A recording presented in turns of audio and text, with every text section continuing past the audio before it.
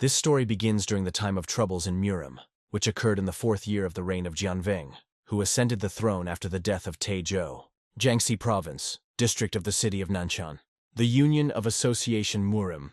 In front of the crowd at the top of the stairs is a man. He turns to those present, calling them brothers. The heir to the Paik family says that he called them all with good intentions.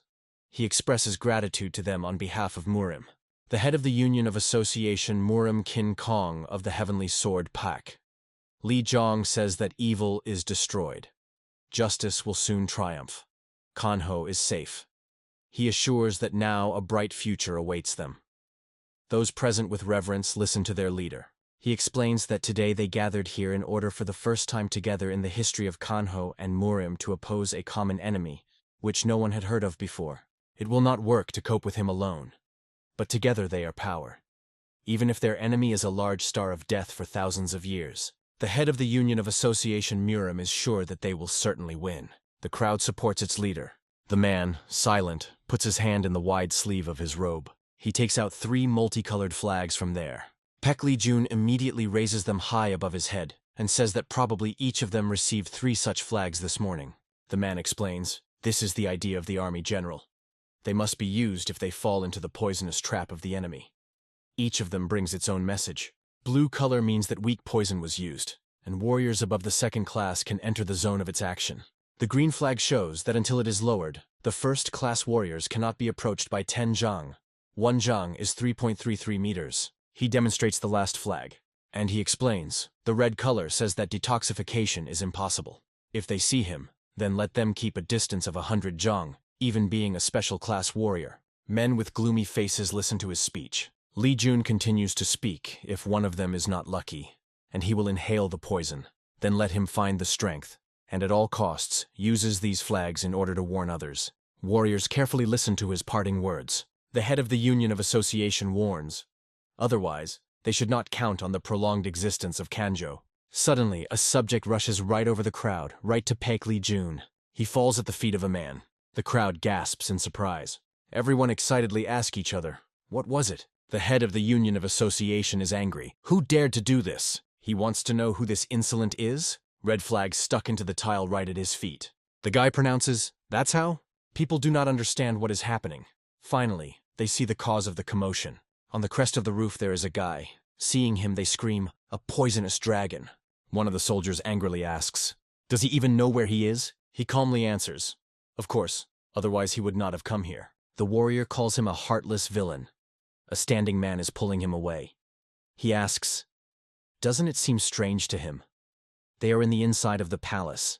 In order to get here, you need to overcome the 4th and 3rd barriers. The warrior begins to realize what is happening. He says that this cannot be. The guy stands with a calm face. Behind him, the square is strewn with the dead bodies of warriors. At the foot of the stairs, armed men who defend their leader were crowded. Pek Li Jun gloomily looks at the guy. He says that they had not seen each other for a long time. Then, still standing on the crest of the roof, he adds with a mockery, Mr. Head. He leads his head right and left, spreading before the battle. All those present carefully observe his every movement. The guy chews a leaf carelessly. The head of the Union of Association is still silently looking at him. Today, the guy is known in Kanho as a big Death Star for thousands of years.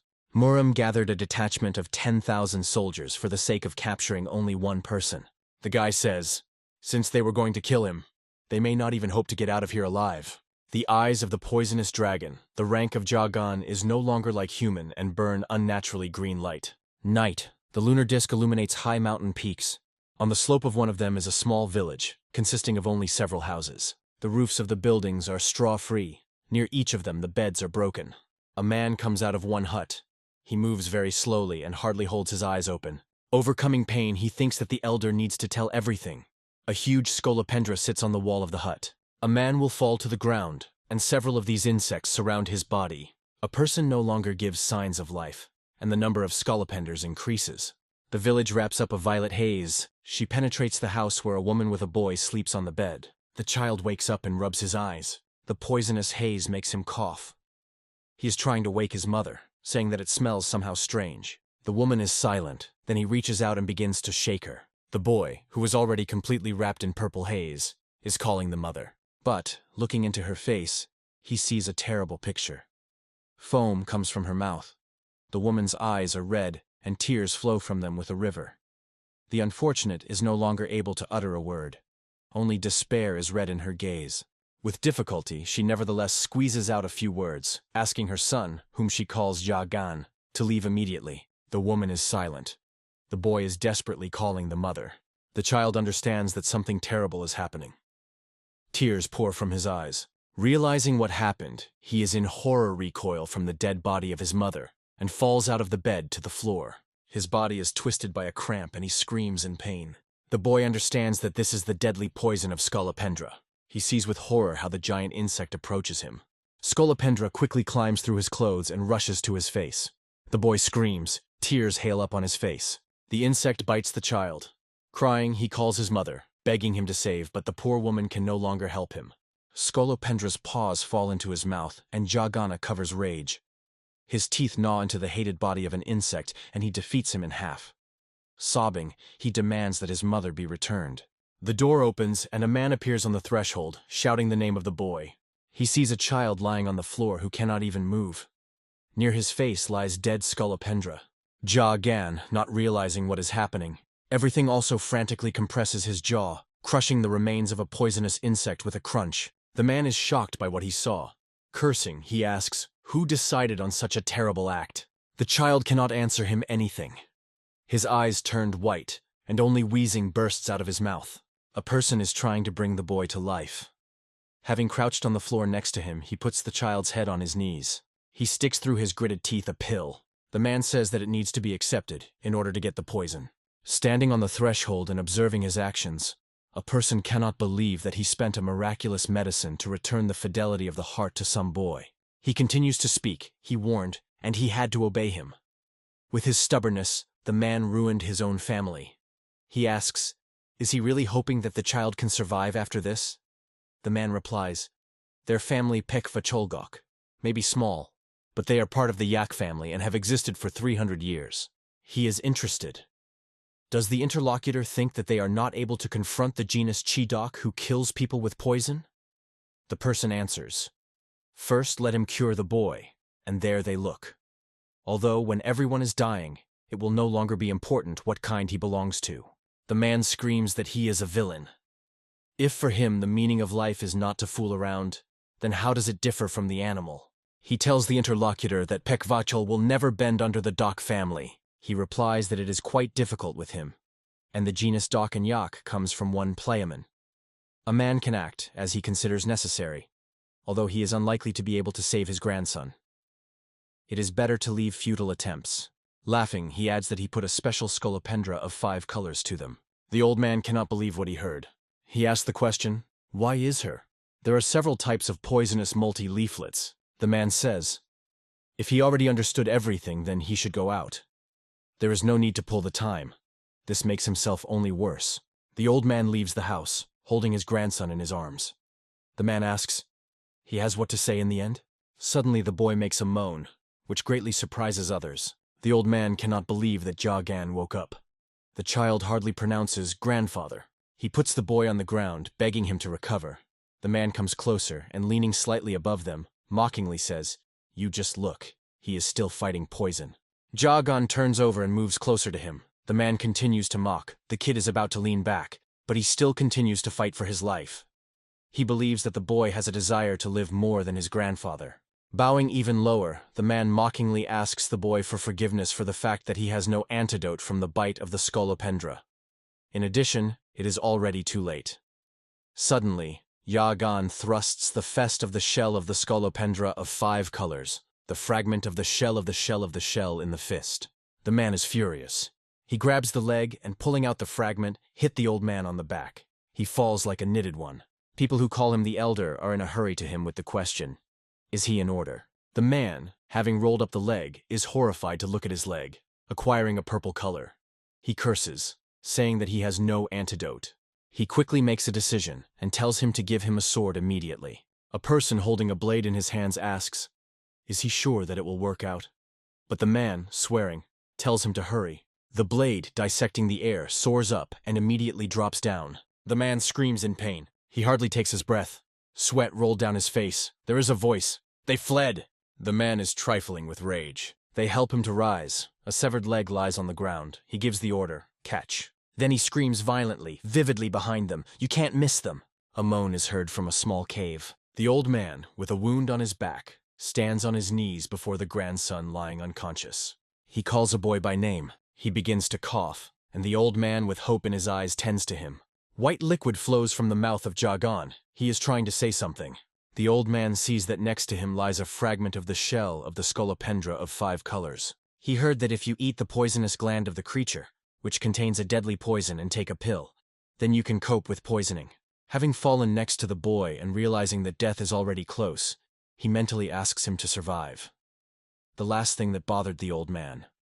What will happen to the grandson after his death? The hand squeezes a burning torch. A voice addressing the elder is heard, and notifying that the fugitives managed to find. There are people with torches in the cave. One of the men helps the elder. A man lifts Jagan's head by the hair, saying that the old man is dead and the boy is barely breathing. A child who is unconscious makes a moan. The face of the elder is illuminated by a devilish smile. The boy sees the face of a person leaning over him. The asking was he woke up? Everything is blurring before his eyes. He hardly focuses his eyesight. Waking up, Jagan understands that his arms and legs are tightly attached, and he himself lies on the table. The elder says he did not expect that the boy would last for so long after the bite of the scolopendra of 5 colors. It turns out that he has high resistance to poisons. The boy calls his grandfather, but the man replies that the old man escaped, although this is useless. The poison reached the old man's heart faster than they overtook him. The elder holds Jagan's face with his hand so that he would look directly in his eyes. He says that because of him he had to cut his leg. He wanted to finish him right on the spot, but changed his mind, deciding that an excellent experimental rabbit would come out of him. The elder shows him an insect, explaining that this is a black scolopendra. Her poison is not as strong as the one he had to face earlier, but also not of the weak. A man puts a scolopendra on a boy. He screams with horror, but the elder says that he himself thinks, is it logical to kill the body whose body coped with such strong poison? He demands that the boy stop twitching, otherwise he will drop the insect. The elder with sincere curiosity watches what is happening, not paying attention to the cries of the child. Having angry, he beats Jagan's foot with a stick, ordering him to lie quietly. Scolopendra approaches the boy's face, and he screams again with horror. The man, chuckling, says that it's better. He believes that you should not worry, the maximum. The boy will not be able to walk, that's all. Hearing that Jagan woke up, the elder is trying to drink him with something from Piala. He admits that he went too far yesterday and tells him to drink and not refuse. Jagan obeys. The man explains that this is a special medicine called smart broth. He is cooked from the best ingredients. Jagan does not understand why he would have a decoction that heals from amnesia and improves memory. The elder says, how can he conduct experiments if he is off all the time? He will not be able to observe his reaction. Therefore, sometimes he will have to drink this broth. The boy's body is bending with unbearable pain. He screams, sweat rolled down his face. The man says that the refined venom of the fugu fish is added to the broth. He was afraid that the poison would not work, so he increased the dose 10 times. He asks, will we continue to experiment? At the same time, his eyes burn with devilish fire. So weeks have passed, and maybe months. Man, no every day, puts the boy with a smart broth and continues to conduct experiments. He tested simple poisons and their mixtures that he made himself. The man records the results of the experiments on paper. Under the influence of smart broth, Jagan cannot turn off. Therefore, being conscious, he feels a painful pain from the effects of various poisons. All this can be called an all-consuming, continuous apogee of torment. Man does not reflect after another experiment. The impact of the difference of the return of fidelity of the heart is so much. Streams of blood and energy have stopped, which prevents the poison from spreading. He thinks that he took into account this factor, and asks the question, what does he miss? The man opens a box in which a huge spider sits. Joking, he says your way out. Putting the spider Jagan on his chest, he explains that this is a paradise widow with doubled points. The Sachenrod Tan bought 5 such spiders from them every year. They are very high quality and profitable goods. The spider digs into the naked neck of a boy who screams with fear and pain. The elder, holding a bottle in his hands and looking at her, says that he yells a boy, of course, noble, but it could be louder. He decides to add more Huanbox poison. Man does not hear. Jagan asks him to save him. The boy repeats the request and tries to explain that because of the poison he cannot breathe. A man asks with interest, to save? His face blushes with rage. Vienna is swollen on the forehead. Grabbing Jagan with his hand by the throat and lifting his head slightly, he says, "So he asks him to help?" It was necessary to think that such a day would come before he forced him to cut his leg. The man screams without hiding anger. Because of him he became a disabled person, and he had to leave the leading post. He worked day and nights to advance the doc's family in Kanho. But everything went to the cat's tail because of him. Man does not ask. He considers it normal. Noticing that he does not move, he lets him go. He cannot believe his eyes. Looking at the boy, he wonders, died? Seriously? Man is not angry. His face is crooked with anger. He unleashes Jagan's arms and legs. Then it removes from the table. Having put the boy on the floor, Man does not say that the one who survived after the poison of the scolopendra of 5 colors would not die from intoxication. He believes that Jagan cannot breathe due to the fact that his bronchi is swollen and the nasal cavity is clamped. He grumbles. He made himself problems. His face is again distorted by an evil grimace. He promises that the boy still does not die calmly. He will bring him to his senses over and over again, until the end of his life, forcing Jagan to compensate him for what he had learned. From under the nail on the little finger of the boy, blood is dripping. Man doesn't think that he should thank him for handing him all his inner energy. He says that he introduced her inside Hell Pekwe, a point for acupuncture located in the crown of the crown. And then he opened the passage to Hell Sothek, which is located on his fingertips. When the poison comes out, the edema will subside. Looking at the exhausted boy, Man doesn't say, he survived, but he will have to wait until he recovered completely. The man says that he no longer battered his nerves, nursing him, because they still have a lot of work. The door opens, and a man appears in her opening, nullifying the elder. Man is no interested in what happened. He says that the elder should attend today's meeting. He heard that an inspection from Murim would come to them. Man is no surprise by the news, and agrees he should go. He stares at Jagana lying on the floor. The boy does not show signs of life. The elder promises that he will squeeze all the juices out of him. Until he dies from old age or a lightning strike, Jagan cannot see peace even in the next world. Leaving, he laughs ominously. The boy is still motionless. The door closes. Because of her, laughter is still coming. Exhausted, Jagan continues to lie. Drops of blood oozes from his finger. A small puddle forms on the floor. With difficulty, the boy is trying to rise. Staggering, he just sits on the floor for a while. Man No, leaning on the club, goes through the garden. He did not expect that the head of Murim Pekli Jun himself would come to them. He believes that the head of the clan will pour cold later. The man, chuckling, says that he cannot believe that he was so reacted to him. He adds, rightly to him, they will still see whom. Did he really think that man would not just break? No. He uses this Maltz Jagan and will create the best poison. Approaching the door, he thinks that a faint smell of poison and blood comes from there. He feels that something here is not clean. With caution, the man does not open the door and examines slowly to go inside. Suddenly, a huge snake rushes at him. He barely manages to grab her. The man does not understand what is happening. Looking at the snake, he is perplexed. What else is it? Where does the Usuri Shieldmaker come from? He begins to understand what happened and carefully looks around the room. The pots are turned upside down, and the insects contained earlier in them are now freely walking around the room. There are many different living creatures, both scolopenders and spiders. Several poisonous snakes are tame from the baskets. Man No scolds Jagan, perplexed. How did he have the strength to get to his feet? The elder is looking for a boy, saying that he saved his life, and he was what he decided to thank him. He thinks that the whole body of Jagan was cut, which means he should definitely leave a trace. But at the main gate, he did not notice anything suspicious. In anger, he begins to destroy furniture, asking, "Where is Jagan?" Suddenly, some guess comes to his mind. His gaze falls on a small door. The elder decides that the boy is hiding there. He is slowly approaching her. There he throws out failed poisons and various garbage. Enjoying the capture of the fugitive, he, chuckling gloatingly, says that the boy is a fool. He found not the most good place to play hide and seek. The passage there is too small, so that a person can hide. Holding his hand to the door, the elder says that Jagan is an obedient child, so let him go as soon as possible. You need to continue their experiments. He, convincing the boy that it makes no sense to hide, holds out his hand to push the boards. Suddenly something scratches his face. Blood oozes from the wound. The man cries in pain. He does not understand what happened. He sees that from behind the boards he peeps a sharp spike, which has hung when he moved the door. Man does not know that this is a bamboo skin. An understanding of what is happening comes to him, and his face is shedding with anger. The forces leave him. The man coughs with blood.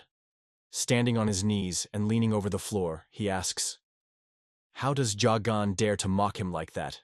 He becomes very bad, and man no longer understands that this effect is clearly not from one poison. He wonders what the boy mixed. Lying on the floor, he wheezes, asking him to give him an antidote. The elder is perplexed. How did this Malay dare to do so with him? From the box standing near the door, you can see a snake tail in a children's hand. Man not now understands where Jagan was hiding, but he is no longer able to do anything. A blurred eyes, he sees how he gets out of the box. A large snake digs into the boy's hand, with the difficulty of Jagan tearing her away from himself. The elder understands that the boy was hiding in the box from the very beginning. Mentally, he scolds Jagan. He thinks if nothing is done, then he can die. You need to find out what kind of poison Jagan poisoned him, even if you have to tear it into pieces. Drops of blood fall from the boy's little finger on the floor. Man doesn't think. It cannot be. He poisoned him with poison who came out of Hell Soda. Jagan opens the door, intending to leave, following him, swearing. Man is not screaming that he will never forgive him and tells him to stop. But Jagan does not react to his cries. The man lying on the floor and coughing blood desperately calls the boy. But he, not paying attention to the screams rushing from the open door, hastily moves away from the house. The boy is in an unfamiliar area. Tall trees grow around. He is exhausted by he sinks to the ground, realizing that he managed to fulfill the conceived by him. He was able to get rid of his enemy and torturer. Realizing the incident, Jagan sobs desperately. How he wanted all this to be just a dream. The boy recalls the mother and grandfather who died at the hands of the ruthless family of Chidok. Does he think about what will be with him now? Jagan asks a question. How can he continue to live? Suddenly, someone's voice comes to his ears. He calms down. The men standing nearby are talking. They heard a noise but decided that it was some kind of animal. One of them says that you need to hurry. The head of the clan ordered everyone rather to gather in the meeting house. He believes that this is all because of an important guest who has arrived today. He heard that the head of the union Murim wanted to pay them a friendly visit. The interlocutor asks, why? The man explains that their status is low, but the leader considers it his duty to check how their work flows. It seems that someone from the union charged in the direction of the Chidok, so they came to them with a check. The boy hears how he says that the head of the clan already has a plan, so they have nothing to worry about. He recalls how today the man said Mana that he should attend today's assembly of elders, in connection with the arrival of the inspection from Murim. Jagan recalls the stories of his grandfather that Murim is a union consisting of Jungli members who solve small and large conflicts in Kanho and also settles them with fair methods. He thinks perhaps someone reported about the atrocities of the Chidok family. The union was told about what happened to them. He decides that this is his chance. He must meet with a member of the union and tell about what injustice happened to Pekva Cholgok. The old man turns to a young man who bears the title of Tahep. He says that on the street it is cool at night, and offers to go into the house rather. The young man continues to stand silently, staring at the darkness intently. In the house of meetings, the warriors of the Chidok weld the head of the Union of Association Murim. The young man, and the old man accompanying him, faces the heads bowing in a welcoming bow. Jagan, trying to stay unnoticed, carefully looks into the doorway. The boy heard about the head of the Union Murim. Kin Kong of the Heavenly Sword Pak Lee Jun is so young, but his account already had a lot of heroic deeds before he arrived in Kanjo. The boy looks at the young warrior with enthusiasm, thinking that such a person as he will certainly expose the treacherous acts of the Chidok family. The guards, illuminating the path of their torch, go around the building, carefully looking around. Jagan, noticing them, is hiding behind a small protrusion of the building. When they passed him, he dares to run into another place. Looking around and afraid to catch someone in the eye, he rushes to the house. Once in the room, Jagan thinks about why he should start a conversation when he meets the head of the Murim Union. Pak Lee Jun enters the room. The boy, delighted, wants to rush to him, but he is stopped by the fact that the old man is following him. The man says that the head of the union himself saw. All members of their kind are well-trained people. Therefore, he thinks that their entry into the union will serve as Pek Lee Jun. The young man asks, "Is he sure?" "Whatever you say."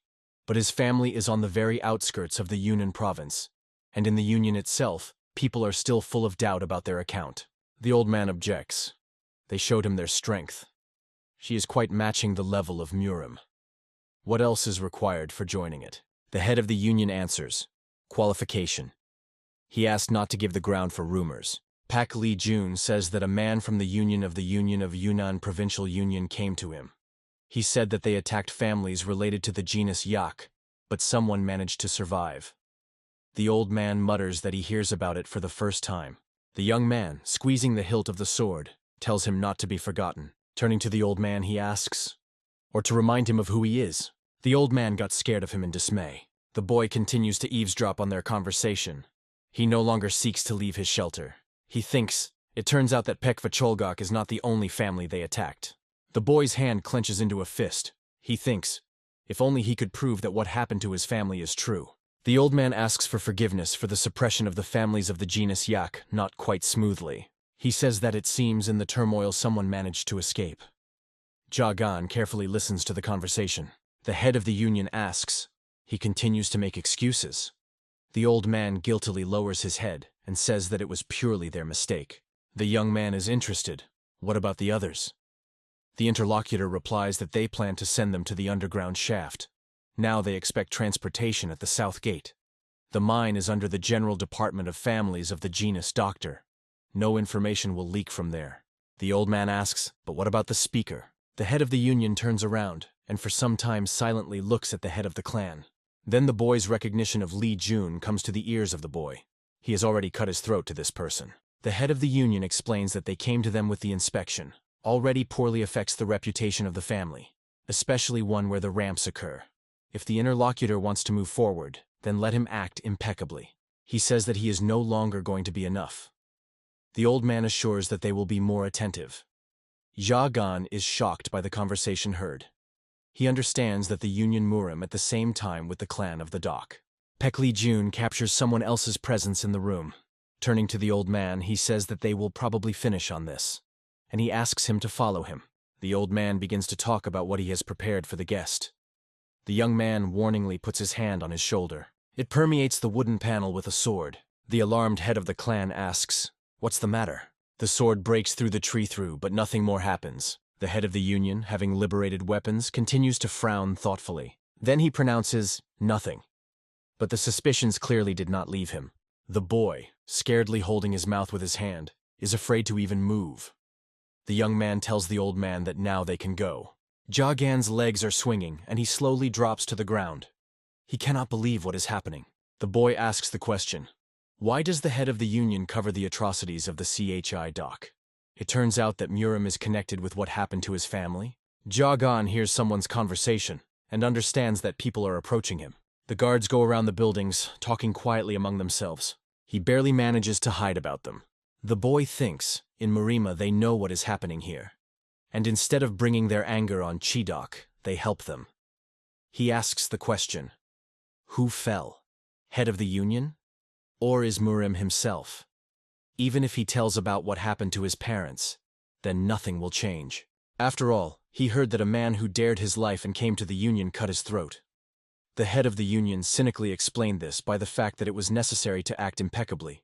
Jagan powerlessly beats a fist against the wall, thinking that these villains kill people and hide the truth. He decides that they are all the same. The boy recalls dead parents and grandfather who saved his life. He remembers how the old man, dying, said that he should survive.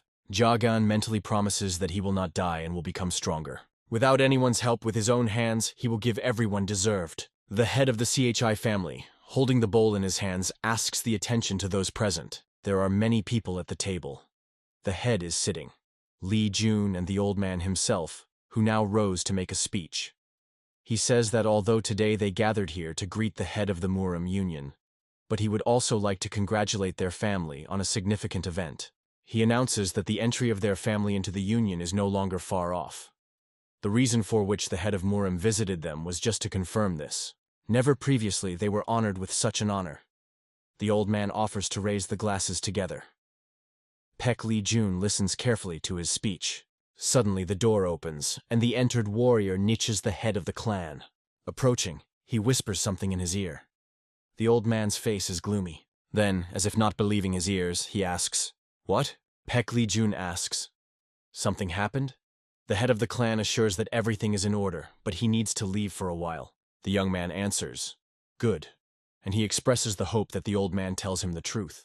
The head of the clan hastily leaves the room. Closing the door behind him, he asks the warriors standing in front of him. They say that the elder man lost consciousness? But because of what? One of the men answers, "It seems that a mixture of poisons fell into his body. He probably made a mistake when he conducted his experiments." The old man does not agree with him. He says that he has been working with poisons for decades. Something does not fit here, he believes. He is dissatisfied. He managed to be at such and such a time. The head of the clan is interested. "The toy used by the elder was there?" The man asks in surprise what he has in mind. He explains that he is talking about a prisoner from Pekvasholgok. The elder put experiments on him. The man replies that when they came, there was nobody there. The old man reflects on what he heard. He thinks that it was because of the boy man no disabled. If the guy died during experiments, then the body would be there. He decides what needs to be understood in everything. Otherwise, they will have a problem on their own heads if anyone finds out. The old man tells the soldiers to comb everything around and find the child. He says that it will not be so alive or dead, but they must deliver him to him. The lunar disk illuminates the mountainous area. In the village, several soldiers are watching how people with tied hands climb into a cart. Among the captives there are women and children. One of the guards rushes them, saying that time is not rubber. Jagan, hiding in the bushes, watches what is happening. The man continues to scold the captives for slowness. The boy recalls the conversation he had overheard the day before, where the head of the clan and the leader of the union Murim discussed the fate of these people. The old man said that they plan to send them to the underground shaft. It is under the General Department of Families of the Chidok family. From there, as he assured, no information will leak out. According to him, the captives expected to send at the southern gate. Jagan understands that in front of him are people from the Yak clan. He sees how the warrior hits the foot of a fallen old man. The man swears and orders to hurry. A girl hurries to the unfortunate to the rescue. One of the captives is inclined over the old man. He reproaches a warrior, saying that he was an elderly person, but from animals like him and his friends, you should probably not wait for understanding. He calls the guy an arrogant puppy. He says that he is now at the bottom precisely because he is such a gentle. He wants to deal with him, but someone holds him. Looking around, the warrior sees a tall person whom he calls Tay before. The big man says that humanity and mercy are a nonsense of the dog, which is comforted by weaklings. In their impotence, they themselves are to blame. He puts his hand on the handle of the blade, continuing to say that the path was long and difficult. But now, right in this place. Without agreeing the phrase, Tay grabs the blade and waves it right in the face of the guy. The tip leaves the captive on the face of the captive, from which blood sprayed immediately. Tay to tell him that he would not refuse to kill them all. Licking blood from the sword, he adds that, unfortunately, he cannot do this. It was ordered to deliver them to the mine.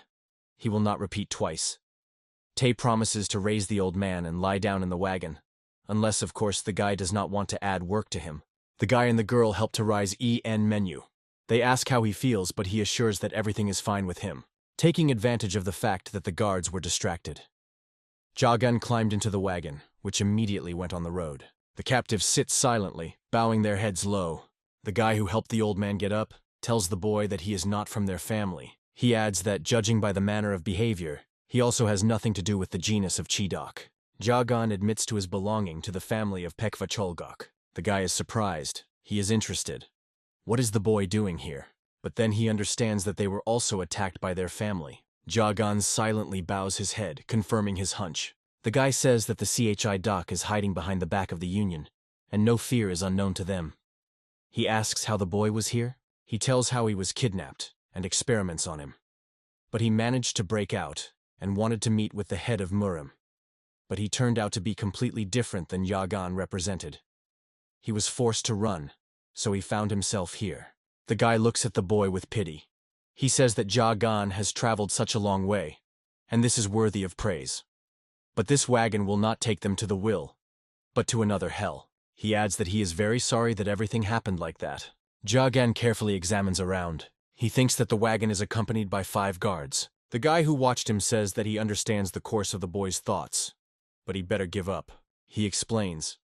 The rest do not know this, But that type Tae too is an outstanding master of the sword, so they can't escape so easy. In addition, most of the captives, due to poison dispersion of force, will not be able to use internal energy. Jagan replies. What will he say that he also has poison? The interlocutor is surprised, but he believes that this will not help them. This, of course, is better than nothing. However, they are dealing with the clan of Chidok, so everything is not so simple. It will not be difficult for them to neutralize him. Jagan says his poison is much stronger. The guy is interested. What kind of poison is this, since the boy is so sure of it? He replies that he managed to get here because he poisoned them with his tormentor, who attacked Pekvacholg and killed everyone. The guy asks, what is the name of this person? The boy replies that the name of his tormentor, Man N. He manages to hit the interlocutor. The guy asks, he managed to cope with the responsible person of Chidok? People sitting next to people ask them to speak quieter. The guy asks, where does he keep this poison? Jagan raises his hand and rolls his sleeve. Then he brings his finger to his mouth. A saliva flows along his fingers. Jagan showing her to the guy, he says, this is this poison. He understands that the boy's saliva contains pure poison, and he is undoubtedly deadly. The guy asks, how could this happen that the poison is contained in his saliva? Jagan talks that he was gnawing at the scolopendra of the 5 colors that was set on them. After that, for some reason, poisons no longer have a deadly effect on it. Man did not know about it and tried on it many varieties of toxic substances. The boy talks about what has happened to him lately. The guy, after listening to him, asks, can he examine him? Jagan allows him to do this. Examining it with the help of internal energy, he thinks that all this looks strange. Despite the fact that all the flows of blood and energy in his body are blocked, from Tanjon up to Hel Sothak, one single stream is functioning, and the cold energy in Tanjon is poison. The guy says it is incredible. He does not fully understand, but, it seems, all the pain that he endured gave him strength. The poison in his Tanjon leaves Hel Sothak. Jagan hopes that with the help of this poison, they will be able to escape. The girl sitting nearby asks, and if nothing happens? If his plan does not work, what will happen to them then? She is sure that they will all die then. Didn't they all decide all for all of them too fast? One of the captives considers her remark reasonable. Now they will be taken to the mine, and at least they will not be killed. The work for sure will be hard labor, but they will live. So is it worth it to take risks? Jagan asks. Does they only stop the fear of death? The girl asks him to think well. He realizes that the idea is too dangerous. Yes, they will be in the mine. But there, over time, they will come up with something. The boy believes, if they get there, they will simply delay their death. Every day it will only become more difficult. A purple glow appears in his eyes. He says, if the reason is the desire to exist for a couple of years, then why live like this? Like animals. The girl looks at him in surprise. Silence reigns in the wagon. For some time all those present reflect on his words. Then the guy says that the boy is right. You can't sit back. No one knows what they are destined in the mine.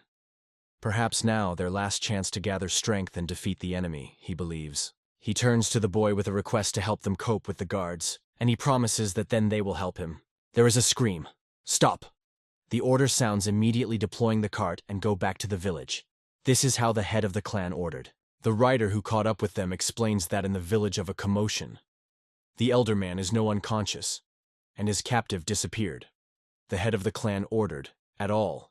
It began to find a fugitive. Tae reacts to his words quite skeptical. He is interested. Did the prisoner dealt with the elder? He believes that so far nothing is certainly unknown, and the old man is also not the same, and so his legs lost. The rider carefully looks at people sitting in a wagon. He says that one of them may turn out to be those whom they are looking for. The guy and Jagan bow below his head and look at each other. Tae is interested in, what does the fugitive look like? The rider replies that he does not know. He heard about him out of the corner of his ear. A man rushed the guards to unfold the wagon. They ask, how does he imagine it? The trail is too narrow for such maneuvers. Anyway, they need to rush, because they have a union on a leash. They will turn around. They will be late. Then the problems will be. The rider is trying to object, but Tae says that he has an idea. He asks, how much do they transport a person today? One of the guards answers, 11. Tae suggests counting the captives. If there are so many of them, then they will go further. Approaching the wagon, he begins to recount the people who are there. The captives hide their faces under his attentive look. He already reached the number 11. The look of the interlocutor Jagan becomes tense. A smile appears on Tae's face. He says that one is still superfluous. Jagan, looking from underneath, is mentally cursing. Tae is amused by the situation. He asks, "That means they slowly hid the prisoner?" Warriors with naked blades approach the wagon, to chuckling. Is this their humanity? He also takes out the sword, saying that now they will not reach the mine. And he has a reason for this. The boy thinks that the poison is not omnipotent, but the plan was to use it, hitting it in a weak place. Therefore, it was necessary to wait for the time suitable for attack. Chidok reacted faster than he expected. Jagan thinks, what to do now? A hand lies on his shoulder. Turning, the boy sees the guy's face full of determination. Suddenly, a man jumps up in a wagon, screaming that the prisoner was hiding on his own among them. He promises to give him out, only let them spare them. The man extends his hand towards the boy, saying that he is here. But the blow of the sword makes him shut up. Distracted almost too, he falls dead. Tae licks blood from the blade. The guards ask, what is he doing? But he orders not to interfere with his fun. He tells the horsemen to convey to the head of the clan that these people were only problems, and they hid the captive. They will kill them, and the end with the end. The warrior tries to object to him timidly. But then an angry girl jumps up. She calls guards animals, and he asked angrily, it means in any way, does a person's life cost nothing at all? The captives rise together. Each of them screams, if so, then kill me. They call the guards insignificance and believe that the gods will punish their tormentors. Tae answers, let's go without it. He will kill them, but one at a time. Suddenly the guy gives a team, now. Men jump out of the cart and rush to the guards. The guy, clutching a sharp fragment in his hands, attacks one of the warriors. Tae is surprised at such a turn of events. A struggle is tied between a guy and a guard. He manages to take a knife from the warrior, and he immediately cuts his throat. He discards the dead body of the enemy from himself, and looks around warily, preparing to repel the attack. One of the guards, seeing how lightning speed they dealt with his friends, screams, how they dared, and threatens to break them into pieces, but he immediately chokes with his own blood. The man knelt down. He comes from cough. Blood pours out of his mouth. In despair, he reaches out to Tae, silently praying for help. A frightened rider is trying to understand what is happening here. Having unfolded the horse, he rushes to the village, promising to bring reinforcements. Tae appreciates the guy's weapon. He understands that he broke the porcelain in the cart. But he is sure that not to hurt this wreck. He looks at the dead guard, wondering. He was just slightly scratched. Why did he fall dead?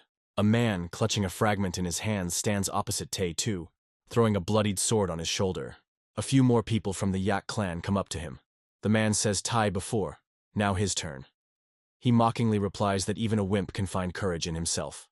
However, he is sure that they will not change anything. He knows that they have poison, but he just needs to prevent them from escaping. The man asks, he was going to pull time until reinforcements arrive? He answers negatively. He says that he can do a little differently, and swings with a sword. The captives, some scared, others are wary, follow his actions. Tae, from which the anticipating smile does not leave, explains that he can do like this. He waves his sword. A man standing a little ahead of other captives does not have time to retreat. The blow of the blade dissects the unfortunate in two. The captives standing next to him are horrified by what is happening. Tae before, which licks blood from the blade, pronounces the energy of the sword. When Jagan hears his words, jokes to the side, he rushes to him. Swinging with a fragment, he thinks that the time has come to put an end to this. Earlier, when they were still in the wagon, the guy broke the vase and asked Jagan to apply his poison to the fragments. He planned to scratch their guards.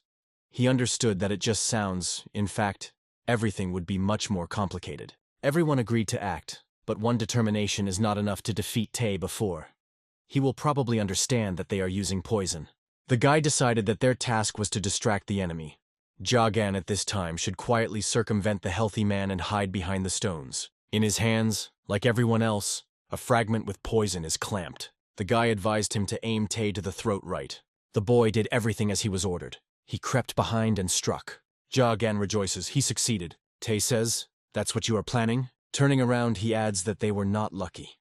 His outer energy does not allow the skin to break through the skin with such a weak blow. Tae pierces the boy with a sword. He did not expect a child to attack him stealthily. He says Jagan lying on the ground that he managed to get to his weak place, but nothing more.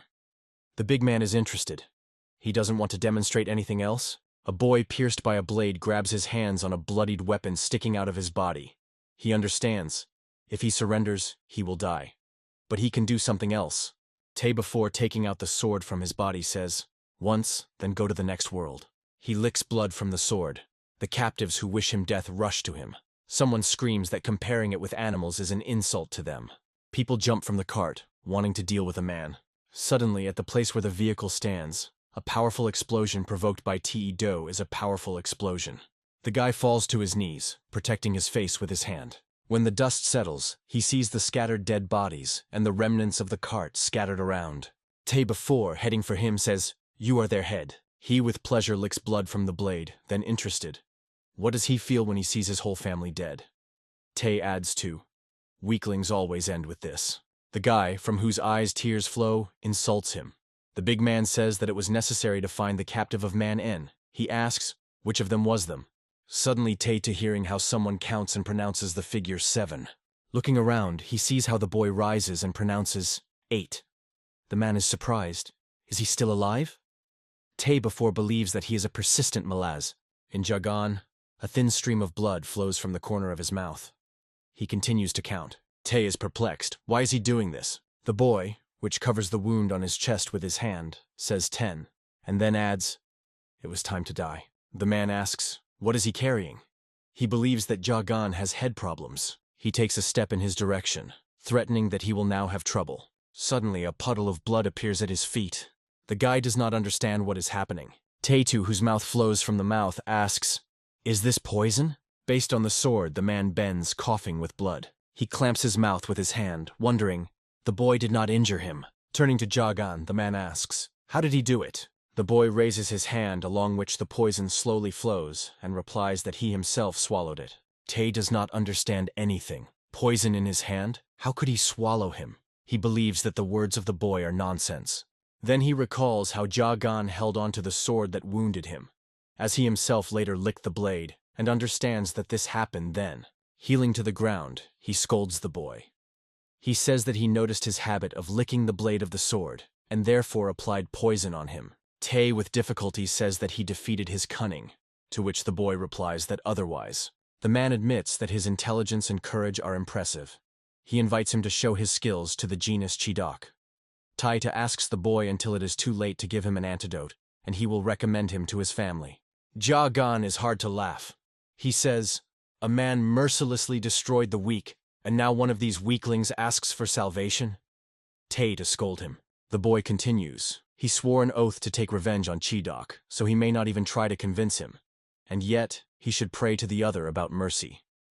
Tae does not understand what he is talking about, because he does not see that a guy squeezing a sword in his hand is standing above him.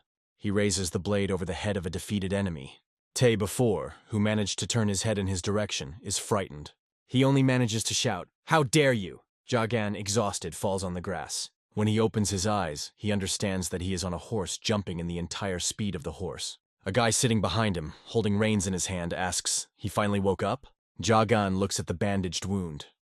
The guy explains that he plunged him. He says that the boy tried not to overstrain in the near future. He thanks him for the fact that, with his help, he was able to avenge his family. But, remembering what happened, the boy laments. If he had not climbed into their wagon, then perhaps everyone would be alive now. The guy replies that this is not so. They would still not live like slaves. It's hard to accept such an outcome, but you have to. They agreed to take risks. Jagan says that Tae is dead, but the clan Doc lives and lives, and it is they who should pay for their deeds. He promises to become stronger. The guy is sure that he will succeed. He asks to take revenge for them too. The boy is surprised by his words. The guy says that perhaps a group of pursuers will be sent for him, so he should never stop. He passes the reins to the boy. Turning around, Jagan sees how the guy falls from the horse, but he still manages to say, "Go away." Tears of the river flow down the boy's cheeks, but he sees the guy's eyes close the last time. Jagan desperately calls him, realizing that he no longer hears him. The horse takes him forward. Clutching the reins in his hands, the boy is pressed face to the horse mane. Sobbing, he thinks that he will never forgive the clan Doc. He swages by God to take revenge on everything for everything. Continuing to jump forward, he decides that he will not give up until he destroys each of them. Warriors with torches examine the place of the death of captives and their guards. They are perplexed. not understanding what happened here. The head of the CHI clan Doc is scolding, asking, how did they manage to miss one prisoner? The old man requires explanations from a man standing in front of him. He asks how this could happen, because Tay before. Hearing that he died, the head of the clan is furious. The old man screams. He spent a lot of effort in order to achieve what they have now. His efforts will not go to dust. He orders the soldiers to do everything possible for the capture of the fugitive. The head of the clan adds that they keep everything secret. Suddenly, he hears someone talking about his untimely parish. Lee Jun asks him, approaching him, isn't it? The old man is confused. He clearly did not expect to see him now. He confusedly asks what he does here in the midst of a feast. The head of the Union of Association Murim replies that the drink is so-so. He says that tomorrow at dawn he will leave them. The head of the clan promises to settle everything. He asks to give them only a little time. The young man replies that every genus, which is part of Murim, is his support. He asks a question. Who needs a support created from sand? Looking unkindly at the interlocutor, he adds significantly, if they continue to behave like that. The old man promises that the prisoner will certainly be captured. He asks to give them another chance to prove his usefulness. Pek Lee Jun replies that this will become their final exam. He tells the old man to learn this, and if they fail this time, then let them no longer expect any concessions. He adds that the Chidok cannot have the future. The old man is clearly not happy with his words, but he has nothing to object. Hurrying, striding, the head of the clan is cracked. He bursts into the house, where a man is sitting near the bed of the elder man. The man lies, closing his eyes and moaning softly. Approaching the bed, the head of the clan carefully examines him for some time. He then reports that the child on whom he conducted the experiments escaped. The elder opens his eyes and grinds his teeth with impotent malice. The old man says that he brought Maltz here and is interested. Does he have ideas? How to catch a fugitive now? But man is not just screaming in pain. The head of the clan is inclined above him and carefully examines him. He brings his face closer to his lips, trying to hear his words. A few weeks later, sunny rays illuminate the forest. The rabbit leisurely moves along the path. Some kind of sound makes him be alert. He sees several berries lying on the ground. The animal leisurely eats a treat. Behind his actions is watched by Jagan hiding behind the tree, holding a handful of the same berries in a fist. The boy thinks that a lot of time has passed since the moment he escaped from the CHU dock. He managed to quickly recover, despite the fact that the wound was fatal. Frying a carcass of a rabbit at the stake, he thinks. Perhaps this is the result of the experiments conducted over him. Until now, he has successfully avoided the pursuers. But he understands that eternity cannot continue. You need to change something. Jagan decides that it is time to act. There are many people on the city streets. Jagan, carefully looking around and limping, slowly goes along one of them. They go towards him, holding hands, mother with a child. The boy thinks that none of the Chai family, it seems, is there. He decides that he was lucky. He thinks, where to start? Maybe it is worth collecting more information about them? There are tables in the inn. Some man eats behind one of them. The girl, having heard steps, decides that another visitor came. She turns around to welcome him, but sees Jagan and stops into the room. The boy asks. Perhaps she knows if there is a family in this area that would take it as a servant. He explains that the robbers attacked his house, and he was left completely alone. He needs money, so he thought. Suddenly someone needs a servant for food. The girl believes that it is better for him to directly turn to someone from a good kind. The man sitting at the table listens to their conversation.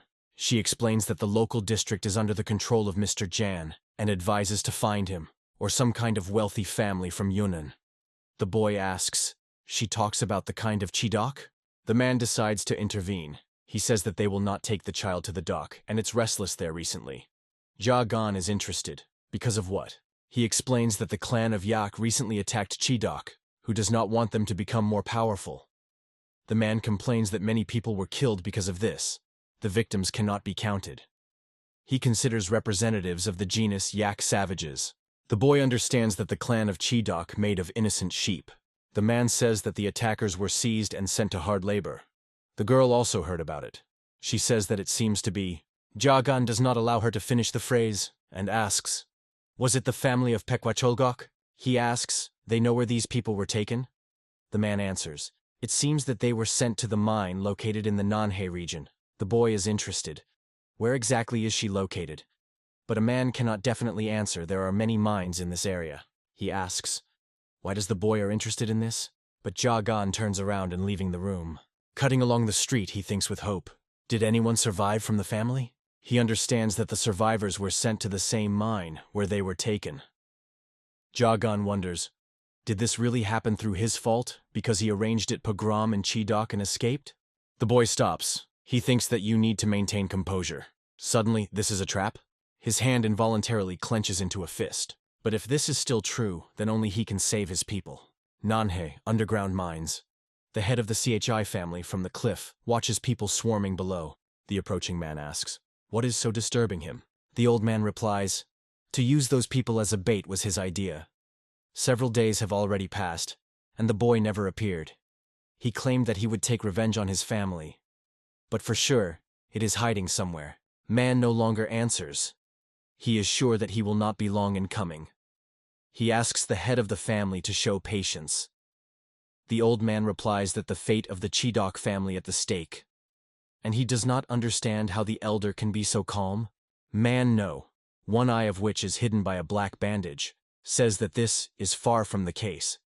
He thinks that he directly bursts him off from the desire to tear this little girl into pieces, and does not understand why the head of the family took that he is calm. While there was a detoxification process, he spent several days tormented by hellish pain. Sometimes it seemed to him that his mind was leaving him. But he did not stop remembering who he was, and who is the villain who deprived his legs and eyes. He remembers the name of the one who took everything from him. This is Jagan. With a devilish smile on his face, man does not think about what will wait for him. He mentally calls the boy, wanting him to come as soon as possible. Don Jagan meets standing on a high rock. He found a mine into which the clan Dok sends his captives. Looking down at the people who scurry there with heavy baskets on their shoulders, he recognizes Uncle Yong Ik and Grandfather Khan. He turned out to be right. People from Pekvacholgok were sent here. The boy knows them from early childhood. He lowers his head low, his hand clenches into a fist. Looking at the entrance to the mine, he understands that there are more guards here than he expected. He will not be able to go unnoticed. Jagan thinks, what is it to come up with? Suddenly, his gaze stumbled upon a small hut. Soon the guards notice the fire. Screams are heard. Fire! One of the warriors is perplexed. Is there a barn? Why did he be so suddenly caught fire? Men, holding large jugs of water in their hands, run to the place of fire. The captives look after them in bewilderment. Jagan, taking advantage of the bustle that arose, hurries to them. Eunuch and Grandfather Khan look at the boy with surprise and distrust. They will recognize him, although they probably no longer expected to see alive. Continuing to work, they fall asleep Jagan with questions. They heard about his escape, but do not understand how he found himself here. The boy tells them how he heard that Pekvacholgok people were sent to the underground mine. He could not be saved alone, but to quit them. Yun Ik says that they were very happy when they learned that he managed to survive. Grandfather Khan even calmed down at the thought that here in the mines, their family would not end. He asks how to look into the eyes of their ancestors if they die and pull him along. Jagan asks him not to worry. The boy says he came here to rescue them. The guards manage to extinguish the barn. They look at the conflagration. Man is not glad that everything was without sacrifices. Yes, and the barn was old, and nothing useful in it was stored. He asks, what is the cause of the fire? The warrior standing next to him says that farmers live in the vicinity. They often burn unnecessary things. Apparently the fire spread to the barn. He promises to figure it out. The elder replies that this is only a guess. Man does not add that he is well aware of what the carelessness leads to. The warrior says that all the captives are under supervision. None of them could escape. The elder is interested. What if it was not one of them? The guard does not understand what he was talking about. The man does not turn around and leaves, not paying attention to the fact that the man is nullifying him. He thinks sparks flying from farmlands could not burn a whole barn. Man is no sure. Someone specially arranged a fire to distract attention. His gaze falls on the entrance to the mine, and he understands that the culprit needs to be sought there. He is sure that Jagan is inside. Man is in a hurry to the mine. He does not even pay attention to the question of the guard interested in what case he is here. Without reacting to a call, he rushes deep into the mine. The elder goes along the long corridor in which the guards are located. He sees Jagan sitting next to the old man and telling him something enthusiastically. The face of the elder man does not illuminate a smile. The elder wants to get closer to his victim. But then man does not remember how long he writhed in pain. waiting for this day. He thinks that he will not get off so simply. He will allow him to taste the fruit of hope for the escape, and then it will destroy. The elder bursts into the office of the head of the clan. He says he was right. The Chinja Gan actually appeared in the mine. He is sure. The problem was solved. The boy is carefully monitored. Man does not stop, seeing that there is another person in the room. He recognizes him. This is PK there, Hyan. Vi John. The man says that they had not seen each other for a long time. He is sure that the elder worked hard all this time. Peck there is the Kiana, the most influential person and the best master from the family of 3 generations of the family of Yunnan province. He is the head of the poisonous valley who knows how to handle poisons that emit 100 different aromas. Man doesn't think, why did he appear? But he pronounces aloud, glad to meet. And he asks, in what case is he here? The head of the CHI family. Doc says that he wanted to ask for advice from Vi John Kochu about their current situation. And he visited them in a friendly way. The same adds that he did not advise anything sensible, but he has what to tell them. Therefore, it is good that they turned to him. He says that the clan of Chidok is struggling to get into the union. He went too far. Vi John Kokchu believes that their weakness is in fussy. Techep Pek Lee Jun said there is a lot of noise from them. They support the leader of the union, and he allows them to suppress the power of the Yak clan. This is the agreement. He continues. However, people who observed their charming actions began to appear inside the union and decided to find out the details of their persuasion. Vi John asks that they would do if those who widen something continued to live. He believes that who does not risk, he does not drink wine. Man does not dare to ask a question. Are they really them? He answers, right, they are dead. It was a necessary measure. Other families dock, so the entry of Chidok to the union can be considered a resolved business. Now they will become a family of 3 generations. Man does not mind. But that boy Ja gone. The head of the clan answers. He himself said that the boy is in the mine. The old man is now calm and is sure that the issue has been resolved. The elder objects. He says that the head of the clan does not understand. He needs that little one. The situation in the room becomes tense. Vi John suggests that the conversation is over. Man is not clearly against such a decision. He is viciously grinned in response. Uncle Young Ik asks Jagan, does he want to get them out of here? The boy says he has poison. If you cover them with tools, they can become a powerful weapon. Jagan turns to other captives. They also lost relatives and friends. He offers everyone together to arrange a rebellion and escape. The boy asks, are they really going to sit, idle? He is sure that nothing is over yet. He wants them to get out of here.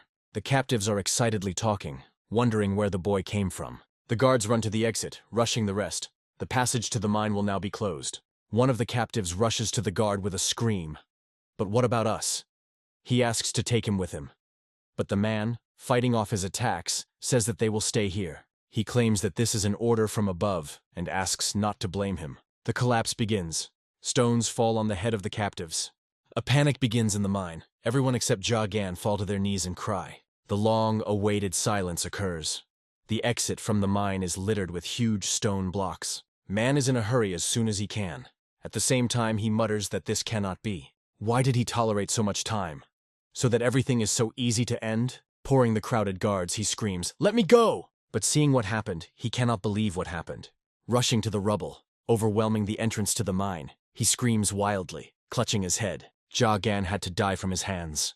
Only from his hands. And not like that. His scream, full of pain and despair, flashes over the mountains. The captives are talking among themselves. The guards told them that the mine was closing, but in fact it turns out that they all specially tuned. They are perplexed. Why did they treat them so? Someone screams hysterically, I do not want to die. Uncle Young Ik says that in this mine, the family of the Chidok jointly mines poisons. This would not have been arranged by sole order. Someone asks, does he want to say that the whole genus Doc is relieved against them? Jagan thinks he knew. It was a trap. But it is not logical to fill up the mine to catch it alone. There must be a different reason. He recalls Lee Jun's PEC and thinks, is his business really? One of the captives asks what to do now. They cannot even ask for help from the outside. Jagan replies that conversations and complaints will not change anything. The entrance is blocked, but they still have strength and equipment. If they unite, then perhaps they will find a way to get out of here. Grandfather Kansa calls people to recover, putting his hand on Jagan's shoulder. He says that even the will of the child was not broken. Maybe they will already gather and begin to think rationally. Then he adds, even if he and the old man. But he will give all his strength for the common good. Surrender is not an option. Uncle Yong-ik supports him. He believes that this is better than just sitting and quietly waiting for his death. Behind him and the rest begin to make plans and offer something. People begin to believe that they will get out of the trap. To begin with, they decide to collect torches and equipment. The boy thanks the old man. He answers, if the head of their family saw him now, then he would be very proud of him. But in reality, everything turned out to be not so simple. In conditions when there is little food and the light of torches is hardly illuminated, it is difficult to make the path out. People gradually began to exhaust, and if at first they worked with enthusiasm, then soon their hands began to drop. The captives are doomed, clinging to the walls. The child tells the mother that he wants to eat, walking with a torch along the aisle. Jagan thinks that they quickly dug the road, but work at this pace is more likely to exhaust to the loss of consciousness than to lead them out. He is trying to come up with some other way. Suddenly he sees a small hole in the wall. The passage is very narrow, and it is difficult to squeeze into it. Jagan is surprised to look at the cave where he was. Almost its entire territory is occupied by a reservoir. Having knelt down, the boy picks up water with handfuls and quenches thirst. He rejoices that now they have water, and the moss growing here is quite edible. Suddenly he understands that the water in the lake is poisoned. He asks the question, why? Then he recalls how the prisoners said that in this mine, the family of the Dock family jointly mines poisons. Jagan understands that the toxic energy has already spread to this place. If this goes further, then they will surely die. The hand with a stone rises monotonously and drops. The team is heard, the first and third groups, the time of the road. They must convey the tools and go to rest. Jagan works along with everyone. The captives are trying to somehow encourage each other. There is a voice. Let's push a little more. A man pours out the last drops of water from a flask in his mouth. Together with another prisoner, he rests, sitting against the wall. The old man admires Jagan. He says that it is difficult for adults here. There is no strength left. But he is holding out. The interlocutor replies. He heard eunuch said that the boy had an unusual organism that could absorb the poison. Therefore, he gives food to others, and he drinks water and eats moss, which he discovered in the mine. They decide that it is painful for the boy to realize that only he is fed here, so he tries with all his might. Suddenly a crack is heard. One of the wooden supports could not stand it and broke. Stones begin to fall. Jagan was lucky. He was in dangerous proximity to this dangerous place, but survived. The collapsed blocks buried people who were in the depths of the passage. The boy freezes in place. Screams are heard. The tunnel collapsed. There are people. Help someone. Sweat rolled down the boy's face. Panicky is trying to do something, but they do not succeed. People sit along the walls, throwing the picks. They say that it is too dark to try to put the support beam. Maybe what happened is for the better. They have practically no water and food. One of the men exhales tiredly. That's all. People understand that they are doomed. Someone dutifully accepts their fate. Someone begins to cry. Just Jagan did not lose hope. He disassembles a pile of stones along the pebble. But there are too many of them, and they are very heavy. The old man who approached him says that the blockage would have to dig up for decades. The boy answers, no matter how much, he is still alive and will not back. The interlocutor says that he does not know how to give up. He says that at one time he was the head of the San Juan Valley. Although he managed to become a leader, he did not succeed in protecting his family. He believes that, most likely, here he will be buried. The old man says, let his body disappear, but he wants to leave something to descendants. He watched the boy for several days and wants to say that such as he can be trusted. He asks, will Jagan listen to the last desire of the old man? The woman says that I also wants to convey the skills of her family, Yan Yan. One of the men joins it. This, of course, is not martial art, but they have the ability to silk up, which can be used both as a toxin and as a medicine. He does not want this skill to die with him. The rest of the captives also share their desire to convey their skills to the boy. Grandfather Conditions calls for them.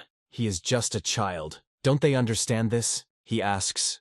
They want to shift all the responsibility to his shoulders and calmly die, forcing them to carry a heavy burden until the end of their days. He believes that this is equivalent to what to turn into shackles. but the boy interrupts him, saying that everything is in order. Jagan believes that now his life belongs not only to him. He recalls his mother, grandfather, Pekvacholgok, Uncle I-Men, people of the genus. He believes that in debt to everyone who has lost his life because of him. And so that their death is not in vain, he must overcome his forces. He is sure that his path will not end. He will certainly get out and survive. He promises that he will make those who did all this dearly. He will be able to show them what hell is, so he will gladly accept the offer of people to convey their knowledge and skills to him. The man waves a stick, and Jagan falls to the ground. He is interested. Can a boy get up? And he answers in the affirmative. The man offers to finish this. He believes that Jagan needs to relax. But the boy rises stubbornly, becomes into the combat rack, tightly clutching the stick in his hands, and says that he wants to try again.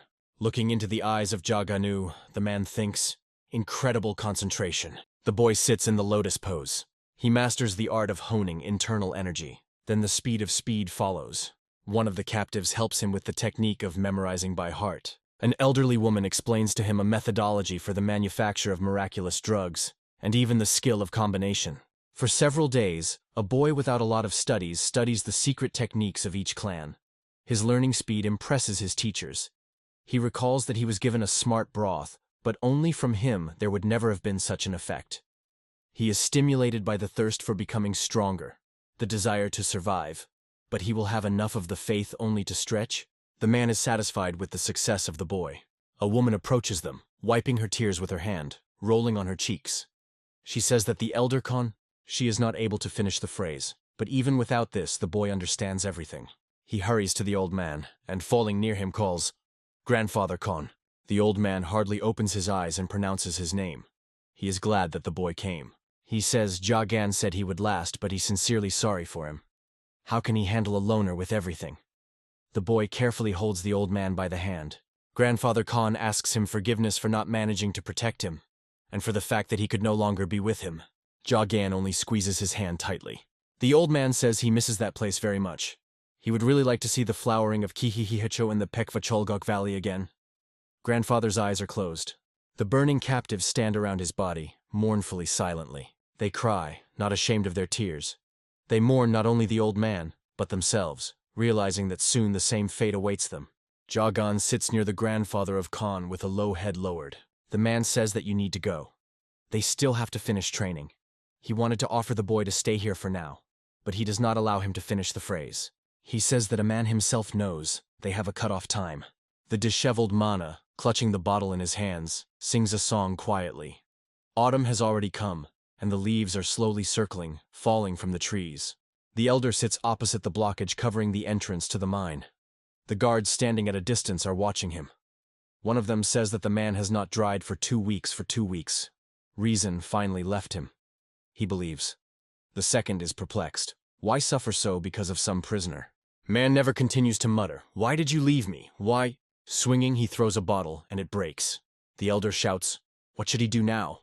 and then curses.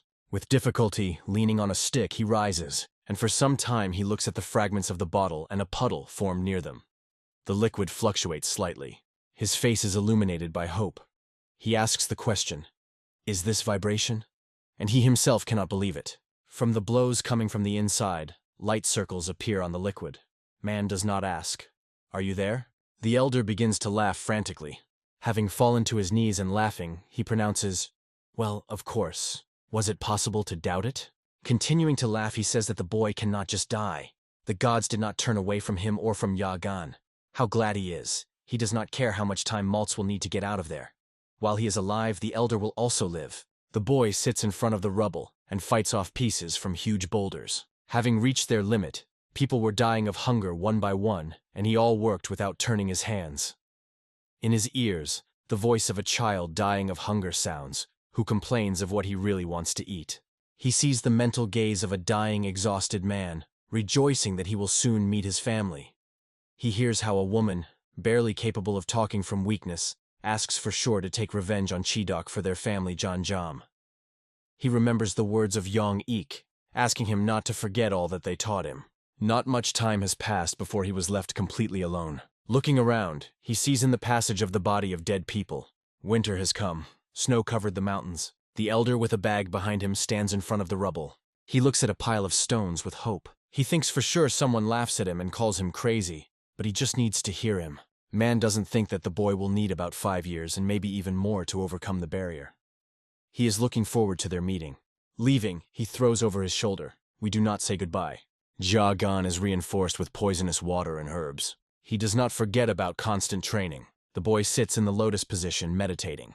It develops body control from the inside with the help of breathing exercises. And then again, stones are taken. He tries to control himself, but loneliness eats him. Sometimes, throwing a hammer and a chisel, he sobs desperately. But there is no one to console him, and gradually, tired of tears, he calms down. Climbing the steps of adversity, time flows like a river. The seasons are replaced one after another. At the 8th year on the night, when the moon shone brightly, Jagan, who was eager for revenge, finally left the mine. A man pulls an escaping and desperately screaming woman. The rider ruthlessly kills a person. The village is covered by fire. The attackers set fire to all at home. Near one of the burning buildings are bound people guarded by warriors. A voice is heard. Did they really think that no one would know that they were hiding here? It was naive to believe so on them. The captive says that he seems to be the same savage that was before. She asks the head of the Chai family, is he afraid of heavenly punishment? The old man, laughing, replies that the people of the family Yak carried the same nonsense. He himself dealt with 20 births. He grabs the girl by the chin and leans to her. He is interested. Where are these their heavens? They are the fruit of their imagination, nothing more.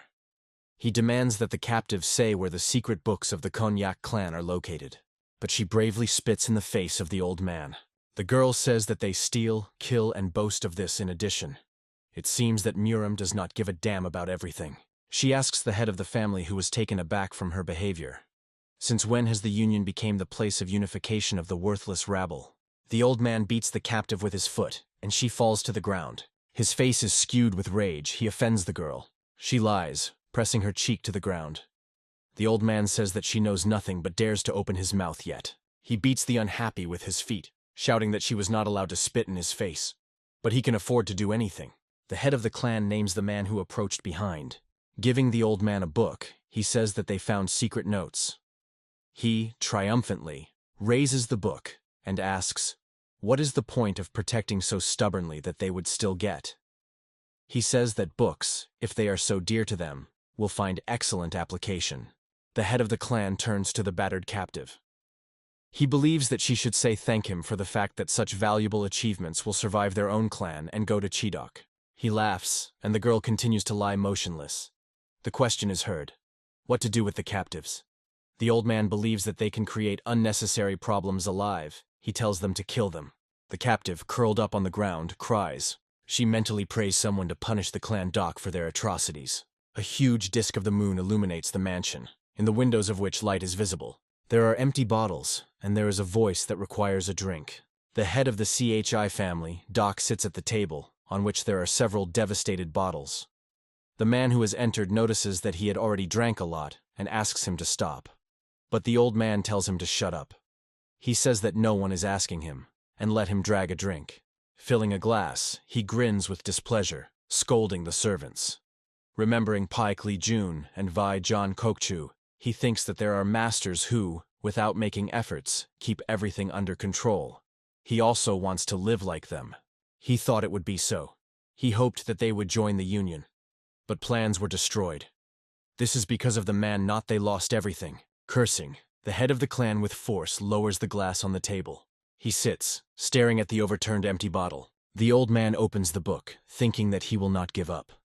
He does not care what the others will say. Since the path to what is desired is so far, it means that you need to cut the road. Leafing through the pages of the book, he thinks that all valuable books of small clans will go into the hands of the CHU doc. He will seize on any opportunity to catch up with Pak Lee Jun and Vaijan Kokchu. The old man falls asleep with his head on the table. A reddish fog enters the room. Jumping off the chair, the head of the clan cannot understand anything. It seems to him that he is still sleeping. A red haze curls around him. Looking at his hands, he cannot believe his eyes. They are covered with disgusting blisters. The head of the clan understands that not only his hands, but his whole body is strewn with them. Opening the door, he screams, "Who is here?" He wants to talk about what happened to him, but he settles. His warriors lie motionless in the yard. Their bodies are strewn with the same blisters as his. The poisonous haze hovers here. He looks at a man whose mouth is white foam and does not understand what happened. Two warriors interested in him are entangled. What does all this mean? On their bodies are the same blisters. One of the men says that they woke up and found this rash. The second asks, why did this happen? The old man thinks about the symptoms. Abundant sweating and red blisters. The dullness of all the sensations that he wrote off for intoxication. He understands that these are the symptoms of poisoning by the mineral Kinovar. The head of the clan asks, do they have an antidote from Kinovari? The man replies that they mined her and that then littered with a mine. So a little antidote was supposed to stay. The old man screams that they rather carry him here. He thinks, did someone make a mistake when working with poisons? This is definitely not fog, because air humidity has not changed. Suddenly he notices something in the distance. The reddish haze comes from the forest. The head of the clan understands that they were attacked. He is perplexed. Who had the courage? In the forest glade, on the fire, there is a large boiler from which the poisonous steam emanates. Jagan is approaching from red fog to the boiler. When the boy got out of the mine, the night air caused his skin pain. The light of the moon blinded his eyes, accustomed to the darkness. He remembered that this was definitely not there before. But Jagan remained the same, and he did not forget anything. He will definitely keep a promise. He goes to the forest, away from the place where he spent in imprisonment how many years. Jagan is sure that his path has already been defined. Red brew is reflected in his eyes. The man holds out the antidote. He says that from the rhizomes of Medixa that they have, only these remained. The head of the clan takes one tablet. He orders the rest to eat soldiers standing next to him, and then they must follow him. One of the men asks, what about the rest of the people? The old man replies that now they don't know how many enemies surround them, 10 or 100. To exterminate them is what is important. The warrior says, I wonder who they are. The old man promises that soon they will certainly recognize it. The head of the clan and his small detachment rush into the forest, where a reddish haze is visible. Approaching the clearing with the bonfire, they stop and carefully look around the terrain, looking for opponents. Thick red smoke swirls around and they cannot see anything. The old man asks, who dared to attack them? It requires these daredevils to appear. Jagan, throwing still grass into the boiler, answers, they still came. The old man screams. By what right does he dare to do such a terrible act in relation to them? But the gust of wind carries a red fog right on them, and he, having died, is silent. From the thumb of the smoking around the haze, Jagan walks right to them. Approaching, he raises his eyes glowing with a violet light and answers, by right of revenge. Standing in front of a group of armed men, the guy calls his name and says that he came to avenge the Yak clan. The old man is surprised that one of them survived. He did not know that he was characterized by self-confidence. He asks, where are the others? Jagan looks at the head of the clan for some time. Then he answers that he is alone. The old man cannot believe it. He laughs, then says, it's good to joke. What is he one capable of? Jagan is quietly interested in. It seems to him that he was joking now. The head of the clan and his assistants are surprised to look at the guy. Then the old man says that he doesn't care. They will learn about everything after they deal with him.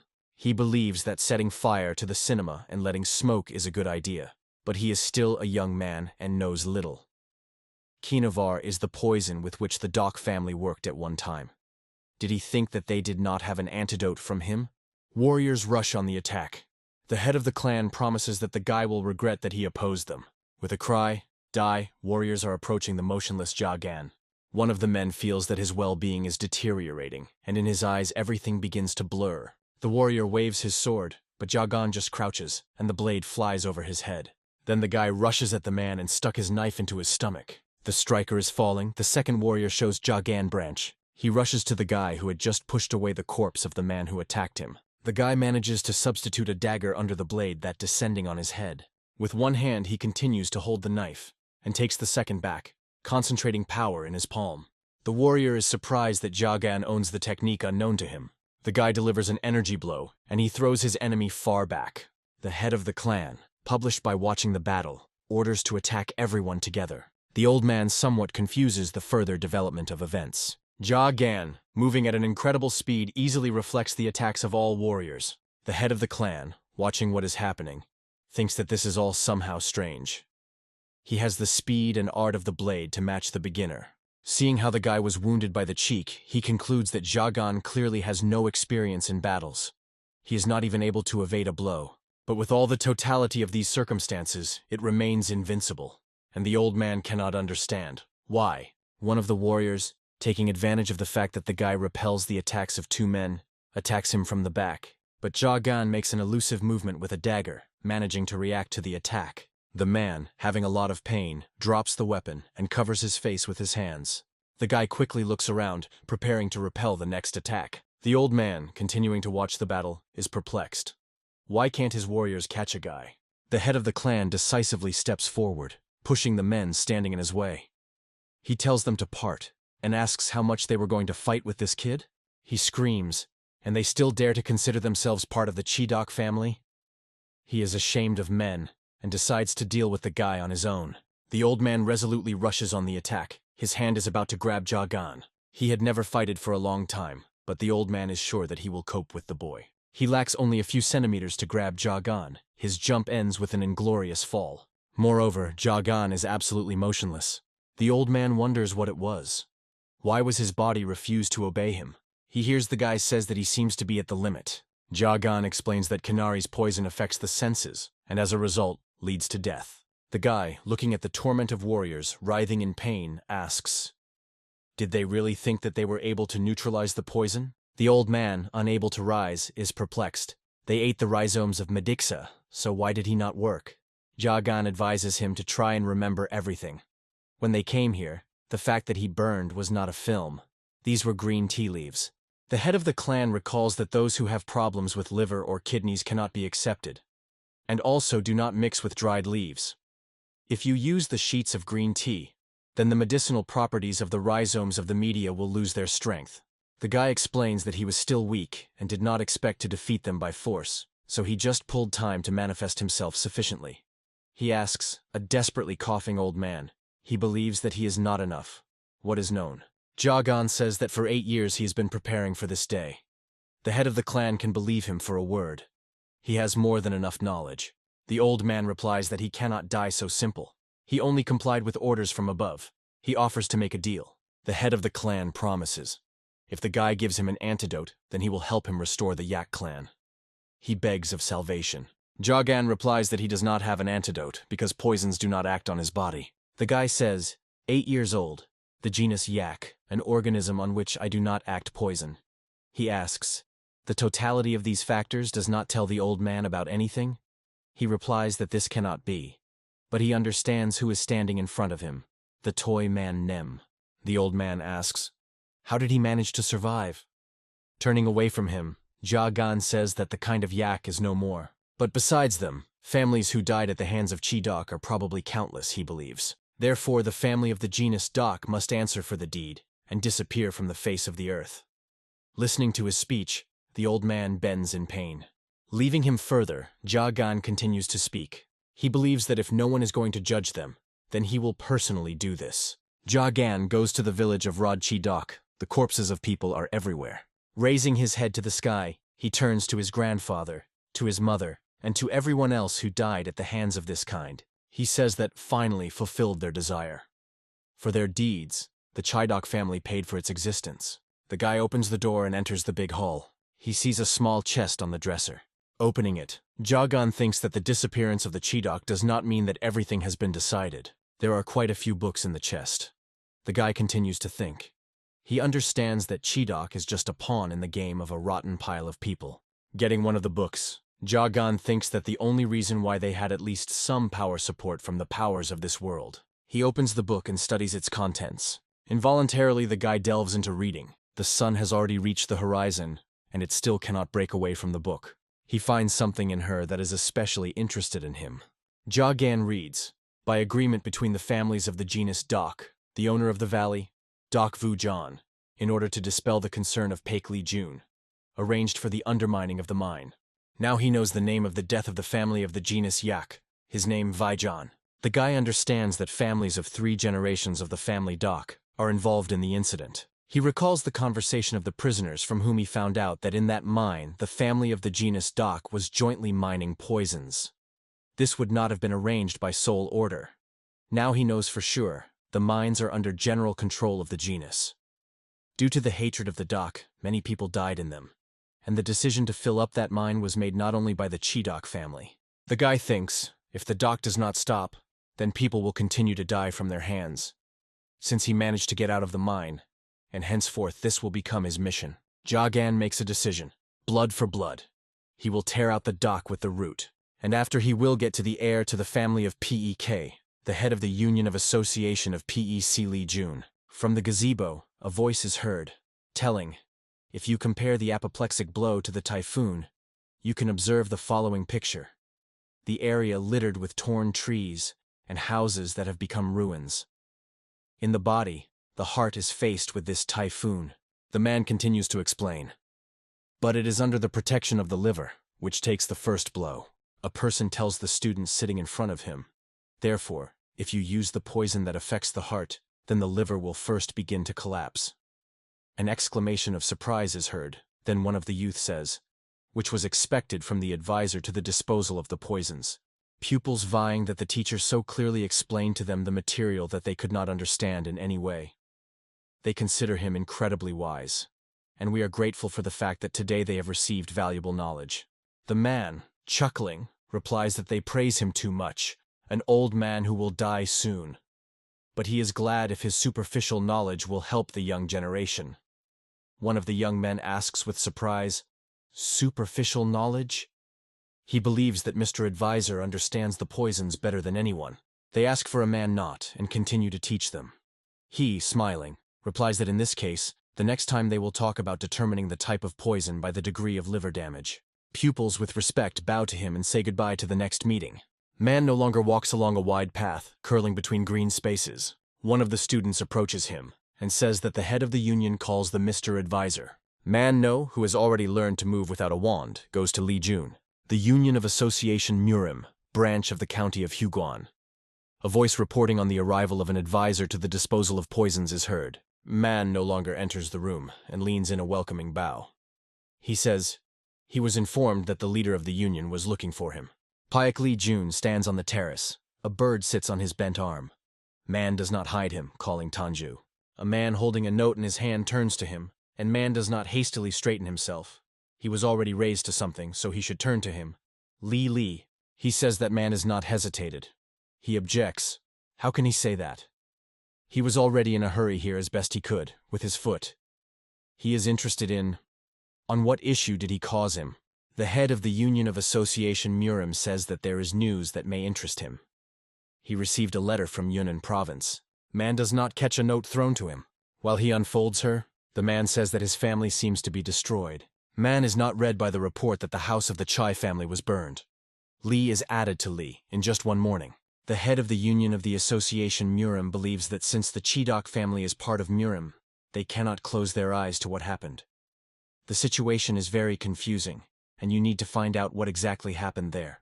Paek Lee Jun looks at the laughing man in bewilderment. The same simply cannot stop. He continues to laugh irresistibly. For some time watching the laughing man, the man is interested in, what's funny? The advisor to the disposal of poisons answers, it seems he is back. He says that for many years he was waiting for the return of Yagan. The interlocutor clarifies. He talks about the Malta, whom he told him a few days ago. Man doesn't answer in the affirmative. He assumed that Jagan should appear in the near future, but he could not think that he would show himself so boldly. And the first one that the guy figured out was his worst enemy, the Chidok family. No wonder he had been waiting for him all these years. Paek Lee Jun says that the Chidok family was weakened due to the fact that he hid manuscripts and medicines. He believes that anyone would be able to deal with her. He asks, does man really think that behind this is a child who spent 8 years old in the mine? The probability of this is extremely small. The advisor to the disposal of poisons replies that it is still.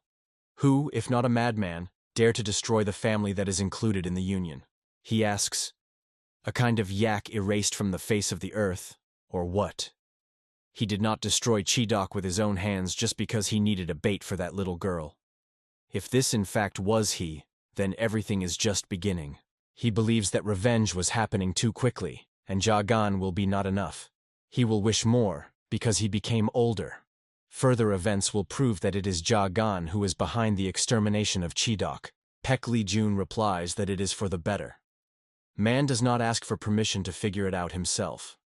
He says that other families of the genus Dok will also want to find out something. Is it not better to entrust the investigation to the one who is well aware? The head of the Union of Association Murim asks, and who can believe? Then he still decides to agree, throwing a no-silver token under the feet of a man. He says that he will grant him the rights equal to the researcher of the Murim Union. The man emphasizes that the matter is responsible, and he should not blur. Man no, choosing a token, thanks him for trust. Hiding him in folds of clothes, the advisor replies that he probably will not understand him. But if one day the day comes when he is presented with a big gift, man is no longer going to the door. He hopes that Pak Lee Jun will not forget about his humble servant and the rest of the world. The door handle is hot and takes an unusual shape. Lee, he says to the puzzled man, no matter what kind of rank he is, he still needs to follow his tongue.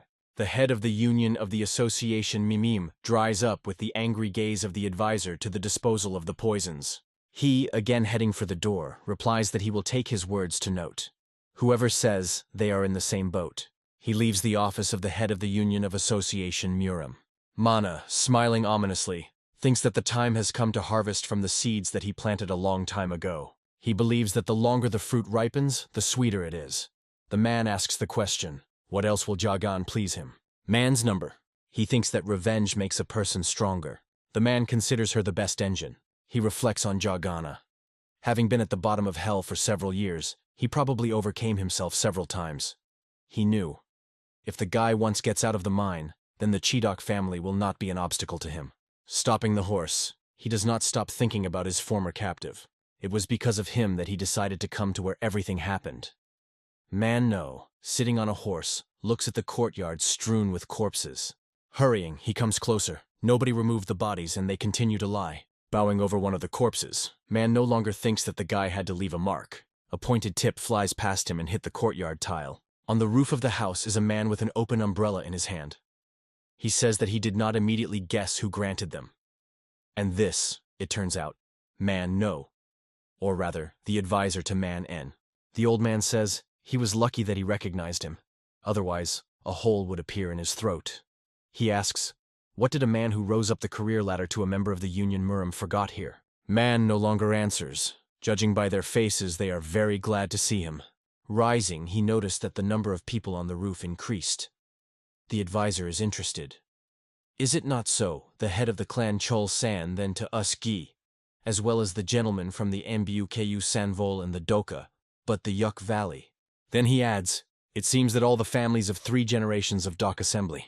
Man no says that he is here for the same reason as they are. Let him leave his family, but Chidok is his roots. He could not stay away when he found out about such a terrible tragedy.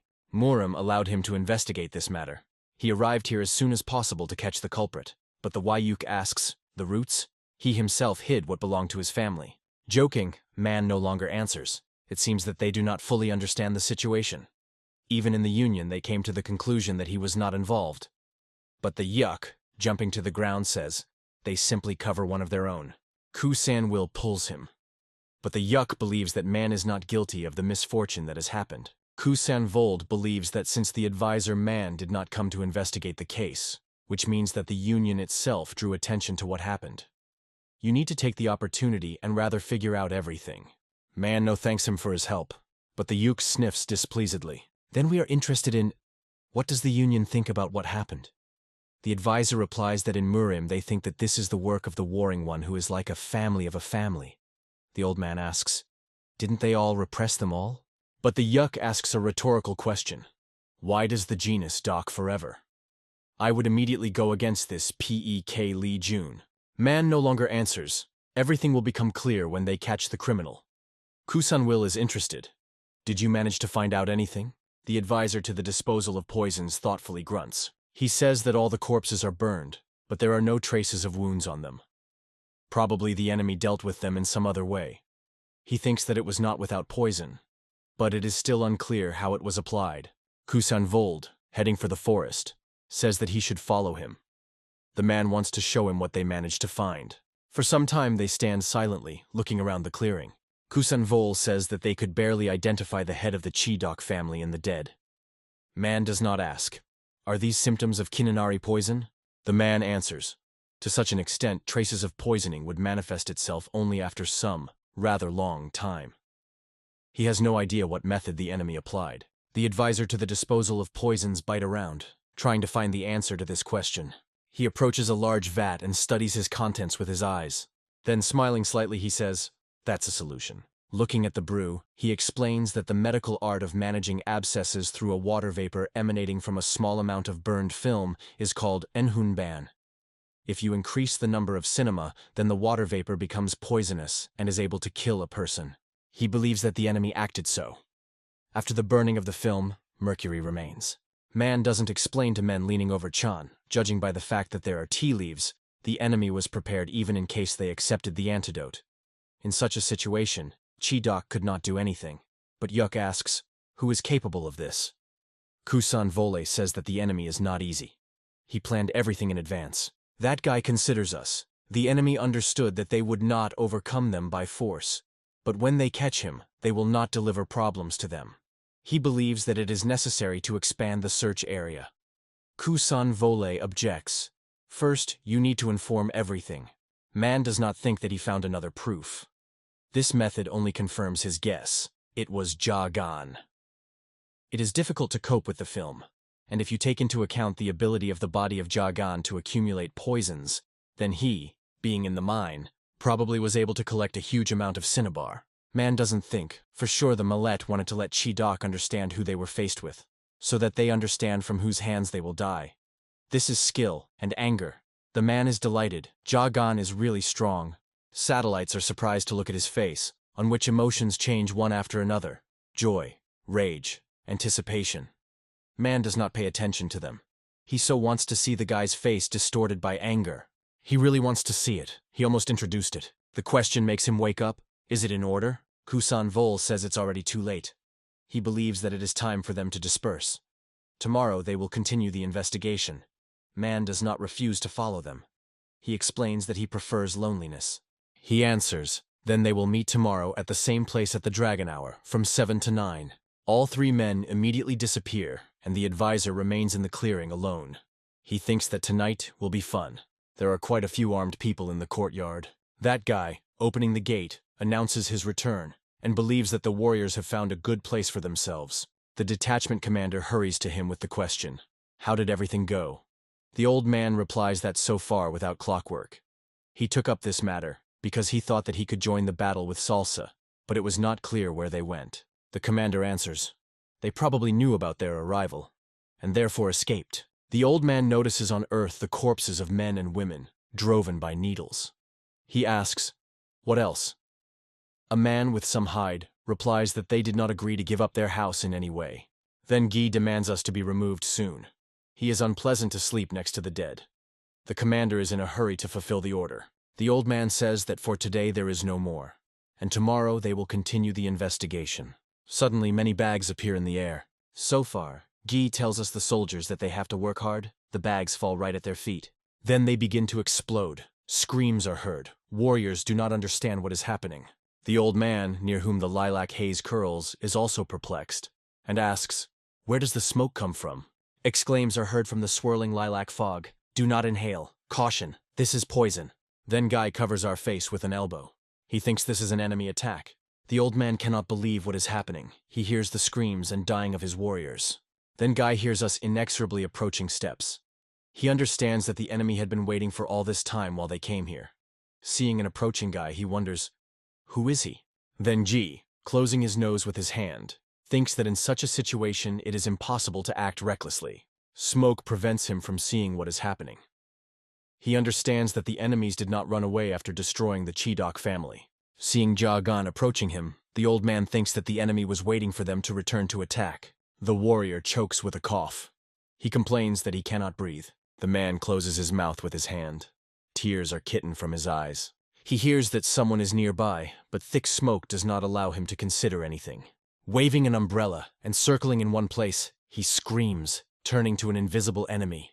Where are you? Finally, he manages to determine the whereabouts of the enemy. He directs a weapon made in the form of an umbrella towards an approaching person and shoots him. Looking at whom he shot at, the man understands that he was mistaken. On the ground, curling in pain, a warrior lies. A needle sticks out in his neck. The man understands too late that this was not a mistake. It was an enemy trick. But behind him, the figure of a man clutching a knife in his hand was already shot.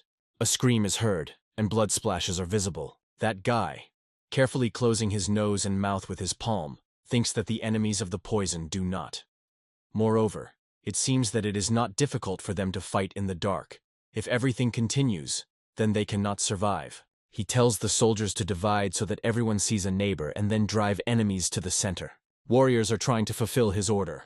One of them sees through smoke an approaching human figure. The old man and commander, standing at a distance, hear a scream. "There is someone here." Then Guy answers us, "Excellent. Don't let them escape. Move to the center." He raises weapons. The commander warns that he can hurt his people. The old man replies that he knows this, but he does not even think to lower his weapons. He shoots nonstop. The shot follows one after another. Screams of pain are heard from the smoke. The commander asks, "What is he doing?" But the old man tells him to shut up. He is interested. He has another idea. If they all die from smoke, there will be a shame. That guy believes that it's already over. When the needle of Fajol enters a person, his bones begin to dissolve, causing unbearable pain. If at least one finds his goal, then the victory will be behind them. The old man sees Jagan sitting against the wall with his head lowered. Several needles stick out in his body. Then we are surprised. A child? Only one child attacked them? He considers it unlikely, and wants to find out information about the rest, while he is alive. Jagan slowly raises his head and opens his eyes.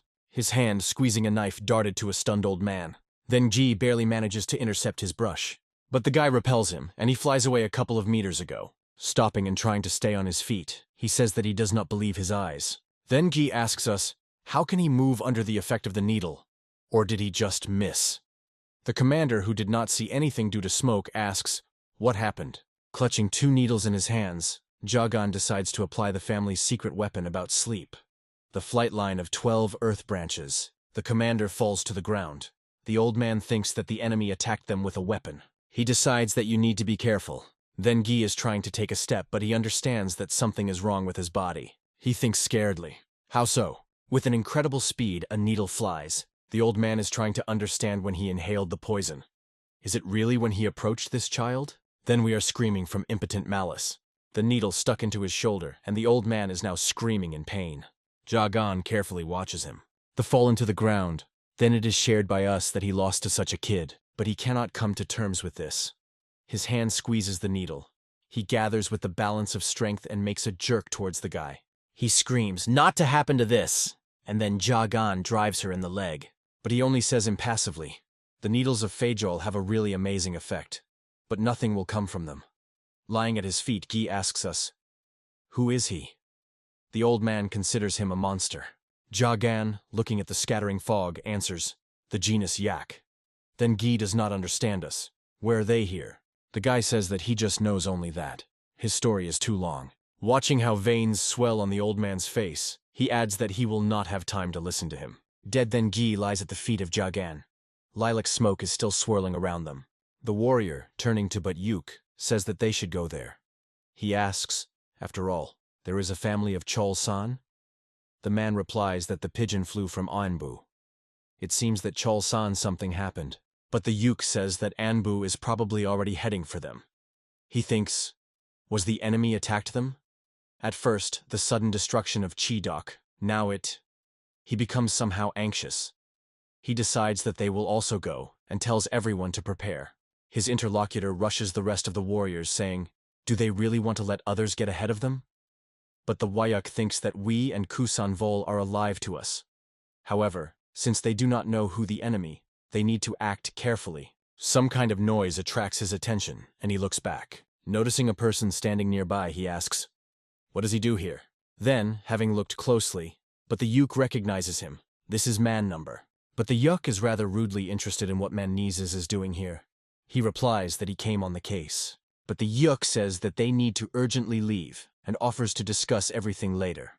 But the advisor objects. He is afraid that they will not succeed. The interlocutor asks, what is he like? What is he talking about at all? Man no longer answers. All members of the Dak Valley which are here must die from his hands. Those present in bewilderment look at him. But Yuk is interested in, at least he hears what he is fonding, and tells repeat. Man no laughly answers. They are so young but already have hearing problems. He repeats that they all must die. The face but Yuk is distorted from anger. He believes that after joining Murim, Many was not very conceived, and is interested in. Why on earth should they die from his hands? The advisor says that he has personal reasons for that. The interlocutor is outraged. This does not climb into any framework, although he still wanted to deal with Manhwa, whom he considers a traitor. And since he is not the instigator of the conflict, he will not have problems with Murim. Deciding to attack the advisor, the man says that only he should die here. The haze rises above the roof of the house, but the UK tells his warriors to deal with Man N. They hastily comply with the order and rush forward. The warrior, looking at the place of the battle, cannot believe his eyes. He sees how a man lying on the ground slightly moved his hand and let out a quiet moan. A scream is heard. There is a survivor. Raising the man, he answers, "Here too." The person to whom he provides help is trying to tell him something. Suddenly the needle strokes in the chest of the warrior. Sensing the pain, he looks at the weapon that caused it, and understands that this is the needle of Fajol. Bending in pain, he screams, "Run!" The enemy defeated the family Cholsan. Wild pain spreads throughout the body, and he cannot hold back a scream. Kusanvol, standing on the crest of the roof, watches smoke swirling in the yard, from which the cries of pain and horror are heard. He understands that the enemy left the surviving people as a bait, and himself attacked the blind zone. He even took advantage of the weapon of Cholsan, and quite skillfully. It seemed to him that their enemy is a strong fighter, since he managed to defeat Guy to us. He was worried in vain. If, in fact, a master would face them face to face. Listening to screams, he approximately understands where the enemy is. Kusanwol thinks that the ANBU divine technique works great in darkness. In the puffs of smoke you can see the figure of a person. A scream is heard. There, the blade pierces the human body. Kusanvol says that he did not specially aim in his heart. He would be mistaken by a centimeter, and he would be dead. He demands that a person answer his questions, but suddenly sucks. He repels his victim and retreats one step back, realizing what happened. The body, then the guy, falls to the ground. Kusanvol recognized him. The man understands that the enemy is nearby. Suddenly, something scored his face, cutting his smear. Looking around, he sees Jagan, squeezing an umbrella in his hands aimed at him. But there is no time to think for thoughts. The guy shoots, and the deadly needle rushes to his victim. The man still manages to realize what should happen now. Anger flashes in his eyes. The blow seems to throw him far back. Falling, he is still rolling on the ground for some time. Standing in the room of Jagan, holding a weapon in his hands, trying to consider what happened to the man. He goes to him to see everything with his own eyes. But the guy remains on his guard, preparing to repel the attack at any moment. Approaching the place where, according to his calculation, he should be the body of a man, he does not find anyone there. Then Guy suddenly arises behind him. Taking out the blade from the scabbard, he asks, "The guy's victory is already in his pocket?" Jagan turns his voice. Drops of blood fall to the ground, but Yuk and his warriors are at a loss. Man is no laughing at the men, one of whom he had already managed to injure, saying that they were very miserable since they decided to attack, not appreciating the strength of the enemy. He asks, did they call themselves as part of the Dock Valley under the noise? Or was the valley originally so weak? Although, so that it is so, it is still for him this is disappointment. But Yuk thinks, everything happened so quickly that he did not even have time to keep track of. He asks the question, what was it? Some kind of trick? He tells the soldiers to attack soon. Man is no fearlessly in front of them. He asks, where did their fighting spirit go suddenly? Or were they scared of the old man? Then adds, it is better. Warriors rush at him, showering insults and cursing. But man no longer continues to stand, without even moving, and men fight behind him with only his visible enemy. They wave blade, make lunges, but there is no one in front of them. Suddenly deep cuts appear on the face of one of the warrior. Then the heads of all the soldiers explode. But the Yuk says that this is not a trick. Man no grinning confirms, right, it is. Approaching the man, the advisor asks, did he finally realize the difference with true martial art? Eyes but Yuk are expanding. They can see understanding and horror. But the Yuk jumps back, increasing the distance between them. Man no longer says, he already thought that he would kill him from one blow.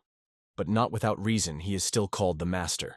The man offends the advisor, saying that he kept silent about his abilities. Man no longer replies that rather there was no need to demonstrate them before. He hid his strength for the sake of such a case. But Yuk is interested in, and what kind of case is this? Did he really put his eyes on their Doc Viole? The advisor replies that they do not interest him at all. He needs that child. He acts much more decisively than he expected. Perhaps he wants to deal with them until all the families of the Doc family are mobilized. Jia Gan stops the blade with his hand. From his palm, blood flows onto the blade and drips to the ground. Then Gi also grabbed the umbrella with one hand, preventing the guy from shooting. While they are opposed to each other, Man no longer talks to but Yuk. He says that it would be difficult to fight with 3 masters of Jia Gan, so he decided to help him a little. The interlocutor is surprised. It turns out he knew who their enemy is. He asks, where did they meet? The advisor replies that this is a long story.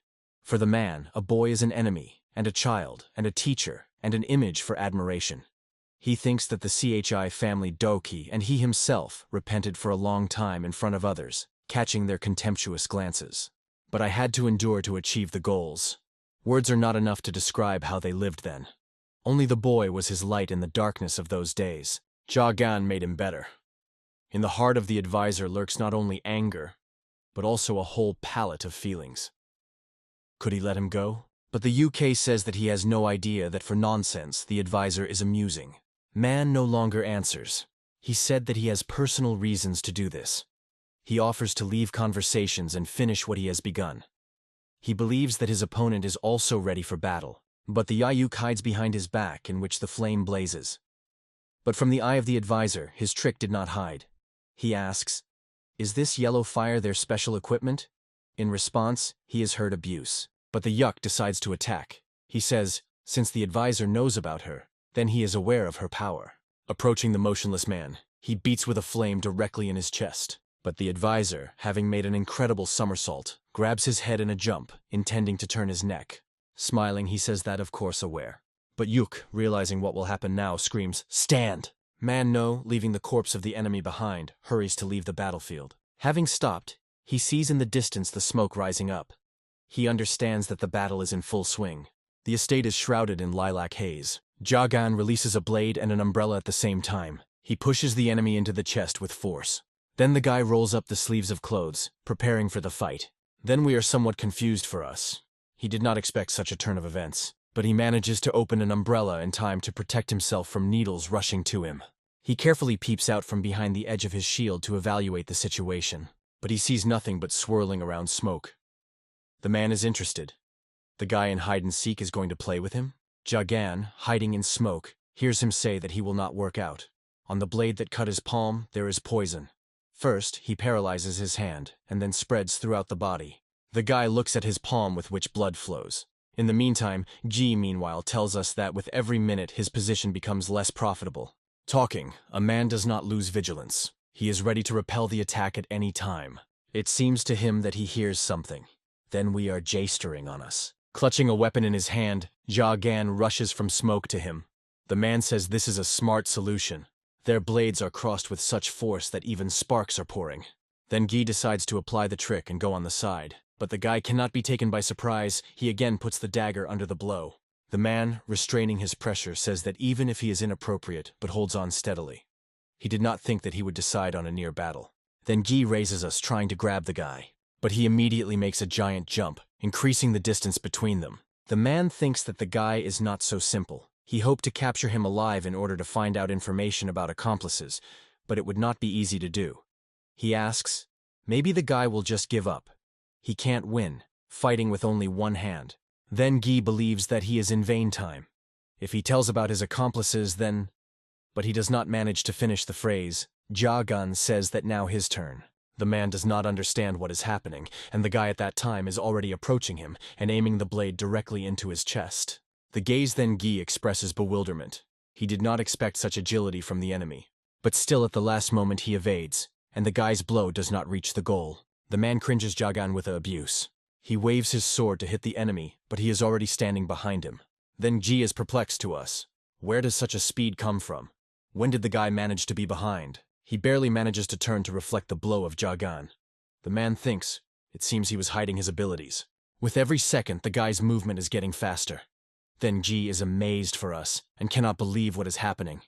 This is absurd, he thinks. He waves his fist, wanting to knock the enemy off his feet. An explosion is suddenly heard. Jia Gan is standing opposite us Gi. Around them the haze curls. The guy asks. It seemed to the man that he was too fast. He adds, this is not so at all, then Ji Yu was mistaken for us. The veins swell on the face of a man and blue spots appear. He realizes that the guy still managed to hurt him then. Then we understands us that this was violated by his perception, and not the enemy became faster. He says, the guy attacked him not to pay attention to how the poison spreads through his body. Jagan replies that he understood everything correctly. The man says he is a dangerous opponent. Then guy says that the end of the battle will not be long in coming. He has nothing to lose, he will have to deal with him in one blow. The man raises his head up, his eyes become white. Jagan is worth it, trying to understand what a man is going to do. He applies the technique of a jerk of a shadow shell. His weapon is directed to the guy's chest. He is already very close to him. That guy, looking at the enemy in the eyes, thinks, do not even hope. He intends to aim at the paralyzed left side. The man's face is written on the face of a man, but it is immediately replaced by bewilderment and anger. With his left hand, Jagan drives a poisoned needle into his body. Then Guy does not understand what is happening. He is able to only squeeze out of himself. How? After all, he was sure that the poison worked, and the enemy's left hand was paralyzed. But now he confidently holds her needle. Jagan understands that the poison has already acted, and pulls it out of the man's body. The bloodied needle, thrown back by his hand, falls to the ground. The man begins to cough. He scratches his chest with nails. His legs are shown. He is no longer able to stand. The guy falls at the feet of Jagan. The guy thinks that the enemy did not know the fact that poisons did not act on him. All this time, he only pretended to be that his left hand was paralyzed. He thinks that there are other enemies, but he has no strength left. Will they attack now or decided to let him go? Raising his eyes, he sees a shining sphere and understands that it is Salgi, evil and murderous energy. She is very far away, but he feels her. He asks the question, is it really the power of the energy of the master of the Dock Valley? If so, then now he has no chance to defeat him. He leaves with the idea that the plan has been fulfilled today. Man No, standing on the stairs, says that he is waiting for a long way. There are enough events for today, he decides. The man is glad that he can see how Jagan became stronger. He is looking forward to their meeting. Man is not sitting on the roof of the house looking at the moon. He says excellent wine. Taking a sip from the bottle, he pronounces, no, the boy is the whole truth about what had happened. Then he would probably bring down his anger at the whole genus Dock. And, judging by what happened to those top-class fighters, he is aware of the whole situation. He continues to think out loud. Only 3 families remain in the family of Dock: Chol San, Anbu, and the Da Si Dock. He is interested in with whom the guy will start. Man does not ask a question. From the family of Chol San? Under their management is the Teshin district. In battle they use Fejol needles. There is nothing more to say about them. Chol San, the weakest of the 3 families. Having eliminated them, one could generally weaken the forces of the Dock. On the other hand, if he starts with them, 2 stronger families will have time to prepare for defense, which will create more difficulties. The advisor thinks, what if you attack Anbu, or the Dock Valley? If the guy defeats one of them, consider, the Dock's clan is almost exterminated. He takes another sip, thinking that the tactics are absurd, to match him. Man does not think that destroying the Dock Valley is not the same as destroying Chidok. Here, Murim will probably intervene. He asks the question, and if you start with Anbu? They use divine techniques and mainly attack from the back. You need to be on the alert with them. Taverns, markets, central streets, anywhere they are ready to attack. Man No, it seems, understood. Since he decided to erase the Dock from the face of the earth, then he would not matter for a weak or strong enemy. Taking out a silver token and admiring it, Man does not say that he guesses where Jagan is going. Looking at the inscription on the token, Union Murim County of the Onso, the advisor thinks that he trained, and he will have the strength to easily turn Jagan's neck with ease. But a simple death is not that. The guy must know despair and pain. The path that the boy is going to step to is the true path of the Sura. If everything happens, then his life until the end of days will be filled with blood and battles. Rising from his seat, the advisor asks the question, should he help the guy? He stands on the roof, looking at the courtyard, dotted with corpses. Man doesn't think. Perhaps he should direct Jagan to this path? Looking at the dead people, among whom is the woman, the advisor thinks that the revenge blinded the guy. He turned into a murderer psychopath. Why did he kill ordinary inhabitants? After all, they did not belong to the genus Dock. For a while, he silently looks at the corpses. Then, with his head back, he begins to laugh irresistibly. Jagan stands near the well, standing next to the small house. He takes off his shirt. Then the guy overturns a bucket of water. Then, leaning his hands against the walls of the well, freezes in thought for a while. With his wet hair, water flows into the body. Sadness is read in the guy's eyes. He recalls the words of the parting words he heard in the mine. One of the captives told him, when he will complete the training and get out of the trap in which they got, he will be much stronger than his former. But he must consider that his new power is only in his head. The prisoners who remained on that day warned that without practice his power is nothing, but to use it in the situation is a completely different matter. He asked, what should he do? The old man answered him, it is better to see once than to hear 100 times. He asked him not to rush and be vigilant, listen to himself, soberly evaluate his capabilities. He said, as soon as Jagan knows himself, he will be ready to resist the enemy. Clutching his hand in a fist, the guy thinks that they were all right. He trained alone for 8 years, and he has no experience of real battle. Because of this, he could not evade the blows of enemies. Blocked blood and energy flows do not allow him to fully use martial arts. But such skirmishes are the only opportunity for him to train. Yes, there is a risk, but the result justifies it. Dressing the shirt, he thinks that more powerful opponents are waiting for him. He needs to become better to fight them. Looking at his fingers, on which droplets of fluid flow, he understands that he also needs to improve the methods of using poison. After all, it was the poison that still helped him to resist the power of enemies. Jagan says, they made him as he is now, and he is obliged to return himself to him in the same form. He thinks that he needs to hurry and sets off. 3 days later. Province Yunnan, Panlong, headquarters of the dock. The lights from the windows of houses on a cliff are reflected in the water surface. Through the abyss, the bridge leads to a small gazebo. A voice calling Mr. Kochu is heard. This is an emergency message. The owner of the dock valley, Pakther Hyan V. John, sitting in the gazebo and passionate about the game, briefly throws the servant in a hurry to him. Say, he reports, Mr. Butt Yuck, who went to investigate the case of the murder of the Chidok family. The old man is amazed at this news, in the veracity of which he cannot even believe at once. The servant says that this is not all. Fighters Chol San and Anbu are also dead. Vi John asks, is this proven information? What exactly happened? The man replies that they will send their fighters there, and soon recognize the details. The old man thinks, Chidok are still stupid, but it is very strange that they were killed in one morning. He cannot believe that, but Yuk was killed. Vi John believes that someone clearly lurked the resentment against the dock. He understands that the matter is serious. He answers the servant that he will find out everything. If it continues to continue, then they cannot be avoided. The servant asks, Mr. Kokchu is personally going to go there? A person who is at a distance and listening to their conversation says that he may not strain. The boy will come to them himself. Vi John, peering into the darkness, replies that he did not expect to see the advisor to the Union Murim here. Approaching him, man does not say that they had not seen each other for a long time. The old man is interested. The man guesses that he is not happy here. He answers, does he really say that he betrayed Chidok? He tells Vi John that all what happened is pure water misunderstanding. He and but the Yuk think too subjectively. The old man is dissatisfied with his words, and is clearly not going to hide it.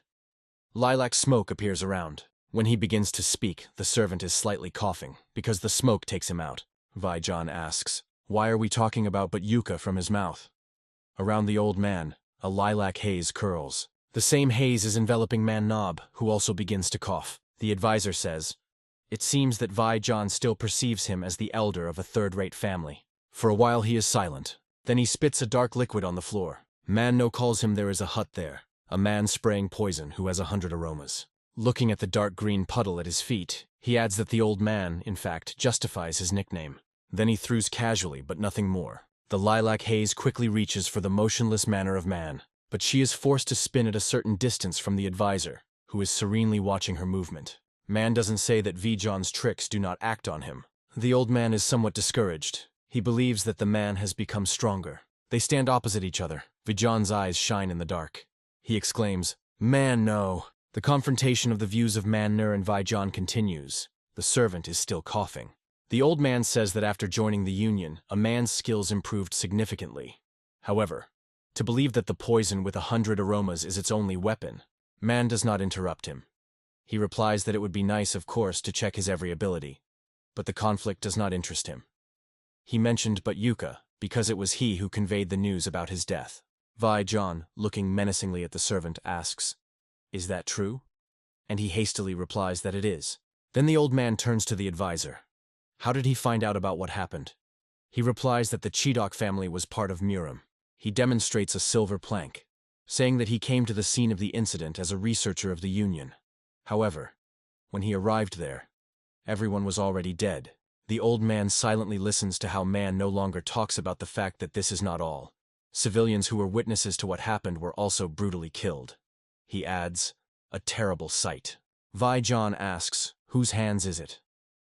The advisor replies that he is not sure whether it was the person who destroyed Chidok. But, be that as it may, only the extermination of Chidok is clearly not enough. He is sure that the enemy put his eyes on the whole family of Dok. The old man believes that a group of people stands behind. He asks, why does the man speak the enemy in the singular? Manhwa replies that he is observant. From a distance, he vaguely saw him dirty in blood and killed people like Asura. Vi John is interested. Why did he not grab him? The advisor replies that he was scared. If he had died, then the witnesses of what happened would not be left at all. It seemed to him that he would notify others with a much better decision. Therefore, he came to them. The old man thinks, he has a lot of poison, which means he was not scared but the enemy. On the contrary, he believes that man is not all the same cunning fox, which was before. He asks if a man has any useful information. He replies that he could not clearly consider it, but he tracked where he went on. Man doesn't say that he goes right here. He offers Chol-san to act as a bait. They will call to help the ANBU, the soldiers of the Dok Valley and other neighboring families. He finishes speech, and then they will surround him with a continuous ring. The old man reflects on his proposal for a while. Surrounding on all sides is a siege tactic in which a huge number of people blocks the enemy of the retreat path. Even a high-class fighter will not be able to escape. The power of this tactics is well known. However, the enemy, who has been surrounded, will begin to attack the weakest parts of the network, so they risk losing many fighters. Vi John understands that this will affect the safety of the Dok family. He believes that you cannot resort to this tactics, not knowing who you are dealing with. And in general, if they arrange such a commotion for the sake of one salsa, how will people look at them after that? The old man asks Man N, does he want to ditch their family? The man replies, he knows what the enemy is capable of, and made a very long way to them. How can he doubt it? Vi John asks, to tell him honestly? He does not really like to dramatize, and he also does not like that an outsider climbs into the Dok. He claims that nothing is required more from the advisor. Questions regarding the genus Dok, they will solve among themselves. Man never demonstrates a silver token to him and asks, he did not forget that the Union researcher faces him? With such powers, he can even force them to act according to his plan. An angry old man screams that he is now not in Murim but in Yunnan. Silence hangs. Men look into each other's eyes. The man's lips are no stretching in a slight smile. Hiding a token, he says, since such is his will, then he will not insist. Then, as if he had just remembered something important, the advisor says, and something else. Turning around to leave, he throws over his shoulder, the enemy limping on one leg. Beware of the lame. The advisor to the disposal of poisons descends along the long staircase. He thinks that the reaction of Vi John is expected, because he is the one who weakened Chidok, lowered his own influence, and also tried to subordinate him by force, so we can imagine how much he was on him. While Vi John gives orders to his soldiers, the advisor continues to think. The old man has not guessed anything. Now the gaze of all families Dok is aimed at Chol-san, and not to Anbu. Man no anticipating smiles. He thinks that for the Malts, fighting not relying on strength but on a strategy, ANBU very annoying personalities, because you never know where and how they will attack. The advisor thinks, if he was in his place, then he would first attack ANBU to get rid of the surprise factor. He is sure that Jagan will go there. Mentally he turns to the guy, saying that he gave him a chance. He advises him to use it at his discretion. Man cannot wait for the moment when he sees his anger. From Kokchu Vijan. All the Dok families received letters with instructions. They say that each family should assemble a detachment of 20 people to capture Salsa, who is heading for Chol-san, as well as the fact that you need to beware of a suspicious lame person. Yunnan settlement, people work in the field. There are 2 men on the sentinel tower. Ja Gan, watching them from the bushes, thinks that it looks like an ordinary village. However, at first glance, one can understand how honed their movements are. Watching people, he understands that they are well trained. This, in his opinion, proves that this area belongs to the ANBU. Jagan continues to observe. He thinks that there are about 30 people. The attack in open equivalent suicide. He wonders what to come up with this. His gaze falls on a bunch of bags filled with something. He heard that people of the village are building a buckwheat farm. When the first crop comes, they all eat soban together. He thinks that it would be possible to mix poison with them. Jagan leaves the place where he was observing. He thinks that in the last battle he used almost the entire Kinavari poison, what he had. And there were practically no poisons that managed to steal from Chidok. He believes that the reserves need to be replenished. Suddenly something attracts his attention. He hurries to the clearing on which flowers grow. He knows this plant. This is a purple back. Jagan breaks the flower and carefully looks around it. He knows that the seeds of this plant have a laxative effect and also cause swelling and lower back pain. If you take them in large quantities, then they can cause diarrhea, hematuria, hallucinations, and even lead to death. The guy brings a flower to his mouth, thinking that a couple of seeds will be not enough. But if you extract poison from a large number of seeds, then it can create a strong poison that can easily kill 30 people. Building plans, Jagan eats a flower. A few days later, a man with a bag on his shoulder, heading to the river, tells the other two that he will wash off this party and come. Those, moving away, wish him good luck. Washing the cereal in the river, the man is looking forward to how he finally eats soban. He does not notice that they are following him from behind the bushes. The needle digs into the man's lower back. Creaming, he tries to consider what caused him pain. Jagan, chewing the stalk of a flower, leaves his shelter. The bell calls, which means that there was an emergency. In the mountains, the corpse of one of the members of the family was found, who went to rinse buckwheat. A man standing on the tower tells people gathered below that the murdered person was poisoned, so there is every chance that Salsa could stand behind this. He tells the couple to stay here, and the rest should comb the area along and across. He announces that this is the order of the head of the family. The chapter himself stands behind, crossing his arms over his chest. He thinks that in the epistle, which came their Doc's valleys, it was said that the enemy was heading for Chol San. Does he ask a question? Was it false information? Although he does not care. He believes that this is even good that the killer came to them. The villain who dealt with Kusan Woles will die from his hands. Armed people with torches comb the forest. Jagan sees a glow from their torches, and creeps in a ravine past them. Throwing a bag over his shoulders, he walks along the forest path. He approaches the well, and taking off the burden from his shoulders, leaning it against the wall. Jagan, weighing a small bag in his hands, thinks that this is the last poison. He already wants to pour the powder into the water, but something pierces his hand. The guy drops the bag, and he falls to the ground. Jagan hears how they insult him. And then they ask, the guy thought they would not understand that he was hiding here? Looking around, he sees many warriors surrounding him from all sides. The head of the clan says that he invaded the territory of the ANBU and tried to poison the well. He asks, the guy completely lost fear? The head of the clan goes to him. He says that his song is sung and he has nowhere to run. Jagan silently watches how he is approaching him. The head of the clan says, by the face of Jagan, it is clear that he does not understand how he was found. He believes that his plan was to lure his people into the mountains, and meanwhile, penetrate the base. Looking at the guy taken by surprise, he explains that everything would have happened so if they hadn't had information about him. Coming here, he drove himself into a trap. Then he adds, damn dams. The head of the clan says, maybe he tries to walk normally, but Chroma is not so easy to hide. Jagan thinks, since they have information about him, it means that he then destroyed not all enemies. The man, meanwhile, asks the question simply to make sure. Did he destroy Chidok? Jagan answers in the affirmative. The head of the clan is interested. And he also brutally interrupted the high-class warriors and civilians? The guy is surprised. He replies that he killed the soldiers, but he did not touch civilians. He asks, what is the interlocutor talking about? The head of the clan tells him not to pretend. He believes that the guy killed them so that there were no witnesses left. Jagan does not understand what all this means. He thinks that some residents have suffered from the family of Doc. But what does the brutal murder mean? Did something happen there after he left? The head of the clan decides that it is time to stop conversations. The main thing is that the criminal is caught. Not seeing that Jagan was hiding the poisoned needle behind his back, he asks, why did he need all this? For what purpose did he do all this? He had not even managed to finish, like a needle directed by the guy's hand, rushed to him. The head of the clan manages to catch her. He offends the guy. Jagan raises his bag and runs with all his legs.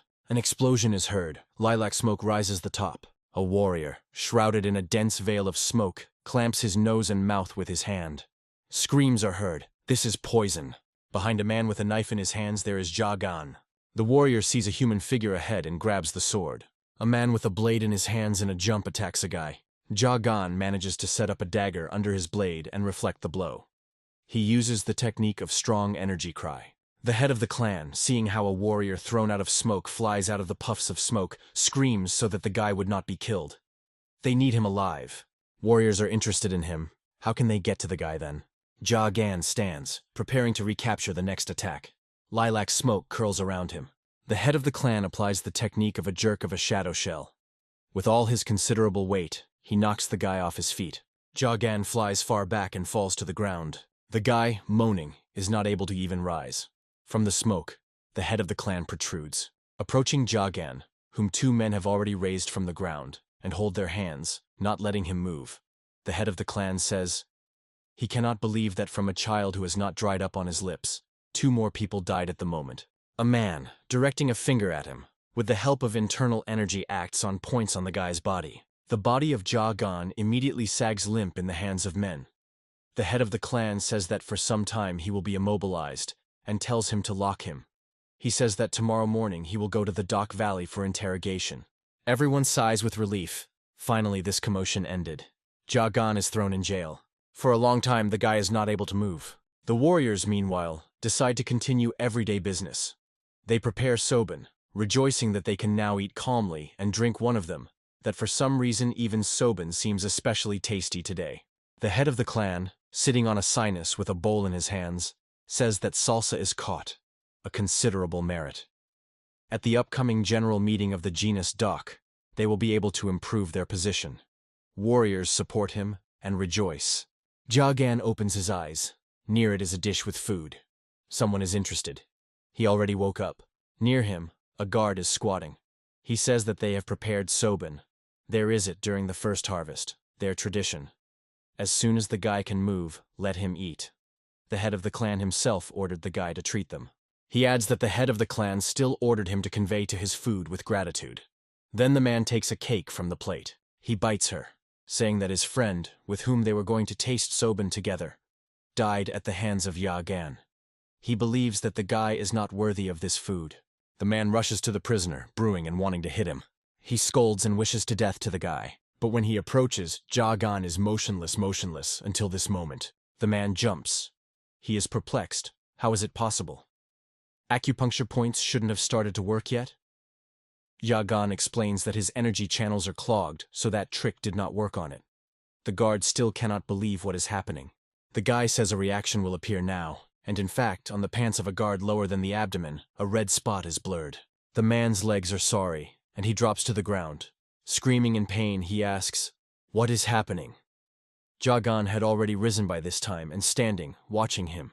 He takes a sword that the man dropped and says he lost his brothers. However, the guy himself, because of them, lost everything that he had. Looking at the cringed man, from whose eyes the blood flows with streams, Jagan pronounces honestly. Raising the blade up, he says that they just pay for their sins. The head of the clan cannot believe his eyes. All his warriors lie on the floor, crumbling with pain and screaming wildly. Some of them no longer move. Others scratch their throat, in an attempt to get at least a little air. Someone begs the head of the clan to save them. A man crushes a bowl in a fist and screams, "How did this happen?" He feels the changes taking place with his body, and he understands that his internal organs are damaged due to poison. The head of the clan is perplexed. When they manage to get poisoned, Jagan's voice is heard. He believes that he came just in time. Looking at the incoming guy, the head of the clan begins to shower him with insults. Looking at the corpses lying around, Jagan says that he specifically gave them to catch themselves so that they would calm down and could eat soban. A man asks for distrust. Soban? He thinks that they stopped him before he threw poison into the well. All buckwheat that was washed in the mountains, they threw it away. But unexpectedly the hunch overshadows him, and the guy confirms her. He points to one of the empty bags, and says that it was in him that was poison. He himself brought him. The head of the clan recalls a bag leaned against the wall of the well. Jagan explains, inside him was flour made of adhesive rice. Now it is empty, which means that from its contents, they prepared soben. The head of the clan understands that it was not just a disguise. He looks at the scattered to the floor and broken dishes. The man thinks that soben is preparing from buckwheat and rice flour, so no one noticed that there was poison.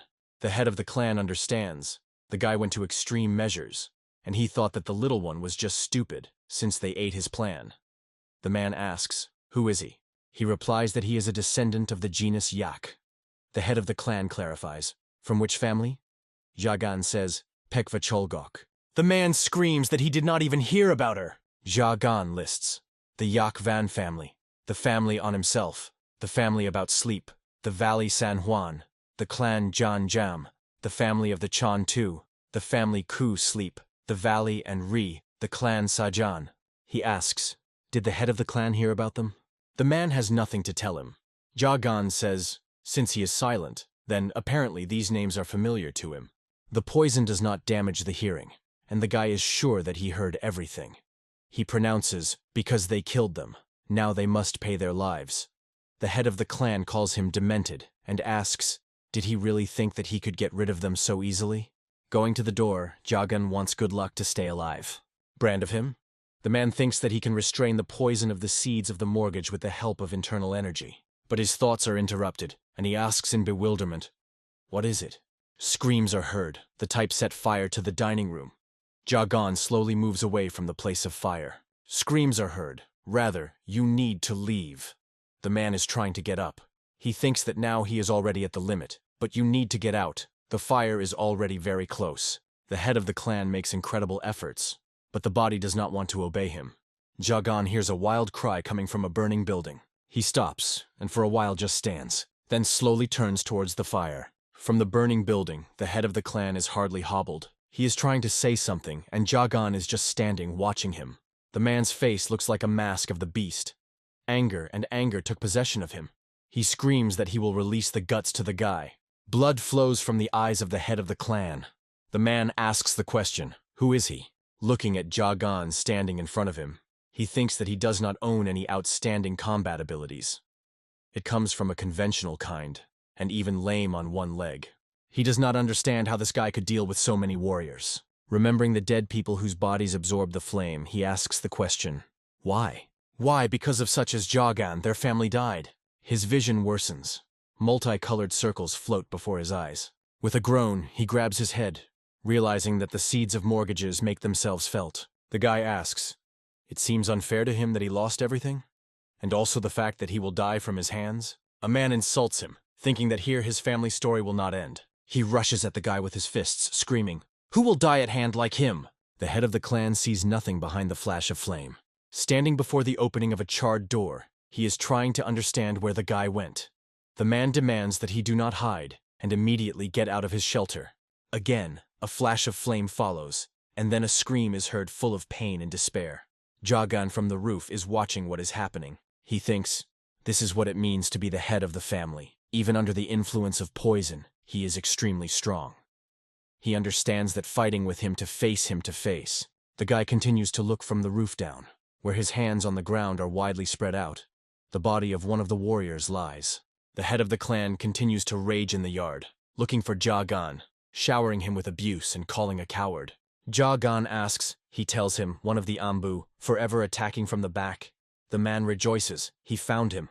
Looking around, he sees the silhouette of a person vaguely visible due to smoke. The head of the clan rushes on the attack, believing that this time the guy will not be able to escape from him. But the guy is ready to meet.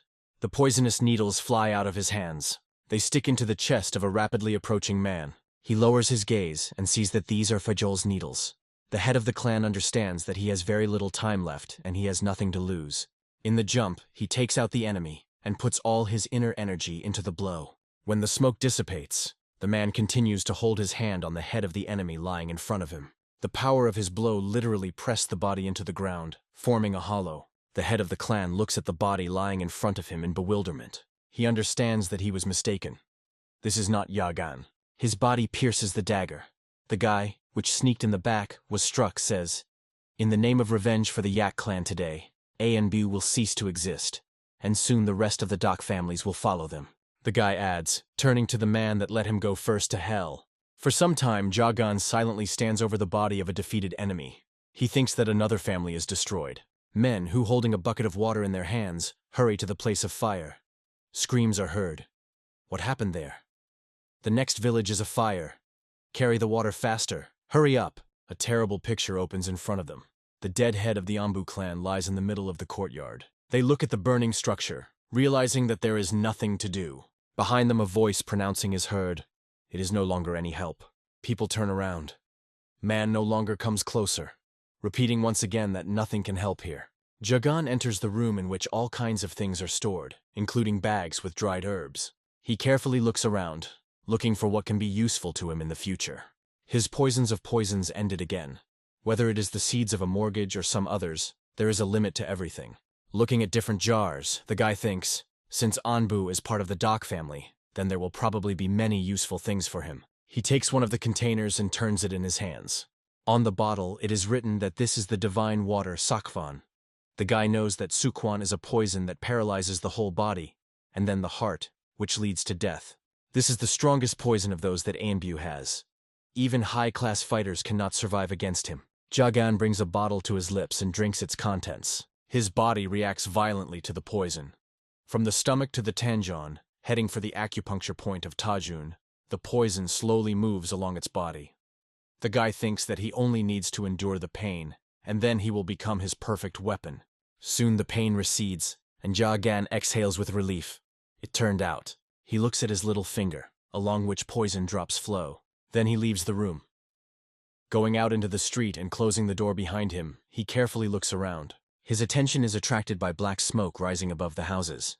Stepping closer, Jagan sees a flaring fire. The flame of fire illuminates the courtyard, among which are the bodies of people who came running to the fight against fire. The guy is perplexed. What happened here? He did not spend much time in the pantry. He asks the question, did the remaining people of Ambu do it? But then he understands that this is not so. A completely different force acted here. Jagan recalls how the head of the Anga clan asked, did he brutally interrupted high-class warriors and civilians? Now the guy understands that the man did not lie, because now the same thing has happened. He hears some sounds, and understands that they come from a neighboring village. Jagan rushes in the direction from which he heard a noise. The guy runs with all his legs, thinking on the go. If this someone wanted to deprive him of his life, he would have done it for a long time.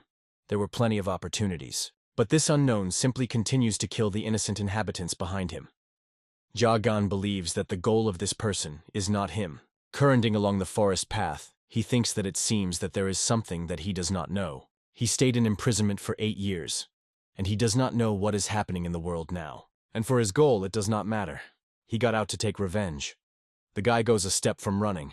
He has already reached the neighboring village, and what he saw makes him freeze with his eyes wide open in surprise. The moon illuminates the village, the streets of which are sent by corpses of ruthlessly killed people. On the ground lie in the puddles of the blood of men. Jagan continues to walk along the street, but everywhere he sees the same thing. He stops, his hands involuntarily clenched into fists. The guy hears some kind of noise. A barking dog runs up to him. Then the dog silent and approaches the body of his dead owner. Jagan thinks that he does not feel anyone's presence. He is inclined over a dead man. The energy of heat has not disappeared yet. The killer was literally just here. He considers this person an incredible master, and admits that he is not even suitable for him. The guy understands that as soon as he left, the killer brutally dealt with the locals. He knew in advance that a battle would happen in this place, and waited. Jagan closes his eyes with a dead man, thinking that the same thing happened after the murder of Chidok. The guy thinks, this man did not try to eliminate or catch Jagan. He asks the question, why is it to defeat his name? What kind of trick is this? For some time he is in thought, but then, realizing that he had nothing to do here, he decides to leave. Crying from the dog and its dead owner, he thinks that you need to think in cold blood. The situation became more complicated, but his goal remained unchanged. The guy decides that he will just continue to take revenge. Well, if someone is trying to use it in this way. He stops and again plunges into thoughts. Family estate about Joe. A pregnant woman, which is accompanied by a young man, walks along the path. Suddenly, someone's voice is heard. The man says that he looks at them, and his eyes rejoice. The couple is slightly scared by its appearance. The woman exhales. Oh, father-in-law. The young man asks what reason he is in such a late hour. The head of the family about Joe, the sword of an immense village. Chu Hai notes that the daughter-in-law's tummy has already begun to resemble the moon. The woman replies that the child is growing well. Childbirth will be next month. Chu Hai says he is very happy.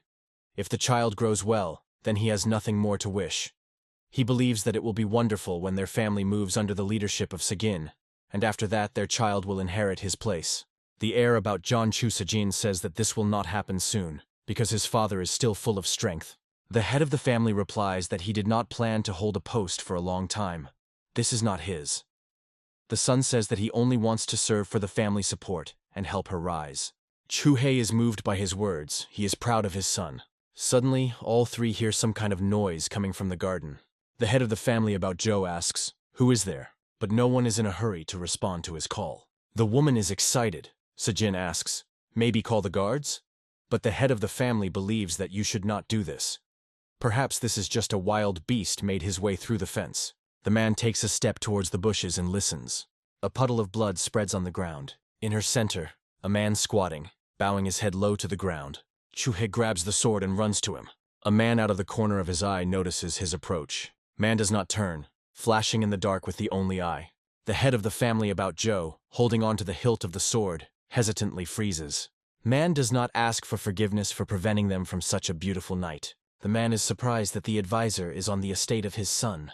He asks him to tell what happened and why he is here. Chu Ha, putting the man with the table and giving him a towel to wipe his face, asks, "Why is he all in blood? Did he get hurt somewhere?" The advisor answers, "Trifles. He's okay. He needs to discuss something with him." The head of the family about Joe is interested. What exactly? Man doesn't say that a few hours ago he ran into a villain who dealt with Chidok's family. Chu Hai amazed. He asks, at the same time he was talking about last time? Man managed to catch him? The advisor replies that unfortunately he missed him, and Anbu turned into a bunch of ash. The whole family is destroyed. The head of the family about Joe is unpleasantly surprised. He asks, "What?" Even Anbu. He believes that things are getting worse and worse. Chu Hai is interested. Is this villain so strong? Man doesn't say that there was not one person there. Lame, about which a man is already known. Only a small minister. The rest act secretly, so he first thought that the case only had the case. He has no idea who their enemies have no idea. But if they catch their petty mud, they will find out about those who are behind it. Chu Hai is carefully listening to his speech. Man no longer continues to speak. Lame obviously eagers to deal with all the doc. Its next goal is the family of Chal San and the Daka Doc. The head of the family pronounces thoughtfully. It means that this is the case. The advisor explains that the guy will go through Mount Tan, where the Chu Hai family is located. He asks, now he understands why he came? The head of the family about Joe asks, is he here to ask for help? But how will they be able to overcome such strong enemies? Man no replies that they only need Lame. The rest will wait for his signal somewhere nearby. The head of the family about Joe is immersed in deep thought. Man doesn't say that he is upset. He asks, who put their family on their feet after the death of the last chapter? And who went out of the skin in order to make Joe to join the Union? Chu Hai replies that, of course, this is all his merits. But his family is small. If they thoughtlessly fit into the cycle of what is happening, then this can end poorly. Man doesn't say that he came to ask for help, not empty-handed. Having risen from a chair, he continues to explain that now the two main pillars of Yunnan are destroyed. People died, but their property and jobs remained. He asks, in whose hands will it all go? His hand lies on the shoulder of the head of the family. He asks, looking into the face of Chu Hai, maybe those that will be able to put an end to the chaos that is happening in this province. He adds that he really wants to offer the Union the candidacy of the head of the clan about Joe. He believes that this is his chance. The advisor says that he, of course, does not insist.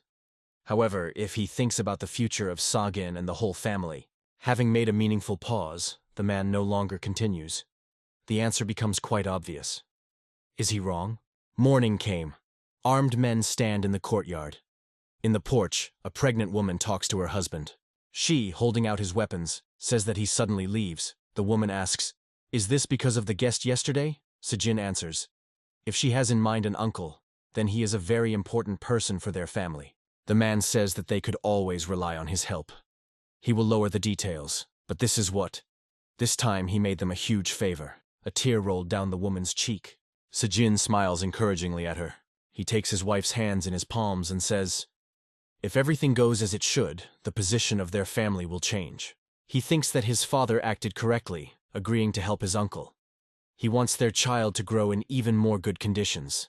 He promises to bring a gift if everything goes well. The woman smiles. A blush appears on her cheeks. Following other warriors, Sejin turns around and waves her goodbye with her hand.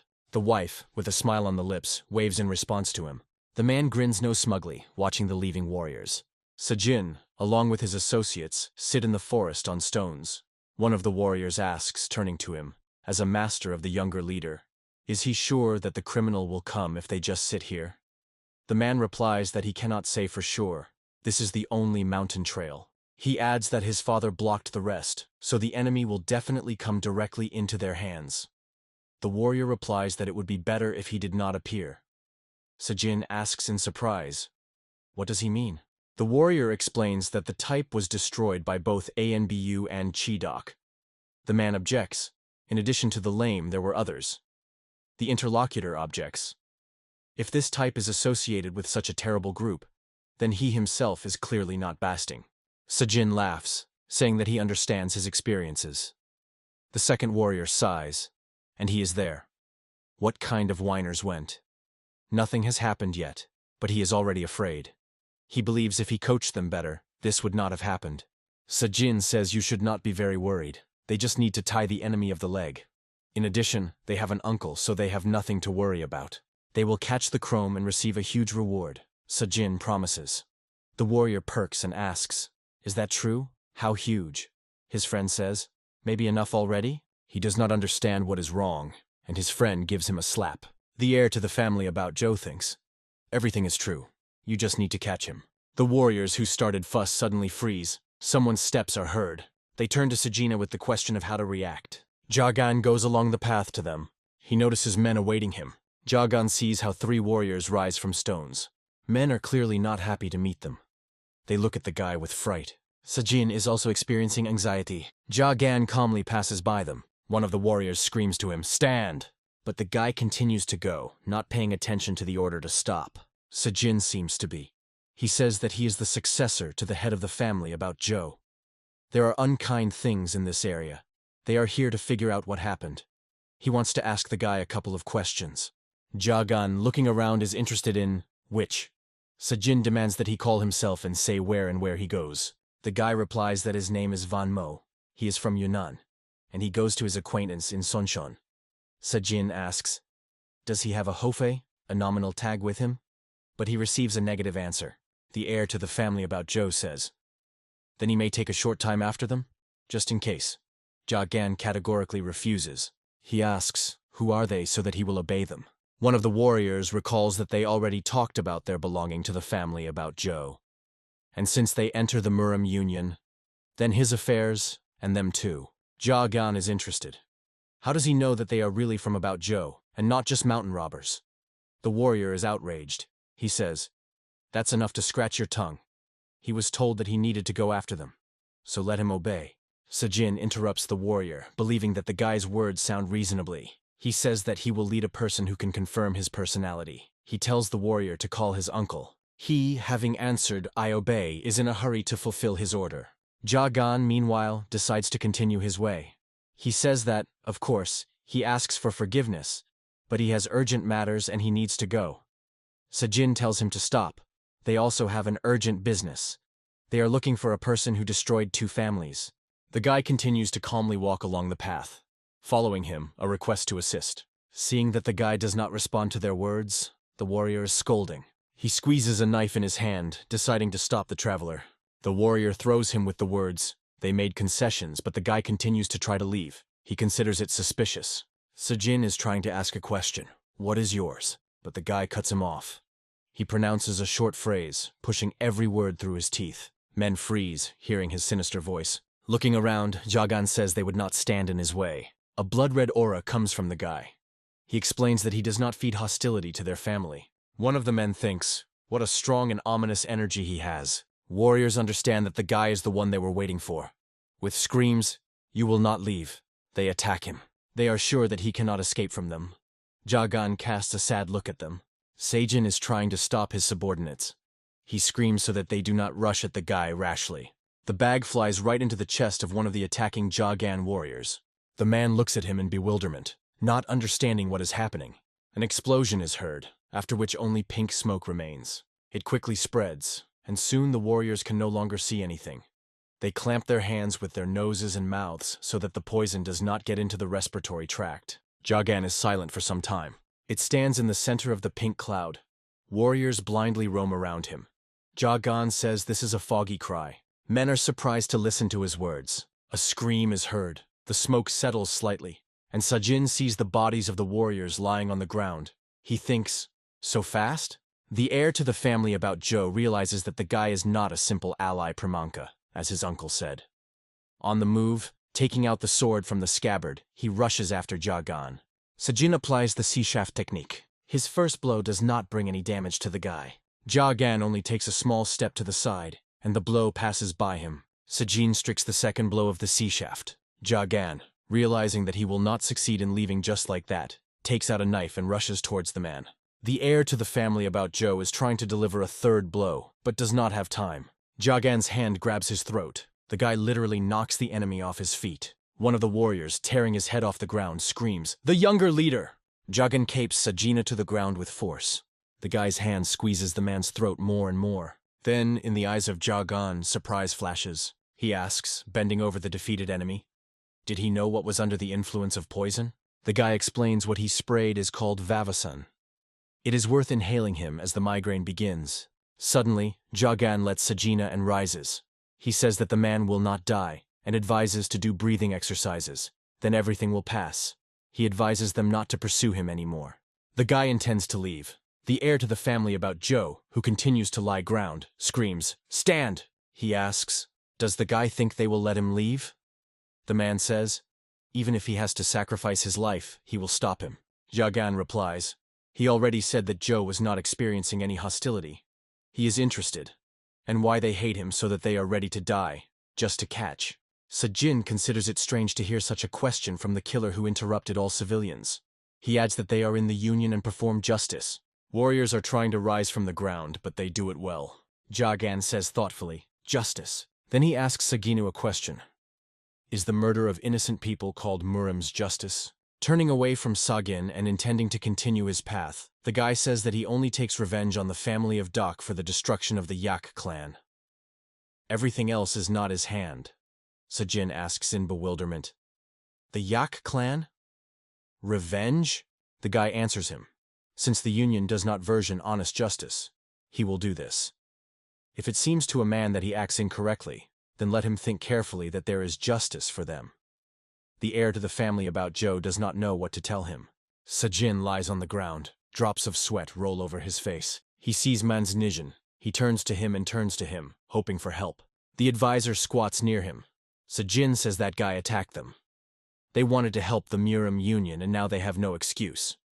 Man never wants to examine him first. He tells the warrior to bring a little water. When he runs away, in a hurry to fulfill the order, Man does not ask Seijin, well, how is he to him? The heir to the family about Joe is interested. Is Uncle sure that the guy is a villain? He says that incredibly sinister energy comes from the boy, but he did not look like a person who could harm others just like that. His goal is revenge on the family of Dok, so someone else killed civilians. Man does not ask, did he believe his words? He replies that he himself does not know what to think. It seems to him that everything is much more confusing. He believes that you need to figure out everything. The advisor cuts off him with a cry. How so? Cursing. Man does not say that the poison is fatal, and he cannot do anything. Then, closing his nose to Seijin's nose so that he open his mouth, Man does not force him to drink a pill. He is convinced that the heir to the family about Joe swallowed her. Bowing over Seijin, with a crazy smile on his lips, the advisor says, what will happen when he will not? What will happen to his father and people whom he knew? His child will have to live without a father. A dying man hears how Man no admit that he is to blame for everything. He should not have trusted this case of John. He miscalculated, and Sa-jin will now pay for his mistake. Leaning even lower over his victim, he asks, "Does that expression pulled the cat's tail and a lion appeared?" The advisor believes that Sa-jin is now like a cat's tail, and his death will call a larger predator to Yunnan. Watching how a young man dies, Man does not thank him for fulfilling his role. He says that now Sa-jin can calmly move into another world. The heir to the family about Joe hardly says he does not want to die. Before his mental gaze, the images of his father and wife stand. Only one thought beats in his head: he does not want to die. He calms down. His eyes are absolutely white. Streams of blood flow from the nose and mouth. Man, no. Covering his eyes, smiles smugly. The advisor goes to the mansion where representatives of the family about Joe await him. The head of the family about Joe, the sword of an immense village, Chu-hai and his daughter, in law, look at him with fright. Man does not carry the body of Sa-jin in his arms, covering his head with a handkerchief. Through the fabric, the facial features of a man appear. The woman becomes bad, and one of the warriors rushes to her aid. Chu-hei is in distrust, leaning over the body of his son. A cry, full of pain and despair, flashes over the estate. Continuing his journey, Jagan thinks that constant battles with the doc served him with a good training. He feels how more and more he gets used to using martial arts. He recalls a skirmish with people from the family about Joe. Compared to the enemies with whom he fought before, these warriors were not at all a problem for him. But something still bothers the guy. These warriors mentioned Murim. He doubts that the Union would react so quickly, because from the moment of reprisal against the ANBU have passed only a day. Jagan understands. If the Union really intervened, then probably they would not mention Joe. He concludes that they arbitrarily decided to deal with him, or someone made them do so. His hand clenches into a fist when he thinks that perhaps it was the one who constantly hides behind him and spoils his reputation and name. Jagana is angry that an unknown person plays them like a chip of changi, a board game common in Korea. He asks the question, "Who is this?" Chu-hei stands on the knees at the bed, where his son's body lies. He asks many Nems standing nearby, "How did this happen?" The advisor replies that not only his son died, but also the rest of the soldiers suffered the same fate. Looking at Sa-jin's face closed with fabric, he adds that perhaps the lame used some vile trick with poison. He says that knowing Sajina, he probably kept steadily. Chu-hei beside himself from grief. His trembling hands stretch to the body of his son. The head of the family about Joe cannot come to terms with the death of his son. He does not understand why fate punished him so cruelly. He repeats the same question all the time. Why did this happen? The man still does not believe in the reality of what is happening. Chu recalls that it is Man who is not guilty in this whole situation. It was he who persuaded him to capture the killers of the family doc. With rage, he rushes at the advisor standing next to him. But he sees that tears are not flowing down the cheeks. The advisor says that Sa-jin was to him as his own son. He adds, "If his soul is torn off like that, then what pain does Chu-hei experience his father?" His words disarm the head of the clan about Joe. His anger goes out. But Man never continues to say, "No one understands this." He asks to forgive him, and considers himself guilty. Chu-hei begins to deny his guilt, although a few minutes ago he thought too. Having lowered his head low, he admits that his greed is all to blame. And the man again asks the question, why right now? Man does not encourage his hand on his shoulder. The night comes. Silence reigns on the estate. Man Knobs walks around the yard. He grumbles. Here is a spineless person. The advisor argues. He had to give him to erase all who stood in his way from the face of the earth. He is perplexed. How can you be so indecisive when it comes to revenge? Then, smiling, he says, "Well, if Chu-hei does not pull the cat by the tail, then he will do it." He stops and thinks, where will their lion appear now? Province Yunnan, Panlong, headquarters of the dock. A silent servant appears in the room. He stands, dutifully bowing his head. A mess reigns everywhere. The table lies upside down on the floor. The chips are scattered. Vaijan thinks that Man No obviously said, Salsa will follow the Chechol San family. But in fact, he attacked ANBU. And how to understand this? He thinks, maybe Man did not just deceive them? Due to his false information, the scattered forces of the Anbu powerlessly fell in battle. Even if the warriors of the ANBU died, there was the head of their family, Queer Sleep. And he is not one of those who are so easily at enemy tricks. However, he died. Vaijan recalls the words of an advisor who says that the enemy needs to be surrounded from all sides. He asks a question. Maybe it was worth taking a risk and catching the enemy in the way proposed by Man No? But it's too late to regret it. Vaijan says, this is his order. He orders all the docks living in Junan. The general meeting is transferred to an earlier term. The servant answers, there is, and hurries to fulfill the order of Vaijan. A bird flies in the sky. A note is tied to her paw. Many such birds were released from Vaijan's mansion. One of them flies over the mountainous terrain. The arrow released by someone falls into the bird. She falls to the ground with a stone. A person approaches her. The man looking out the carriage window shouts that you need to hurry. He says that they should get to Panlong in 4 days, and at such a speed you can't have time on time. He asks, why is everyone so sluggish? Ahead of the carriages and behind it are ruined by the warriors accompanying it. The man says that they were told to prepare for the attack by Salsa the day before yesterday. And now they also posted a meeting, which was still a month. He adds, what does the Doc Vrasi think about? The head of the family Chol Sankangyu answers, does this not mean that the situation gets out of control?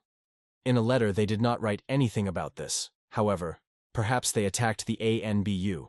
His interlocutor is unpleasantly surprised, he asks. To ANBU? Kangyu says, otherwise this old man who loves to play by the rules so much would not spoil his reputation. The meeting is organized to invite all the Doc families, but this time it is organized so that the Doc Valley show its power. He believes that, as it were, they were in no hurry. Caution will never hurt. The interlocutor is considering his words. Kangyu says, you never know what can happen. It is likely that they will be the next purpose of Salsa. They arrive at the inn. The head of the family, Chol San, believes that there will be no villages in their way for some time, so they should arrange a halt here. They enter the room. They are met by a friendly owner. The Kangoo satellite tells them to bring them soup with Sichuan beef and cook rooms for 20 people. Kangoo carefully examines the room. The owner puts a large plate of soup with the Sichuan beef on the table, which is famous for their tavern. The man says that this is the most popular broth with 4,000 aromas. He already has saliva. He asks the head of the family to eat too.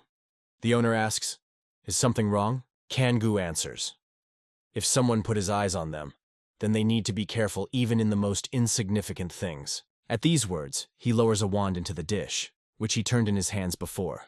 The man is surprised by his behavior. The owner of the inn is no less amazed at him. Kangya carefully looks at the plate, as if expecting something. He takes out a wand and thinks that there is no poison in the soup. The head of the family tells the satellite that now you can eat. The owner says that today he has an unusual guest. He leaves, saying if they need something then let them call. A servant is approaching him. Indicating somewhere to the side, he tries to explain something to the owner. He leads him to Ja Gan sitting at the table. The owner is interested. He has no money? Kangoo hears how he screams, and when the guy Puzo stuffed himself, he didn't think about it. He even knows how much he will have to pay. Then Yagan's voice comes. He asks for forgiveness and answers, it seems he was robbed. All the money that he had was gone. The guy promises that he will pay them. The owner sighs, which only eccentrics you will not meet. Jagan asks a man to show generosity this time. At the same time, the guy, although he is his back to the head of the family of Cholsan, is still trying to follow him out of the corner of his eye. Kangyu, no longer hiding curiosity, watches their conversation. Kangoo opens the doors and leaves the room provided to him for the night. Looking over the railing, he sees how Jagan wipes the table. From yesterday, this boy has not come out of his head. Looking at the guy, the head of the family, Chol Sun, notes that he has no lameness. But still he wants to somehow check it. Going into the hall, he says, turning to Jagan. This is the same guy who could not pay for food yesterday. The man asks, is he working here now? Jagan answers in the affirmative. He says that he was very ashamed of the owners of the institution. He complains that he did not have time to blink an eye, as his bag of money disappeared. Kangoo answers, unlucky. So unlucky. The head of the family Cholsan is interested. A guy from Kanho? Jagan answers negatively. He is a simple guy from the lower class. Kangoo says, annoying. It's hard for him to live. Jagan answers, not easy. If the day has passed without trouble, it is already good. The man is interested. And he did not try to become stronger? There is a good way to gain power, to settle for some family and study martial arts there. At the same time, Kangoo carefully monitors every movement and reaction of the guy. But he replies that he does not want to undertake that he is not on the shoulder.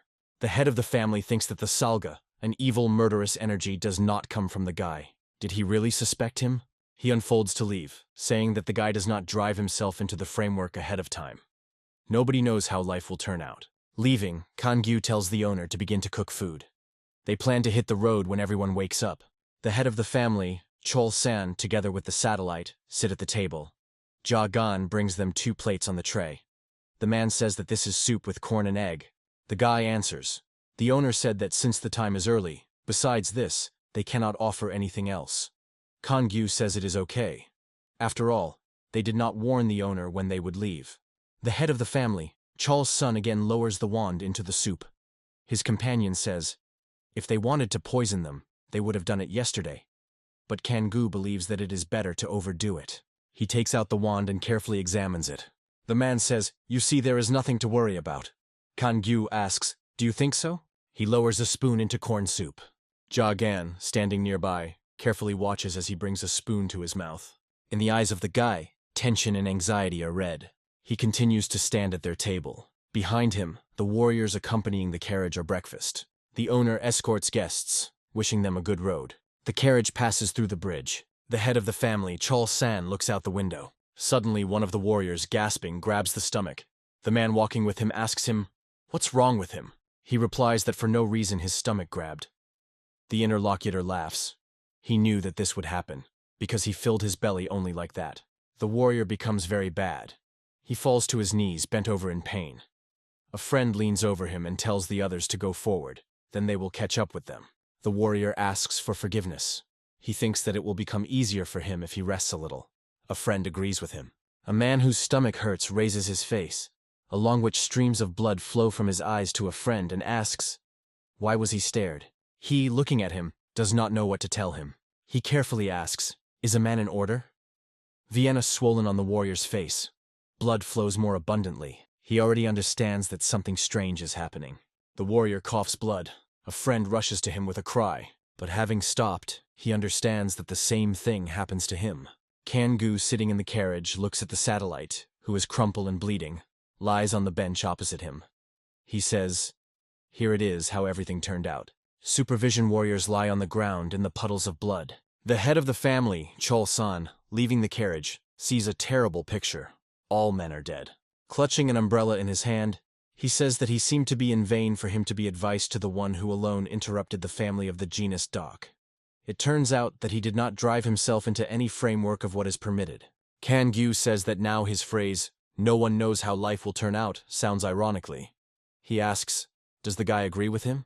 Ja-gan stands opposite the man. Between them are dead warriors. The head of the family, Chol-san, asks, why is he not lame? The guy answers, when he dealt with ANBU, he heard that he was nicknamed lame. Since its peculiarity was noticed by opponents, it was not difficult to pretend to be eager. Kangyu is interested. When did he poison them? At night he did not close his eye but checked the food. The guy replies that the matter was not quite in food, and to be more precise, then the devices that they ate were poisoned. The man is surprised. Now he understands why he did not find poison. It turns out that Ja-gan and got a job at work in order to crank it. He believes that it is simply incredible. Ja-gan admits that Yujan mixed them. This is a strongly acting poison that manifests itself a long time. It dissolves the intestines, as a result of which a person dies from internal blood loss. The head of the family, Chol-san, understands that he also did not stay long. Ja-gan wants to agree with him, but does not have time to finish the phrase. He barely manages to evade, otherwise the shot would smash his head, and so only the tree growing behind it suffered. Aiming from a weapon in the form of an umbrella, Kangyu shouts that he will end him before he dies. Ja-gan, armed with a knife, rushes at the man. He jumps back and says that the guy has an amazing reaction speed. He shoots again, but Ja-gan with a knife beat off the needles flying into it. The head of the family, Chol-san, smiling, says that this is only the beginning. He manages to injure the guy in the shoulder. Thin streams of blood flow from the nose and mouth of Kangyu. He says, this time, but the attack of coughing, which forced him to erupt blood streams from his mouth, does not allow him to finish. Ja-gan suddenly turns out to be very close to a man. He sticks a knife into the chest of the head of the family of Chol-san. He says, he knew that it would be so. He believes that this is a good death. The man, unable to stand, kneels. Ja-gan continues to hold a knife sticking out of the chest of Kangyu. He says that he will ask the last question. Who is he? The guy replies that he is the rank of Ja-gan, a descendant of the genus Yak. The head of the family, Chol-san, says, Rodyak, that's how. The guy says that they killed innocent people, took everything from them in order to increase their power. Taking out a knife from a man's body, he adds that now they must pay for their sins. He, wiping a knife on the go, is going to leave. The man after him says that he knows nothing. He asks. The guy, in fact, believes that the genus Yak was destroyed for no reason. Does he think they were not guilty of anything? Turning around, Jagan is interested. What does he mean? Kangyu replies that the destruction of the genus Yak was inevitable. The guy looks at the man in surprise. Jagan, returning to Kangyu, asks what he wants to say this. He replies that there is no smoke without fire. There is always a reason for everything. The man says that it was not worth blaming all sins of the doc alone. Their family is also guilty of what happened. The guy grabs the head of the family of Chul's son by the breast and says that he does not mix him. Neither members of his family nor people of other family Yak did nothing to earn such suffering. The man believes that he knows little about their clans. If he was about to take revenge, not knowing the whole truth, then he is like an animal that allows anger to master his mind. Jagan shouts to Kangyu tell him what he does not know. The head of the family, Chul-san, laughs with difficulty and is trying to say something. He pronounces, ironically. Jagan demands that he speak, but the man was already silent forever. The guy lets it go, and he falls to the ground. Jagan understands that the head of the family of Chul-san died without telling him everything he knew. He asks the question, does he know nothing? Did he just allow anger to manage him? His hand clenches into a fist. He believes that he knows everything. This genus Doc completely destroyed the Yak family. Jagan grabs his head. Thoughts dig in his head. He thinks that this is why he decided to become stronger and avenge those who killed him of the relatives. Its motivation is not an empty zilch to disappear after the words of some stranger. He decides to trust what he saw and felt all this time. The guy rises and decisively goes away. He prefers to rely on the power that moves him now. Man no stands on a thick tree branch. His face is illuminated by a joyful smile. A sad woman sits in the room. There is a voice that says that the woman in labor suffered a strong blow. The servant says Chu-hei, that he is very sorry. His granddaughter. The head of the family about Joe draws a bottle to the lips and takes a sip. Man doesn't ask. How long is he going to behave like that? Chu. He replies that this lame scoundrel does not even show his nose. And he still cannot find a way to drown out the pain. The advisor believes that the head of the family about Joe is time to recover. He says that he has an assumption who can be their enemy. Chu-hei is waiting for him to continue his speech. Man does not explain that after the Chidok family, 2 more families of Doc were exterminated. It may seem that the genus Doc has suffered heavy losses, but this is not so. The advisor takes a step forward, touching the empty bottle with his foot, and continues to speak. He recalls that he was going to convey them to the kind of inheritance of Chidok and Anbu. In general, unpleasant thoughts began to visit him, and he decided to check something. Man no say that the whole inheritance of Chidok and Anbu Union has already transferred the dock to the valley. This happened at the request of the owner of the valley of Vaijan. Chu-hei cannot believe what he heard. The advisor to the disposal of poisons continues to speak. Vaijan rejected his proposal to catch Salsa through the tactics of the environment, and, in principle, did nothing himself. Having received the inheritance of Chidok and Anbu, he became much more powerful. Moreover, the group of Salsa knows the area of Yunnan, so they managed to avoid the chase. But the poison, from which Sa-jin died, did not belong either to Anbu or Chidok. Man does not ask, so what can all this mean? Chu-hei begins to understand what the advisor is driving at. He asks, did someone help Salsa? Man no longer answers. Perhaps those who planned this whole circus was the Doc Vras. The head of the family about Joe refuses to believe it. But the advisor continues to say that Vaijan has always been a greedy person. He wants to dominate the whole Yunnan and break out to the central plain of China. He believes that now, having the inheritance of destroyed families, the valley may no longer position itself as a family on the outskirts, and they used the chrome salsa to take the eyes. Chu-hei is furious. He breaks the bottle that he held in his hands and screams, how could the Doc's valley could do this? They have never been at enmity before. The man does not notice that the fragments are injuring his palm. Man does not say that they act secretly, and probably do not want to leave witnesses. The head of the family about Joe asks, how could one do this with his only child? He even lost his granddaughter. Man, not with sympathy, listens to his words.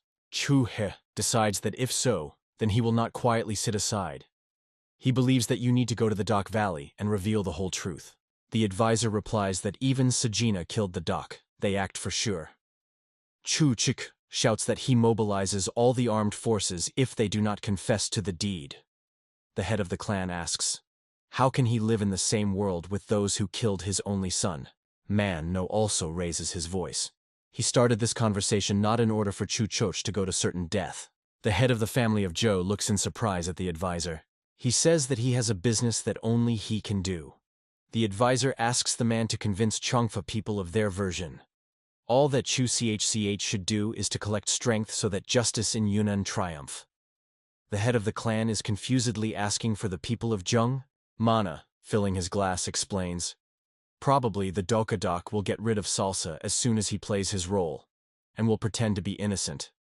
Therefore, before this happens, you need to catch the lame so that he would act as a witness to the atrocities of the Dak Valley. He believes that only by tearing them out with the root, they will be able to take revenge on Sajin. Man, without force, lowers the glass on the table, splashing the contents. Then he adds more calmly that he does not want Chu Che to follow his son to the next world.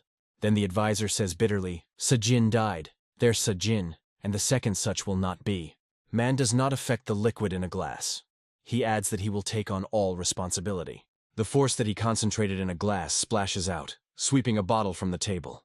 The head of the clan about Joe is struck by his capabilities. Mana, putting a glass on the table, says that he will give this alcohol and heads of the perpetrators to the grave of Sagin. Then, clutching his palm in a fist, adds, with his own hands. Tears flow from the eyes of Chu Chu. He pronounces the words of gratitude to the advisor. Man does not hug a man continuing to thank him. The eye of the man does not radiate complacency. Province Yunnan, Panlong, headquarters of the dock. Vaijan sits in the room. In front of him on the table is a lit candle. His eyes are closed, and a light haze curls around. He thinks that of all families of the dock of 3 generations that led Yunnan, only they remained. Now, when there are no one stronger than them, threats rain down on them. Then he miscalculated. It was necessary to act more deliberately. A follower of the family about Joe accuses them. Small and middle families Yunnan, which all this time have been under the pressure of the power of the Dak Valley, thanks to Joe, begin to feel more confident. They are talking about some kind of friendship there, although they themselves are nothing more than disgusting people who want to benefit from the weakening of the dock. Vaijan thinks that no matter how they lift up, their valley is so easy not to crush. A voice is heard from behind the door, being interested in, is he ready? Then the servant reports that everything is already assembled. Vaijan rising from his seat. He thinks that the inheritance of the Anbu and Chidok which the Union gave them will help him suppress all other dock families in Yunnan. He leaves his room. Approaching the door behind which the people waiting for him gathered, he hears the servant announces that the head of the Dock Valley was going on. Going out to the porch, he sees the area filled with the row of the soldiers.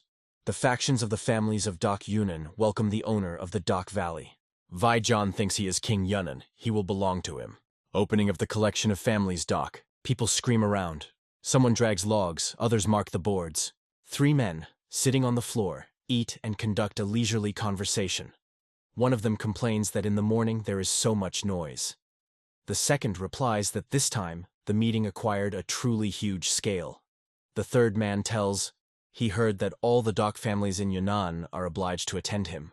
One of them says that the earth is on his feet under his feet. Still, the strongest 3 of the dock families is almost exterminated. After all, with a construction site, they rush them in order to demonstrate his greatness. A friend asks, he forgot where it works? Such conversations are troubles with yourself. Anyway, if he has so much time for chatter, it is better to finish with food as soon as possible and go to work. The one to whom he turned to briefly replies that he understood everything. A man with a plate in his hands calls Ja Gan, who at that time is on the roof of one of the houses under construction. Noticing the guy, he says that he was going to eat. He was also hungry, probably. Ja Gan thanks him, but refuses to leave his place. He says that it will cost. Construction is in full swing.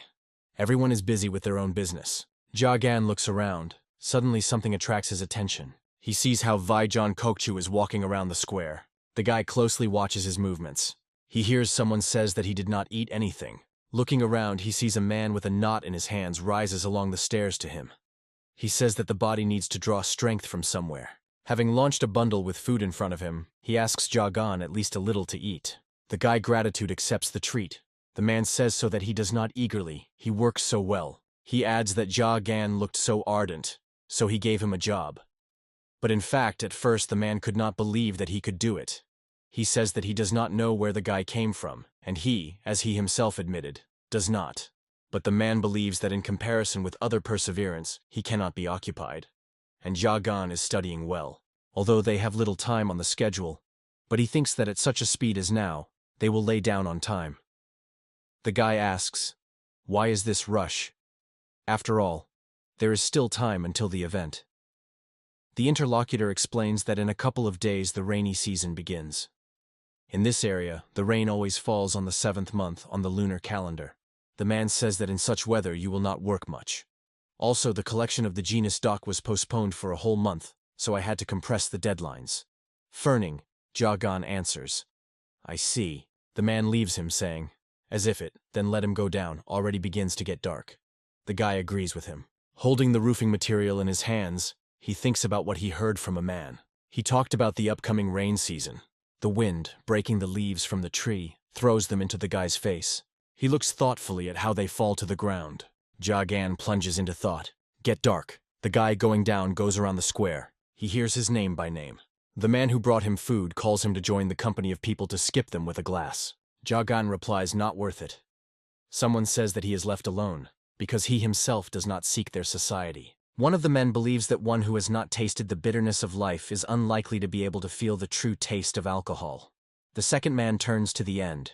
The person who called the guy asks. He again for his own, hesitated to be curious. Memories are evoked. He advises him to shut up. The guy hears their conversation and changes his decision. He comes up and sits next to men. He looks around all those present. Men are silent for a while. After all, they believe that he, out of pride, neglects their society. The guy, taking a bowl, says that he does not have weakness for alcohol. One of the men pronounces, he did the right thing, and so it is necessary. Now at least it looks like they are working together. Where is it visible that a guy who is already over 20 refuses alcohol? After some time, Jagan helps the end to go home. A person who has a person asks, maybe this is the power of youth? How many cans do the guy need to drink to get drunk?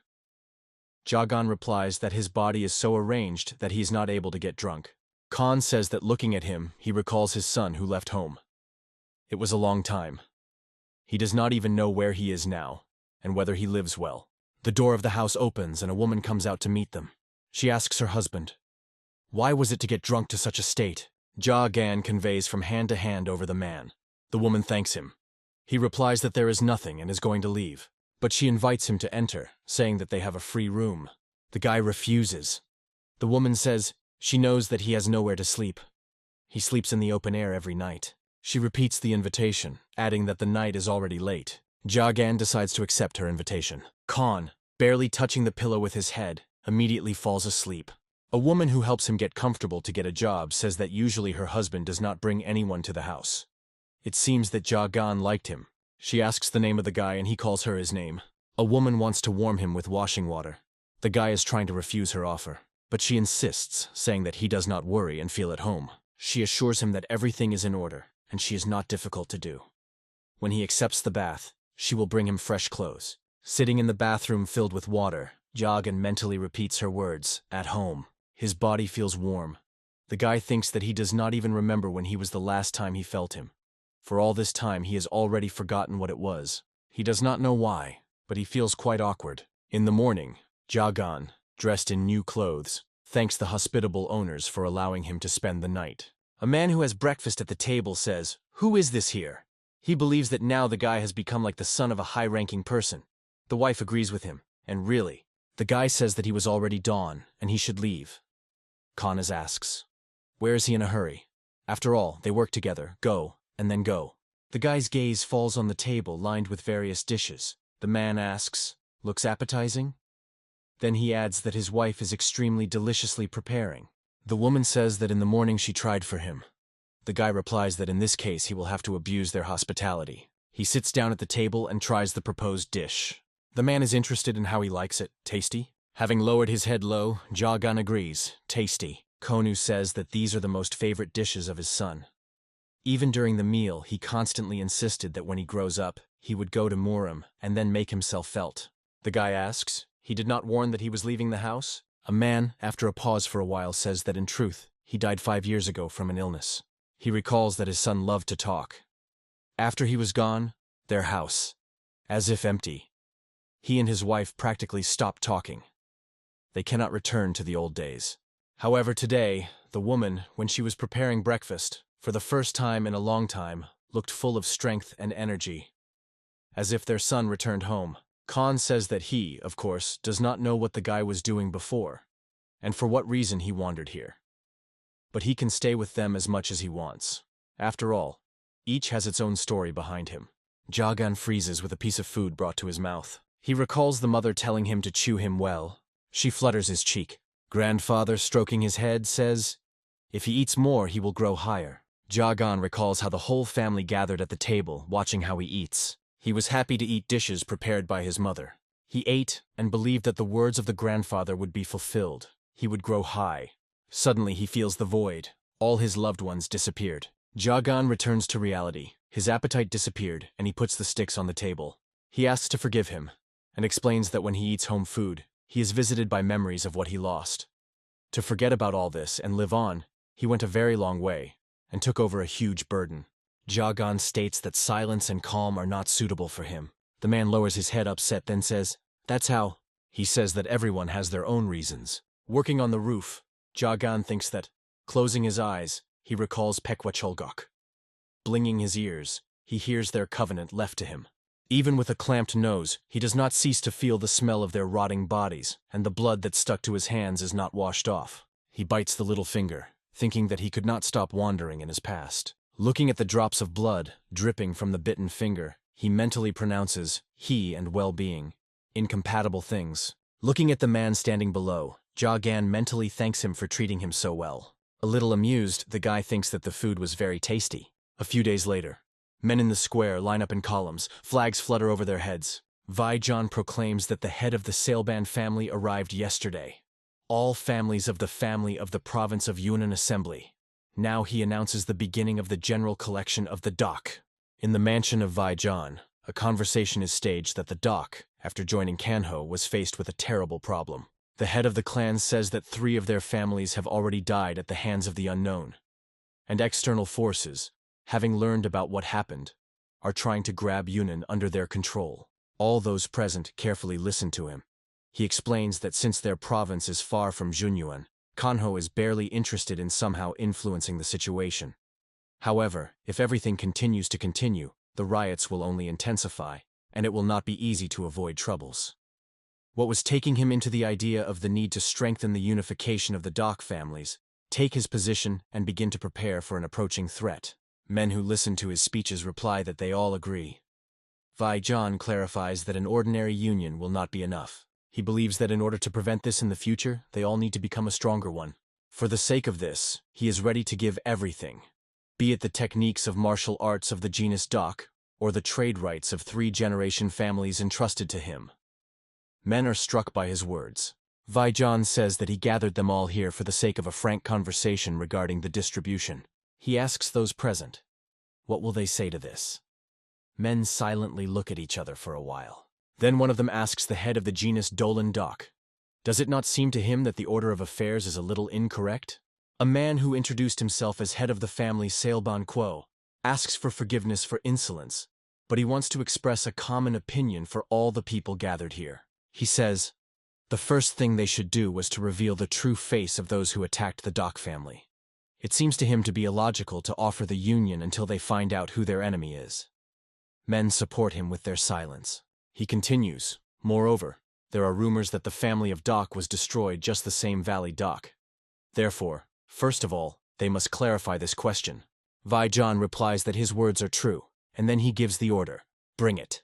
All those present are around the stretcher on which the bodies of people covered with fabric lie. Vaijan invites men to look at them personally. Throwing off the fabric from the face of one of the corpses, he groans quietly. The head of the family of the Doka Valley explains that these are the corpses of people from every deceased family. Vaijan says that among them there is even but Yuk is his right hand. They can study them enough until their suspicions are dissipated. Then the old man adds, however, if they still have the slightest suspicion, he will take all the responsibility and will commit suicide in their eyes, poisoning himself. Vaijan stands on the sidelines while those present examine the bodies. He says that even poison is inherent in the concept of Taoism. Since there is Tao, there is also the genus Dock. While men study the corpses, He explains to them that Salsa used different poisons on each family. In addition, their method of mobilizing forces was low to wildness.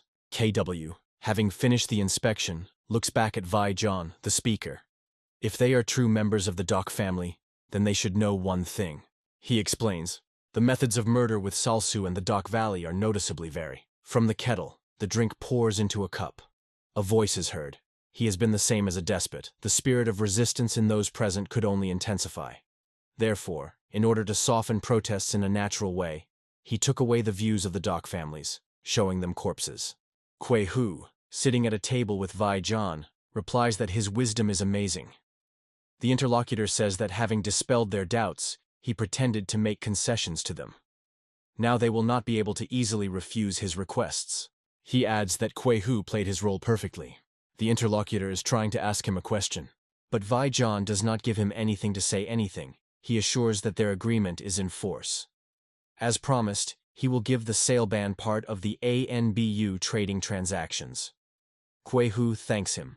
He believes that his question may sound boldly, but still he is forced to ask him. Why does Vu John not ask for help from the Union? He replies that feud reigns in Kanho. Therefore, to unite with the Union now is the same as putting your head directly in the wolf's mouth. The interlocutor objects, because there is also a Sashun, the relationship with which the Doc Valley is very good. The old man replies that he does not understand something. Scooping with her is the same as trying to escape from the wolf, eventually stumbled upon a tiger. Many number. Dropping onto the roof, he looks at the light Doka light burning in the mansion of the head of the family.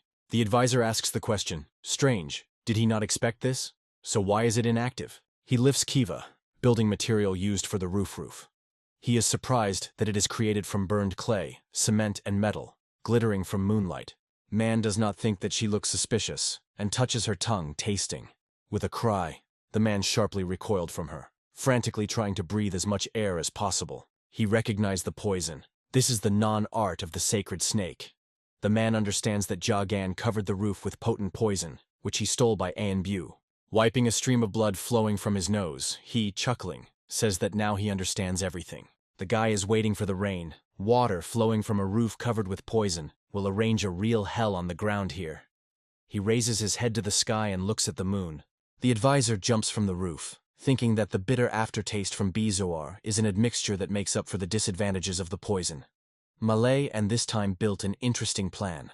Mentally, man does not promise the guy that everything will not go as easily as he planned. Walking down the street, the man says that this time he will add a fraction of drama to the plan of Jagan. He already represents his confused appearance, and his heart begins to fight like crazy. The advisor chuckles quietly. Morning came. The sun generously gives light and warmth belonging to Vi John. Again, everyone gathered in the mansion of the head of the family of the Doka Doc. The old man, turning to those present, says that everyone remained with his own. The head of the family about Joe stands at the grave of the son. Looking at a small mound, he mentally builds a plan of revenge.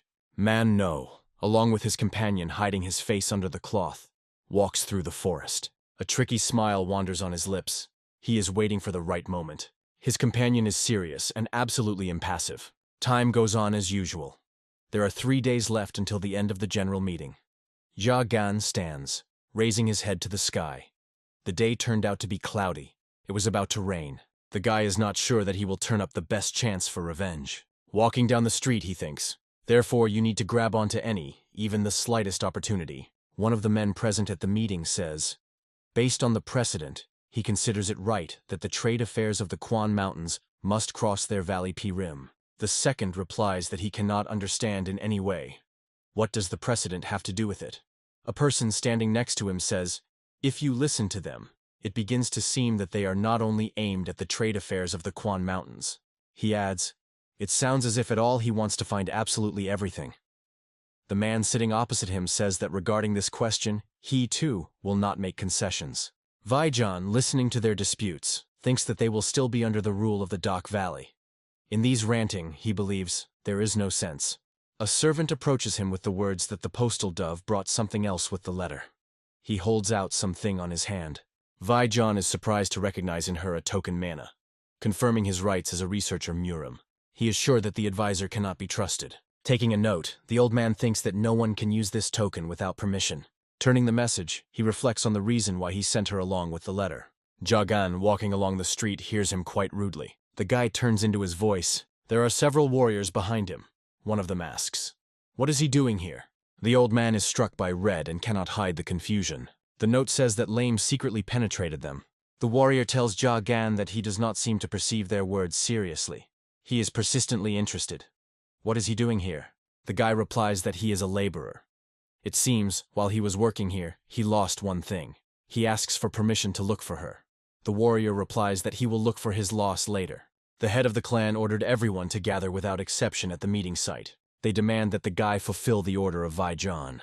Jagan is forced to obey, and now he stands in the crowd among other people gathered here by order of the head of the clan. The crowd is surrounded by armed warriors. One of them, climbing the steps, orders them to shut up and maintain silence. He says that thanks to their efforts, an important event takes place without any interference. Therefore, Mr. Vaijan wished them to personally express his gratitude to them for hard work. The old man, accompanied by all participants in the meeting, personally goes to the gathered people. He pours drink into the bowl, saying that he will spill this wine with his own hand. Then the old man tells everyone in turn and taste his treat. Those present do not understand what is happening. This has not happened before. But the warrior is already pushing one of the men to Vaijan. He, the timid, does not dare to step towards the head of the clan, surrounded by venerable guests. The old man asks him not to worry, and the man is quite timid approaching him. Vaijan holds a bowl filled with wine. He accepts the treat and devastates the bowl. Vaijan is interested. How does he like the taste of wine? He, with some surprise, silently looks at the head of the clan, and then he replies that the wine is very tasty. Men in the crowd relax a bit, realizing that nothing terrible will happen to them. The voice sounds, so the next. Jagan thinks that from what is happening, it blows with show-off. He is sure that something is behind all this. Suddenly, he guesses why the old man arranged this performance. To taste alcohol, you need to approach Vaijan. These 20 steps will be enough for him to check something. And he understands that the head of the clan wants to make sure if a person is lame. People are rushed, ordering not to waste time. Jagan thinks this is a failure. They learn that he was here. Meanwhile, they tell him that he is the next. He understands that all the eyes of those present will be directed at his feet. No matter how he tried to imitate a normal gait, it is impossible to deceive such a large number of high-class masters. He is ordered to go. The guy feverishly thinks what to do. What should he do? Jagan is again persistently ordered to go. The guy never decided what to do. The situation seems hopeless. He raises his face to the sky, and with disappointment understands that the rain has not yet begun. The warrior rinses him, driving him faster. Jagan understands that there is no way out. He will be able to escape or delay time. He is ordered again to hurry. The warrior, heading for him, is already reaching for a sword. Meanwhile, a man stands in front of Vaijan, waiting for treats. The guy decides and goes to the head of the clan. He thinks that there is no other option, and he will have to go on a frontal attack. A warrior holding a sword in his hand says, "Look what he is doing." Vaijan, watching what is happening, screams, "Enough!" Jagan is approaching the head of the clan who is waiting for him. He stands opposite Vaijan, who is staring at his face. The old man says, "It is you. The one who is eager to destroy the whole genus, Doc?" The guy, boldly looking into his eyes, answers, "And this, then he, the one who actually leads the families of Doc in Yunnan." Having frowned, Vaijan replies that he was in a way of arrogant mallet. At first he, as a rat, was hiding in their valley, and now he is making himself a master? He asks, for what purpose did he come here? Jagan calmly replies that he is here to kill everyone, including the head of the Doc Valley. For a while, complete silence reigns. Then Vaijan begins to laugh. He asks, "Everyone heard? The boy said that he came to tear their heads." He breaks the laughter and looks at the guy intently. Then he invites him to try to do this. In the hands of Jagan, a knife immediately appears. But thrown by someone's hand, the dagger makes him recoil from the old man. The warriors standing behind are rushing to him, screaming, so that he does not hope that he would get away with the attempt to the life of Kokchu himself. The participants of the meeting also grab onto the swords and shower the guy with abuse. But Vaijan tells them to stop. He offers to watch first. The armed warriors are already very close to the guy. With a knife, Jagan blocks the blow of the sword. In the other hand, he squeezes the needles of Fajol. He throws forward his hand in which the poisoned needles are located. His opponent issues a slight cry. Jagan managed to hook him. The warrior falls. The second man manages to recapture the needle flying into it. He attacks a guy who barely manages to dodge and avoid a deadly blow. Out of the corner of his eye, The warrior notices that Ja Gan is approaching him, clutching a knife in his hand. The guy blocks the dagger in his back. The warrior does not even have time to cry out. His mouth is filled with blood. Ja Gan deeply drives the knife into the enemy's body, watching warriors show off his insults. 4 men armed with swords step on Ja Gan, clutching a knife in his hand. A man with an unusual decoration on his neck tells Vi John that he cannot look at how the guy lifts up. His patience burst. He is in a hurry to the battlefield, clutching one of the nuclei in his hand, which, like beads, hang on his neck. The man says that he, the head of the Kuyu family, will fight him. He throws the core up, and then directs him towards Jagan. This technique is called 9 Shadows of a Sacred Palm. In the direction of Jagan, a cloud of burning drops rushes. The head of the Kuyu family says that this technique is a secret weapon that uses acid of poison, of coastal plague. One touch is enough for the guy's skin to crack. Jagan is trying to come up with a way of protection. He grabs the body of a warrior lying next to him and hides for him. The skin of a dead man and his clothes turn into shreds. The guy throws the corpse away from himself and rushes to the attack. Kwehu clearly did not expect such agility from him. He is surprised to look at Jagan, who is already next to him. But the man manages to react. He holds forward his hands, turned his hands to the enemy, and screams, "It will not work." He hits the guy concentrated in his hands with energy, and he flies back. The head of the Kuyu family observes how he falls on the floor away from him. Smiling joyfully, he, already anticipating the victory, is preparing to deliver a decisive blow. But his mood changes dramatically when he understands that needles stick out from his palms. He does not understand when Jagan managed to do this. The guy, sitting on the floor, looks at him from underneath. The men behind the head of the clan also want to join the battle. Vijan says thoughtfully, "How strange." Jagan rushes towards the men attacking him. Vijan takes a step forward and says that this is really strange. He admits that the guy is moving well, but he represented his skills much more formidable. He asks the question of Jagan, whom several men were thrown to the floor, and sending swords to him, they do not even let them move. The old man asks, "Who is he?" Vijan says Jagan. He did not expect that the guy's skill was so worthless. The old man puts his hand on the captive's head and asks, "Is it really a weakling like him to tear his limbs and head to people?"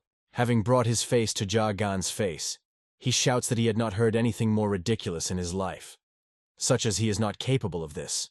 He is interested. "Whose hands is this business?" he asks, who was standing behind him. But the guy only silently looks into his eyes. The old man requires an answer.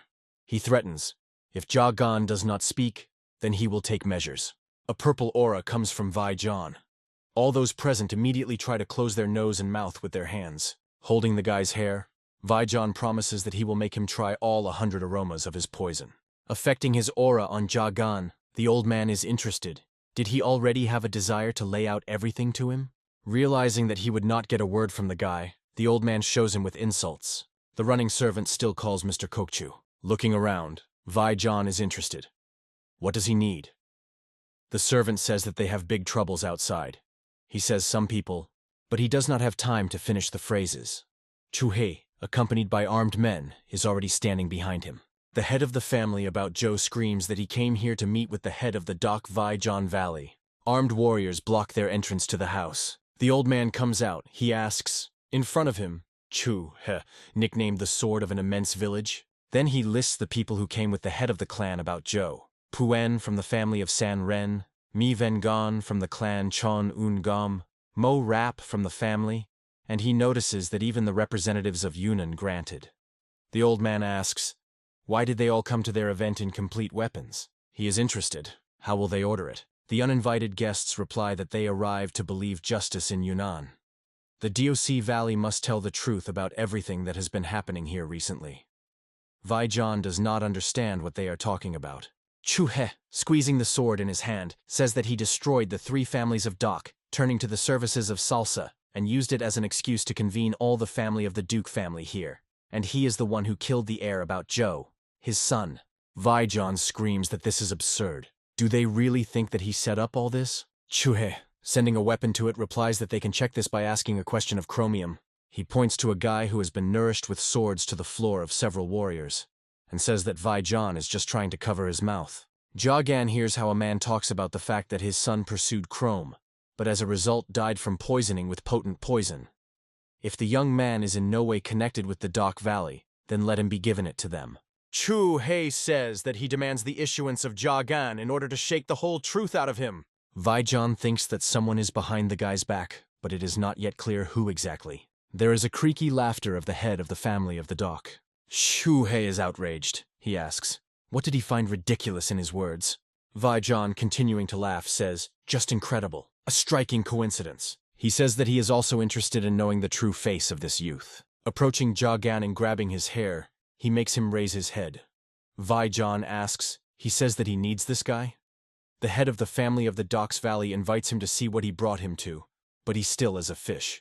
He says to the men who came, and after all this they are, and accuse the Dock Valley in connection with the lame. Without letting go of the guy's hands, he declares that now everything is clear to him. Those who use the lame are just its prosecutors. Men begin to be indignant, accusing Vaijan of falling from a sore head to a healthy one. They consider his behavior arrogance.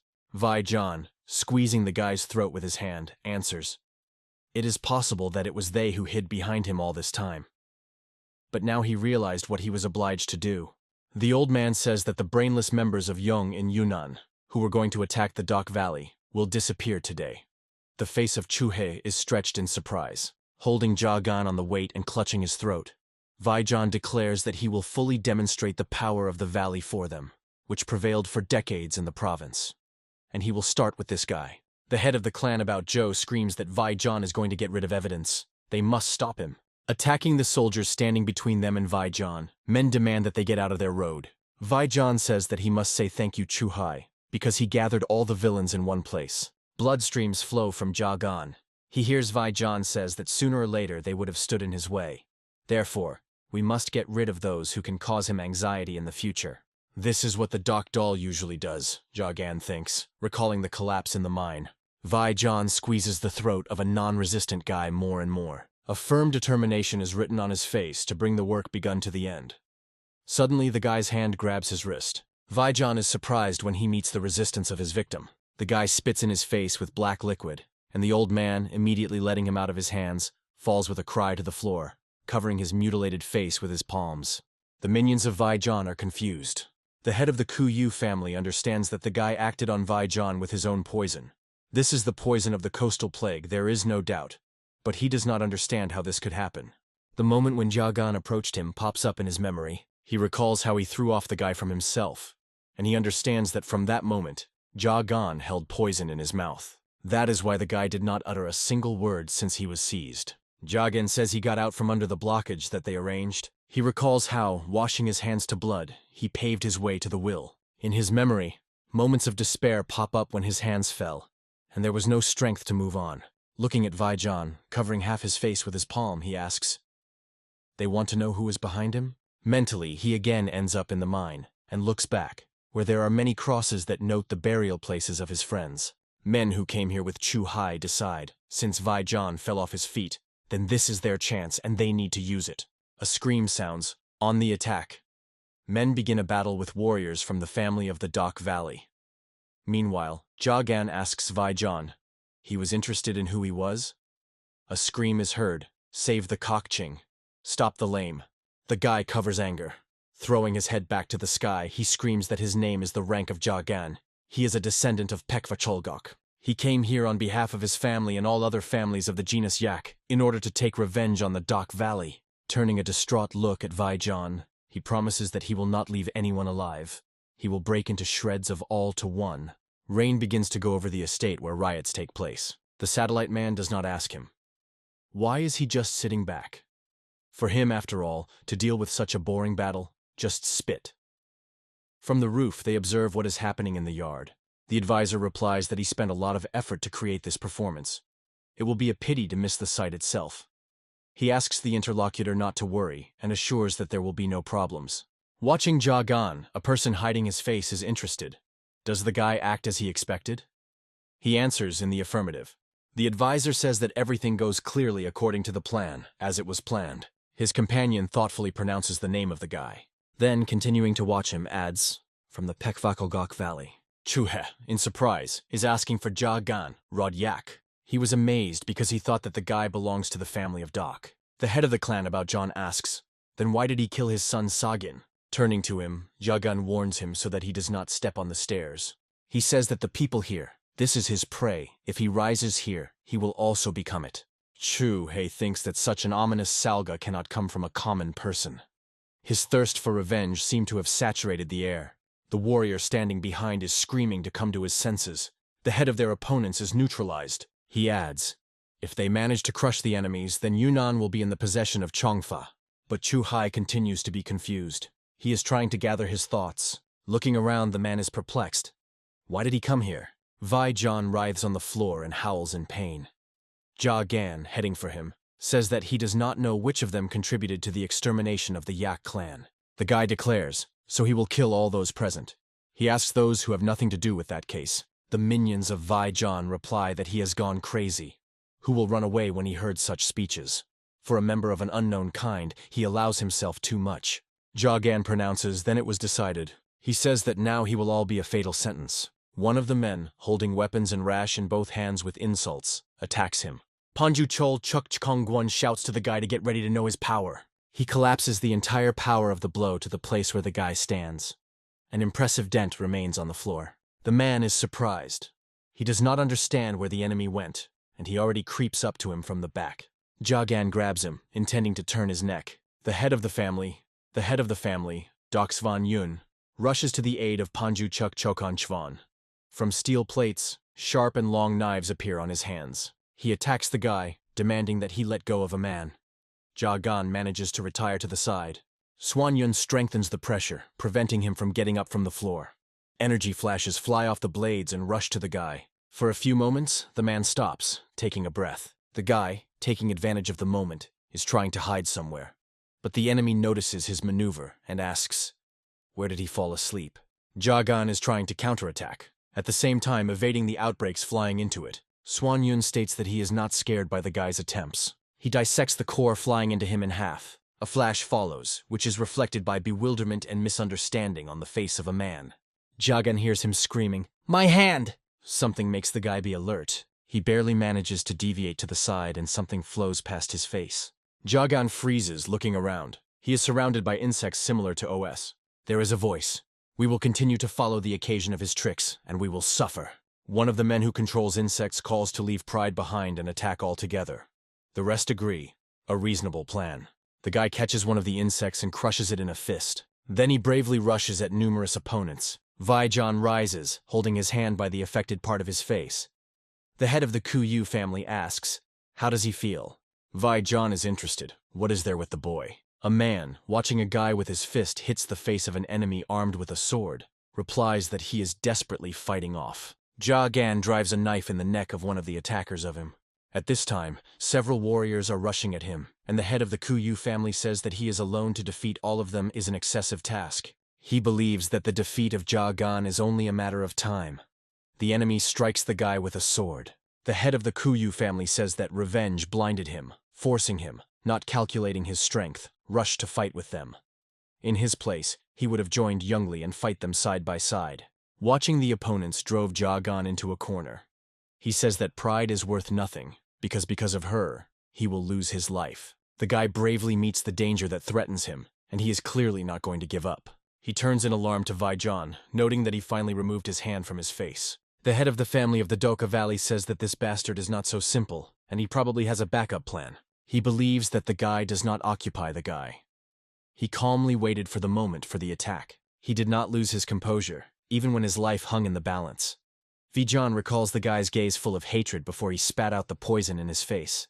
The old man understands that when Jia Gan is a chance, he just doesn't let him go. If he began to act, then he is confident in himself 100%. The head of the Kuyu family asks, what other plan can a guy have? Cursing is heard. One of the men raised his face up and water flowed right into his mouth. The roof of the house flows, and does not become an obstacle for the rain. The man continues to stand motionless, catching raindrops with his mouth.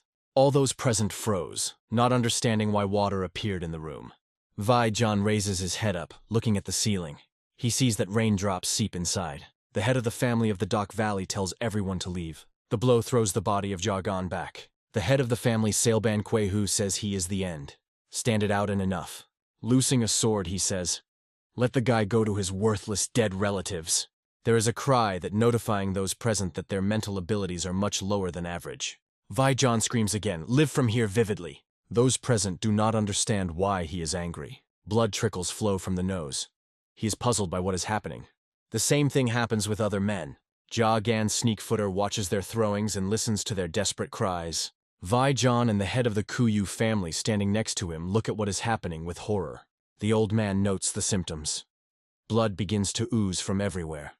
The body paralyzes, breathing stops, and as a result, death occurs. Jagan confirms his guess. This effect of the absolute poison snake of blinding divine water. The wounded guy stands proudly straightening his back. Looking at the opponents who crouched on the floor, he says that he warned them. The faces of men are stained in the blood. They experience strong torment. Jagan recalls what he told them. They will all fall in front of him. Jagan stands opposite Vaijan and the head of the Kuyu family. Around them lie on the floor of the other men.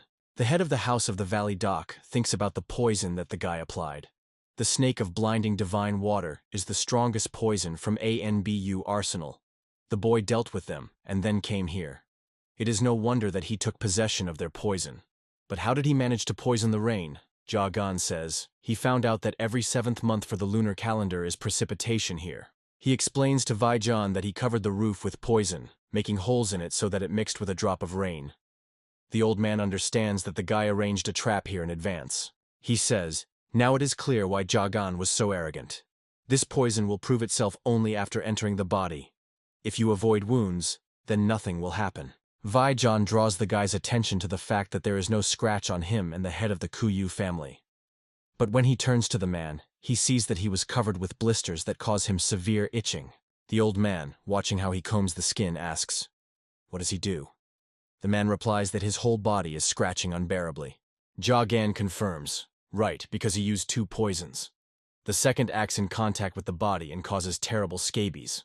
As if in confirmation of his words, the head of the House of Kuyu, continuing to tear his skin with his nails, publishes a scream full of pain. Vaijan, looking at his torment, requires him to stop, but the man does not pay attention to him. He continues to scream, deeply digging his nails into the itchy skin. Jagan says that he used the seeds of the ginkgo tree peel so that the second poison was able to penetrate the body. The old man cannot believe his words. Is he asking for ginkgo, the most ordinary wood fruits? The guy answers, "Ordinary or not, they will destroy them for the arrogance." Jagan says that it is already over for them. Vaijan thinks that he restrains the poison with internal energy, but this is his limit.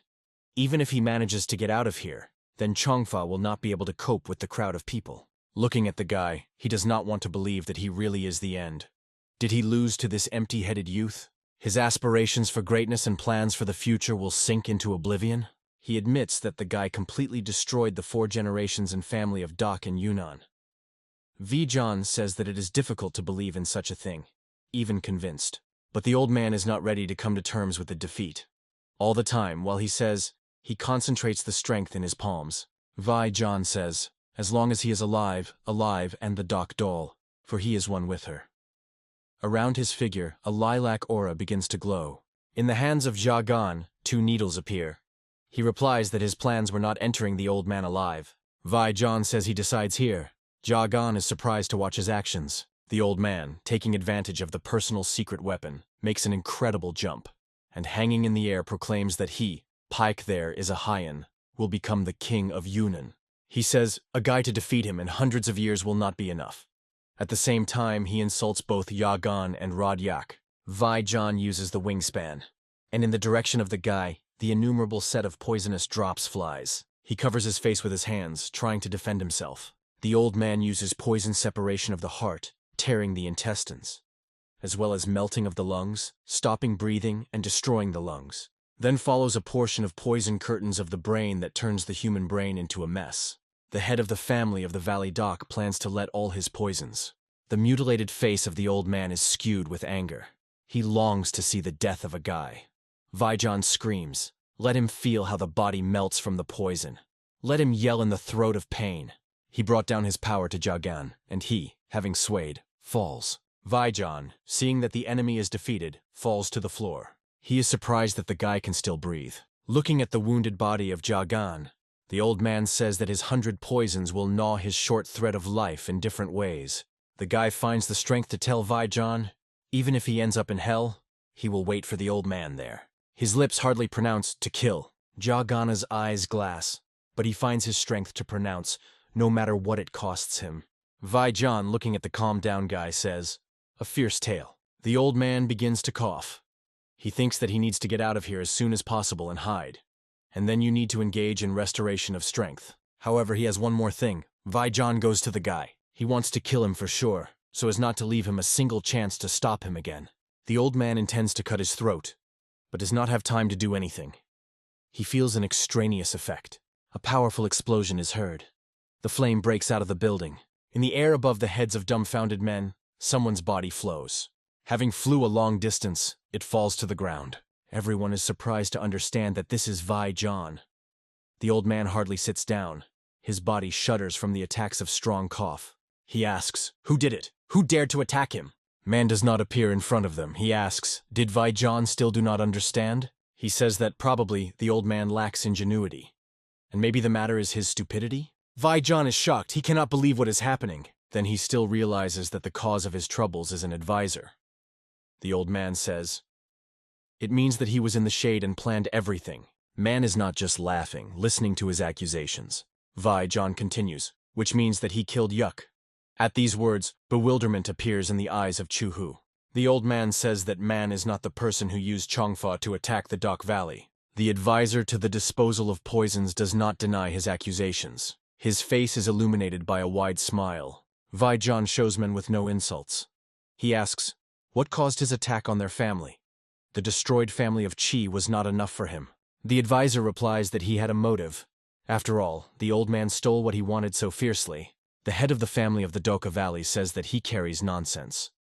Man does not specify that we are talking about Chrome. He explains that this guy wounded his eyes and leg. And 8 years ago, on the orders of Vaijan, the young man was Zetapan alive in an underground mine. The advisor is interested in the old man. Does he recall? He exhales with distrust. Come on. He says that he does not believe his ears. It cannot be. It turns out that this little man is this guy. Man no longer answers. That's right. The advisor explains that Jagan was thinking about revenge for thousands, no, tens of thousands of times. He dreamed about this all 8 years, while he broke his move out of the depths of hell. Man does not think that the guy turned into a monster. He was born for revenge. He is a ghost of retaliation. If the genus Doc is falling from his hands, justice will triumph. The advisor admits that he has become a monster, but Jagan believes guilty of this. The boy is hateful to him, just like Vaijan. All these years they were lived in anticipation of revenge. The man accuses the head of the family of the Dak Valley of that he twice spoiled his plans. Did he think that after such a man would not be angry? Vaijan believes that he survived the mind. He asks, was it worth it because of such a trifle to turn their family into what is left now? The advisor replies that the guy is not the time to die. He plans to bring him to despair with his own hands, which he hitherto did not know. And such as Vaijan, he will not take this opportunity from him. He adds, and indeed in comparison with future plans, the destruction of the Dak family in Yunnan is just the beginning. The old man asks, what did he think of? But the satellite of Man does intervene in the conversation. He says, enough. Too much chatter. It's time to finish. Man no politely asks for forgiveness for expectation. He says that he did not even notice how he was carried away. Vaijan is perplexed. When this man managed to appear behind him, its internal energy is not like others. It seems to be blocked. It can hardly be caught. In Yunnan you can't meet such a thing. The old man thinks that it could not be otherwise. Man no crazy and lost his ability to think. Alone, without protection from the side, he would not have created this. Vaijan asks, did he stay in the shade with Man N? He asks him to reveal his personality. He is interested. Why? The old man acquires a purple hue. He says, with the fact that in front of him is the head of the Dak Valley. Then he asks, will he continue to be silent? Around a man with a closed face, an incredibly powerful red-black aura flashes. Vaijan is impressed with his power. His weak flashes of energy is nothing compared to the power of this warrior. A person hiding his face behind a piece of fabric asks, is that all that Yunnan is capable of? The old man is amazed. He thinks, how is it possible? Does he push his toxic energy? Man no, heading for them, says that you should not arrange a battle. He himself will figure it out. Vaijan thinks, such a fierce poisonous energy brings him memories. Yes, he no longer has doubts. He, turning to an advisor, showers him with insults. The old man says that man was not at Yunnan too. He lived here. He asks, how could they betray them in his province? He even betrayed Sichuan. Man doesn't tell the companion that because of his poisonous energy, the old man did not understand anything. The man says, if he could carry out what he wanted, he would not have done Junin. There is too much noise from Vaijan, he believes, and decides that it is time to send the head of the family of the Daka to the next world. He raises his hand to give the command to destroy the old man. Suddenly, someone grabs him by the wrist, not allowing him to lower his hand. Looking around, man does not see Chuhei in front of him. The head of the clan about Joe asks how to understand him. Revenge? Sichuan? The advisor's companion silently looks at him, waiting for the team. Man does not put his hand on the shoulder of a man. He himself, not fully believing his words, says, Sajina killed not Lame and not the Dock Valley? Man no, calling him a brother, says, what joy that he is still intact and unharmed. The advisor continues, he just needs to tell him that he had not happened before. Chuhei asks, what does he mean? Man no replies that Vaijan did not lie. Sajina did not kill the Dock, and Lame did not use poison on it. The head of the clan about Joe, already suspecting the answer, asks, then whose hands is it? The advisor calmly answers, mine. Chuhei cannot believe the words of Man no, the person to whom he trusted. The advisor, as if enjoying the effect he had made, repeats, this is really he killed Sajin. The warriors surrounding them are no less than Chuhai. They even ask again, is it really him? They are interested so because of what they went against the Dock Valley. Even in jokes you need to know the measure. Man no longer calmly answers. They wanted to get the property of the Dock Valley, and therefore followed here, did not. The revenge for Sajina was only a pretext, he believes.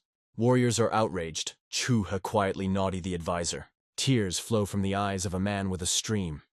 He asks, is that true? He begs man not to say that he is lying. He probably just made a reservation. Then, clutching his hands into a fist, he adds, otherwise, he does not even know what he will do with him. Man no replies that he understands his feelings. It is difficult to maintain the sobriety of reason, standing right in front of the enemy. He revealed the truth about the death of Sagin out of pity. After all, it would be dishonest to leave him in ignorance before his death, right? Revenge is his right. He is free to do everything that he considers necessary. No one will dissuade him. Chuhei is trying to pull the sword from the scabbard. He asks, why did man do this? He replies that this was his plan from the very beginning. The advisor, grinning, says that the revival and collapse of the family about Joe is just part of his plan. Having exposed the blade, Chuhai, distraught with rage, attacks Man no, but in one movement of the hand, the advisor decreases the head of the clan about Joe. Warriors rush to him with swords in their hands. Screams are heard. How did he dare? Man does not hear men shout that he has no forgiveness. In the courtyard of Vaijan, an explosion is heard. When the smoke was dissipated, only Main survived, his companion and head of the family of the Dock Valley. Vaijan, lying on earth, thinks that the genus Dock Yunan and Jungfa people will be buried here. Because of this, a large commotion will rise in Kanho. He cannot even imagine how the man will not use the situation. The old man laughs softly. The advisor is a little surprised. He asks, Vaijan lost his mind before his death? Why is he laughing? He answers, he cannot believe that this is the end of Yunan. Too unjust and sad to be true. He believes that man is no madman. The advisor puts his leg in his head. He asks, the old man only now understood this? A puddle of blood spreads on the ground. A man with a closed face says that the matter has been done and he should go. Man no longer answers. Good. And he asks to put in a word for him in front of the elder. He says that he also needs to slowly go to the Hoguan fortress and report what happened. A person is interested in. He will not make stupid things, because of which he will then worry about the consequences. Man is no asking for consequences. Then he mockingly grunts. He replies that there is nothing to worry about. He will cope. The satellite leaves the advisor. He thinks over his words. He believes that those who hold something in this world are afraid of consequences. And in 8 years, he has no affection left. He enters the room, stops. Then he pronounces, a lot of time has passed. Looking at the wounded guy lying on the floor, the advisor says, I was waiting for you. He continues to stand over Jagan, carefully looking at him. Man no, looking at the guy lying unconscious, says, Your path was unimaginably long. He says that 8 years ago, Jagan, while still a puppy, fell into the depths of hell, got out and crushed those who eradicated his family. The advisor believes that a simple person and imagination would not have been enough for such a thing. He is proud of a guy. He asks, how did the years spent underground go? How did he live there? While the guy was not there, he visited many places of their such amazing and immense world. Man gets a long needle, saying that sometimes he really wanted to sit with him at the table and discuss everything that had time to happen at the bottle. He regrets that this never to happen. The advisor drives the needle into the crown of Jagan. He asks, the guy also feels how many Doc is hiding behind his back, right?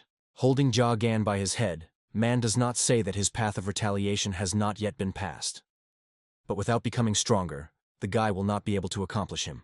He drives the needle even deeper and, putting his hands on the guy's head, acts with his inner energy, performing the perforation of the point of madness. Jagan screams. Man doesn't say that his energy paths were blocked by the buggage of the return of the heart and the poison of scolopendra of 5 colors. One only working acupuncture point in the little finger allowed it to use only a small amount of internal energy. The advisor explains that now he has opened one more in his brain. He splashed all his inner energy into it, thereby cleansing the clogged energy paths. The man says that with all his strength, he managed to open only half of them, because for 8 years they were sealed. But the difference will still be great. Having performed all the manipulations, man does not leave Jagan to lie on the floor. Looking at him, he says that this is his gift to the guy. He advises Jagan to strive to rise higher in order to achieve his own goal, not spare strength and show perseverance. The man adds, and when he is at the very top, he will be behind him. Man laughing softly leaves, leaving Jagan to lie on the floor. Leaving the room and substituting his face with drops of rain, he says that he has only one request to the guy. Let him try not to die before that moment. On the day when heavy rain collapsed, not a single living person left for the general meeting of the family. The cold, lifeless body of the strongest warrior Yunan Vijan, the dead bodies of the heads of the Doc family, and the fighters of Jungli plunged all Kanho in horror. The name of the man responsible for what happened spread everywhere. The Union of Association Murim, a branch in the fortress of Hoguan. Cursing is heard. Man does not listen to how the military inspector of the palace is indignant at the blue dragon hawk. He asks, what did the advisor do? Mr. Pak Li Jun trusted him as a native of Yunnan, and entrusted the task. He continues his speech. At first glance, everything looks like a skirmish between the Doc and the warriors of Chong. However, rumors crawled that there were no chromium in battle. He asks, did the man hear the butterfly effect? Hack says that Yunnan is under their jurisdiction, and due to the failure of the advisor, neighboring clans' contents are now finding fault with them. His speech in the man does not make any impression. He asks the inspector to calm down, because it cannot be said that he returned empty-handed. The military inspector reproaches man he missed the chrome. The advisor answers, released to be more precise. Now he is a lively angry bait. What could be better? The interlocutor considers his words a nonsense. Man laughing asks, does Hawk really understand what he is driving about? Paik Li Jun tells them both to stop. He says that he overestimated the abilities of the advisor to Manga. The inspector supports him. Hack believes that in no case should you trust a man. Why was it at all to entrust him with such a task? Paik Li Jun believes that it is too late to rant. He orders the inspector to go and think about measures that they have to take in the fight against the offensive forces of opponent clans. He, hesitating a little, agrees. Man, not after his departure, says Li Jun that he still can't understand what this gangbird is for. He granted the title of military inspector to a person who is not even a fighter. Paik Li Jun replies that he only helps him understand the course of thoughts of ordinary people. Approaching the advisor, the head of the union says that he tried perfectly. He is interested, right? But, according to the inspector, opponent clans can start a general offensive at any time. He believes that there is a risk of losing the provinces of Shandong and Hebei. Li Jun says, it's even curious to see how they succeed. Man replies that his insight is simply amazing. He sees the whole picture entirely. He asks, does the head of the union remember how he promised to bring him a gift soon? The advisor continues to speak. The Yunnan province as a whole does not bring any benefit to the union. She was only a useless outskirts. However, the genus of the Doc and warriors of Chompuk fell into the battle with each other. And from here you can derive a lot of benefits. He asks that Li Jun will choose the Safa clan, consisting of criminals and tramps who are good informants, or a magician in which demonic martial arts are being studied. The man replies that at the moment he will prefer Safa. Man no saying, so bad luck. In a word, he decided their fate. They silently kept aside, and in the end they will become the minions of the incident. He laughs softly. Pike Li Jun answers, to light a fire, you will need a suitable victim. Man does not say that the decision is the head of the union. The man asks, will one of 3 dragons and 4 phoenixes be enough? The advisor is struck by his words. In Murim, 8 families are considered the most influential. Their natives are young ascending luminaries. They take strengthening medicines and study the secret martial arts. If nothing changes, then it will be for them that the next generation of Murim will follow. Man does not think. One of them? And then he says aloud, a good copy. It will be more than enough. Rising from the table, the advisor says, something interesting is planned. Pek Li Jun says movements began in Sichuan. It seems that they showed interest in the incident in Yunnan. He expresses the hope that man does not hide anything from him. The advisor makes a surprised look. He did not know anything about it. It continues to rain in Yunnan. Jagan thinks, why did he come to this place? He recalls, he is here because of revenge. Yes, for her. Thoughts turn hard in his head. He recalls the head of the family of the dock, and understands that he lost. The guy asks the question, it turns out now he will die? He is ashamed of everyone. As if in a fog, he recalls a person who tells him that a lot of time had passed. Ja Gan is trying to understand who he is. The person's face is blurring, but he hears his voice. The man says he was waiting for him. The guy is trying to understand who he is? He remembers the acute pain piercing his body. Jagan opens his eyes. Drops of sweat flow down his face. Sitting in bed, he sees that almost all his body is bandaged. Looking at his hand, the guy wonders, was it a dream? Then he looks around, trying to understand where he is. Jagan, sitting in bed, examines the room, trying to understand where he is. He hears someone's voice interested. He already woke up. In the room enters the room filled with water. He thanks God for his kindness. Jagan did not come to his senses for 3 days. The man had already begun to think that he would not survive. The guy asks, how did he end here? Consus answers, after the memorial of the commotion in the Dock Valley, the situation here began to hesitate, so they decided to leave the places for some time. The wife left the first, and he, remembering Jagana, went to the valley in case the guy was still there. The one saw was horrified. The whole area was filled with corpses. Of all those who were there, one Jagan was alive. The end puts the basin on the floor and continues the story. When he carried him here, Jagan's breath was weak. He asks the guy, what happened there? Jagan thinks, how did it all end there? He did not succeed in defeating Vaijan. He had to die. But as a result, he survived, and the whole valley was exterminated. And all those present there are also dead. And he vaguely remembers some person who says that he worked well. The guy asks the question, whose voice was it? Konu believes that it is difficult for a guy to speak, so he decides not to wait for an answer from him. He says that, as he thought, what happened is connected with the circumstances that Jagan somehow mentioned. The man goes to the door. He explains that he will go to look for a doctor. He himself provided emergency assistance, but you need to make sure that everything is fine with him. Jagan replies that you should not do so much for him. Kan Yuan assures him that everything is in order. He asks Jagan not to put too much on his shoulders, and he invites him to try to rely on others, at least in difficult times. Then he adds that the guy is very young.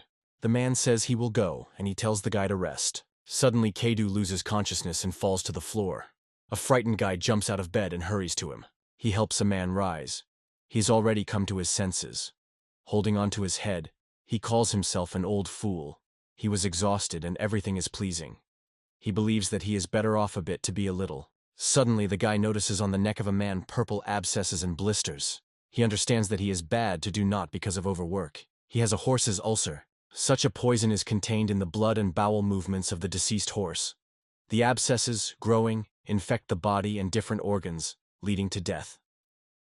He wonders how a man was able to pick up horse poison. Meanwhile, Kondu says, the patient is Jagan, and he causes problems. The man asks him not to pay attention to him and rest. The guy begins to understand how he could be poisoned by Kondu. Jagan, already dressed in his suit, sits on the edge of the bed near the man lying on her. The end is closed with his eyes. A quiet moan flies from his lips. The guy thinks that the man was poisoned when he carried him here. He was covered with many different poisons that Vaijan applied on it. One of them could get to the end. This explains everything. The guy clenches his teeth tightly. Is it really that someone will have to die because of him again? His hand clenches into a fist. He mentally pronounces no. Going to the door, the guy thinks that he will surely save this good person. He does not want to experience a painful pain of loss anymore. Now he has the strength to change fate. Ja Gan walks with a basket through the forest. Behind it is a column of smoke. He thinks that he burned all the objects that the poisons from him could transfer. Now it remains only to prepare an antidote. He looks at the grass in the basket. Rice ears, aconite, and UME seeds will help weaken the action of horse poison. It was not difficult to find them in the forest. However, the key component of the drug is purple gold tablets. Without them, it will not be possible to recover from the poison. It is necessary to get high, test tablets in a specialized pharmacy. Jagan goes to the village. He sees a red aura ooze out from the gate. The guy thinks, is it really the evil energy of Salga? Jagan feels that there are several species here. She covers the whole village entirely like a fog. He understands that on the day of the meeting in the valley, many people lost their lives, so all Murim's views will be riveted to Yunnan. Jagan guesses that the people emitting this aura came to investigate what had happened. But even if so, in any case, he needs to get tablets. His hand involuntarily clenches into a fist. The guy understands that you need to be prepared for a possible clash with any of them. Unpleasant sensations in the body are surprised by Jagan. A sharp, piercing pain forces him to bend and sit down. Warriors standing at the gate are surprised to watch him. The guy is trying to understand what kind of strange feeling, as if his body is pierced with spikes. Vienna on his hands swell. He cannot understand what is happening to him. Two men are approaching him. One of them asks, "What is happening?" Jagan hardly rises and tries to leave. The warrior holds out his hand, wanting to hold it. They notice that the guy is lame. Warriors freeze in surprise and watch him. Jagan thinks that after the battle in the Dak Valley, something has changed inside him. The internal energy is seething like crazy. He cannot properly restrain her. His thoughts interrupt the touch of the blade to his neck. Jagan turns around and the warrior who stopped him asks, how long he has been lame? But the guy cannot answer.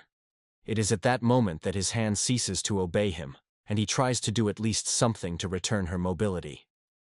The man says he behaves suspiciously, Jagan mentally begging his hand to move. But she refuses to obey. The second warrior also reaches for a sword. He turns to the guy. He is deaf or what? Then he threatens. If he opens, then he will solve him with one blow. Suddenly, a folded fan lies on the sword, which concerns the neck of Jagan. Between a warrior and a guy is a young woman whom he belongs. She says she thought all the time, where is he and what is he doing? The girl adds, found it nevertheless. She turns to Jagan, saying that she does not know if the young warrior is known simple truth. Removing the fan, the woman pronounces, forcing the elders to wait, is considered tactlessness. Jagan is no less than warriors surprised by the appearance of a stranger. The woman says that she has a dealing with this young man. Then she is interested. And they have a guy, what questions? One of the warriors tells her to move away. He explains that they are now investigating the incident that occurred in the Dak Valley. The second is interested in, is she going to interfere with them? The woman replies that she is also interested in this incident. Then he sighs mockingly. Well, there is nothing to do then. She moves at an incredible speed. And in the blink of an eye, it is behind the back of the warriors standing with a puzzled look. Smiling sweetly, the woman says that they need to rest a little. Warriors are trying to understand where their interlocutor went. But after a moment, they are already lying at the feet of a woman informing Jagan that they will wake up 4 hours later. The guy is amazed at her abilities. He could not even keep track of her movements. He understands that in front of him is a grand master of martial arts. Smooth off the fan, the woman asks. Will a young warrior follow her? Jagan thinks to try to escape pointlessly. He can only do what she asks. He asks the question, who is this woman? The guy with his new acquaintance sit in the tavern, where small plates with tables are placed in the yard. A woman pours a drink from a kettle to cups. She tells Jagan to drink a drink. The guy timidly holds out his hand to the cup to fulfill her request. She has just a look at the guy. Suddenly, Jagan's hand refuses to obey him again. The woman says that he is not able to restrain internal energy, even when she released only a small amount of salga. It is bad to believe that such as he dealt with Vaijan and destroyed the people who came to the meeting of the dock. The guy is interested. Is she here to take revenge on them?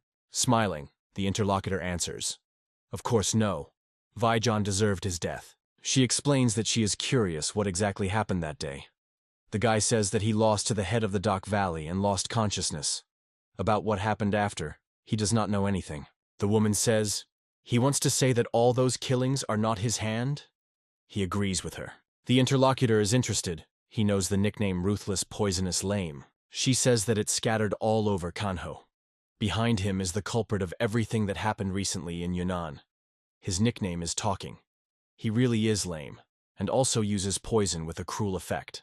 Seeing his perplexed look, she says that we are talking about him. There were rumors that the lame was a mercenary, which was raised by the Safa clan, because people believe that only such a person could defeat Yunnan. Jagan replies that he is in no way connected with them. The woman says she knows about it. She adds that among her pupils he certainly was not there. The guy is stunned by her words. It turns out that she is from Safa. The interlocutor continues to speak. People believe in what they want to believe in. She asks, and he does not think that it is unfair when the responsibility for what is happening is shifted to other people's shoulders? She believes that in such a situation there are two exits. Or persuade the Chrome to their side and turn the rumors in the truth. Or, so that they would not be accused of anything more, to tear out the problem with the root. The woman carefully looks at the interlocutor. Jagan replies that she was mistaken. He believes that people will not believe that it is impossible to believe in. They did not react to rumors with skepticism because of the acts that Safa committed all this time. A woman is interested. Does he keep an insult at them? The guy explains. He heard that it was Safa that leads the riots in the world and causes the rest of the trouble. If you do not have hatred for such people, then who then needs to hate? The woman asks the question again. It turns out that he thinks that Chong, who condemn them, adhere to good intentions and appreciate the concepts of morality and valor. Jan replies that even the Shaolin Temple, which is now called Kanho's support, at one time was a famous group of demons of the Safa clan. The interlocutor says, if he judges that it is correct and wrong in this world, based only on prejudices, and not on what he sees with his own eyes, he will never know the truth. Jagan silently lowers his head. He did not change his opinion. The interlocutor says, since such a conversation has come, then she can tell him something. In Kanho was a young man, a famous noble swordsman. He was called a hero and a fighter for justice. They wanted to imitate him. Who will question the love of such a person? The young girl who knew nothing about this world began to receive signs of attention from him and believed that only happiness awaits her ahead. However, the goal of the man was not her, but the secret books that her family owned. Having got them, he not only got rid of the girl, but also destroyed her family, telling everyone that they are one of the groups of the Safa clan demons. As a result, a man began to be considered a fair person who, for the sake of valor, was able to quit his own wife. The woman asks, how is he a story? Jagan replies that this man should take his life. The interlocutor laughs. She considers his answer funny. She is amused by the confidence with which he gave it. The woman says that the smaller from the descendant of the Yak clan, who alone decided to go against the Dock, was not expected. The guy is surprised that she even knows this. He replies that everything is true. He is the Chin Jagan, a descendant of the Pekavyol Valley. His goal is to avenge the unjustly dead clan Yak. She is interested. It turns out that his revenge came to an end with the extermination of the Dock. The guy answers negatively. He considers it necessary to get rid of their accomplices. The interlocutor replies that his path will become even more thorny. The girl asks, he knows that there is such a person who uses his name for his own purposes? Since he says that the incident in Yunnan is not his hand, that is the probability that he was the culprit. Jagan says that this person will have to pay for the deed. The woman likes his willpower. She believes that they need to work together and turn rumors in the truth. Jagan is interested in, why is it for him? The interlocutor replies that she will give him the strength, in which he needs so much. He watches with interest how it affects his drink in a cup, and drops begin to rise up. The woman says her name is Tanrenjin. In Kanjo, she is known as the goddess of desires. She manages to surprise the guy. He heard that in the eastern region of the Safa clan, which is located in the province of Shandun, an omnipotent ruler lives. Even on the outskirts of Yunnan, in the Pekvacholgok Valley, they knew about her. A solid woman and the godfather of Safa, grabbed the goddess of desires. Tanrenjin promises to convey to him his techniques of martial arts and lend the power of his organization. so he will be able to give the enemies the deserts, and she will realize his goals.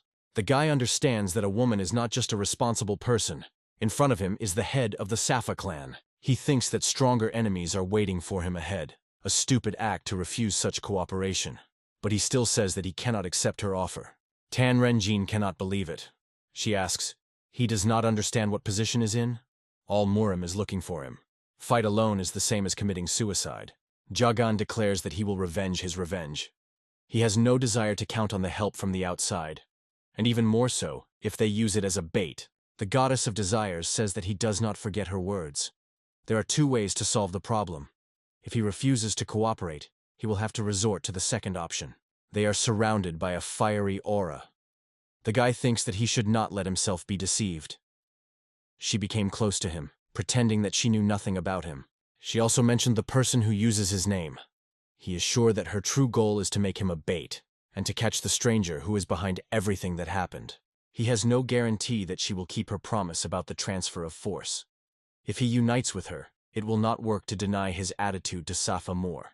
He gives revenge for those who were unfairly devoid of life. The guy replies that in this case, he also has no other choice.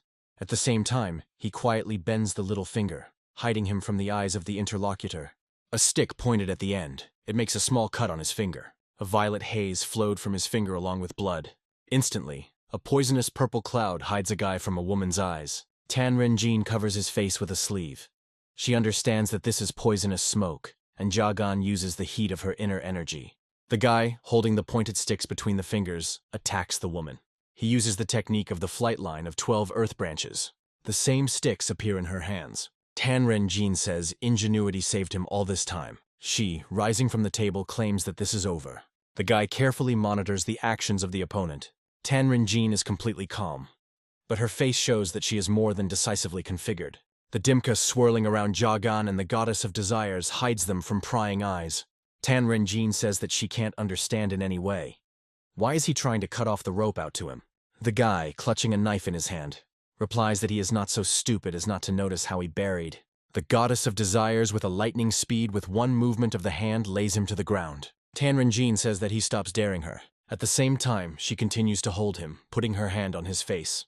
While the woman explains to him that it makes no sense in resistance, he only squeezes the hilt of the knife more. Tan Renjin says that his head will split before the knife touches her throat. Jagan replies that they made a lot of noise. Soon people will run here soon. He is interested. What will happen if passers-by learn about the foundation of the head of Safa here? She asks. Then he thought about it. Raising her head, the woman tells everyone to disperse. In response, she sounds, "There is." In the blink of an eye, everyone disappears, and they remain together. Jagan does not believe his eyes. All passers-by disappeared. The goddess of desires is interested.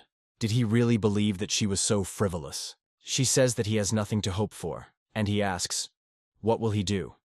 Even if he becomes their bait, then he will not be worse from this. They will destroy the common enemy, and he will receive power. Tan Renjin asks, is he not ready for revenge for revenge? The guy asks a question. In the story of a swordsman and a girl whose side she would choose, Jagan himself answers his question. From what he sees, she is more inclined to the swordsman.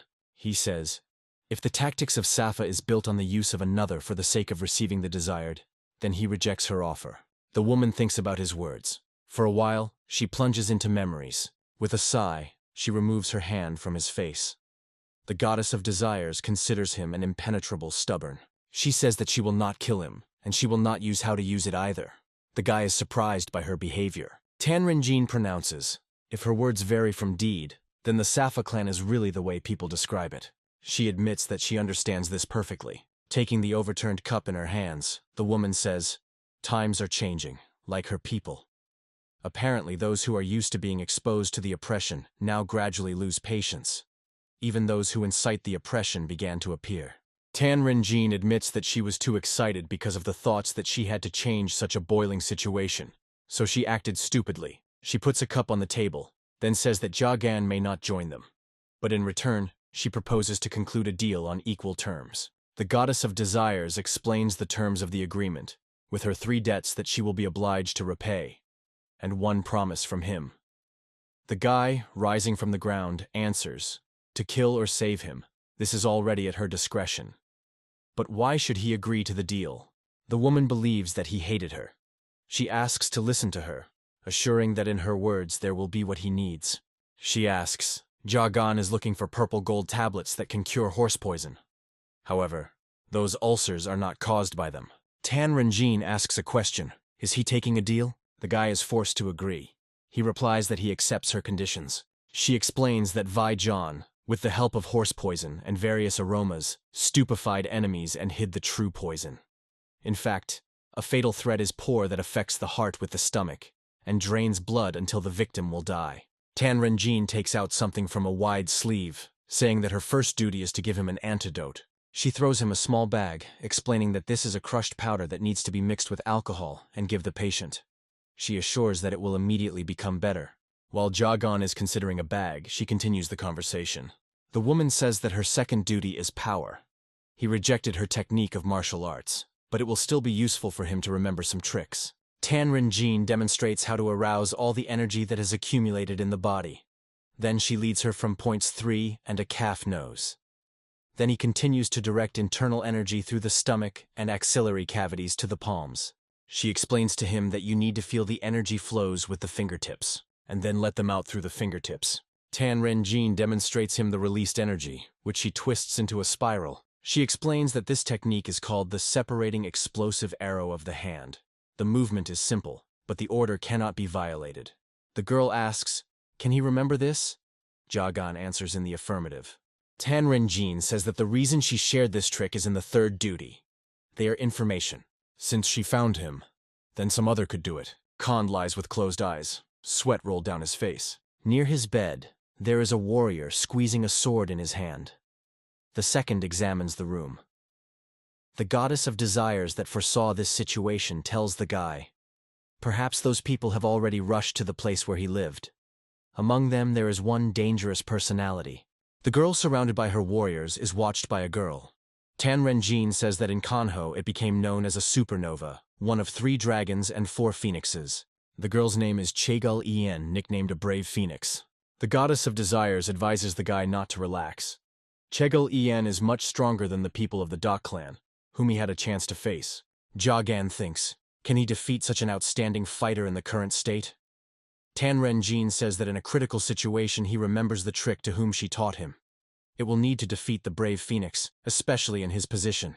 The guy asks her to say what she wants from him. The woman answers, in the distant future let him save the person for whom she will ask, even if he must die of his hands. Jagan asks, is that all? The woman answers in the affirmative. The guy agrees, and Tan Renjin says, excellent. She decides that you can finish their conversation on this. The woman apologizes for her rudeness. She asks him to survive. She would like to meet him again. The goddess of desires leaves. Jagan silently looks after her. For some time he stands, pondering what happened. He thinks that Tan Renjin, the goddess of desires, he could not do anything. His hand clenches into a fist. After meeting with several great warriors, he feels that he begins to understand reality. There will be many dangerous enemies in his way. However, for him, this is not a reason to stop. He thinks that you need to act as before. He must throw out everything that he has. Going to the house of Kondu, he thinks that his next opponent is a brave phoenix.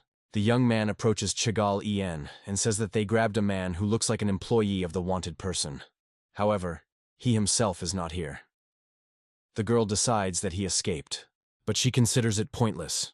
Chegul Ien is confident. Lame will fall from her hands. Jagan bursts into the room calling the end, but his bed is empty. The guy looks at her bewildered. He recalls the words of the goddess of desires, saying that if she found him, then some other can also. The guy understands that those who the woman was talking about had already visited him here. He notices a note plowed to the table with a knife. Jagan takes out a knife and reads a message. The tied end hears how his kidnappers are talking. Someone asks, they will definitely be able to lure the chromium in this way, because they say about him that he is absolutely ruthless and cold-blooded. A bound man sits at a huge boulder in the forest. He is surrounded by warriors. The girl says that this man was poisoned by poison, and then they tried to cure him. She believes that perhaps he is part of Safa. She does not know if the lame has a sense of partnership, but she believes that it would be nice if it was so. If he does not come, then they will kill the hostage. The girl sits on a stone. Next to her stands a young man, carefully listening to her. Chegal-Ian believes that what is happening is a great opportunity to show that it is the best of three phoenixes. She by all means wants to succeed, if only for the sake of her own kind and Gvon. The girl recalls the conversation with the guy. They sat on a bench under a spreading tree. He said that he has good news for her. Then he asked the question, did she hear about what happened in the province of Yunnan? They say that the Union is looking for someone who can investigate the incident. The silent dragon from the three dragons and four phoenixes, Peak Li Gavon, says that the teacher offered her.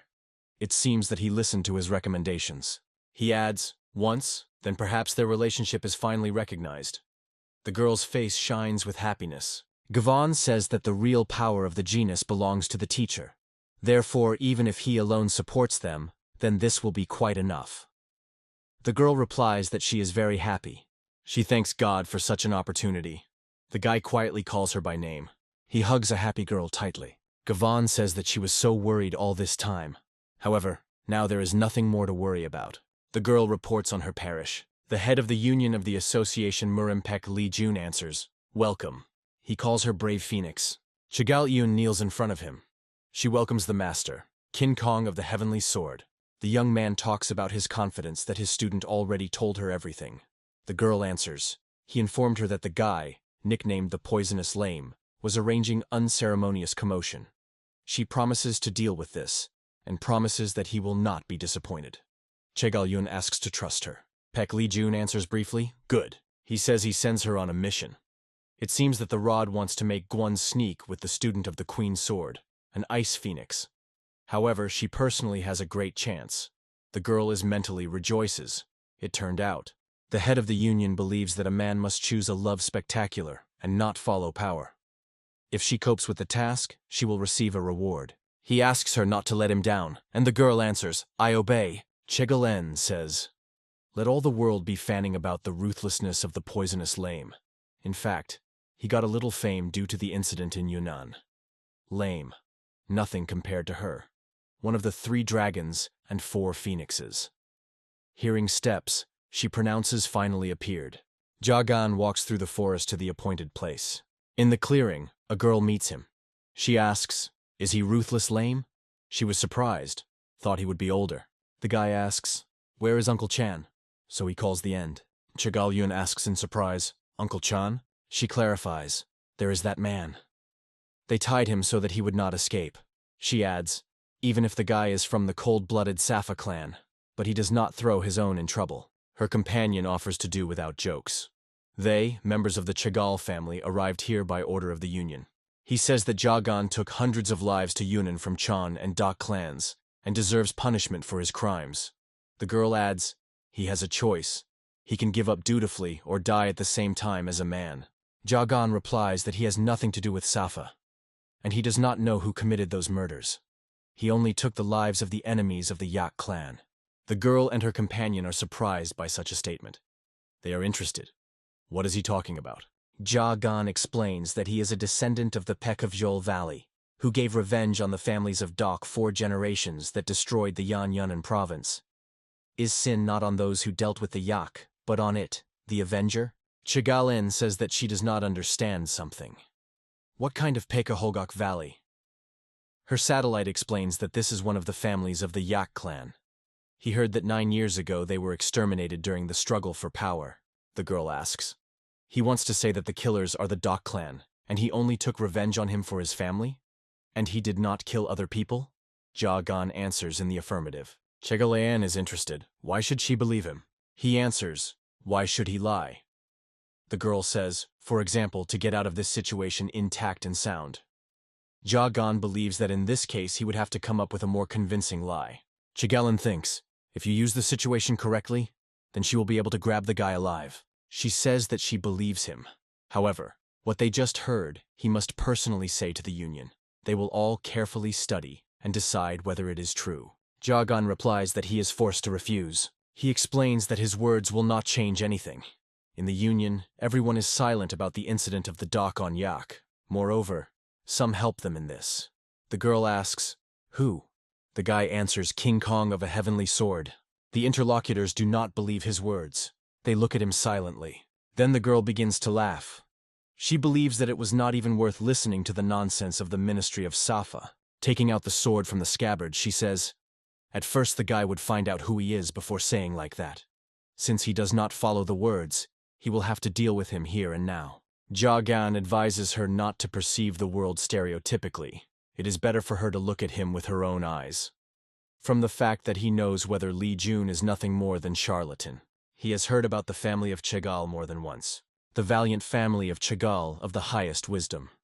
The wisdom of the Chegal family concerns the sky. They strive for nobility with wisdom. Here are what words he heard about this family. The guy says that in fact, they who got into the fraudster's network took the hostile person hostage. He believes that they have no right to be called Chegal. The angry girl threatening with a weapon orders him to shut up. She strikes a flexible sword. At the same time, Chegal Ien shows him with curses, saying that he will not allow him to stain the name of her family. She says that perhaps his brains will fall into place when she will tear his limbs into shreds. Jagan, clutching a knife in his hand, replies that it is too early to show his anger, because today Chegal will suffer a defeat. The girl again waves her formidable weapons. The guy adds, looking directly into her eyes, and relates to the ground. Chegal N considers his words an absurdity. She is interested in that such a dirty type from Safa, like him, can make her family. She believes that his insolence has no limit. Jagan silently listens to her insults. The satellite, calling her mistress, asks her to calm down. He believes that she does not need to join the battle. The girl indignantly asks, "What is he doing?" He dares her to block the path. Chegal N says that he should know his place. Shinyun answers, could he afford it? He offers to take advantage of their advantage. Warriors instruct swords on the end, and the young man says Jaganu so that he does not make stupidity. Did he forget who is there? At the same time he points to the captive. He says that the life of a hostage depends on him. Shin N adds, if he wants to save a man, but Jagan does not allow him to finish. He tells them to remove swords. The guy's eyes glow with anger. He adds, otherwise they will be left without hands, his aura blazing in red and black flowers. Shinyun understands that this is Salga-si. There are several types of Salgi. Salgi-ken is the energy expressing the intention to kill the enemy. Even ordinary people who do not own the art of internal energy can often demonstrate it if they are absorbed by fierce anger. However, Jagan released Salga-si. This energy can only be used by one who stepped on the path of murders. Such a person will deal with the enemy without hesitation, which makes this type of energy much more terrible. Warriors freeze with fear. Shinyun thinks that Salgi-si is incredibly powerful. The trembling makes his way to the very bones. He had never met such ominous energy before. What kind of life did the guy had, since he is not so fierce Salga? Warriors decide to attack Jagan. They rush to him. Shinyun orders them to stop. Jagan thinks that he cannot control internal energy, so applying techniques will be very risky. But he understands that now in no case should you retreat. Jagan becomes in the combat rack. When his dagger meets with the sword of one of the warriors, he uses the technique of a powerful energy cry. The opponents of the guy fall to the ground. Shinyun does not believe his eyes. He says that this cannot be. But the warriors continue to lie motionless, and Jagan sinks on one knee. Holding his head with one hand, he says that now their turn. The youth puppy resolutely heads for him, clutching the sword in his hand. But the girl tells him to get out of the road. She hit the guy with a flexible blade. He encircles it and throws it into the air. Chegalen says, she knew that it was not worth trusting the matter to such small fish as her companions. She again tells Yun to step aside. He is trying to object. The girl, returning the blade the shape of an ordinary sword, says that now she will fight with a guy. She states that even if the matter was not hostage, he, Safa, is not suitable for her opponents. Jagan, kneeling, is trying to restore breathing. Wrinkling with a sword, the girl threatens to show him how great the gap between them is. She uses the technique of a soaring blade, and then the sword of a flying wing. But the guy manages to sit down, and the sword passes over his head. The girl strikes again, and Jagan rolls to the side. He does not even have time to even get to his feet, and the sword is again in dangerous proximity to him. Jagana again manages to evade deadly blow. He thinks that the radius of the attack is great. She has a huge advantage in the range of strike. Attacking again, the girl is interested. What is it? Where did his combat mood go? Her bending sword again flies towards Jagan. The guy understands that the opponent needs time before applying the next blow. So you need to wait for the right moment. Reflecting the blow, he again uses a powerful energy cry. He thinks, not enough, need a little more. The guy uses the technique of the flight line of 12 earth branches. She, smiling, says, so it means that he thought up. Chigal-eun with a wave of sword repels his attack. Jagan is surprised that she succeeded. The girl again waves a sword, and he rushes to the guy. His attempt to dodge was unsuccessful. He receives a dangerous wound. A slight cry breaks out of his mouth. Loosing a sword, Chigal-eun says that he is too quietly screaming. Looking at the guy who was crouched on earth, says, this is the strength of the Chigal family. Safa's minister is not good for them. Shin-yun thinks that Lame understood everything correctly. It is important to have courage and move forward when you fight with an enemy that strikes with great dynamics. He delights the skill of the girl. He thinks that the lady owns the sword of the flying wing. This technique is ideal for attack and defense. Moreover, it allows you to increase the range of attacks. Watching Chigal-eun, he is proud that the mistress reached the 7th level of ownership of the sword and received the nickname the Brave Phoenix. He is sure Chromium cannot survive against her. Jagan barely manages to evade the next attack. He hastily hides in the forest. The girl is surprised. The enemy was going to run away. She believes that he is miserable. Shin-yun says that Lame received a serious inner wound.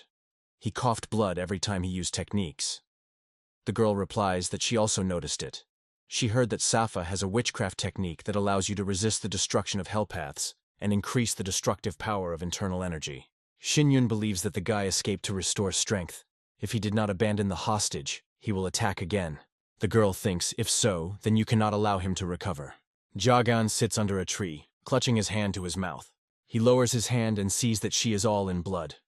The pain pierces his body. He thinks that he will be destroyed at such a pace before he has time to do something. His chances are negligible, but he needs to find some way to win. He hears how the girl says that the turn of the technique has come the secret movement of the sword of the flying wing. Then she uses the cross-section of the flying wing. Jagan covers his face with his hands, trying to protect himself from raging energy. The trees located between him and the girl are lying on the ground. Looking at him, Chigal-eun says there is nowhere else to hide. Jagan watches her every movement intensely. The girl with a smile declares that it is time to put everything to the end. Chigal-eun says Jagan that there is nowhere else to run away and everything is over for him. The girl mockingly asks, and as soon as he screamed in the whole throat that he equalizes Chigal with the ground, then to hide, like a rat. Directing a sword at him, the girl says that it seems the concept of shame is unknown to him. The tip of the sword is approaching the guy's face, which makes him recoil back. Rejoining to the side, he touches her sword and uses the technique a powerful energy cry. Breathing from the efforts made, he falls to the ground. Jagan coughs blood. He sits on the ground, clutching his hand to the wound. Chigal-eun asks, to tell him why he will not be able to defeat her? The girl says that the matter is based, they have it different. Demonstrating her sword, she explains. The technique of the sword of the flying wing, which she hones from childhood, is the result of the art of the blade, which her family, firmly strengthened in Murim, accumulated several years. Thanks to this technique, the girl became one of 3 dragons and 4 phoenixes. She asks the guy, what does he use? And then he answers himself, he has in reserve only wonderful and useless tricks. This is all Safa. She says that it is impossible to crush Chigal with such low-powered techniques, even if he tries from time to time. Jagan rises to her feet, thinking that she correctly noticed. They grew up in completely different conditions. He had to go through real hell. She walked along the trampled path, having help and family support. Therefore, her martial arts skills are grandiose. But is his skills really worse? No, this is not so, says Jagan. Chigal-eun is mockingly interested in. Was he already desperate? That's good. It is time for him to pay for his audacity with life. The girl again waves a flexible blade. The guy is standing still without trying to evade. Jagan thinks, even if he does not possess something outstanding, but he was not left empty-handed. He recalls the instructions of the goddess of desires. She said that in a critical situation he remembered the trick that she trained him. The woman said that he would need him to defeat Chigal-eun. While the edge of the sword is rapidly flying to him, he, recalling the words of Tan Ren-jin, sequentially performs all the actions. She said that it was necessary to awaken the energy that had accumulated in the body during this time, and direct from points 3 and a calf nose through the stomach and axillary depressions to her palms. At this moment, Jagan still does not realize that changes began to occur inside his body. The energy paths that were clogged for so many years broke through. The grains of poisons followed them, and began to tear the body into shreds. The technique transmitted by Tanren is called the Finger of the Wind. She, circulating, spreads throughout the body. The poisons in the imprisonment of the guy's body followed the stream of internal energy and began to accumulate in one place. As a result, the Finger of the Wind became poisonous. Jagan uses the technique of the arrow shell. The energy blow is aimed at Chigal-en. She does not have time to react. The girl does not yet understand what is happening. Shinyun screams that the guy released the Finger of the Wind. The young man rushes forward and closes her with his body. He takes a blow to himself. The girl is alarmed by his condition. Shinyun sinks to the ground. She entrusts him, trying to understand what was happening to him. The young man, from the corner of the mouth of which a stream of blood flows, tells her that she was inattentive. Then he adds that these are trifles. He is in order. But he becomes much worse. Shinyun tells the girl that poison is in the Finger of the Wind. He asks her to take a pill, neutralizing him until the lame again attacked. Jagan barely holds on his feet. He watches what is happening, taking his breath. The girl decides to follow the advice of the satellite and takes out a tablet. Throwing her in her mouth, she says, "This is what Ace was in his sleeve." Did he plan to weaken her vigilance and poison? She believes that he is vile. Chigalen says, he missed his chance. She just accepted the antidote that she received from the Union, and its poison will not work. The girl mockingly says, "What a pity. If the attack had not been the attack, but his chances of victory would be a little more." Suddenly she is silent. A mocking smile slides off her face. A person, considering a pill in the moonlight, asks if there is progress.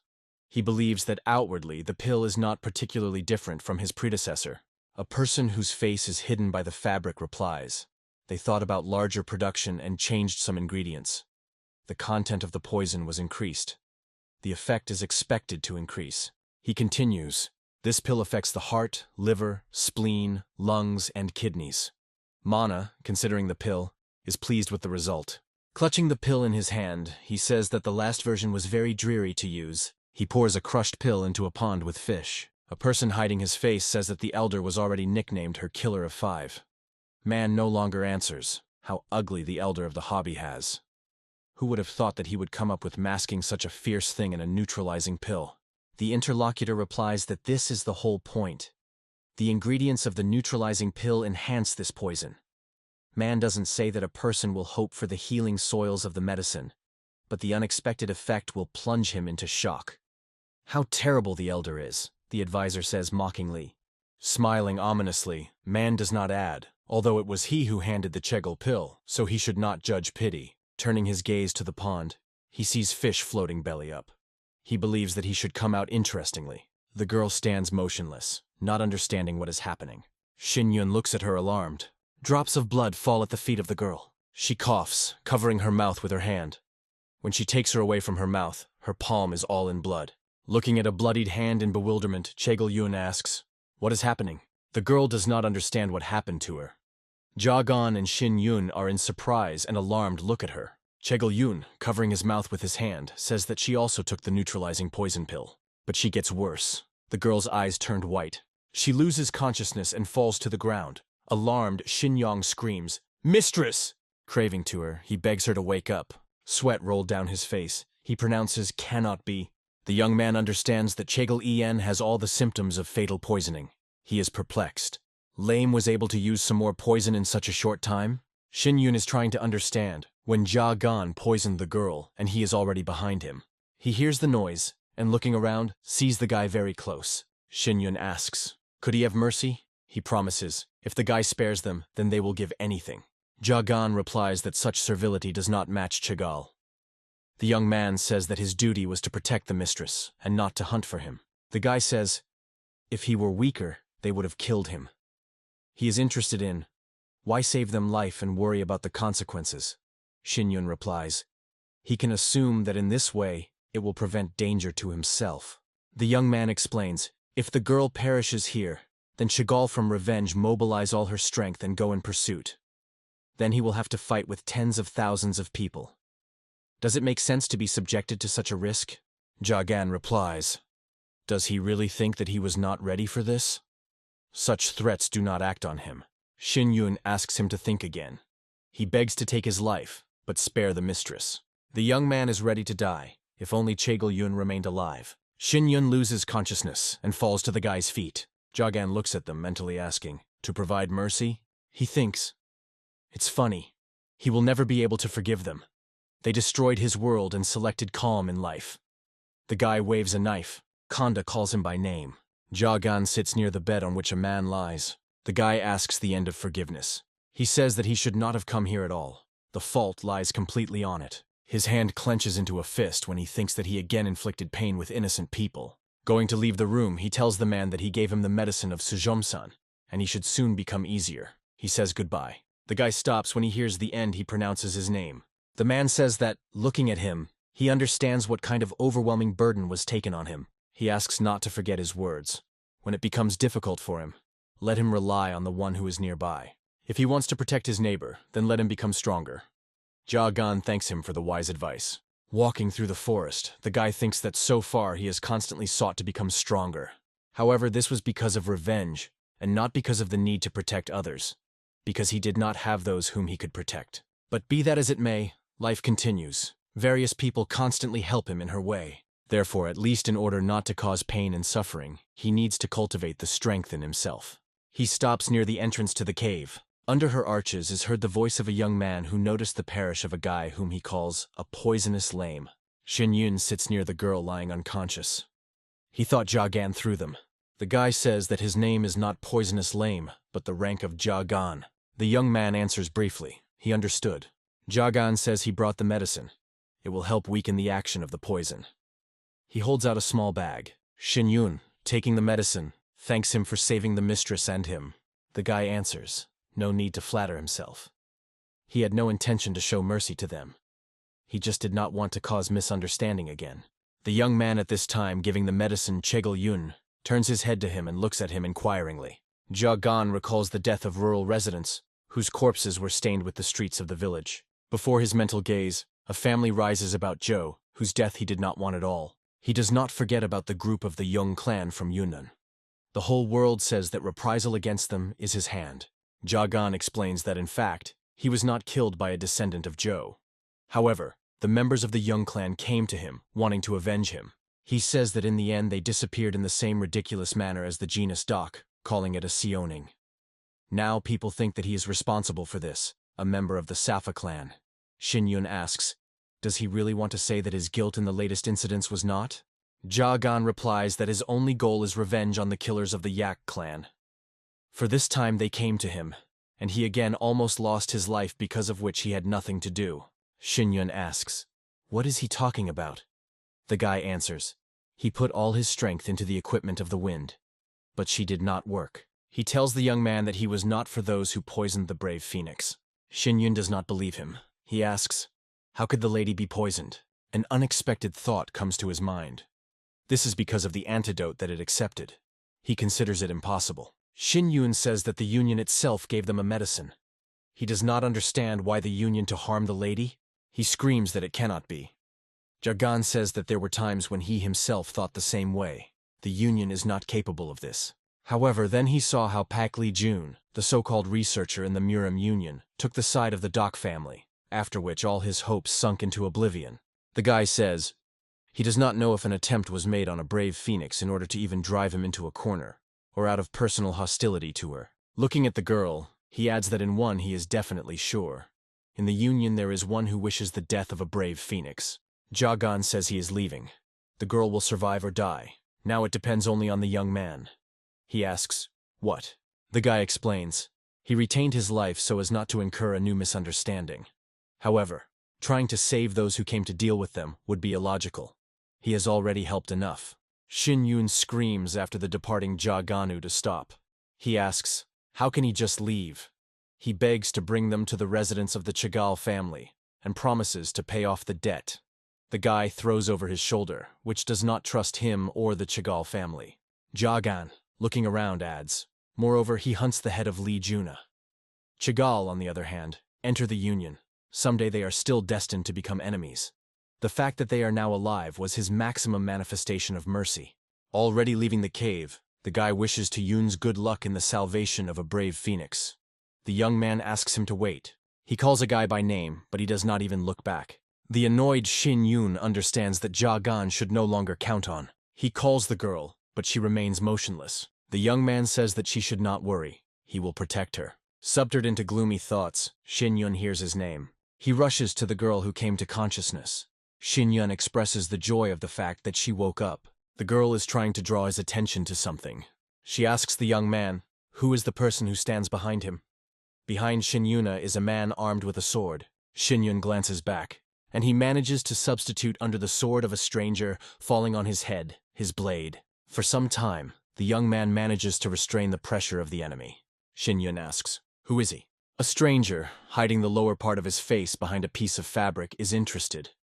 Is he a dog of the Chegol family? Looking at the girl, he adds, it means that that person is his goal. The young man notices on the stranger's hand the fixed weapon of Amga, which can be inflicted on an unexpected blow. This discovery unpleasantly surprises him. Angry, he, gathering all his strength, repels the enemy, saying that he would not touch his mistress with a finger. A man flies away a few steps back. Shin Yun understands that he is now not in the best form, and is unlikely to overcome the enemy. But he realizes that if he does not cope, then the mistress will be in danger. The stranger says that he was not given an order to kill a young man. The man adds that he himself will die if he uses internal energy. Shin Yun replies that this is the duty of the defender. He is interested. The enemy believes that he can overcome him.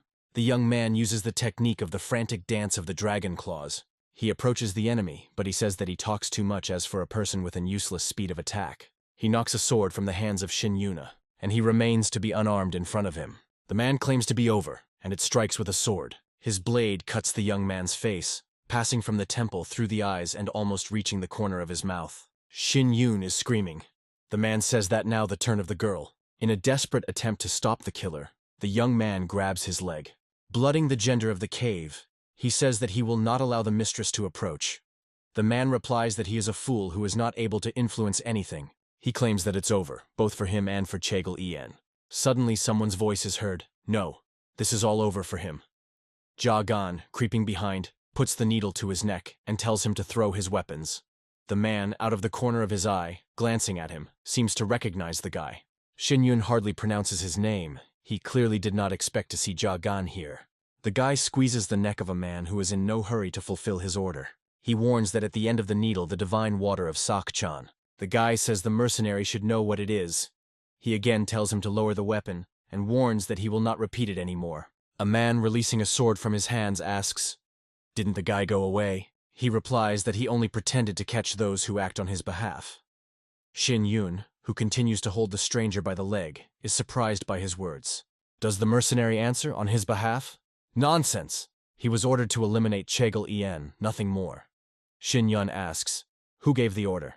The man replies that he cannot say this.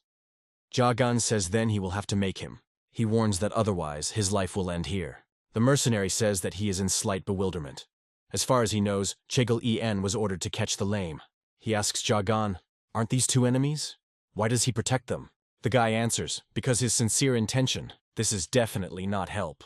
The man says that in Murim there is no concept of sincerity. There is only benefit and loss. This is the law of life. Therefore, it is necessary to extract from it the maximum benefit for yourself. Ja Gan answers, "Let him decide what to do, and not reason." His dubious conclusions are not interesting to him. He invites him to give his minister, or die here. He replies that since nothing can be done, he admits that the order was such, to kill the courageous Phoenix, pursuing a poisonous chromium. The girl at this time sits down, listening to their conversation. The man says that he does not know who gave him. The pawns, like him, must silently follow the instructions from above. But he knows one thing for sure. The mercenary recalls how he received an order to kill the girl. The person who entrusted him this task said, if he fails, then he should not return alive. The mercenary thinks that in any situation, he is already a corpse. He makes a sharp movement, which Ja Gan clearly did not expect. A man uses Amji to complete the task. Ja Gan screams, "Stand!" But it's too late to do anything. He drives a needle with a poison in the man's neck. The needle, released by the mercenary, rushes to the goal. She gets to the girl in the chest. Chegol En manages only quietly. Shin Yun does not believe in what happened. Then his scream is spreading along the cave. "Mistress!" The guy offends the man, but he, losing consciousness, pronounces, "The failure is inadmissible." Already dying, he adds, Such is their law. Jagan does not hide anger. From the mercenary, he looks at the young man who was killed by Madame. He, supporting her by the shoulders, beg her not to lose consciousness. The girl whispers his name. Words are given to her with difficulty. Chaegyun asks, "Is she really dying?" She says she can't. Shin-yun is sobbing. Tears of streams flow from his eyes. The girl says Guan is waiting for her return.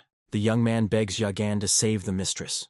He asks him to do at least something, promising to give everything that he has. Shin-yun, sobbing, continues to beg him. Tears roll from the eyes of the girl. Chaegyun says she thought that after the mission. The young man continues to sob, realizing that she is losing her forever. The girl's lips pronounce the last words. Their relationship recognizes. The girl's eyes are closed. Tears are still flowing from her eyes, but the seal of death appears on her face more and more clearly. Shin-yun is not able to pronounce a word. He cannot believe that all this actually happens to him. Then his scream, full of pain and despair, sweeps through the cave. Jagan mournfully lowers his head. Voices are heard from the cave. Shin-yun says that from 4 years he watched every moment of the girl's life and defended her. It seemed to him, as a servant of the Chagall family, that was his destined fate. Sitting near the body of Chagall-en, he tells that being constantly nearby, he is used to her, to her actions, the manner of speech and movements. He asks Jagan, is he familiar with this feeling? He answers, no. The young man continues to say that the girl became closer to himself. Her life was more valuable for him, and today he lost what was dear to him. His world died with her. He asks the guy. He thinks that this conspiracy is somehow connected with the one who uses it. Jagan answers, perhaps. Since Shin-yun is aware of the affairs of the Union, there is a high probability that the Union itself is involved in what happened. The young man takes the girl's body in her arms and says that he will go home, but will not give testimony that would prove the innocence of the guy, as he will not talk about the mercenary. He believes that this is the only way to find out the motives of the people who ordered the murder of his mistress. Jagan replies that he wanted it. Shin-yun says that the lady of the Chagall family is dead. The retribution for her murder will be worse than he can imagine. The guy is sure that he will cope. The young man asks how much more he plans to force himself. Jagan answers, until his revenge is done to the end. Shin-yun says, if suddenly the guy encounters Chagall's family and falls into a critical situation, let him remember yin-yang in the form of fish in this case. He pronounces, in the gates of the life of the inner hexagram, there is the gates of death, and inside the gates of death are the gates of insight. When the time comes, Jagan will understand everything. The guy promises to remember his words. They part and diverge in different directions. Shin-yun says, goodbye, and then adds, survive and appear to the world of those bastards, at all costs. Jagan moves away but still hears his words. 6 days later, Pek Lee Gvon waves a sword. He trains using mannequins. His actions are watched by Pek Lee Jun. Noticing him, Gvon joyfully screams, teacher! He asks, in what case did he come? But not letting the teacher answer, he says that he finally reached the 6th level of technology, the sacred sword of a person of heaven. Then he adds, however, it is not perfectly honed. Pek Lee Jun's hand lies on Gvon's shoulder. The man looks mournfully into his student's eyes. Alarmed by his behavior, Gvon asks what happened. On the ground lies a body covered with a cloak. The voice of Shin-yuna is heard. He asks to kill him because he could not save the mistress. The young man begs to deprive him of his life. A crowd gathered near the girl's body. One of the women, falling to his knees, sobs. The second loses consciousness. Someone asks, how did this happen? Gvon is in a hurry to his lover. Seeing her body, he screams, Wayan! Shin-yun continues to kneel near the girl. Gvon does not dare to approach. He cannot believe what is happening. His hand trembles noticeably. Having knelt down, he lifts the fabric from her face. The pale face of Chagall-en is absolutely calm. It is hard to believe in her death. It seems that she just fell asleep. Tears flow out of the eyes of Gvon. He says that this cannot be. Then he asks, how so? Shin-yun hardly restrains sobs when he hears the scream of Gvon. Man is not watching what is happening. Standing by the open window, he says that it is impossible to look at such without tears. He suggests that Gvon should be terribly painful in the soul from the sudden loss of his beloved. He believes that you can fall into Chukim. Suddenly, the window sash closes under the influence of the force emanating from the head of the Union. Mana, looking around, says, Gvon is not a blood relative to Pek Lee Jun, but it seemed to him that he had a heart. He asks, The man closed the window so as not to hear the cry. Pek Lee-jun answers, "There is nothing more obscene than the whining of an adult. It would be great if, after what happened, he became more rude." The advisor is delighted. How much is in Pek Lee-jun Closerovi? He knew that he was sending a brave phoenix to a deadly place. Was it really impossible to choose anyone else? The man is interested. What for? Man is not going to say something, but he is interrupted. The military inspector of the Palace of the Blue Dragon hack runs into the room. He reports that representatives of the Chigal family came to Lee-jun. He is a little surprised that they appeared so quickly. The second head of the Chegal family, Chegal Men, nicknamed the Eyes of Destruction, says that his family is ready. He claims that they are going to Union right now. Pek Lee-jun does not mind. He replies that he will transmit his words to the Union. Chegal Men says that he relies on him and hastily removes. Man looks after him in surprise. The advisor asks the question, "What is it?" While he is looking at the card, Lee-jun is interested in, does he really not know? He explains to the advisor that this is a scheme of 9 palaces and 8 sectors of the Chegal family. Man does not ask. Does he mean the tactics of the environment from all sides? The advisor is interested. What did the man plan, and why didn't he consult with him? Pek Lee-jun says that the price behind the Chrome Head pretty much grew after he alone destroyed the Doc family and killed the brave phoenix. He sees nothing wrong with using his name again. However, he considers the best to get rid of it before the plague begins. Man is not indignant, but Lee-jun says that he was the first to listen to his warning. He believes that he was clearly expressed, and tells the advisor to get out of Sichuan. The man asks Man N. Was the advisor thought that he did not know that he was hanging out there? Man No replies that he needed to collaborate with them to invent a new poison. The head of the union tells the inspector to act according to the plan. The hack is surprised. He asks, "By the plan, I mean?" Pek Lee-jun replies that he is talking about the wedding of his chief student Pak Lee-gvon and the student of the Queen's Sword of the Ice Phoenix. Man is No amazed. He asks, "The man achieved this from the very beginning?" Pak Lee-jun believes that with the help of the union between students, he will be able to pull the Great Master to his side, the Queen of the South Sea Sword. Therefore, the lover of Pak Lee-gvon, Chegal En, was for him like a balibo in the eye. Let the Chegal family, and not as strong as before, but it still retains the status in Kanjo. Instead of just throwing Chegal Yun, Pak Lee-jun pretended to give her a chance to marry with Pak Lee-gvon and got rid of her. Thus, he lured Chegal to his side. Man no longer understands that now the Chegal family, in order to take revenge on the death of his daughter, will go to fight with the Safa clan. The advisor thinks that if everything is so, then his help in eliminating the girl squeezes his throat. He is cursing, thinking about what can lose what is expensive for him. Man does not think that Pak Lee-jun is an even greater bastard than him. What is telling him about? The man looks at the advisor for some time silently. Then he pronounces, "Man has no twice violated the warning." Pak Lee-jun, whose aura acquired a dangerous red color, says that he did it, despite the fact that he told him to put his tongue to hell. The military inspector of the palace scaredly closes his mouth with his hands. He runs up to Man Nij and, grabbing his breasts, screams that he completely survived from his mind. Does he even understand who stands and shakes nonsense? He demands that the advisor should not be silent, and rather apologize. Pak Lee-jun orders him to leave him alone. He says that this time he forgives an advisor. Man does not ask a question. It turns out that there is still benefit from him. The man replies that both a soldier and a gun have a value on the gaming board. Man is not thinking. What is the value in him? The advisor to the unit of the disposal of poisons. Does the one who alone subjugated Chegal seize? Does it want to use it for other purposes? The advisor asks, does the head of the union plans to shake Sichuan? He continues to silently drink a drink from a cup. Man doesn't say that he knew that. The words of Pike Lee-jun that there is always someone better turned out to be true. He understood this well. Hack looks at him inquiringly. Man never continues to speak. He asks, is it not a pity for a man to get rid of the chrome right now? He could come in handy in another place. The military inspector intervenes in the conversation. He explains that a total war with the Safa clan will begin soon. Does the advisor think that they have so much time to spend it on such a small bipod as lame? Man asks for no surprise. A total war? He is interested in Lee-jun Pak. Did he really aim in the place of the commander-in-chief of expeditionary troops? With the help of internal energy, concentrating it in the hand, King Kong of the Heavenly Sword sends the cup to flight with force. He claims that he will not be trifling. He wants to capture the whole world. The cup is scattered into the fragments that fall on the hack. The man tells the advisor to throw out all the heresy out of his head. Since he is his dog, then let him follow his master. Pak Lee Jun says, when all the white light will be in his hands, he, so be it, gives him some province. Man No replies that he will be happy to accept his gift. Leaving, he says, even if this is a trap, but he has no other choice but to agree. Walking along the corridor, does he think?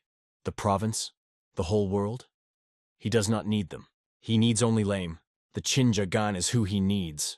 Nothing good expression appears on his face. Ja Gan, sitting on the banks of the river, bends and extends his fingers on his hand. He thinks that after using in battle with the brave phoenix of technology, the sharing shell of the arrow in his body changes occurred. When managing internal energy, he no longer feels such severe pain and return as before. He makes the movement with his hand, performing the technique of the hand of the capture or grip of the dragon. The guy catches the snake. His hand tightly squeezes her body at the base of the head. Looking at her, he thinks, the amount of internal energy that he can control has grown to 1 captcha. And this applies not only to the energy paths in the palms, it can use the internal energy of the entire right side of the body. So, now he will be able to use other secret techniques of the family of the genus, which he had not previously used. He asks the question because of the finger of the wind it happened? Jagan doubts. He did not hear that he would increase internal energy. Letting go of the snake, he continues to think perhaps the goddess of desires knew something, once passed this knowledge to him.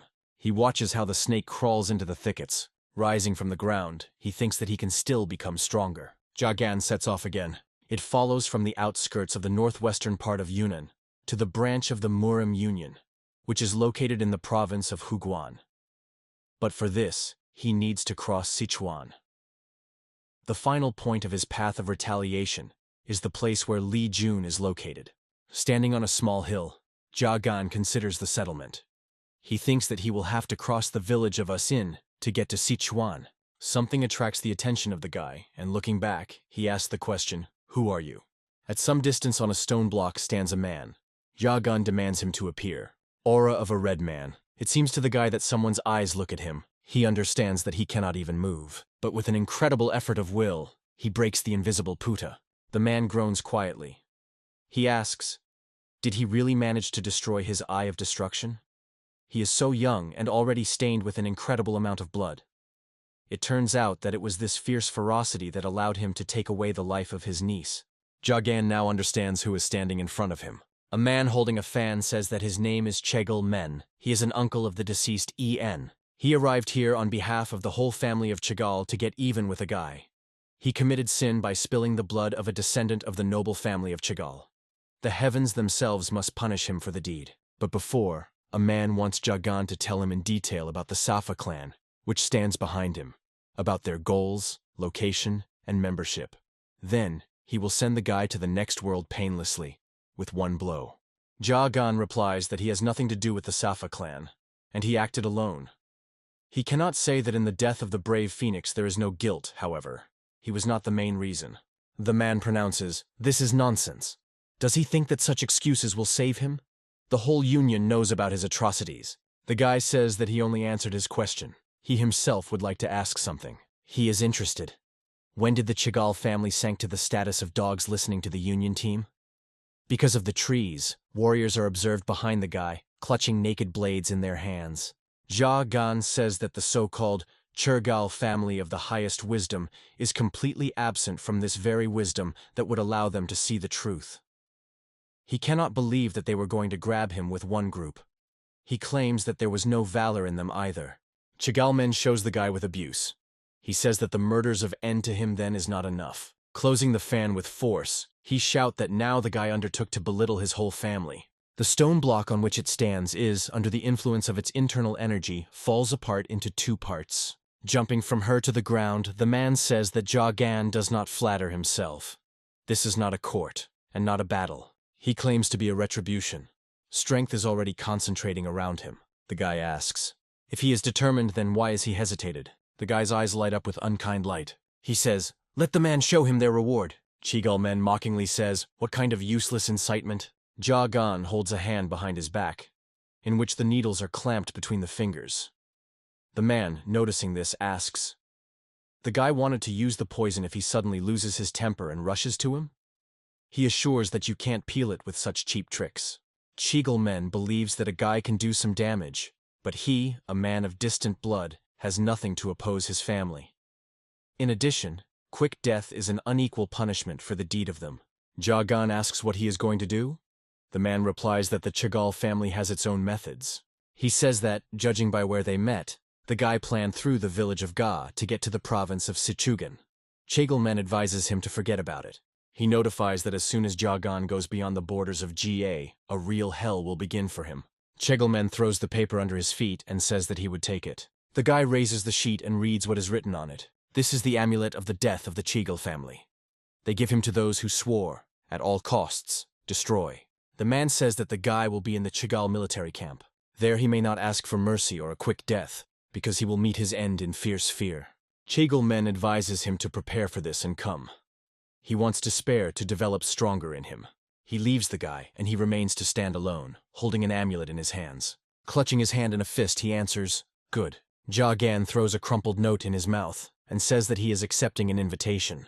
The village is Haga. The guy walks down the street. He thinks that, as Yun warned, Chagall went on a frontal attack.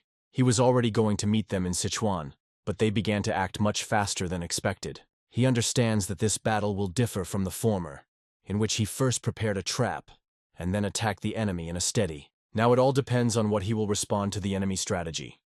Jagan passes by a beggar asking for alms. The guy thinks that the enemy has an advantage in numbers and in the geographical location, and his position is more consistent with the raided into the cage, thinking that Chagall did not catch him right away, but tied his hands and feet in the village of GA. The guy enters the forge. The blacksmith welcomes him. Looking around, Jagan thinks that they should clearly have a reason to do this. The man asks, "Is he looking for something specific?" Thinking that you can't waste time, Jagan notices the thing he needs. He picks up a sickle with a long chain and is interested. How much does it cost? He believes that unpredictability is a brilliant move against an enemy carefully organized plan. It is worth introducing as many unknown variables as possible into the equation of the fight against the enemy. Chagall camp, broken near the village of GA. Chagall men sits in the tent at the table.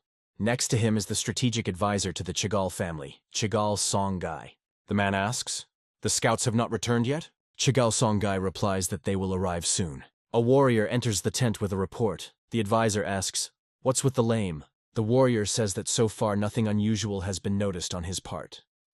It seems that he does not intend to leave the village. On the first day he bought weapons and then he began to train. The advisor asks, "To train?" and then adds, "Here is the laughter. What is the use of training now? Nothing will change after all." The warrior suggests that Lame lost his mind, like those others that received an amulet of death. Chagalmen believes that the guy is not so simple. He asks, did they really forget that Ian died because of him? He recalls that the girl practiced powerful technology of blue energy gates. She even received from the Union the neutralizing poison pill before leaving. The man believes that since the Lame was able to deal with such talented children, then he should have an ace in his sleeve. When he met with him, the guy did not show the slightest fear of him. On the contrary, he provoked and searched for an opportunity to attack. The advisor considers Jagan very reasonable. He heard that in a battle against the family, the lame instead of a battle, facing the battle strategy, and only then acted. Perhaps he now resorted to a temporary lull tactics. The warrior asks, why does he need time then? Let them suffer to a greater or less degree of damage if we are now attacking him in the village of Ga. Chagalmen, hitting the table with his fist, screams, in the battle of cunning against cunning, the Chagall family will never lose. The advisor says, if the lame tries to resort to the trick, they will show him with the help of their immense wisdom the difference between them. This is how the Chagall family acts. The warrior bows in a bow and asks for forgiveness.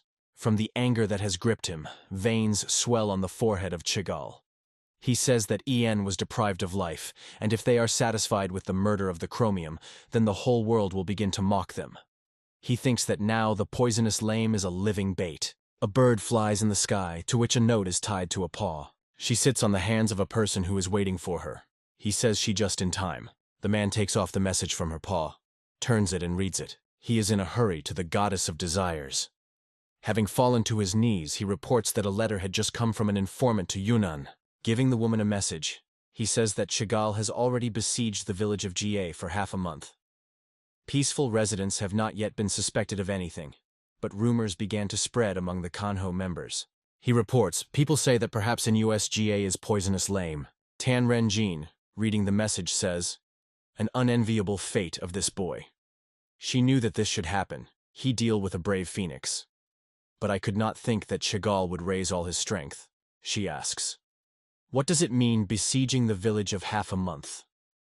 The man replies that the poisonous lame received the amulet of death and has not been leaving the village for us for about 2 weeks. He continues the story.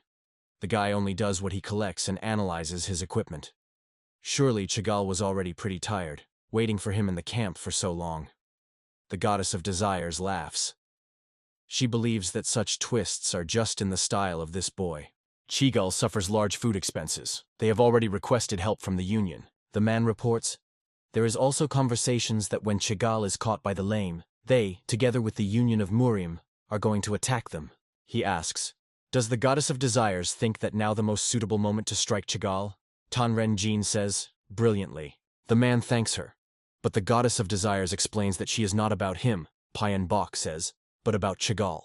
She says that they are passively busy protecting the lanes and do nothing to such an extent that they have survived to food problems.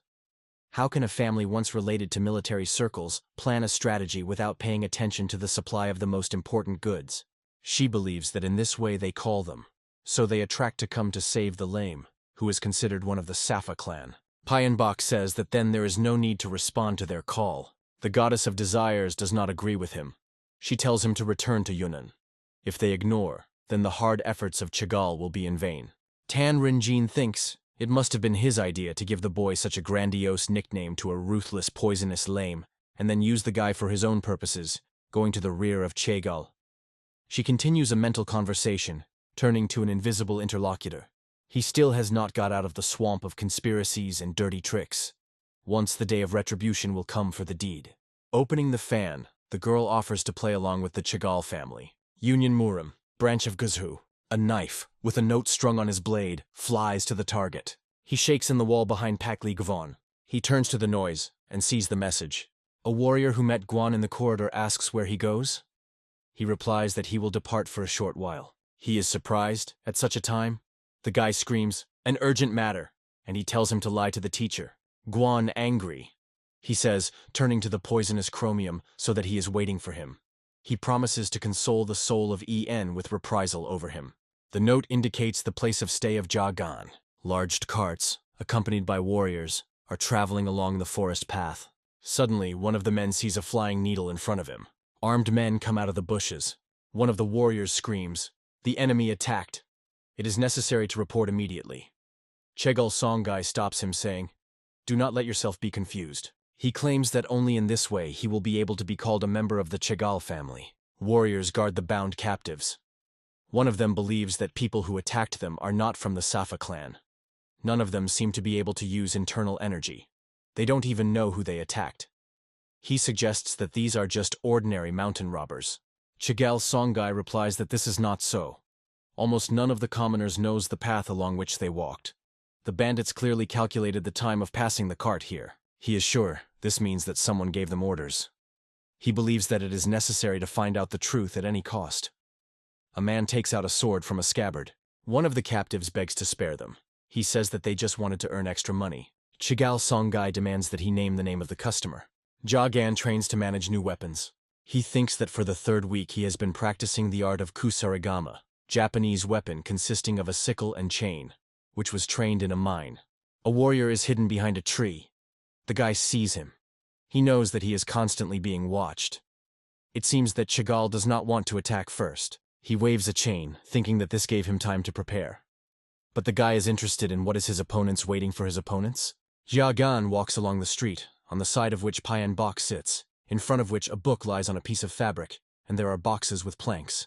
The man nurses the guy. He says that clouds thickened on his face, and then asks, does he want the god of earth and heaven to guess to him?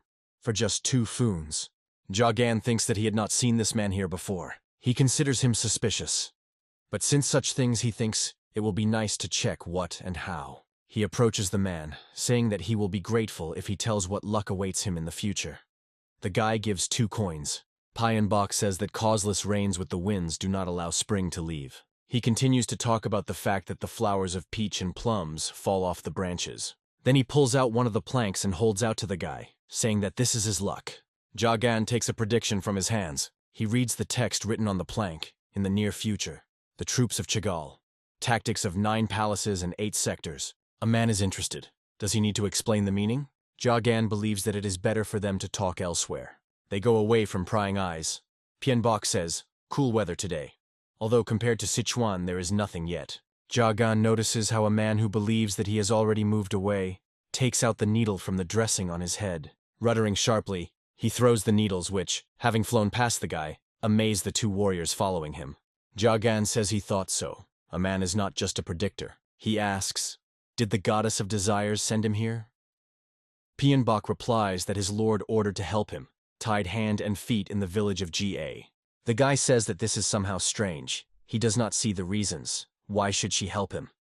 A man, searching for the bodies of warriors, agrees with him. He also thinks so. He does not understand why the Lord showed mercy to the one who refused his outstretched hand.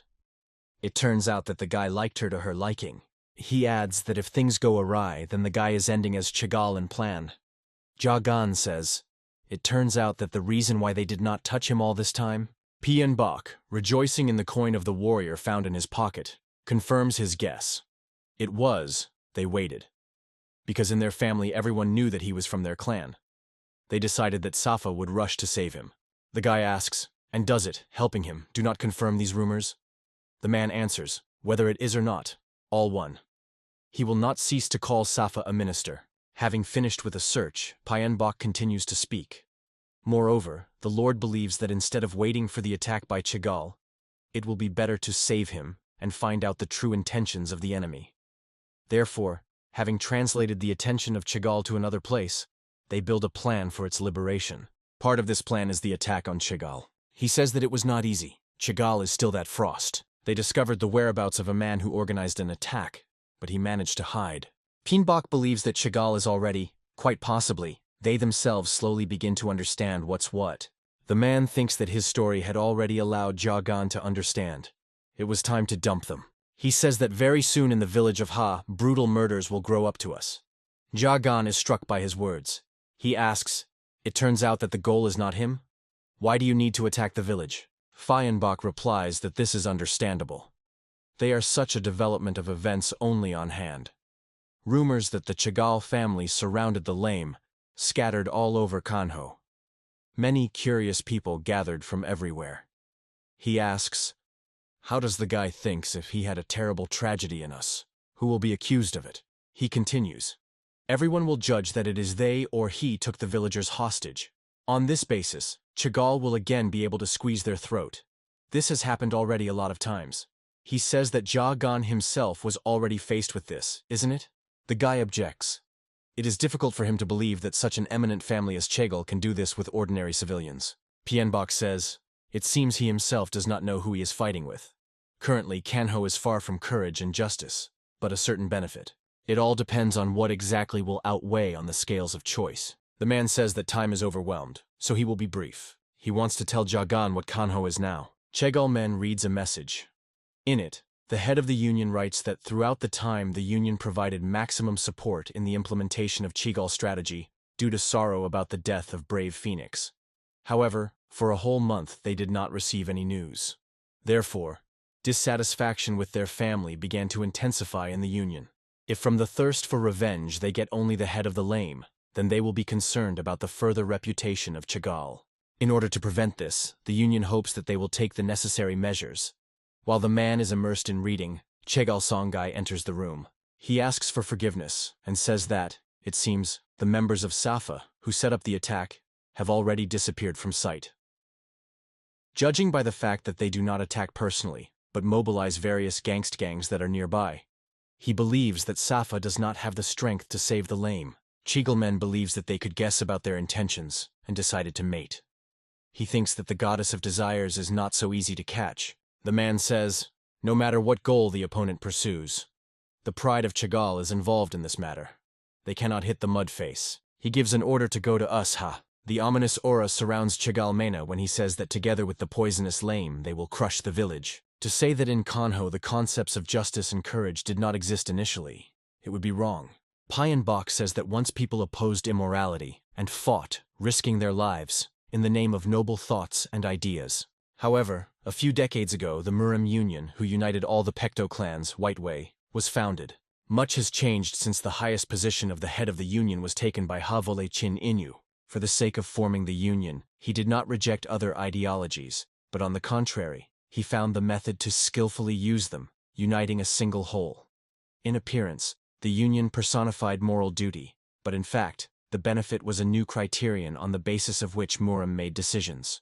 Depending on the choice, they began to calculate what they would lose and what they would take, or with whom they would become enemies, and with whom allies. Being influenced by the enormous power of the union, Kanho followed Murim in the name of his prosperity. And soon, as he wanted he voled the chin in, the moral duty became what Murim's members could sacrifice as much as they wanted to get benefits. And then a man who at one time was called a noble swordsman and eminent families began to morally sink and promote the union. Bok says, Kanho that the guy knew was, but swirled. This is all a long-forgotten song. Gan asks, then, and Chigal too? The man answers, the second. For the new Kanho, Chigal action is commonplace, because Murim is beneficial. The guy is interested. Why did the head of the union create such a world? Bok says, how much does he know? He can only assume that a similar alignment for him in some kind is beneficial. The man adds, most likely the person to whom he wants to take revenge also thinks. The guy always thought that he was fighting against the rotten Pek Li Jun and the forces that he created. However, if this person told the truth, then all these people simply acted on the principle of benefit. It turns out that he should crush the order of the new Kanho, in which even the atrocities are the norm. Gan is plunged into thoughts. Bok says, if he understood everything, then it is time for them to go.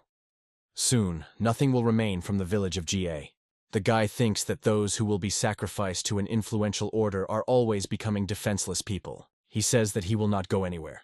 The man, thinking that he rushed, asks, what? The guy answers, if the villagers are in danger, he will not run away alone. The incident is his fault. Therefore the responsibility is on it. Bok asks, that he is chasing? What other responsibility? But Jagan is on his own. He remains, and his own eyes will see how much Kanho that he spoke about. The man believes that the guy is not friends with his head. He is sure that he could not do it. He asks, how is he going to speak out against the huge army of Chigal? Jagan says, all this time he fought not because he hoped for victory, but because it was impossible otherwise. Yes, and he would not sit here in his hands in anticipation when Chigal would begin to act. But the man of his words do not convince his decision of his decision. The guy explains that he had already promised himself that he would not live just for his life. He asks a man to thank the goddess of desires for him. Bok says he is in shock, and for the sake of whom he was so strained, Jagan asks for forgiveness. The man shakes his head. Now it became clearer to him what he liked the Lord. Since this is his desire, there is nothing to do. Bok says he will pray that the guy survives. The man, wishing Jagan good luck, leaves. He sighs and says, a young man who decided to resist the whole world alone. The guy looks after the man. In the village, life goes on as usual. Everyone is in a hurry about their own business. The woman waves goodbye to the man with his hand. He, distracted by her, does not notice anything around, and crashes into some Verzel, behind which there are warriors holding flooding flags in their hands. The man asks the family servant Chegal Chog Julia, who are they? Strategic advisor Chegal Songai, standing on a hill, watches what is happening in the village. Blue flags are hung on the front and rear gates of the village. Turning around, he says that the cordon of the village is completed by them. Chegalman, with an unchanged fan in his hands, answers, right. He believes that this is a great review. With a sharp movement, folding the fan, the man says, so, let's start the battle. The warrior gives the signal to the rest that the battle can be started. Chog Yul says they were given a sign. The man is trying to say something. But Verzila, not paying attention to his words, takes out the sword, and in one motion, practically dissects it in two. A woman who escorts her husband freezes with a raised hand. Passers-by are also standing, unable to budge. Screams are heard. The person was killed. The woman hurries to the body of a lover. Chog Yul smiles ominously, holding a bloodied sword in his hands. Screams are heard. The robbers came. Verzila says that it is not good to put them on a par with ordinary gangs. They are an army. He tells the soldiers to destroy everyone, and he warns that they are vigilant and do not leave any rats alive. Residents scatter, but not everyone was lucky enough to escape. People are at a loss. Some strange men for no reason began to cut the inhabitants. Someone screams rather to the rear gates, but there the inhabitants of the village are already waiting for an armed detachment. Chog-yul says that the village is surrounded and they have nowhere to run. One of the inhabitants of the village asks, "Why are they so with them?" He believes that there was some kind of mistake. But Verzilla dispersively answers, "In the name of moral duty. Their fate is to become the victims of Safa." He pronounces a rather empty chatter. Suddenly an explosion is heard nearby. Chog-yul turns his head in that direction and is interested. Why is it suddenly? On the square where the warriors of the Chigal family stand, a fiery flurry bursts. Verzilla, covering her face with her hand, wonders, what is happening? Chigal Songai, looking at the burning village with surprise, also does not understand where the explosion came from. He asks the question, did the villagers hid gunpowder? Chigal Men says, is it not obvious? He is sure that only one villain could create this. A man cannot believe that the guy decided to confront the Chigal army. Another explosion is heard. While Chog-yul is trying to understand what is happening, one of the warriors asks him to look up. It indicates the right direction. Verzilla should be his advice and raises her head up. On the roof of a tall house is Jagan, holding his new weapon in his hand, Kusarigama. He stands fearlessly, looking down. Behind him a fire flared up. Chog-yul says that this is their enemy who killed Madame Un and defiled the Chigal family. This is a ruthless, poisonous lame. Jagan, watching how warriors deal with the inhabitants of the village, thinks that even now, after the disappearance of the Doc family, innocent people continue to lose their lives. He understands that this is the current Kanho turned inside out. His hand squeezes the chain tightly. He turns to people below with an appeal to listen to him.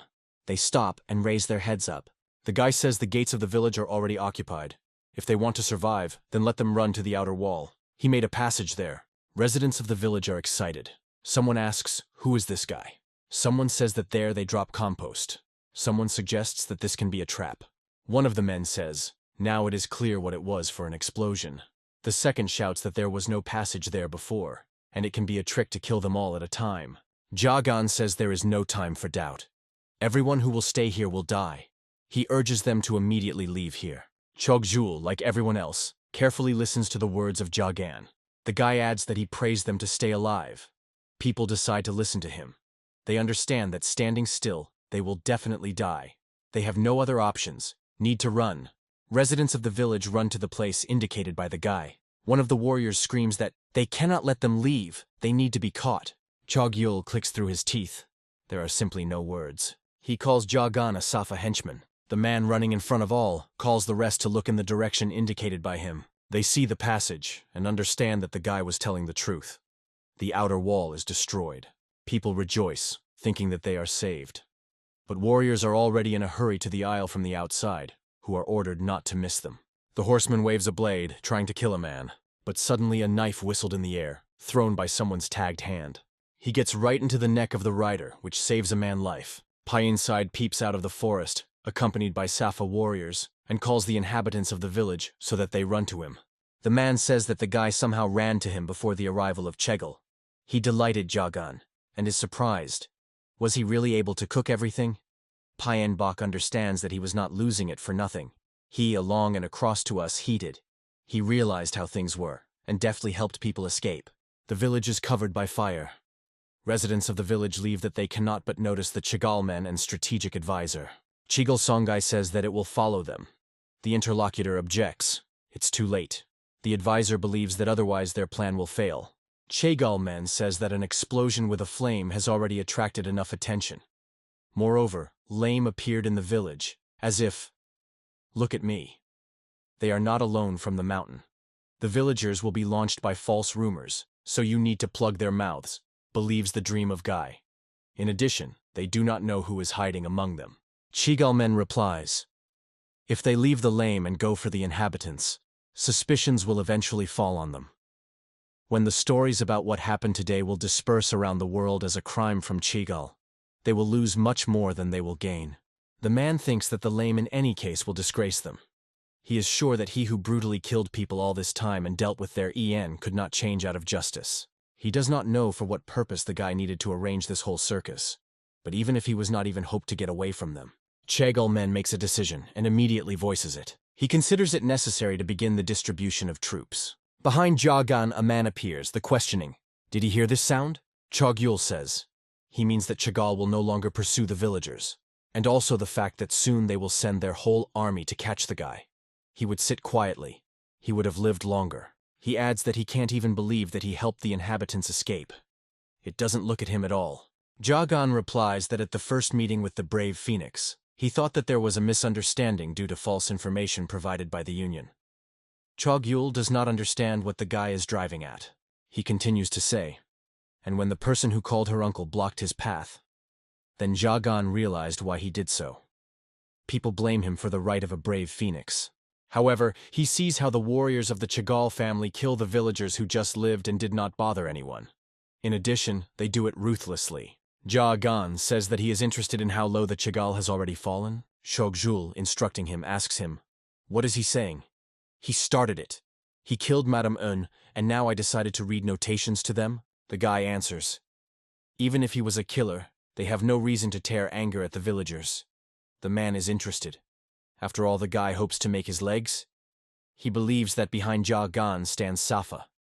Because of his intrigues, Madame Un lost life, which means the beginning of the war between them and Chagall. He says that wars are always accompanied by inevitable victims. The guy repeats after him, "Means inevitable victims." Chogyul confirms, "Right.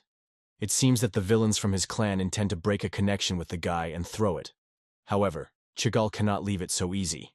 If Safa does not appear, then they will create the appearance of their presence." The man explains that this is why the local residents must die, so that the world can avoid even greater atrocities in the future. Jagan asks, "They want to brush off sins by inventing excuses?" Chogyul replies that they are soldiers who follow the order. He is more interested in why the guy is worried about these people. Shouldn't he care? Jagan says he was in their place. He believes that Chagall is just a puppet, and if so, then he will not experience remorse, killing them. The guy's aura becomes purple.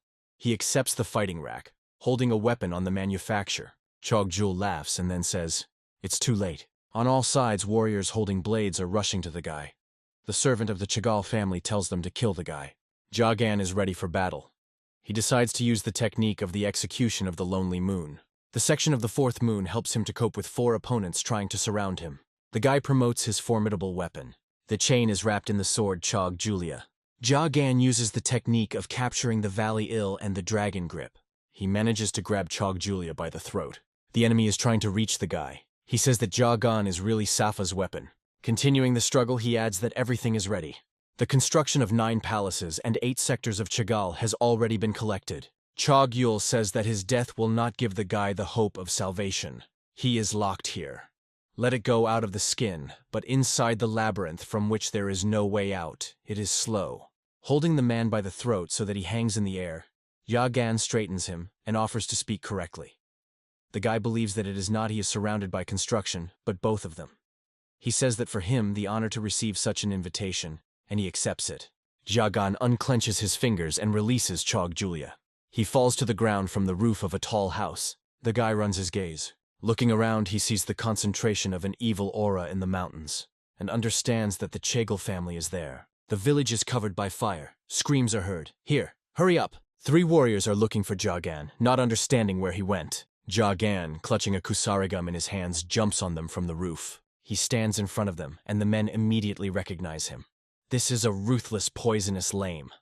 The one they were looking for came to them. The guy strikes a mortal blow to the first enemy. The other 2 do not even have time to react, and their friend is already falling to the ground. Using kusarigama, he straightens out with the second man, at the same time blinding his own blood of the second. When the man found the ability to see, it was already too late. The last thing he saw was the tip of the kusarigama. Warriors roam down the street looking for Jagan.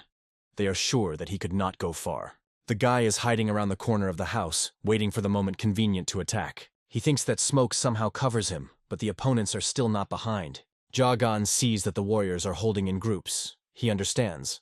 In order to crush them, you need to break the system. He knows that no matter how ideal the construction is, if a person leads to them, then there must be a weak place. He attacks the warrior from behind, covering his mouth with his hand and preventing him from calling for help. Jagan cuts his throat to the enemy. He throws his body in a flame of fire. The guy decides to first get rid of opponents one at a time, studying their tactics. The thoughts of Jagan interrupts a scream. Ours were killed! A warrior rushes from the smoke on him. Out of the corner of his eye, the guy manages to catch the movement and to react to him in a timely manner. Turning around with his whole body, he brings a mortal blow to the enemy. The body of a man falls to the ground. Screams are heard. There. The guy understands that the warriors react to the sound of a whistle. They developed such a way to report his location. Chegelmen thinks that 9 palaces and 8 sectors are a construction in which the army surrounds the enemy and destroys it, forcing him to be in constant strong fear, which turns into horror.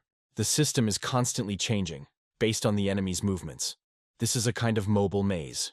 8 constructions are not defined from the very beginning. So far, focusing on enemy movements, the soldiers of the 5 elements gather and diverge. 8 gates form themselves. Then the gates bloom and then form again. This is how it repeats over and over again. There is an endless separation, connection, and circulation. In a word, the phenomenon of yin-yang fish. The gears of such a skillful construction immediately get out if someone does not express them properly. Thanks to this, a person using the construction sees the enemy's movement as in the palm of his hand, and then slowly leads him straight into the gates of death, where the maximum power of Chagall is concentrated. And at the very end it crushes him. Chegelmen is sure that now only death is shining chromium. Another enemy attacks the guy. Jagan sets a chain to the blade. At the same moment, he moves behind the warrior's back and brings a sickle over his head. The guy wins again, but it is still very far from the end of the battle. He understands it perfectly. For some time he stands, taking his breath. Around him are the bodies of the Chegel family soldiers. Jagan thinks that he fought so fiercely that he went too far from the initial place. It seems that the enemy applies on it the tactics of hunting with the corral. The guy understands that if he continues to act like that, then this will play Chagall on his hand, and will not be able to get out of the construction. We need to come up with a solution that will destroy the structure of 9 palaces and 8 sectors. Suddenly, he recalls the words of Shin Jun, the speaker. If he suddenly collides with Chagall, he will be able to survive only if he remembers Yin-Yan in the form of fish. The young man then told him that in the gates of the life of the inner hexagram, there is a gates of death. And the gates of death are inside the gates of insight. Jagan sees a flag lying on the ground on which it is written, the gates of pain. He hears the sounds of flying arrows, and raising his head, he sees that they are in dangerous proximity to him. The guy understands that it is already too late to dodge. A hail of arrows falls to the place where he stood. But Jagan manages to cover himself with the body of one of the dead warriors. It is not easy for him to keep such a burden, but he has no choice. Guy's dream says that the gates of healing and the gates of the limit have passed lame. Now he is at the gate of pain. They took the soldiers to the side briefly and began to shell with arrows. Chegelmen replies that Lame will not die so simply. He is sure that the guy will survive. The man tells Jagan's gates to be lured. The guy throws his impromptu shield and decides to find shelter. Arrows continue to fly, but Jagan manages to bounce to the side. Escaping from arrows, he flies on a warrior with a sword. He falls to the ground and the sword passes over his head. Rising, Jagan from the bottom up inflicts a mortal blow to the enemy. Chegelmen says that after the guy needs to be brought into the gates of death again. Jagan, who did not even have time to take his breath, sees the approach of the next enemy. He takes out small metal stars. 2 warriors with swords in their hands rush to the guy. Preparing for the attack, he pours the stars on the ground. Chegelmen, with a strategic advisor, continues to observe the hill. The man continues to give instructions. The GI dream ends the phrase for him. When the guy is there, they will give a signal to complete the construction of the gate. Chegelmen, smiling ominously, says that the life of the lame will finally break off. He thinks that they started this villain into the gates of death. It's great. Now it needs to be surrounded by everyone together. Warriors who tried to take the enemy into the ring, look at the look without finding it. One of the men says that there is no Lame here. In a burning village, screams are heard. Lame disappeared. He is not in the gates of death. The guy dream is surprised. How did this disappear? How is it possible? He was surrounded by dozens of their warriors. He just had nowhere to slip away. Chegelmen thinks that once a person, surpassing the master in martial arts, destroyed the system by force. However, the enemy never disappeared so suddenly before. He is perplexed. How did it happen? Then the hunch comes to his mind. But he considers her impossible. Some kind of henchman of Safa, who is not included in the Chagall family, cannot know about the gates of life of their construction. Jagan is hiding from opponents. He recalls the words of Shin Yuna. The gates of the life of the inner hexagrams are in the gates of death, and the gates of death are located in the gates of insight. Now the words of the young man have gained meaning. Sitting in a corner formed by two walls of the house that survived during the fire, the guy is thinking. Now he is in the gates of life, in the dead area of construction. If he continues to hide, he will not be able to get out. He understands that you need to come up with a way to destroy the construction.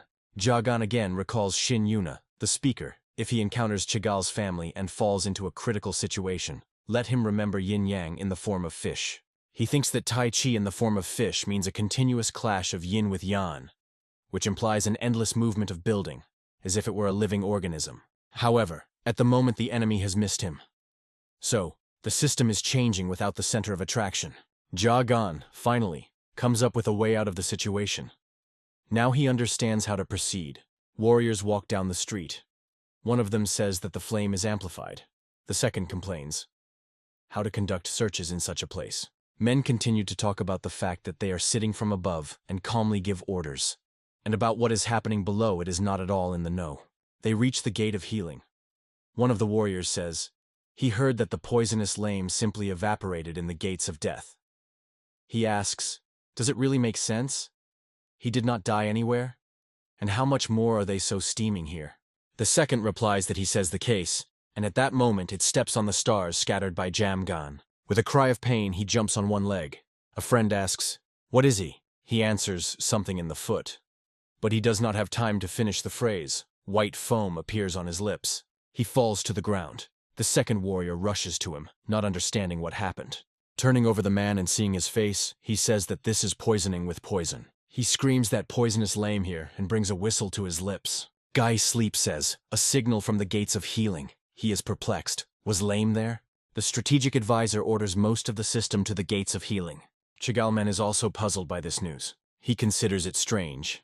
It turns out that the guy did not hide in the gates of life. A warrior in the gates of the limit shouts that the enemy is discovered in the gates of healing. He orders to reorganize the system. The rest of the warriors are also at a loss. One of them says that Lame was in the gates of death. How did he get here from there? He suggests that he most likely moved, hiding in the flame. He believes, whatever one may say, and their enemy is not simple. He does not notice a stretched rope and touch it with his foot. The man groans quietly, clutching his neck. A friend asks, what's wrong with him? He replies that he was pricked. A stream of blood flows from his mouth, and his face begins to blacken rapidly. He falls to the ground. The second warrior, looking around and holding a sword in front of him, screams, this is Lame. Where did he come from? He is perplexed. They said, after all, that he was in the gates of healing. A man brings a whistle to his lips. Warriors who are in the gates of insight, having heard a signal from the gate of the limit, are surprised. What is happening at all? One of the men says, for such a short period of time, the guy could not get from the gates of healing into the gate of the limit. He does not have time to finish the phrase. Jagan appears from the smoke behind him, squeezing a sickle in his raised hand. With one blow, he straightens with the enemy. Alarmed strategic advisor quietly gasps. He cannot understand what is happening in the village, and why their brilliant strategy does not work. The gates of healing. Dead warriors lie on the ground. The gates of the limit. The body of men in puddles of their own blood. The gates of insight is the same picture. And even the gates of pain did not give the desired result. The guy dream is asking, the lame into several parts was divided, or what? Is this really real? Chigalmen understands that these are traps. The guy arranged them everywhere, running away from the formation. He admits that, despite the deplorable position, the guy managed to show ingenuity. However, he is sure that this was his last trick before his death. A man gives an order not to panic. He orders now to reorganize a large-scale construction. He assures that the chromium does not escape with the help of cheap traps. Hiding behind the destroyed wall and watching the soldiers looking for him, Jagan thinks that overnight he began to pursue opponents, as if changing their places. He again strikes in the back of one of the pursuers, thinking, since he went into the rear of the search engines, then he deviated from the course of the system. The traps set by him confused the enemy and sowed panic. Taking advantage of it, he began to move from the gates of life against the construction of life. And this was a right decision. Jagan understands. If he continues to act in the same spirit, he will be able to get out. The guy leaving behind a dead enemy rushes forward. Screams are heard. Lame appeared. Gan instantly straightens with him, and the warrior, choking with blood, falls to the ground. With his formidable weapons, the guy strikes opponents with a blow to the blow. Turning his head, he sees that he reached the border of the village. The passage he made is very close. He understands that when he crosses her, he will be much easier for him to hide. But his plans are not destined to come true. The new enemy says that he was lucky to get out of order. Gan does not know this person, and in the meantime, he thanks him for his himself entered him. The guy asks the stranger, "Who is he?" The enemy replies that his name is Pak Lee Gvon, nicknamed a Silent Dragon. He says that he came to take revenge on Ian's death. Union Murim, branch in the province of Jiangxi. Piek Lee Jun asks for permission to enter. In the room with his back to him stands Hawol Chin. He is very passionate about something. The man approaches him, but he does not pay any attention to it. Lee Jun is asking, "He cooks something?" He answers in the affirmative. He is busy preparing the pill of purple heavens. The man says that this is the pill of the immortality of the Mu Mu clan. It is called incomparable miraculous medicine. He asks, "Is it safe to cook it in sight?" Willy Chin is interested. "And what is the grandiose in it?" "Great ingredients, and ready." He asks the young man not to make an elephant from a fly. The old man says that around everyone is only chatting about the entertaining acts of Lee Jun. He asks, "Is it true that the family of Chagall spent the sake of only one henchlot of Safa, inactive, in Yunnan for a month?" The maid puts in front of a man sitting at the table a cup of drink. Paik Lee Jun replies that he did not give such an order. He believes that Chagall wants to fairly be repaid for the death of their daughter. The old man asks, "Why did they wait for so long?" Paik Lee Jun explains, their enemy is called Ruthless Poisonous Lame. There is information that he is a key figure of the Safa clan. It seems that Chegall decided to use it as a bait, so that, start to act, they could kill two birds with one stone at once. The old man asks the man, "Did he come up with it?" He is meaningfully silent. Willy Chin is interested in unrageable. He wants to say that Chagall would have started a similar one. Throw the food to the hungry wolf, in the repertoire of his young interlocutor. Safa does not peck on such an absurd bait, and Chagall eventually exhausts himself. The man replies that he probably does not know anything. The goddess has a changeable character. She may well rush to save Lame. Therefore, he believes that his attempt was worth it. The old man asks, "Is he so sure that he knows his wife well?" Seeing that the man is not answering, he says that his plan seems to have already crashed. Pak Lee Jun replies that he pressed on Chigall. It is impossible for them to continue time. He believes that they have already advanced far in their venture. For the sake of maintaining authority, they cannot be turned off the path. It is necessary that a significant excuse for the next attack on Safa appears. The old man continues to rub the grass in a narrow vessel. He says that he is not bothering him. The more reasons to crush the Safam, the better. However, it would be nice to separate public and personal. He sees in him a personal interest in Safa. The man answers, "Is this possible?" The old man interrupts him, saying, "Does he really think he can deceive his eyes?" Paik Lee Jun wants to say something to the old man, but then hesitates in indecision. For a while, silence reigns. Willy Chin does not say that he, in general, started this conversation only because of anxiety. Then he adds that he does not teach him Lee Juna to the mind. He himself will cope with everything. Penal, after all. The old man believes that the tea party will have to be postponed for later. It seems that his interlocutor got things. A warrior runs along the corridor, calling Mr. Pak Lee Jun. Running into the room, he asks for forgiveness, and says that he needs to urgently report something. The man assures him that everything is in order, and he listens carefully to him. The warrior says the news from the branch of the province of Guju came. Hearing that we are talking about his main student, Pak Lee Jun was alarmed. The warrior says that the young man went to Yunnan. Jagan understands that a silent dragon came to the village. The guy thinks that this person, like a brave phoenix, enters the group of 3 dragons and 4 phoenixes. But what did he forget here? Gavon, noticing his confusion, says, he sees that the guy does not understand why he is here. Did he really believe that only her family would want to take revenge on the life of a brave phoenix? He explains that Ian, tragically died at the guy's hands, was his lover. Jagan is watching his every movement intensely. Gvon says that the girl was indispensable in resolving what happened in Yunnan, since the only way she could get hope for recognition of their relations against which there was a family. He believed that she would succeed, so he was happy to go on her heart. And in the end she went to heaven, where we'll never return from. Gavon's hand clenches into a fist with such force that the nails are injured in the skin, and blood drips to the ground.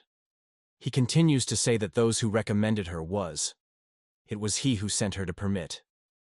Constant thoughts about what had happened did not allow him to forgive himself. Therefore, he decided to share the fate of En. But at the last moment he dawned on him. If he leaves now, who will console her unfortunate soul? He unclenches his fist, and blood, jamming on the fingers, continues to irrigate the earth. Gavon says, therefore, in the end, he is grateful to heaven for taking revenge on the guy with his own hands. Jagan replies, it's hard to believe in it, but he still must say that he was not killed by the brave phoenix. He says that Chagall En died as a result of a conspiracy. But the fist of Gavon, with force crashed into his cheekbone, does not allow Jagan to finish the phrase. The guy rises from the ground with difficulty. He thinks that the enemy is very fast. Gavon, waiting for his attack, warns that he does not play with him. Is he not only to him that he deprived the girl of life? His face is distorted with anger. He says that Jagan is deeply mistaken if he thinks that he can pacify his anger at least a drop. The guy, preparing for the battle, thinks that Salgisi, murderous energy, absorbed the silent dragon as a whole. He understands that in this state it is useless to talk with Gavon. He thinks that very soon Chagall will understand that he escaped from the construction. The more he pulls the time, the more unfavorable his position will become. Thinking that he has no choice, and he can only defeat the enemy as quickly as possible, the guy is arming himself with needles. The enemy inexorably approaches Jagan. Gavon brings his hand, wanting to deliver a crushing blow. The guy uses the technique of the flight line of 12 earth branches, the melody of the wind. But Gwan's response attack throws Jagan far back. It falls near the wall, on which cracks remain from the blow. Gavon tells him to get up, saying that he had not even started. Slowly, he approaches the guy sitting on the ground. He says, the pain that En experienced, slowly and painfully returning to him. Gavon, approaching Jagan, is interested. What is it with him? Is he not capable of anything else? The silent dragon says, since the guy was able to get out of the construction of 9 palaces and 8 sectors, then his skills cannot be worthless. Otherwise, En would not have died from his hands. Jagan replies that he was already saying, he did not kill the girl. Gavon called himself a lover of brave phoenix. Is he really not interested in how she actually died? The silent dragon believes that the guy continues to carry nonsense and does not want to listen to him. He attacks the guy, promising to disfigure his face. Jagan hides his weapon behind his back, preparing to fight back. When the enemy approaches, he is covered with a sickle. The guy strikes the unexpected from him such agility, Gwan. But he only manages to cut a chip of hair from the enemy's head. Surprised, Gwan asks, the guy provoked him for this? As soon as he got closer to another half a step, and he would have deprived his head. He beats Jagan with his fist in his stomach, shouting that he showed imprudence. At the same time, he wraps the chain attached to the serp on the hand. He believes that En died because of the same cunning trick. Gwan clenches a chain in his fist, the end of which is wrapped around his hand. Jagan does not let out a weapon out of his hands. The chain is stretched between opponents. Gavon says that the guy show him what else he is capable of. Jagan is trying to free the weapon, but to no avail. He uses the technique of the flight line of 12 earth branches. The guy thinks that this time he should do, but the enemy takes out a sword out of the scabbard. This is the sacred sword of a man of heaven. He uses the technique of the white crane, spreads the wings. Gwan hit the chain and it scatters into small pieces. He says Jaganu that he will crush all his tricks one after another, and he promises to show the guy what is true power. The silent dragon, raising a sword high above his head, attacks Jagan. The guy manages to substitute his sickle under the blade. He thinks that he fights off with all his might, but his hand may not stand. Gvan believes that they are on absolutely equal conditions. Jagan understands that he has no chance in a battle to face. He thinks that he needs to somehow catch a good moment. The guy is trying to increase the distance between them, but Gvan arises behind him. He is interested. Where is Jagan gathered? The silent dragon again brings the sword over the enemy's head. He concentrates all force in his hand, wanting to strike a decisive blow. Turning the sword onto the guy's head, Gvan says it's over. But Jagan decides to resort to the technique of the finger of the wind, separating the arrow shell. With a wave of his hand, he directs the flow of power to Gvan. The blow is aimed directly in the face of a silent dragon, and it seems that he has no chance to evade. Jagan, who has invested all his strength into him, hardly takes his breath. Behind the dense cloud of smoke, he does not see the enemy, but he knows that he did everything as it should. He thinks that even his enemy will not stand such a blow. Suddenly, the voice of Gavon is heard. He says the guy hid his strength. A silent dragon approaches Jagan. The clothes on his shoulder are torn. Gavon says that after using this technique, he felt a sharp rise in his internal energy. The guy is upset. He was unable to inflict a single wound to Gavon. The veins swell on his hand. She refuses to obey the guy again. He thinks bitterly. Why exactly at such a moment? Why did the symptoms manifest itself again? Gavon says, if the concealment of skills is part of his tricks, then he can only name it reckless courage. He is interested. Did the guy think that fighting in incomplete strength could defeat him? The silent dragon suggests starting a real battle. Paik Lee-jun asks, what does this mean? In what sense in Yunnan? He says that his student adheres to excellent behavior. In addition, he made no information from the outside. How could he leave? The servant shows him a note received by Gavon. He told him he was informed that she was discovered in the chambers of his chief student. And after some time, the news began to act that the silent dragon was seen in the province of Yunnan. The man takes the message and reads it carefully. He thinks that there is not even a detailed explanation in him, and Guan could imagine anything he wanted to despair. Who dared to crank this? Paik Lee-jun asks, where did the note come from? The servant answers is unknown. The man says that he immediately goes to Yunnan. The servant is trying to object that his student is considered the strongest in the group of 3 dragons and 4 phoenixes. He believes that although the brave phoenix died, Lee-jun is unlikely to go to Yunnan just because of one chrome. The man replies that he is not afraid of this puppy. He says, if it turns out that his adopted son is in Yunnan, then she will come. He knows that this woman wants to destroy his plans. The goddess of desires stands on the edge of the cliff. She is immersed in her thoughts. Her gaze is directed into the distance. Behind her appears Man Number. He says that he came just in time. It turns out that the woman all this time was nearby. The goddess of desires is interested. Who is he? Man does not ask her not to worry. He believes that he needs to introduce himself. The advisor says that he is the person who called Paik Lee-gvon. The goddess of desires does not understand what Man's number she asks. The man called Paik Lee-gvon?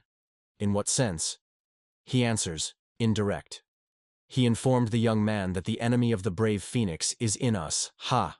The advisor believes that for the goddess of desires, he seems to be a much more tempting bait than lame, right? Tan Ren-jin demands that he name his name.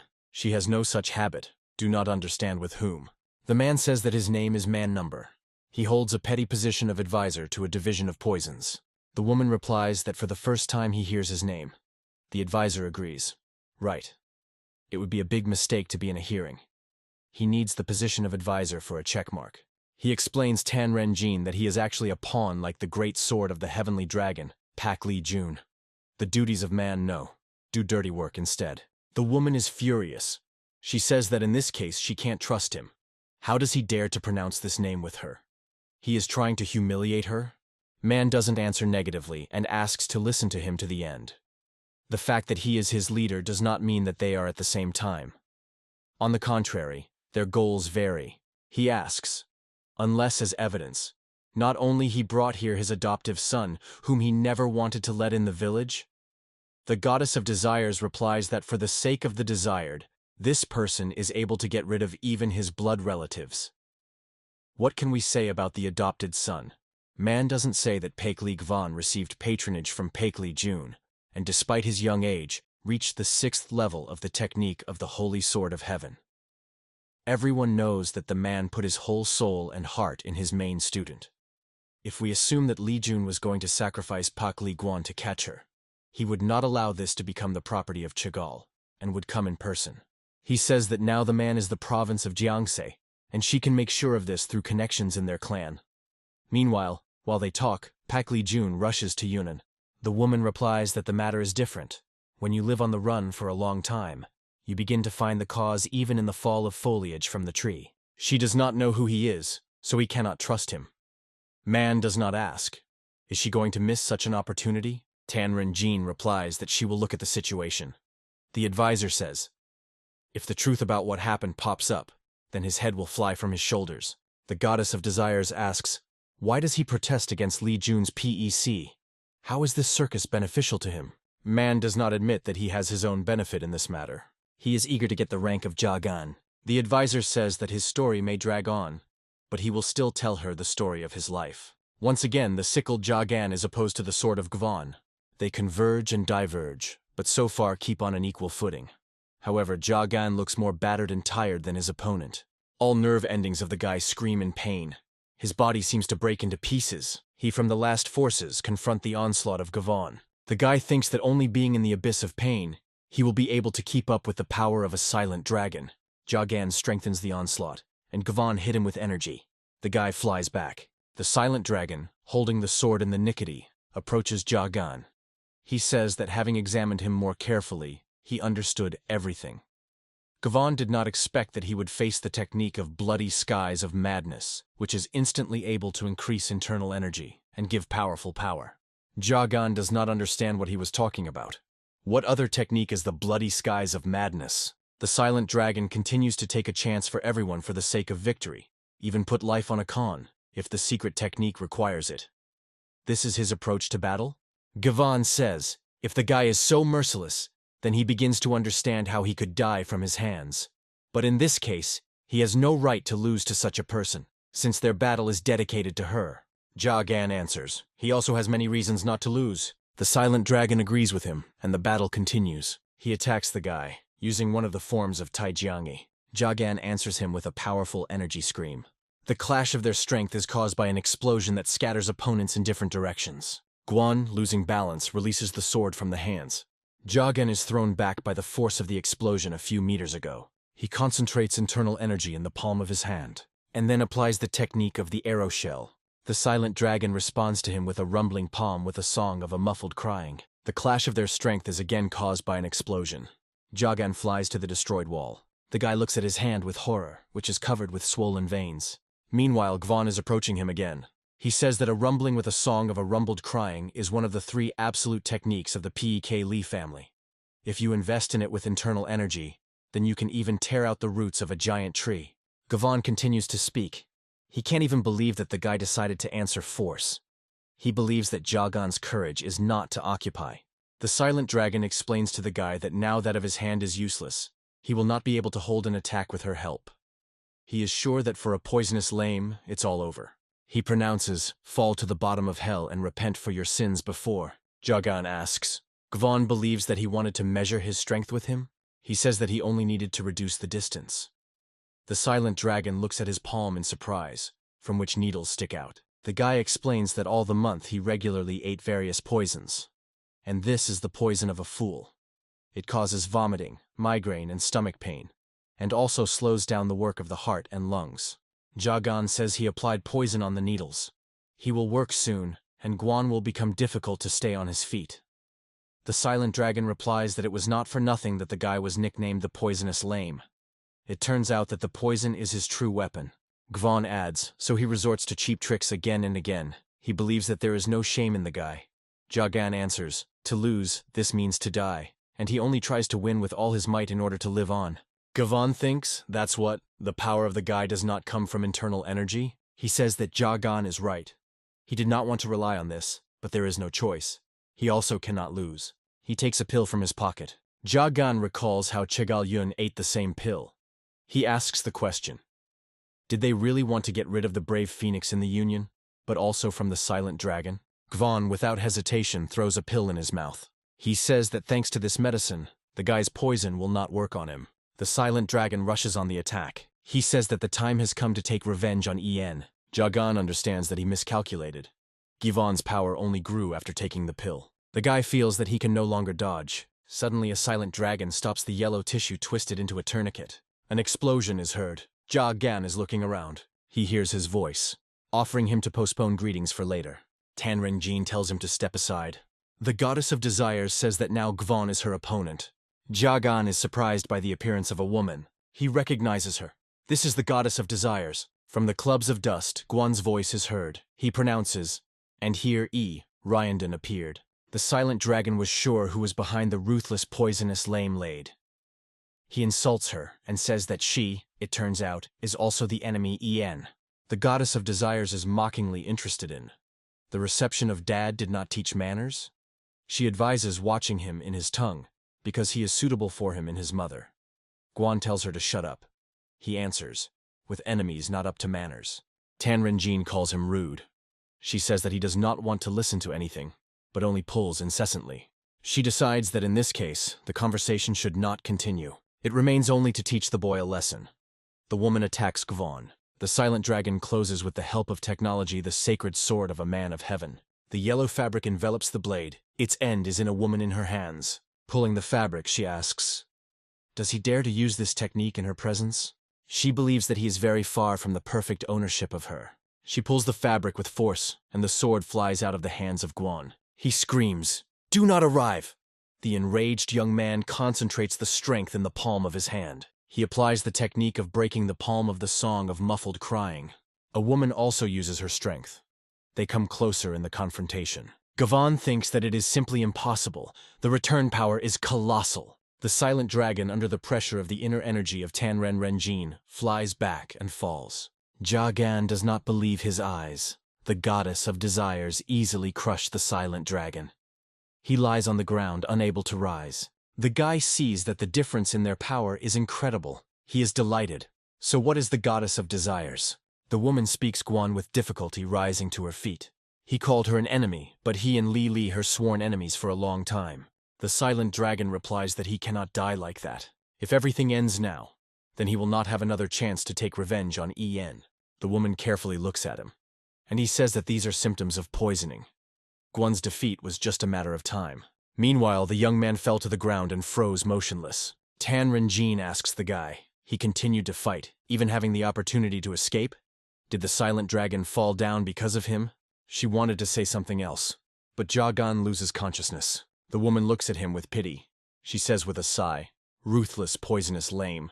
The goddess of desires feels someone's presence. She understands that someone is behind her. She barely manages to react, and in the jump leaves the attack of the unknown. The goddess of desires is a little surprised. It was attacked by a man who reached the level of mental energy murder, capable of killing the enemy with the help of internal power. She adds, to match her nickname Chegel Men, the eyes of destruction. A red aura is raging around a man. He says that they tried not in vain, since she appeared. The woman replies that they arranged a real feast here.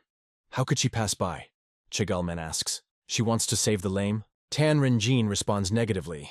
She needed a descendant of the Pek Li family. The man looks at Gvon lying on the ground. He is perplexed. What does the silent dragon do here? Did you come to avenge En? The goddess of desires says, if he wants to save the young man, then let him give up his venture better. She is sure that he could not stop her on his own. Chegel Men believes that her insolence surpassed all the conceivable boundaries. The man attacks the opponent again. The woman jumps back to avoid blows. Now she attacks Chegel Mena using a trick with a fabric. A man cannot do anything. Fabric canvases are wriggled around him. Tan Renjin screams. A simple private dared to join battle. He is not suitable for her opponents. The fabric spelled the man from head to toe. The woman continues to speak. If he interferes with her, then the whole family of Chegel will be exterminated. A man wrapped in a cocoon cannot answer her anything, but he makes an effort and tears the fabric into shreds. Chegel Men asks a question. Is he not an enemy for her? Will Chegel be destroyed? Who does she say that? Chegel has long surpassed her. Perhaps for a long time, they did not crush her gang. Her arrogance, as a result of intoxication of its former glory, has not gone anywhere. Fragmentation of fabric is showered by a woman. She is somewhat surprised that he was able to free himself from captivity. Tan Renjin says that he, the right hand of Chegel, is well aware of the story of her family. So why were these words? The man agrees with her. He knows the story of their kind. But he believes that the fate of her family is the result of her greed. So she does not need to look for the guilty.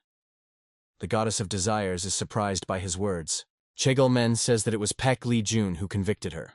Let his wife be involved in what was happening. But he, burning with anger, made a decision and established justice. And she, melting anger, joined Safa. Tan Renjin does not allow him to continue. She screams, "Enough!" Her aura acquires a scarlet color. She asks, how does he dare to say such absurd things in her presence? The woman claims that he will not forgive him for this. They are preparing to confront, but an explosion is unexpectedly heard. Man does not.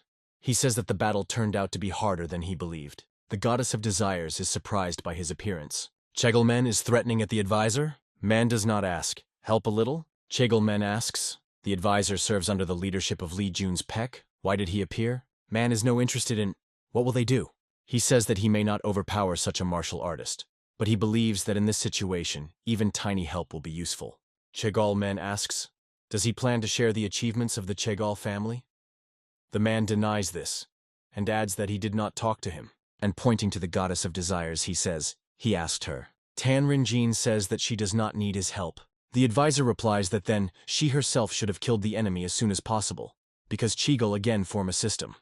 He did not take her to take time. He has a brilliant plan. Chegal Men shows an advisor with insults. He accuses the man not that he conspired from Safa and betrayed Murim. The advisor replies that those who struck him in the back were the impudent Pak Li Jun. Man does not say that he should get with him. Approaching the silent dragon, he raises his head by the hair so that his face is visible. And then he says, if you take an important thing from a person, then get ready to sacrifice something valuable in return. Chegal Men calls him a scoundrel. He asks, does the advisor take the young man hostage? Man doesn't say. If he appreciates his niece, then he will not simply betray this poor guy who rushed to take revenge for her. He asks, isn't it? The advisor adds, moreover, this young man is the chief student of Pek Li Jun.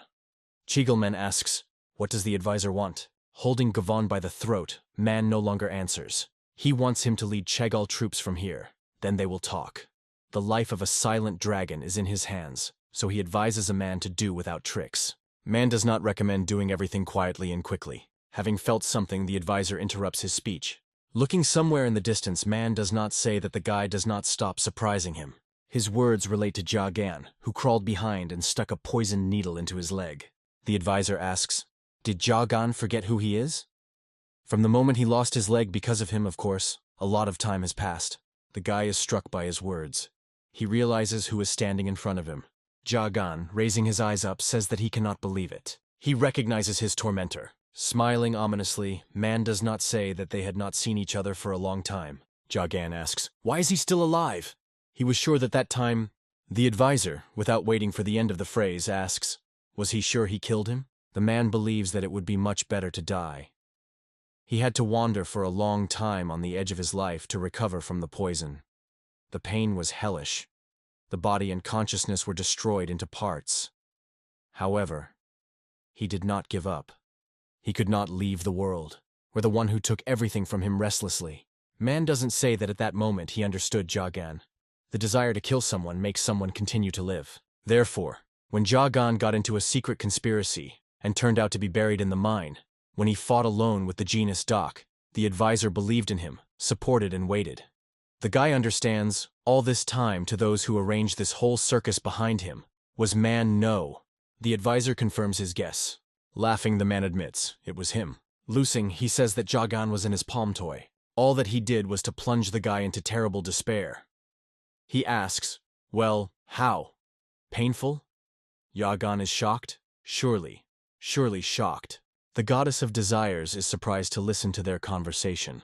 Chegal Men is amazed at the confessions of the advisor, no less than her. Continuing to laugh, Man doesn't say, let him suffer yet. Let him know the strongest despair. For the sake of this, his speech is interrupted by the guy's words. Thank God. A mask of madness flies from a man. Jia Gan pierces the needle to his side. The guy says he is glad that he did not miss him. He drives the needle deeper into the body of an advisor. Jia Gan states that he vowed to kill them all to one. Man doesn't shower him with abuse. He beats the guy with his foot, and he flies away from him. Jia Gan is behind the goddess of desires. Man doesn't say that with such wounds he should not have the strength to even stand on his feet, but he will still stubborn. Jia Gan is motionless on the ground in the place where he dropped his blow. Man doesn't think that he managed to make him live inside endless battles that bring pain. A man pulls out a poisoned needle from his body. Man doesn't think. However, the pain is suffering. He says that it is pointless to throw into the darkness of the one who grew up in it. Therefore, you need to light the light. The advisor thinks he should not give despair but hope. He chuckles quietly. Then it bursts with wild laughter. Man does not declare that he changed his mind. He says that he will have to take a silent dragon with himself. The goddess of desires asks, did he decide to stop her? Man does not ask the woman to listen to him. He struck Guan's foot. Blood begins to flow from the mouth of a young man. Chegal Men, insulting an advisor, asks, what is he doing? He replies that the young man is poisoned by potent poison. Man doesn't explain. Only it can neutralize this poison, so it will have to be lending a silent dragon for a short time to treat. The goddess of desires claims that she does not trust him. And why would she let go of the descendant of the family of Pek?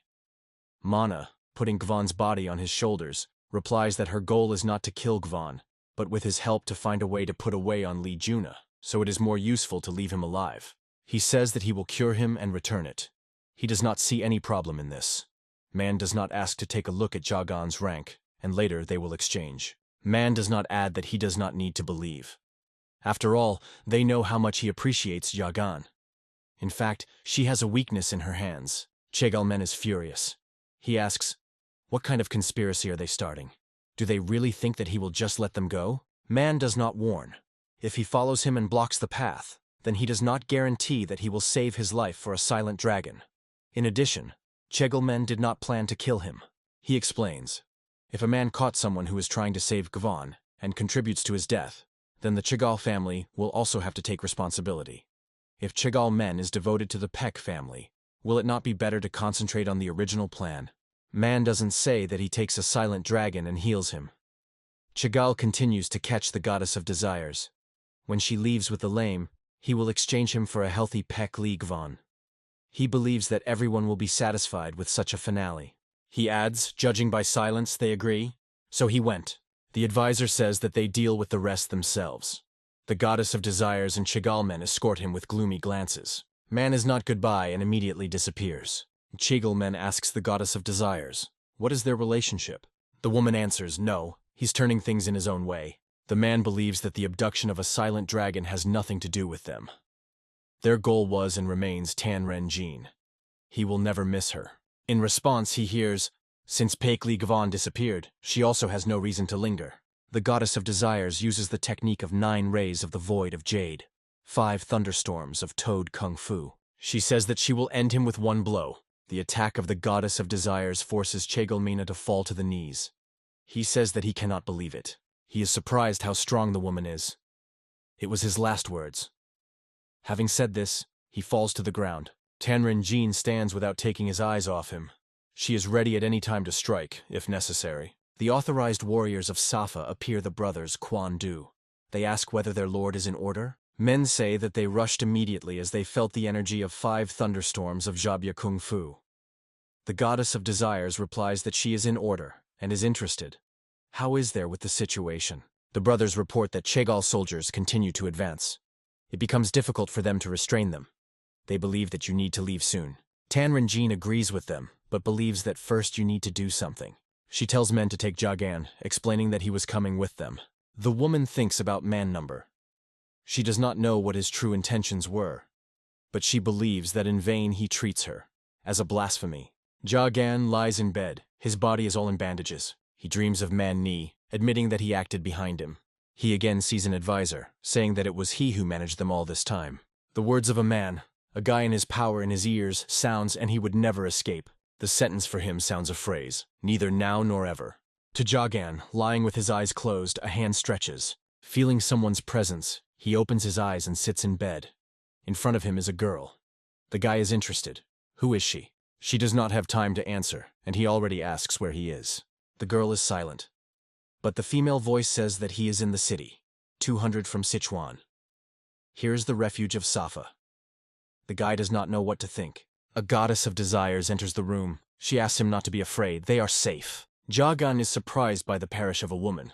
The girl changes the bandages, and the guy who has learned about everything that happened is interested in what is the same with the village of GA. The goddess of desires replies that losses could not be avoided, but thanks to his resourcefulness, it was possible to preserve many lives.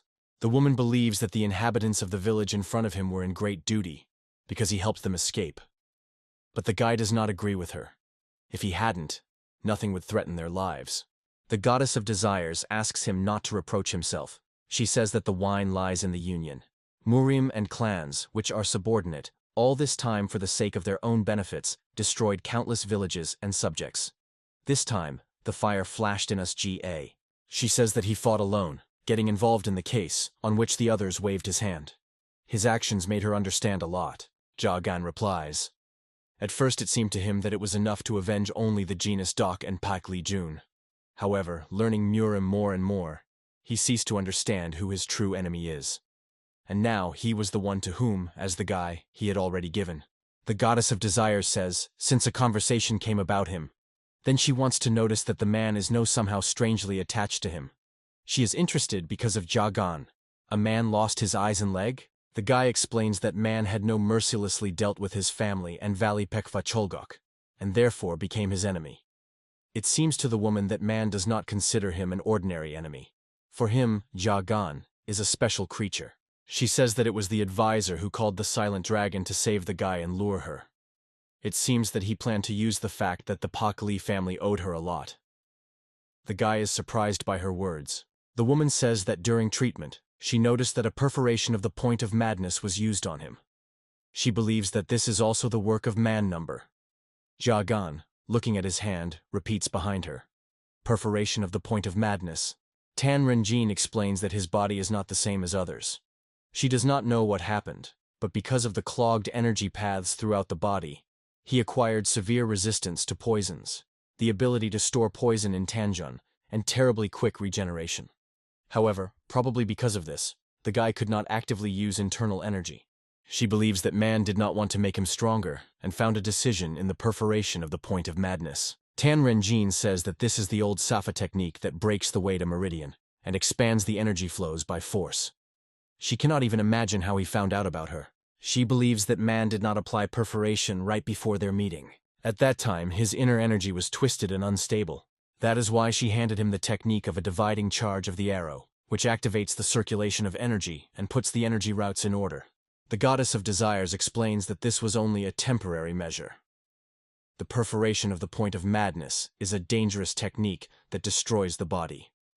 At such a pace, his body will soon break, and he will die.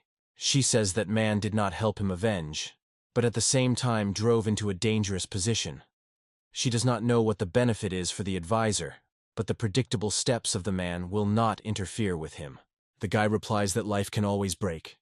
He believes that there is nothing worse than the enemy with an incomprehensible purpose. The goddess of desires says, that's not all. Only 5 days have passed since the battle of Chigal with them, however. Among the amateurs, Zhongguyan, there is already talk that the ruthless poisonous lame destroyed the formation of 9 palaces and 8 sectors of the Chigal family. There is a lot of talk that the guy defeated the brave phoenix. His fight with a silent dragon also did not go unnoticed. The woman says, therefore his nickname has become different. Everyone calls him a poisonous dragon with a reverent fear. His position from Yunnan on the outskirts moved to the very center of Kanho. Now, he will have to face much stronger enemies and get involved in tens of times more confusing business. The goddess of desires says, the problem is that he is still weak. This applies to strength and support from the outside. She asks, does he understand what she is driving at? The woman asks, does Jagan want to join them? Pek Li Jun stands among the destroyed village for us, ha. A bird circles above his head. She brought a message from the Chigal family. The bird is arranged on his hand. He reads a note that says, when the construction of 9 palaces and 8 sectors, formed to capture a ruthless poisonous lame, collapsed from a fire, his adopted son, a silent dragon, arbitrarily intervened. The silent dragon lost to the goddess of desires that appeared during his battle with the poisonous lame. They tried to prevent the abduction of the young man with the Safa clan, but their efforts crashed due to the later arrived man. This news was sent by Chigal men, who now treats the wound received during the battle. A man with a bandage on his head lies in bed. In the message, he reports Pek Li Jun that the advisor took a silent dragon with him and disappeared in an unknown direction, and the goddess of desires escaped with the lame. It cannot be said that what happened is exclusively Chigal's mistake, but, be that as it may, he feels moral responsibility for what happened. Pek Li Jun continues to read. Several men closely follow him. One of them says that this is King Kong of the Heavenly Sword Pek Li Jun. He is surprised. What is he doing here? The second answers. He heard, in his current position, no one almost intervenes in his affairs. The third believes that he came to look for a silent dragon but already too late for this. The man says this is their chance. While he lost his vigilance, you can attack him. A friend objects. He believes that he should not touch him. They are not working as killers now, but they protect the village. The man asks, Did he really forget that Li Jun made Safa? How many of their brothers died through his fault? A friend shares his feelings, but believes that this is too dangerous. The man insists, if they succeed, the confrontation of Safa and the Union Murim will radically change. They must get rid of Li Jun, at least for the sake of the Lord, that all this time took care of them. If friends do not go with him, then he will go alone. Safa warriors look at each other in displeasure. Paik Li Jun reads a message, at the end of which Chagall writes that therefore they will not refuse a single request and will help. Safa warriors attack Pak Li Jun, coming from the back. He grumbles displeasedly, one, then others. He clicks the message in his hand, saying, "They are all a miserable garbage, who does not know where he was." Safa warriors are rapidly approaching him, but suddenly they feel a strong effect on their bodies. Pak Li Jun is easily dealt with opponents at a distance. He says, even if you have to turn Kanho upside down, he will find them and make them understand which punishment will have to bear if they are touched by what belongs to him. Near the capital of the province of Sichuan, the yard of the Tang family. At the gate stands Ma Nek, holding a silent dragon in his arms. The warrior opens the gate, saying that they can come in. They gave good on top. And unconscious, the young man is put on a stretcher. The warrior invites the man to follow them. Entering the room, the advisor says, "He, the most famous main temple of the Tang family. For several hundred years, the entrance to strangers here was closed. This place deserves its loud glory." The man says Man En. Well, he did the matter. Then he asks, the advisor did not try to think with his head. He asks, what did he do this? The interlocutor answers, he heard Pak Li Zhang suspect the Tang family. A man, sticking the needles into the body of Gavan's unconscious, asks, why did he bring here a dying silent dragon? If suddenly they find out about it, there may be huge troubles. Man no longer replies that he is ungrateful. It would be good. Bring the poison from the very beginning properly. The man turns to the advisor asking, what? Man no longer answers. They themselves boast of their pills of the 5 killer, or as they call it there. And the effect is dubious, as in the case of a brave phoenix. And now, the advisor believes that the guy of the silent dragon believes probably the current situation would have been avoided. And what does he have to do with the useless skills of the Tang family? The man is interested. He forgot where he is now, and adds, he must think that he says. Man doesn't ask, did he say something wrong? Get the silent dragon in the hands of Paik Li Jun, he would have learned about the pill of 5 killer, and about the Tang family hiding in the shade. He says that such a development of events would be much worse. The man replies that from the very beginning it was necessary to normally choose the place of use of the poison. The representative of the Tang family explains, the families of the brave phoenix and the silent dragon put all their hearts and soul into their upbringing. Therefore, the poison did not leak into their bodies as it should, and did not show the proper effect. Guan with a wild scream breaks out of bed. It still seems to him that he is fighting Jia Gan. With one movement, the man does not put him in his place. The silent dragon calms down. The advisor removes his hand and says, that's a talker. Man no tells the man that in the future such an excuse will not work. They cannot suppress 3 dragons and 4 phoenixes. And with other strong warriors, who are a dime a dozen, what are they going to do? Exciting, the representative of the Tang family replies that more transformations will need to be carried out. All pills collected as experimental samples will serve as help. He asks to take into account that they plan to create a poison of mass production. Man doesn't say, then it's even good that he dragged the guy here. He asks, how about the way to look for a way to destroy the technique of internal energy of the Pek Li family? The man answers, good. The advisor is interested. If he is in such a close relationship with the Tang family, can he see the elder? The interlocutor says that it is difficult for them to meet him. He advises to find the heiress. He adds that she wanted to meet with an advisor about what happened in the Dak Valley. Man is not answering. The heiress? Let her and are connected by blood ties with the Tang family, but he can't stand it to the girl. Jia Gan hears the question. He still has not decided to join them.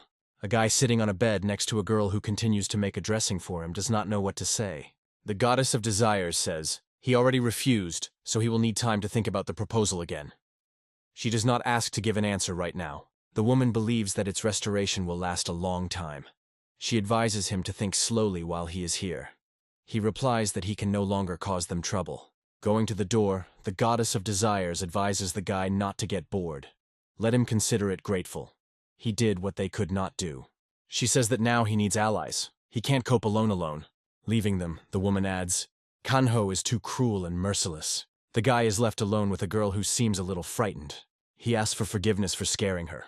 In the morning, Jagan, staggering with weakness, leaves the house. He thinks that he was recklessly fighting. He did not understand that he seriously overdoed in battle. This battle was so difficult that surviving in it is a miracle. As the goddess of desires said, he will take some time to restore. But he cannot relax with a calm soul. The village of Ha showed us what the current Kanho is. This is not a fair and righteous place that he admired in childhood, but a real landfill. If a pair of fish pollutes water, then it is enough to catch them. But what if the water itself has changed? If the head of the Union Murim Havolchini made the world in this way, then he needs to take revenge on him, since his responsibility lies on it. Jagan thinks that the true personality of his enemy is much more complicated and greater than he thought. Moreover, he needs to cope with the enemy which has attachment to him. But will he get avenge? The guy hears the question. What is he doing outside? He sees Pien Boca carrying on the shoulders of a murdered deer. Jagan recalls that they have already met. A man lowers prey to earth. He says that his name is Fin Bok, but the guy may be called by his old Fian. Jagan is glad that he survived. The interlocutor says that he, after all, the intelligence officer and informant Safa. To escape from any situation for him is not a problem. Fian says, the guy also managed to survive as he sees. Looking at Jagan's bandaged body, he adds that by his appearance, you can't say that it is safe. Be that as it may, he is glad that they met again. They sit on the steps. The man, lit up the phone, says he heard that the lord of him, and this time suggested that he do not build himself upright and became part of the gang. Jagan is surprised that he calls his clan that way. Pien Bok explains, if people live helping each other, then they are a gang. It's better than planning some great things against the head of the union. Pien Bok states that in fact, he is against the entry of the guy. He heard that people call him a poisonous dragon. How to live now in fear. He will say something wrong, and he will be sprinkled with poison and food. Jagan looks at the man with resentment. Pien Bok, laughing, says he jokes. He first sees the Lord so hard to try for someone. At first he could not understand her. But when he saw the guy in the village of Ga, he changed his mind. Therefore, if he agrees to enter, he will accept him with open arms. Pointing to the deer, the man says that he would consider him a gift. For recovery, the meat is best. He caught the beast, but the master herself personally gave the instructions. Pien Bok adds, let the guy not be afraid. If he refuses to join their ranks, then he will not be taken away from him. Let him eat calmly. Jagan thanks, and says that he had not yet decided. But the interlocutor no longer listens to him. He calls loudly, with C.O. On the threshold, a girl already familiar to the guy appears. A man tells her to call her people. Today for dinner they have venison. Jagan considers it strange that in the shelter of Safa there is such a young girl. Pien Bok replies that she is not some kind of girl there. She is also from the family of the province of Guzhu. The guy is surprised. He says that he did not talk with him, so he did not know. The man answers. Not that the girl did not talk to him. He explains that she simply cannot talk. Almost 8 years have passed since she was here. They were going to sell her in a rich house as a maid, and the man found her and brought her here. Now she looks a cheerful child. But when they first met, there was a continuous darkness on her face. Over time, it became more open. Jagan asks, the girl could not initially speak? The man answers negatively. He says that this is not innate. He explains that she was cut off the tongue in return to preserve life. Pien Bok says it's good, of course, that she remained alive, but for what sins did she do so? The guy is interested. Who did it? The man answers, someone from the genus Doc. Jagan is outraged. Again, the genus Doc was tormented by an innocent family of yak. Pien Bok asks in surprise, nothing innocent? He believes that the guy does not understand something. The man says, it is a pity that they treated the girl so. But the Doc Rod attacked the yak. He is not reasonable. He explains to the surprised guy, the one who was the first to start the war in Junyu and was not the Doc, but the yak family. Jagan cannot believe his words. The guy asks for the first attacked the yak. It seems to him that he misunderstood something. He recalls that he had already heard about this before, but he did not believe it then. Is it really true? Really that man, Kangu, did not lie to him? He then said, if the guy is going to take revenge, not knowing the whole truth, then he is like an animal that allows anger to master his mind. He asks, can Pien Bok explain in more detail? He says that he himself does not know the truth. He can only repeat what people say. The guy asks to tell at least this, and the man agrees. It happened about 10 years ago. On the genus Dok, who lives in Junyan, the Yakrod attacked. Due to an unexpected attack, they could not fight back, and fell under the power of indestructible power. If a turning point in the process did not occur, the position of the childbirth and the yak would now be the opposite. Under the turning point, Pien Bok has in mind the entry into battle of the Tan family from Sichuan. Thanks to their secret techniques, poisons and art of command, the Tan family was able to rally the decayed family of Dok and begin the confrontation of the Yak family. After the brilliant intervention of the Tan family, the advantage passed to the side of the Dok family. As a result, the genus Yak fell. Someone was exterminated, and someone met his last days, uniting with the Dok. After that, the genus Dok entered the Murim Union. No one wanted to take the side of the Yak and run into the hatred of the Union. Therefore, surviving people simply suffered a collapse helplessly. Everyone knows only the superficial cause of the conflict between the clans of the Yak and Dok. Nobody knows about the intricacies. Does Jagan ask for a superficial reason? The man explains, the Yak clan was justified by the fact that the Dok was making some prohibited poison, and the Dok said that they were first attacked. However, these two kinds were always at war, so he suggested that their anger accumulated, and, in the end, spilled out. Jagan says that he considered his family all this time a victim. That is why he never doubted the need for revenge, but now he no longer knows what to think. Pyenbok says, there is nothing to torment himself. That case occurred in Junyan. There were completely different circumstances compared to the Yunnan province, where the guy was located. Jagan replies, be that as it may, there are many secrets that he does not know. Where is the guarantee that the truth will not change in the future? The man looks thoughtfully at the guy, then he answers, the world is not so simple as to divide it into white and black. The genus Dok in its own way, and the genus Yak in its own way. The genus Yak. Two men, accompanied by girls, come and take a deer carcass. He says, it is important to at least now establish the correct criteria for himself, on the basis of which the guy will judge. Jagan is thinking, the right criteria? The guy continues to think in the evening, already lying in bed. He thinks, if the genus Yak attacked the Dok first, their confrontation can be called fair. Then is his revenge correct? All this time he acted only for the sake of retaliation. However, if he continues to act blindly, not seeing the truth, he can make a big mistake. Ko enters the room, and the guy sits on the bed. The girl came to make him a dressing. The guy decides to speak with her. He says that from tomorrow she may not change his dressings. Let him just leave bandages, he will bandage himself. He adds that she can also put food at the door. The guy explains that this says this is not because there is no help from her. He again recalls the words of Pien Bok. The one who was the first to start the war in Zhongguyan was not the Dok, but the Yak family. Jagan tells the girl, he is just a little uncomfortable. The guy is engaged in meditation, sitting on an elevation under a tree. The veins swell on his face and hands. A hand lies on the guy's shoulder and he hears his voice, advising him not to strain. The goddess of desires says that he breathes slowly and calm his inner energy. She advises him to be like a wave overturning the shore.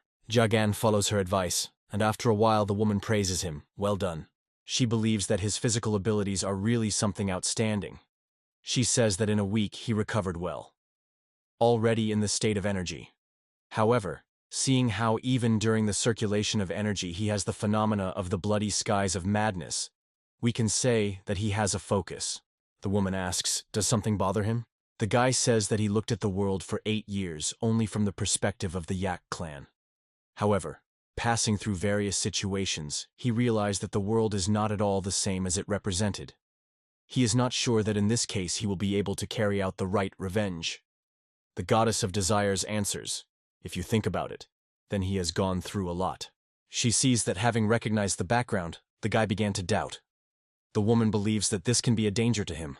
Jagan says, nevertheless, he believes that his revenge should be fair and righteous. Otherwise, the will of the late members of the Pekvacholgok Valley and the whole kind of Yak will be distorted. The woman asks, he really thinks so? She recalls that she once told him not to judge the world of prejudices, but by what he sees and feels himself. She assures that these words still have power. The goddess of desires invites him to stop his revenge for a moment and look around. Indicating the direction with a folded fan where it is necessary to look, she adds, "Let her see what and how is happening in the world." Of course, his revenge can take a little more time, but perhaps he will be able to make a more clear path. Jagan thinks, to pave the path of revenge? The approaching Finnbok asks, so he did not want to join them? Because of the fear of the appearance of prejudice? The man says that this is good, but there is one but. He should know that, setting the boundaries, he can hurt another. Jagan replies, he did not know that the man was thinking about him. Pienside is angry and calls him stupid. He speaks not about himself, but about Ko. The guy does not understand what is about. The man explains, he refused her help and ordered not to go anymore. The girl just wanted to help him, because he was in a similar position. All family members also died. Pienbok says, he does not know what he had appeared for his prejudices after he heard that the yak could be instigators. But even if so, what the baby was guilty of. Jagan is surprised and a little embarrassed even. The man continues to rebuke him. He believes that perseverance is good, but do not think about the group in a generalized plan. Inside it, after all, there are people. Impages for a person is natural. C from brings a tray with food and puts it on the floor at Jagan's room. The guy hides the girl. She freezes frightenedly. Jagan says he would like to apologize for what happened recently. He is sure that she helped him from a pure heart. He explains that he could not easily accept this, fell into thought and pulled away. He did not think that his words could offend her. Jagan regrets what was said. Now he is fixated on one thing and does not notice anything around himself, and human kindness is perceived by him strangely. He says this is his drawback. The girl takes his hand. He sees that he smiles happily and understands that she forgave him. The man entwells an advisor and asks where he was going. He says that strangers cannot be wandering around here. Man does not ask him not to worry. He was sick in his heart from a simple sitting in place, so he decided to take a walk. The man is trying to say something else, but the advisor does not listen to him and leaves. He pulls his hand to the sky, admiring the moon. But his thoughts are only about Jagana. He is interested in where he is now, and what he is doing. Suddenly, a red cord is twisted around his wrist. The girl, who was engraved by Manhwa, asks, "Is it time to admire the time carelessly to the moon?" He answers, a little dry greeting. So they have not seen each other for a long time. He is interested. What caused the heiress such irritation? The girl asks the question, why did the turmoil began? She asked everything to do so that there were no consequences. What happened? A brave phoenix and a silent dragon collided with that guy. She considers Manhwa miserable. Could he really predict that the situation would be so complicated? The heiress claims that she knew. It was necessary to finish the guy then. The girl was with an advisor in the Dock Valley. Only then her face was hidden. She saw Jagan and let him be just surviving from the Yak clan, who was on the outskirts of Yunnan province. But then she suddenly seemed to have awakened the sixth feeling, and she felt the danger emanating from him. She still realized that the guy promises misfortune. If she leaves him alone, he will become an obstacle in her path. That is how she then thought, until the people began to call him a poisonous dragon. Manhwa, laughing, answers, "This nickname is a little superior to the real abilities of the guy. Be that as it may, everything goes according to his expectations." The girl screams, "According to expectations? Isn't that what he said in A Poisonous Valley?" The advisor slowly frees his hand. He asks the heiress of Tanha a waiver. He believes that the potential of the guy is limitless. Depending on how to use it, he can benefit them. Man doesn't say that one who, in a fire, thinks only about how to put out the flame, mediocrity. The real master is thinking about landing agricultural crops after the fire goes out. Tang Hari holds a high post in his family, so it should be more savvy. Man's no. The advisor says that he has a plan. There will be no problems, even if PC Li Jun begins to get to the Tan family about what happened. The girl replies, she does not know what he is going to do, but he should hurry. She adds that her grandfather does not say anything special yet, but she really does not want to disappoint him. Man no longer replies that he was just about to act. Since it is so demanding, then it will try better. He asks Tan Hare, and she is not interested in what is the one who surpassed the Tang family from the province of Sichuan and got the nickname of the poisonous dragon. A bird flies to the goddess of desires, to the paw of which the message is tied. The woman unfolds a note and reads it carefully. Hearing the noise, she turns around and sees the approaching Ko and Jagan. The guy going up to a woman says that he will go his own way. He will do as she advised. He would like to examine the world a little. He is going to get around, look around and feel what is happening in the light to check if his knowledge is true. And if he encounters something unknown, he will find out the truth, so he will be able to take revenge without becoming a monster. The goddess of desires replies that she assumed such an outcome, but still she is sorry. She says that giving advice and say step is easy. However, following the intended path is difficult. That is why she did not want him to choose such a way. While they are talking, sitting under a tree, he expects a guy. The woman says that his decision seems to be unshakable. Yagan answers. He reasoned and realized that he has one important thing. Tan Renjin believes that ultimately his life still belongs to revenge. She would like him to meet her other side. The woman says she wants luck to accompany him in the way. The wind flutters her hair, and one strand falls on the guy's shoulder. He looks at her intently. The inhabitants of the shelter of the Safa clan went out to accompany Jagan. The goddess of desires says that it was time for them to part. Pienbok calls him a stubborn. They all begged him, but he is not in any. But after the events in the village of Ha, things seem to have gone uphill.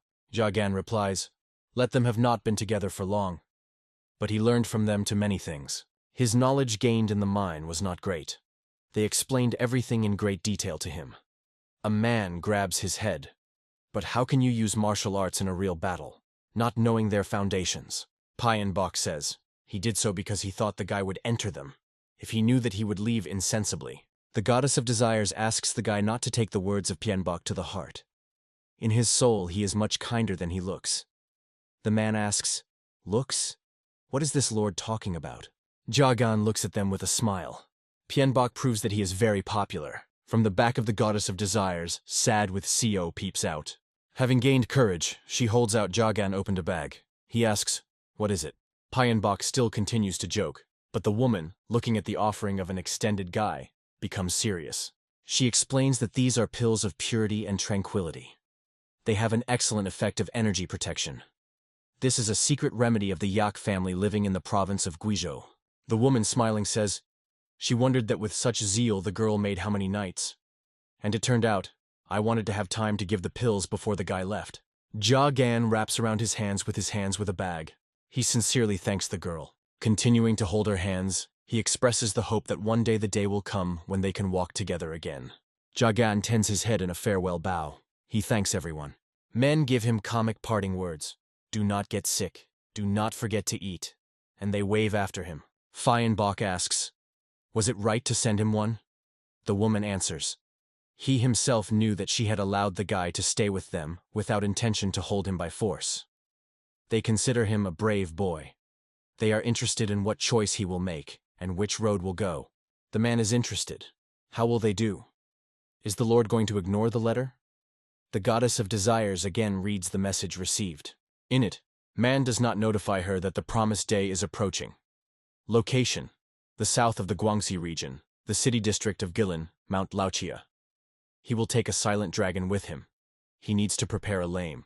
Tan Renjin answers, no, it's too late to take his words back. The man is amazed at her words. He believes that it is very dangerous. He asks, what if the advisor installed a trap?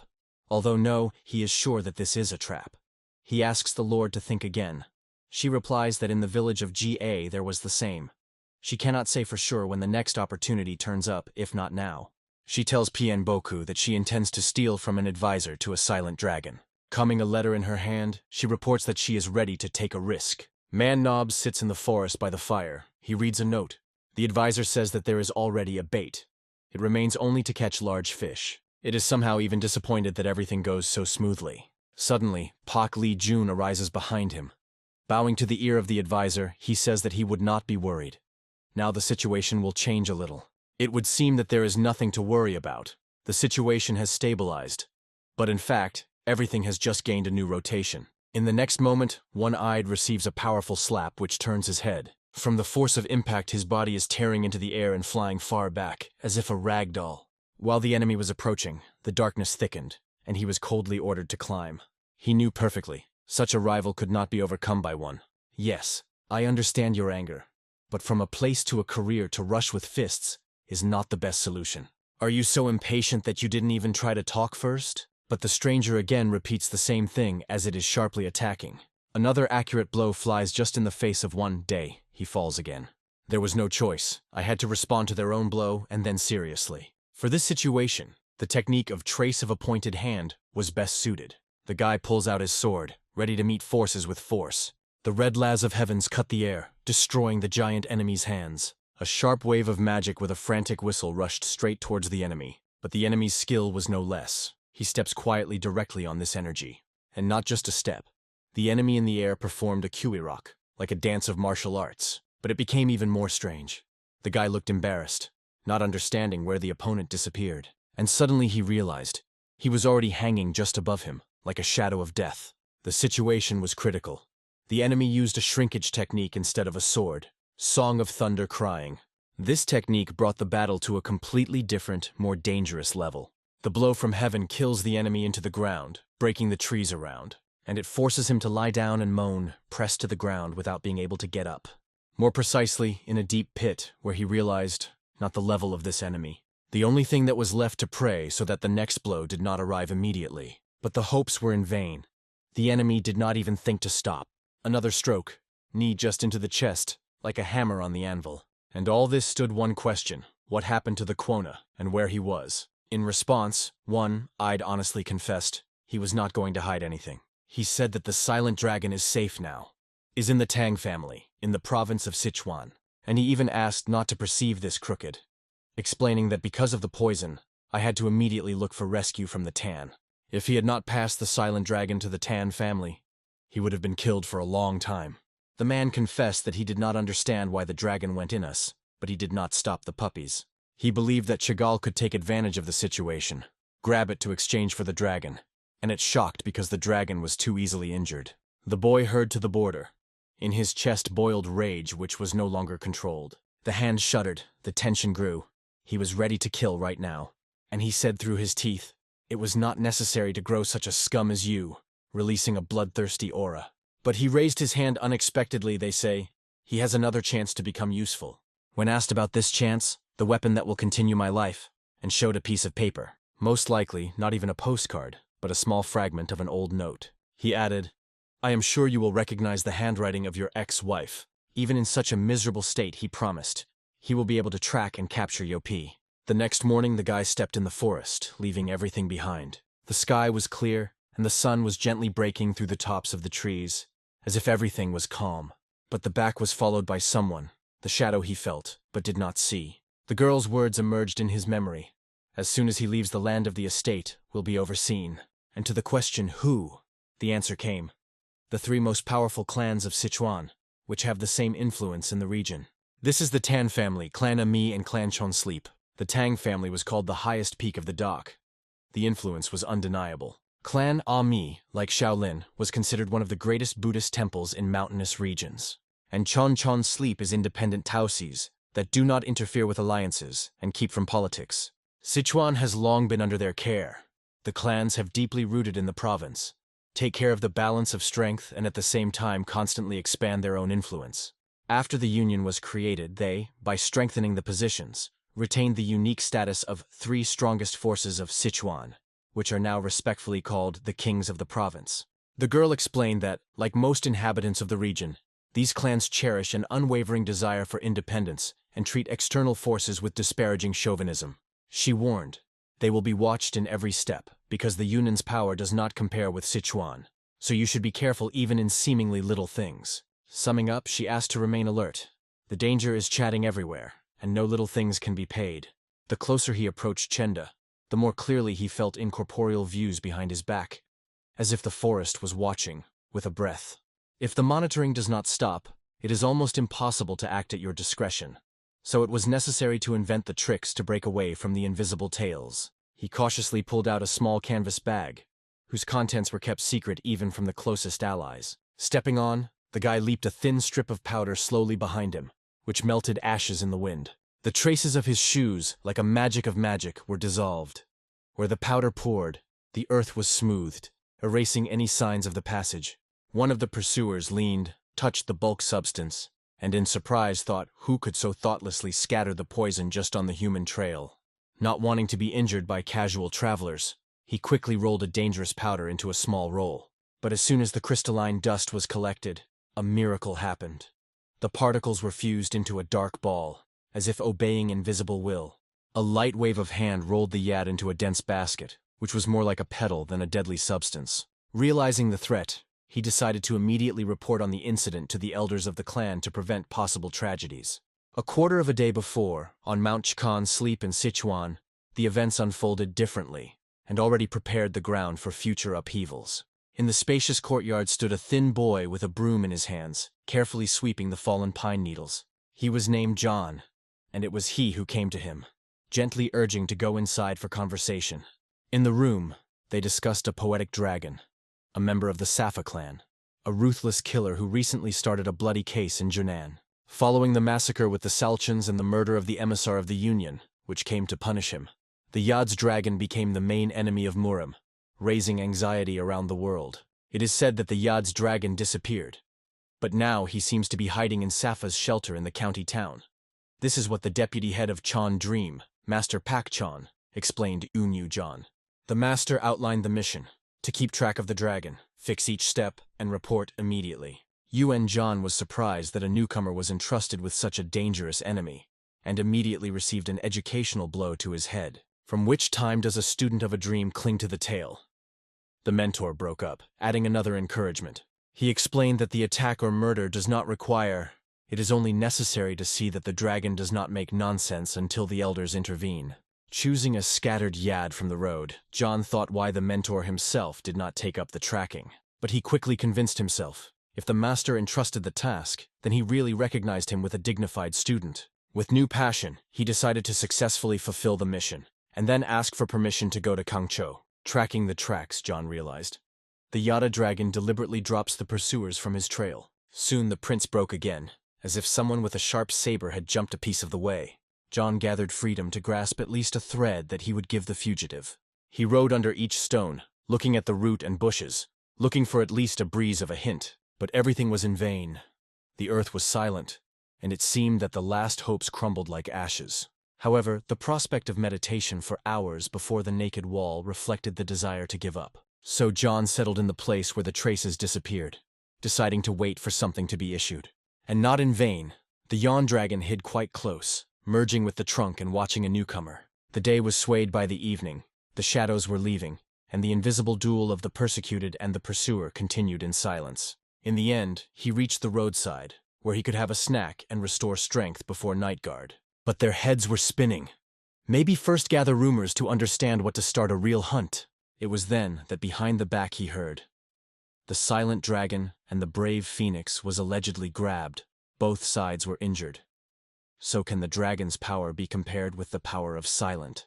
It was disgusting to listen to how the guests taste the gossip about me and others, twisting every word like a spoiled lute, which creaks on the entire hall. But suddenly a familiar voice came behind his back. "Oh, where you hid?" The yawn dragon shook, like a cat that heard a ripped door at night. A stranger who called himself the original Lord of Heaven sighed. "I had to rob the village from roof to the bands to make you. How did you get able to escape?" Dragon became interesting how this little one came here. The nearest settlement, at least a day of a difficult transition from this tavern. The boy barely kept on his feet, asked for permission to sit nearby and to take a little breath. His cheeks were already gray from fatigue. He confessed that he decided. The dragon disappeared through the technique of a light step. It should be broken suddenly, and his heart went into 5. But later he realized, you cunningly turned in the opposite direction. The maneuver is unpredictable, like a tiger that was hiding in thickets. Another picture broke out before John's eyes. A steaming bowl of meat with meat in the middle of a lawn. A temptation for an exhausted traveler. The yawn dragon was not against hospitality. They say, sit, share their impressions of the pursuit. Fill the stomach at the same time. The guy's stomach was so loud that the birds were silent. He climbed closer, swallowing saliva from only aroma. Remembering about courtesy, he quickly called himself Yuen John, a student of a dream, in order not to seem to be a nameless beggar for a foreign hearth. He said that the mentor, having learned about your visit to Sichuan, ordered you to follow you. That's why we now have a joint lunch. He poured out everything he could. Plans, orders, even his own fears, frankness. Worthy of a fool-first fool than a secret observer. The yawn dragon was just scratching. What is the tracking when the pursuer himself reveals the cards and the purpose? Is he not an enemy? But John was not going to give up the opportunity to taste the deliciousness, and, smiling, slipped the bowl closer. After the pursuit, it is necessary to restore strength. The dragon, like a trap teacher, slowly said, "Listen carefully before you bring a spoon to your mouth. By the way, in this dish, poison," he added calmly, as if it were unnecessary spices, not the death hidden in the broth. But the boy had already managed to get a few pieces. His cheeks were spinning from food, and the horror gradually came to his eyes. He was whispering. He whispered, "Seriously? Is it really poison?" He poked on greenish mountain herbs, generously strewn from above. They are a key note of a dish that can stop the heart in a few days. "Oh, is it really poison? I thought you were just a gourmet and add exotic herbs for spiciness." John was crazy about the sharp taste of fear. Where is it issued? First to treat, and then it is every day to say that the dish is deadly. He was indignant, as if swallowing a bitter, icy sharp. "This poison is not in my hands," calmly cut off the poisonous dragon, pushing away suspicions like a strange chess figure from a dangerous cell. He pointed to the group of men at the next table, and advised to ask them whether they had sprinkled with dinner with potions, which forced the heart to fade. As the views stopped at the foreigners, one of them stood up, as if he were honing up, which was just waiting for the team to shine in dusk. John immediately noticed their outfit. The emblem on the breast unmistakably testified to the noble belonging to the big family of Tan. The tall stranger recognized the young man and proudly introduced himself. "Tan Li Sin, the fourth son of Tan from Chenda," the voice of Bruna Kriz. The guy immediately asked how they dared irresponsibly scatter the poison on the ground, which was jointly guarded by all three of the strongest clans of the provinces. "Do you realize that such actions are offended by Han sleep?" He cut through the words like a whip, splitting the silence of the tavern. Tan Li shrugged. "To check the Safa's pile is not an insult. Besides, I had no idea that you would put so eagerly on the dish." These words painfully slid the blade of John's self-love, releasing the heat of anger and humming blood in the temples. Tan Li looked brutal, breasts wide, cold look like winter in the mountains, and fists hit a storm of unable power. The tension between them increased. The air was thickened, and the wooden tavern rafters creaked under the burden of unspoken threats. The Yada dragon stood and said dry, "It will not be possible to eat quietly. Understand without me until the sticks turned into spears," and moved to the exit. But Li, exploding the rage, grabbed a bamboo wand out of a glass like a dagger and threw it after a dragon that turned his back. Shouting that the enemy escaped, he threw a weapon at the speed of the viper, hoping to pick up the enemy by surprise. However, the volatile wand was intercepted by two the same as they closed the trap in the air, glowing like sparks from flint. Everyone took a breath. To catch a flying wand in two others, it's like a bare hand to stop the lightning pulling it out of the sky. And more incredible, this trick was made not by the dragon, but by the modest Union John, who just seemed like a regular boy with a broom. The movement of his hands was lightning. The fingers closed with the grace of the crane, and thoughtful peace in his eyes proved. True skill was hidden under a quiet smile.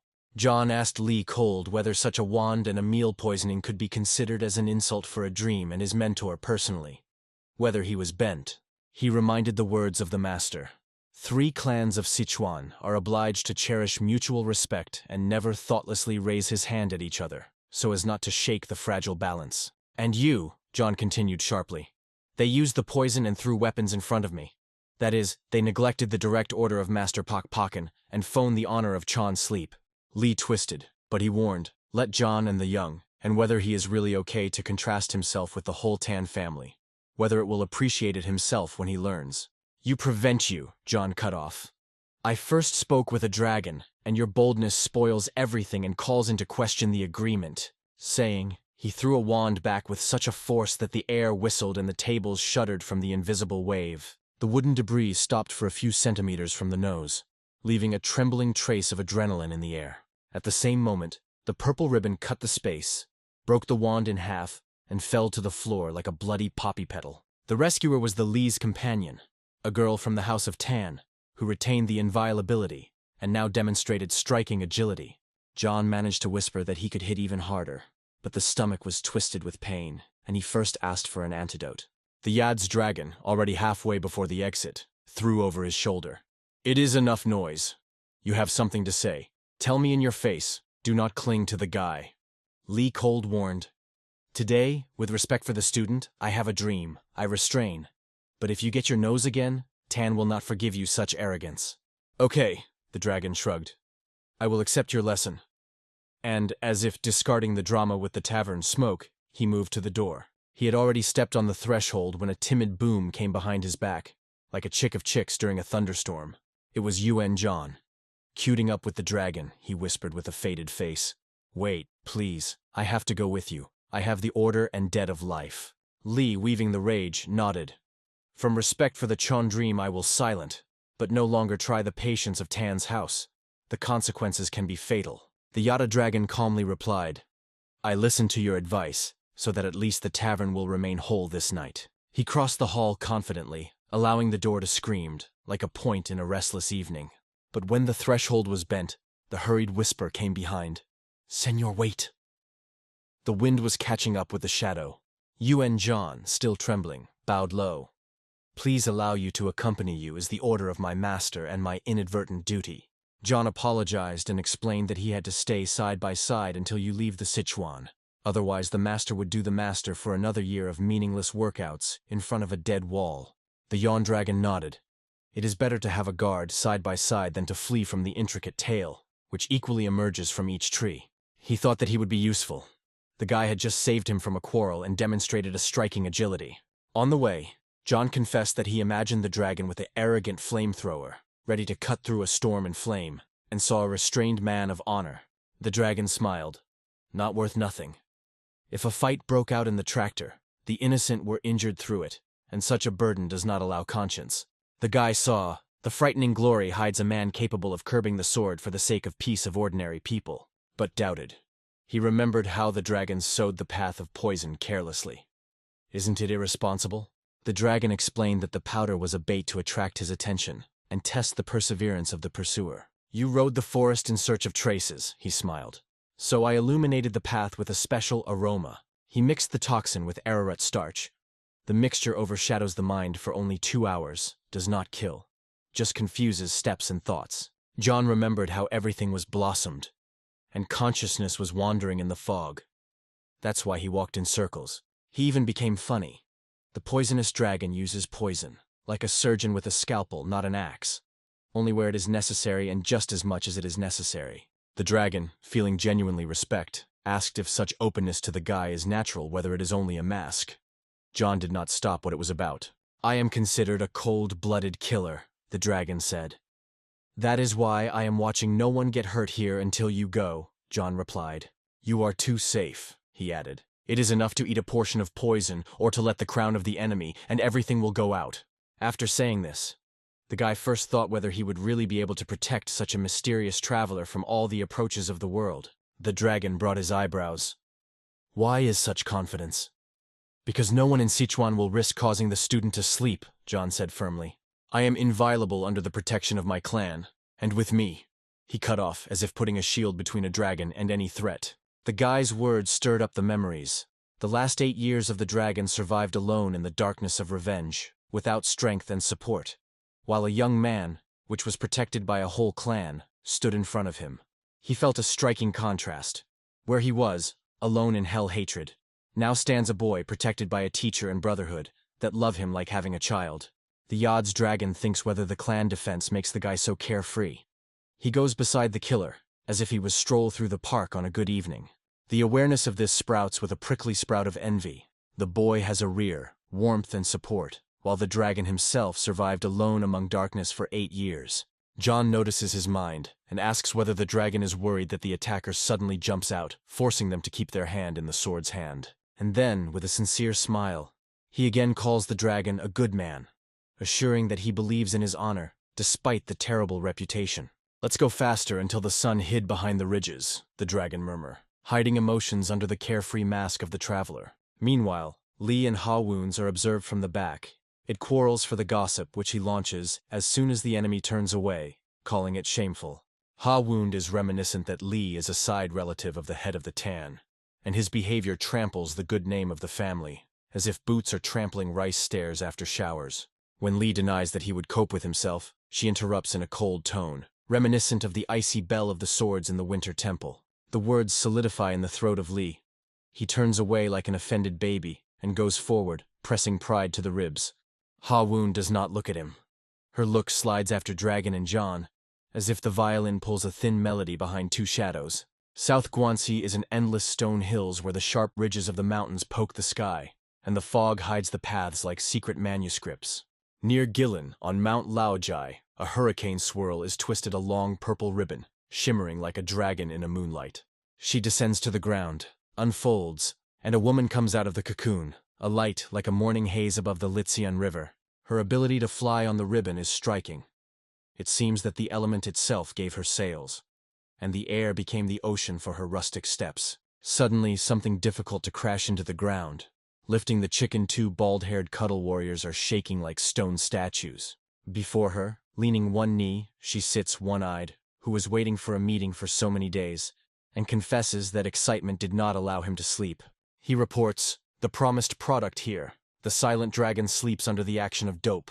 Wake him up, and he will be able to move right away." But one-eyed does not understand why she does not see the payment, they say. She came here without a wallet and intentions to a frightening agreement. The woman, looking straight into his only eye, gently apologizes and says that she has come not to bargain, but take away the silent dragon to himself. Barely words come out of her mouth as one-eyed dive into the ocean of confusion.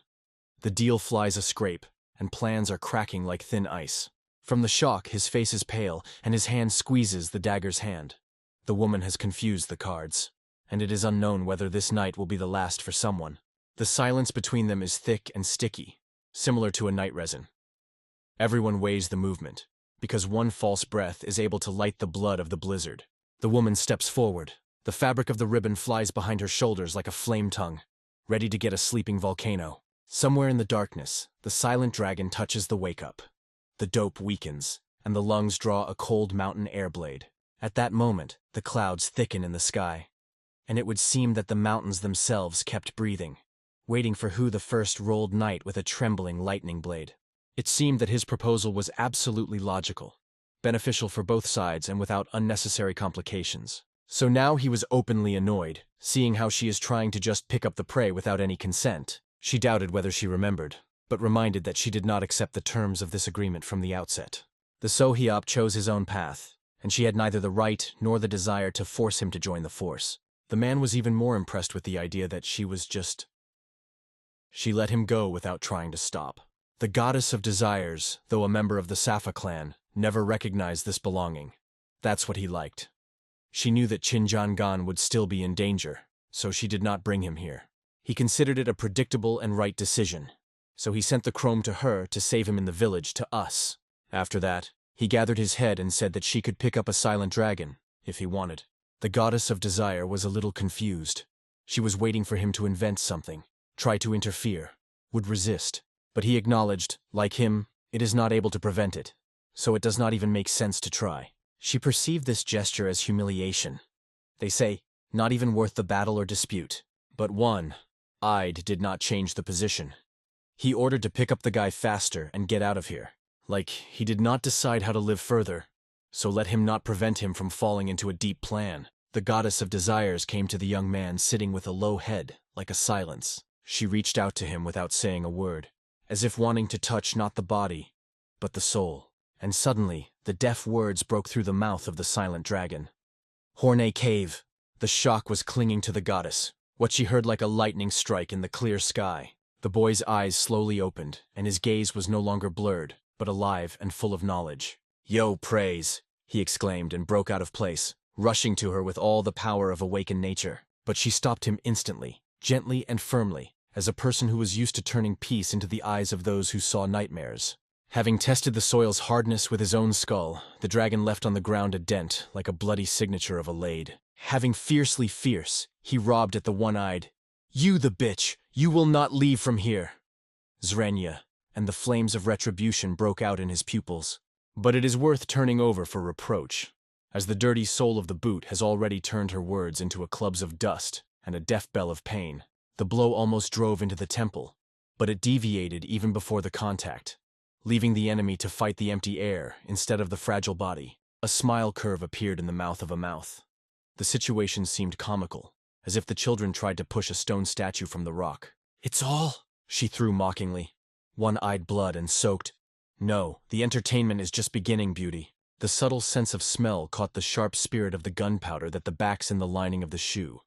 The invisible crackman was already waiting for her time.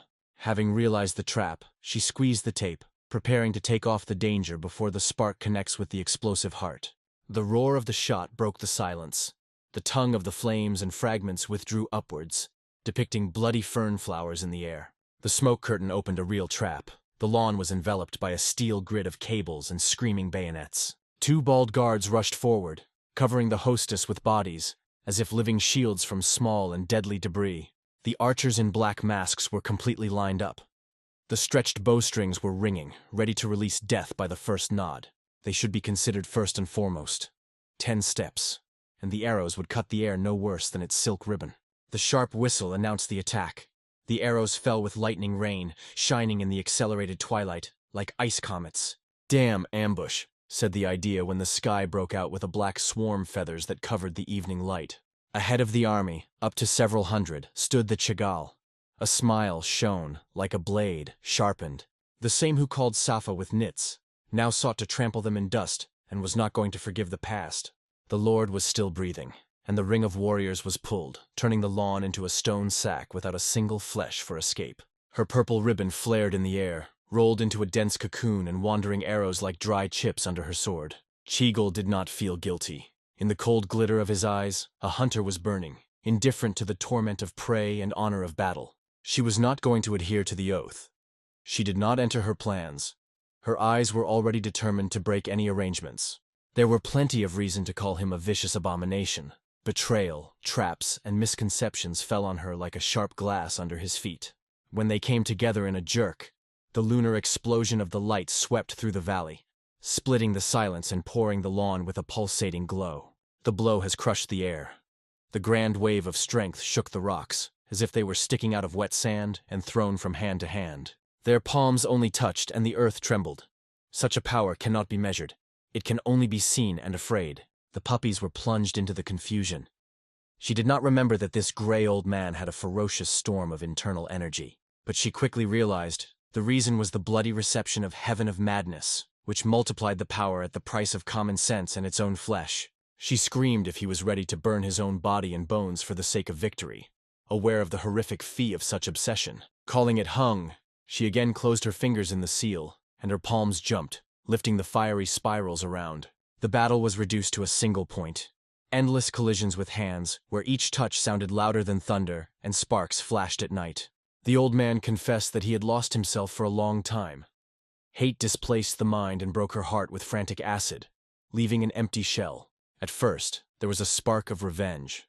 But for the sake of chromium sins, they were caught in an avalanche until they turned into an ocean that swallows the boat. Everyone has a thirst for biting the soul. His poisonous dream was Chinjangan, a trophy who sought to taste a drop of blood. Even the blind eye worth the shadows drew the figure of the chromium. He has not succeeded in memory for years, so he whispered that he will show the true face of his passion, like the opening of his own wounds before someone else's eyes. The old man pulled the bandage and ordered to watch. In the dim zenith, the pupil reflected something that shone with a painful brilliance. A dazzling flash was squeezed from the pupil which blinded it. The white flames spread the world, leveling the day and night with one explosion of light. The bronze mirror in the glare distorted the space. The trees were floating, the fog was spiral, as if the world was glowing and drowned in mercury. But the mirror illusion was only a thin trap that looked her gaze into the abyss until a real blow matured behind her back. The main threat was not in the attack. The brilliance was chatting the mental dagger, capable of torn the will faster than cold steel.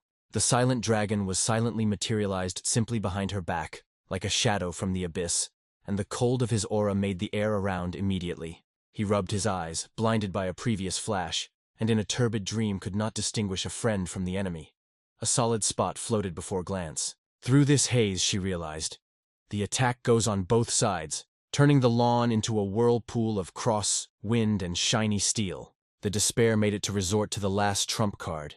The 9 ramps of the nephritic void weaved light and void into the deadly spectrum. Behind it was a combination of 5 thunderstorms of frog kung fu. The blows roared, like a thunder, mixed with spring waters. After that, the brownie no longer looked intact. Their resistance was gone as if a candle under heavy rain. The electrical impulse struck their bodies, rolled the tendons with chains, and everyone involuntarily fell to his knees, loss of control. The one-eyed was in the center of the meat grinder. A wave of energy cut it into the ground so deep that the dust flew into the sky. He was lying in a hole dug, as if a living inscription on his own tombstone, and his eyes were still burning with crazy fire. Despite the devastating blow, he stood, which stunned Yohupo. Such a stubborn vitality was dropped on forged armor. She realized that the attachment of the silent dragon to her pushed the old man to cross the boundaries and survive against logic. But his hatred burned harder. He will not stop until he crushes it. There will be no peace between them until his heart beats. The old man reminded himself of a shot. A sparkling lightning escaped from his sleeve, reporting that the deadly show is far from the finals. The powder outbreak again put a threat to her face. Yo Puppies felt the cold breath of death. She had to repel the charge at any cost. One hole, and the explosion would break her heart with a bloody lantern. Young has called the sacred sword of the heavenly man, a glowing blade that pulled the light of dawn, compressed to a single lightning. To strengthen the cut, she added the palm of the wind, directing the gust to the blade to disconnect not only the steel, but also the airflow itself. But while the heavenly glow was growing, the silent dragon was unmanaged, as if it had fallen into the abyss of his own consciousness. Meanwhile, Chagall entered a hand, made duel with a bald guard. A rough muscular strength was cut with cold sword technique. Fists and blades wore a storm of blows. Each movement heard the bell of the metal and the deaf cracks of the bones. Silent, the night whisper of the rain. Chigall took a crazy fist, grabbing his sword with the hand, and a wave of force fiercely thundered and pushed him back as if a dry leaf under the swelling wind. Flying through the lawn, he could only notice how the grass lay in the waves before his back crashed into the trunk and lifted a cloud of bark. It was not surprised. The guards of the moment not to hire, but the willows of her will, are trained to stand between the Lord and any flower of death. Each of them shouted, "We will not allow it to be the blade or a breath, even if we have to fall, turning the earth into a bastion of bodies." Suddenly the bald guard felt a charge of 5 threshing frogs melted in veins, and the shoulders were poured cotton wool instead of steel. The force retreated, as if they were out of the fingertips. Their fingers were late, and breathing was heard behind the ribs, as if for 2 doors. Turning, he saw the lady on his knees. The ribbon was hanging up unattached, and dark blood was pulled out of her hand, enriching the dust with iron. The shock and rage flared together. The guard roared, rushing forward, as if the heart itself was engaged in flames that pushed muscles instead of thoughts. At such moments, the loss of focus is deadly. It is enough to blink, and the sword of the enemy will slip through the protection, like a shadow viper through a crack. He glanced sideways, and the mistake came to life with a steel flash. The opponent's blade with the squeak of air flew at the end of the neck. Landing, man crawled closer, as if a wounded jackal who is still going to tear the prey, despite the cracking of his own bones. In front of him, his knees, without his hand, and he tasted a moment of humiliation. The goddess of desires bowed his forehead in the dust, bringing him his fall. The silent dragon tries to get up, but the body is wheezing and falling again, as if an arrow without plumage, blowing the last string of consciousness. Mama, with a slim whisper, he says to him, "Sleep," and the darkness falls on the pupil of the dragon, closing the sparks with the will of the black dome of oblivion. Meanwhile, Yo-Pump tears out a thin metal thorn from the chest, sharp, like a pity Scorpio, and with it tears the purple blood ribbon. Man condescendingly hesitantly that they are silent about their unauthorized hike to us, but his words are heard by empty shells on the storm of the storm. She does not think to listen. His hand is lost, but the spirit stands on the edge. Does he really believe that by cutting off the limb, he will be able to clamp her heart? "I do not advise to resist," the man thunders, but too late. In her breasts, the whirlwind is already twisted in the bowels of the storm sea of Kai energy. And then she understands. Cold, oily paralysis crawls, shaking the muscle by the muscle. The body becomes a cage closed from the inside. Needle and prosthesis, Tang home products, poisoned mechanisms that break power and will, turning battle legends into helpless dolls. It hints the obvious. The needle and the prosthesis are made by a poison created specifically to capture her body and curb his will. He adds more. This toxin has developed a home of Tan and put a trap exclusively under its unique aura so that no other tool can work. The mention of the dragon lover flashes in memory. He has already saved her once, and the dream of salvation will be glowing in the farthest corner of consciousness. But she is okay to accept death than to remain a puppet. Despite the danger, he tries to erase internal energy again and burn the poison. The man is just shrugging. He did not receive the order to bring it alive, so he can calmly watch how the flames inside would destroy it. Suddenly, one of the bald guards appears nearby. grabs the Lord for her shoulders, ready to give her life, just not let her go. His muscles groan, but he squeezes it harder, like steel chains, and his jerk takes away, protecting his own body. The purple ribbon breaks when they break into the sky. Man with anger fierce watches as the prey slips out of his hands. Yo prays does not understand where he carries it. The guard whisper that she has no right to die here, for the sake of everyone who believes in the miracle of her return. He warns that Chagall's detachments surrounded the valley, and staying means to fall into a cage that even legends do not break out. So the only chance is the escape. Otherwise, their blood is mixed with gunpowder, and the name of the goddess will go out, as if a smoldering wick in a night storm.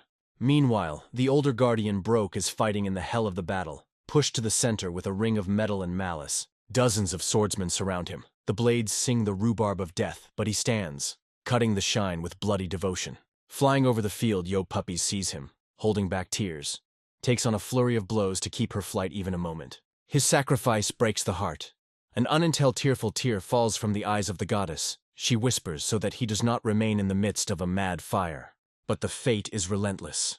The guard only smiles through pain and forcefully repels the attackers, blessing her escape. The couple is at the cliff. The wind howls under your feet. The stones crumble, and the dark river, which calls the cold whisper abyss, is roaring below. Without hesitation, the warrior jumps, firmly pressing him into his breast, as if she were boiling her with his own heart from the icy embrace of death. Under them, the raging current lifts white manes. Water promises either salvation or eternal dream. But there is no other way. One-eyed comes to the edge of the abyss, and sees only foamed stream below. The plan cracks like an old skeleton, and rage breaks his breath. Watching the soldiers twisted one of the bald guards, One-eyed was just smiled. At least part of its protection has already been disposed of. And this is a step to a complete triumph. He sharply ordered to comb the current. The poison still works, so the goddess will not float far, and the water will give it, like an echo of steps in an empty hall. Cheagle was boiling from rage, but he obeyed. The detachments moved to the river, and the claw of the lat drowned his dissatisfied grunts. The One-eyed leaning to the crushed hand that was steaming with blood, and swayed. "You will become me a mascot of inevitable reckoning."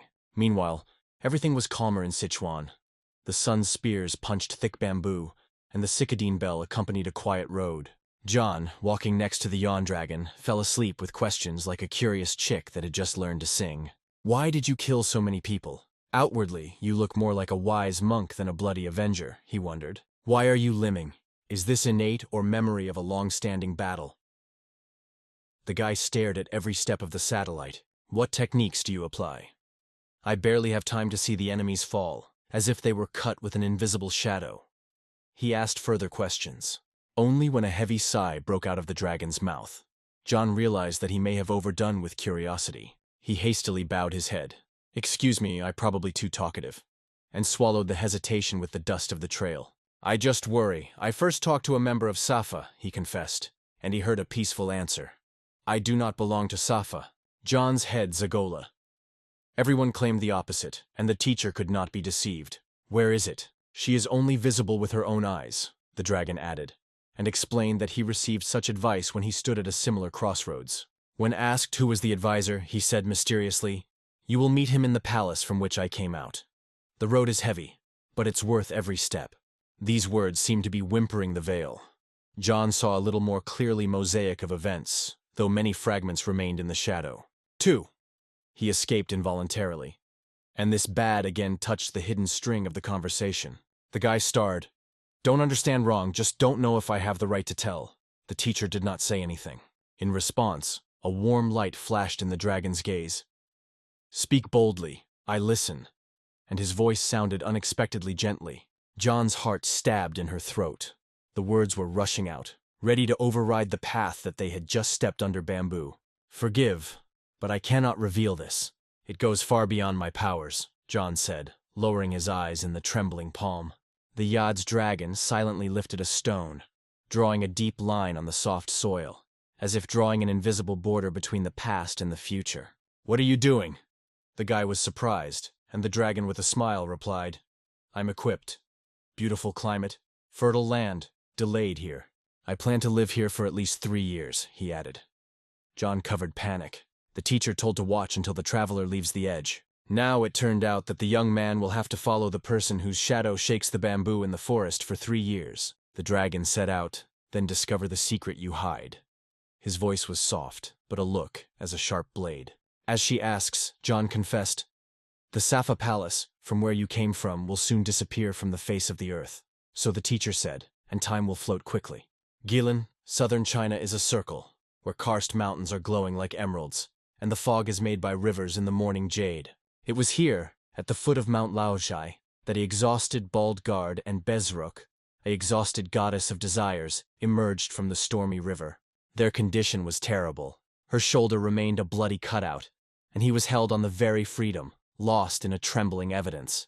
Not only the body was painful, the moral wound from the loss of brothers and the honor of the heart, like a hot iron, which does not allow to forget in the dark. The desperate pain from his hand has pierced every breath, forcing him to breathe in a fragmentary way, as if to swallow the air through the needles. It took out 3 shades of invaluable fire, a rare powder that flashes brighter than dawn when it touches blood. The powder exploded with the flames, burning the edges of the wound and burning them to stop the bleeding. The pain of the pain mixed with the gara on the skin. Bald whispered, choking, "Look, take care of yourself." But she smiled through the convulsions. Alive. Therefore things are not over yet. She understood that her own pain is petty compared to the torment of a guard who had just lost her brother for her salvation. Yo praised her teeth. The failure and humiliation of that day was deeper than the poison, and she swore to prevent such shame. The guard, looking back on the dark shore, warned, "The enemy is already on the tail. A new shelter is needed." "Where do we go, Lorder?" "To Sichuan," she replied quickly. "There we will start everything with a blank sheet and repay the debts to the abusers even without an unnecessary hand." Somewhere far away, the Yad's dragon was stuck. The news of the disappearance of the Safa Palace, and a new way for a moment, like a thunder in the middle of a cloudless sky. It is about the destruction of the palace, because they passed the key figures of Safa. The tasks were taken by the 3 strong Sichuan, actually acting on behalf of the Union and subordinate clans. It is too difficult to monitor the Trinity, so Clan Amy is a neutral observer, an arbiter that fixes each step and holds the balance of strength. The Yad's dragon does not belong to this Trinity, but there are many people in the palace who once pulled him out of another world, and this is what he calls for him to return. The little lightly exhaled.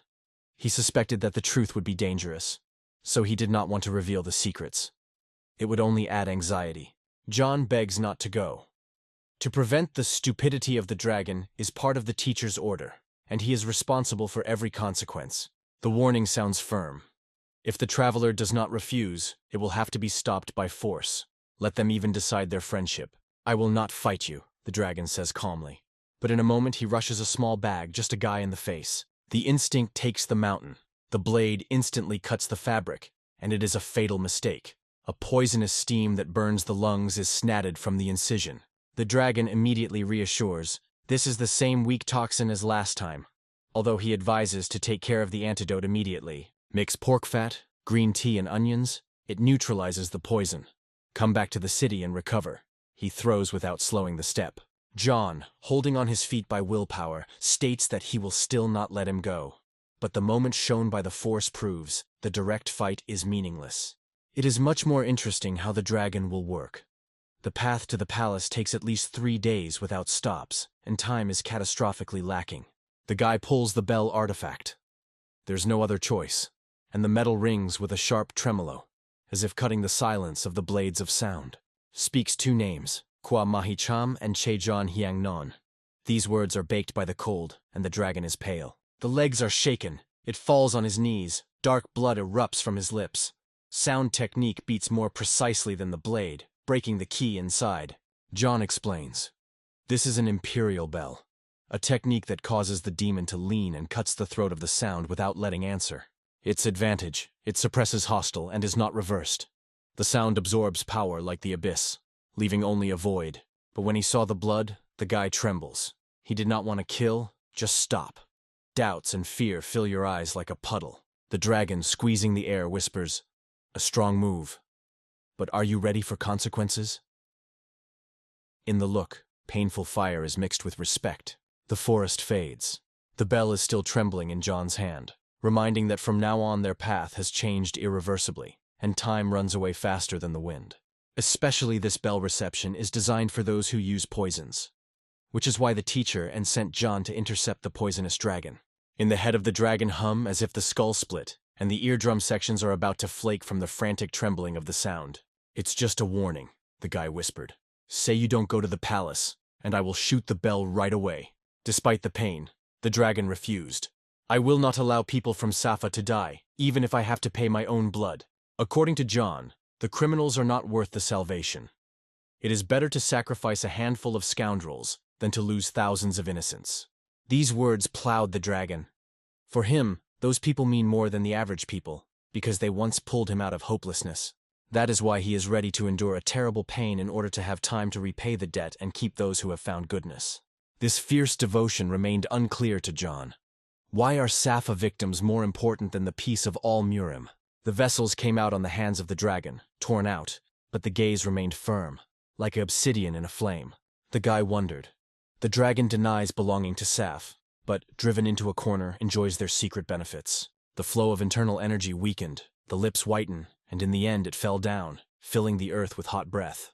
"Taoism is like water," John said, overlapping the current, and it will find a detour, but will not stop. Likewise, the bell acts on each demon. "Clean your heart," the guy advised.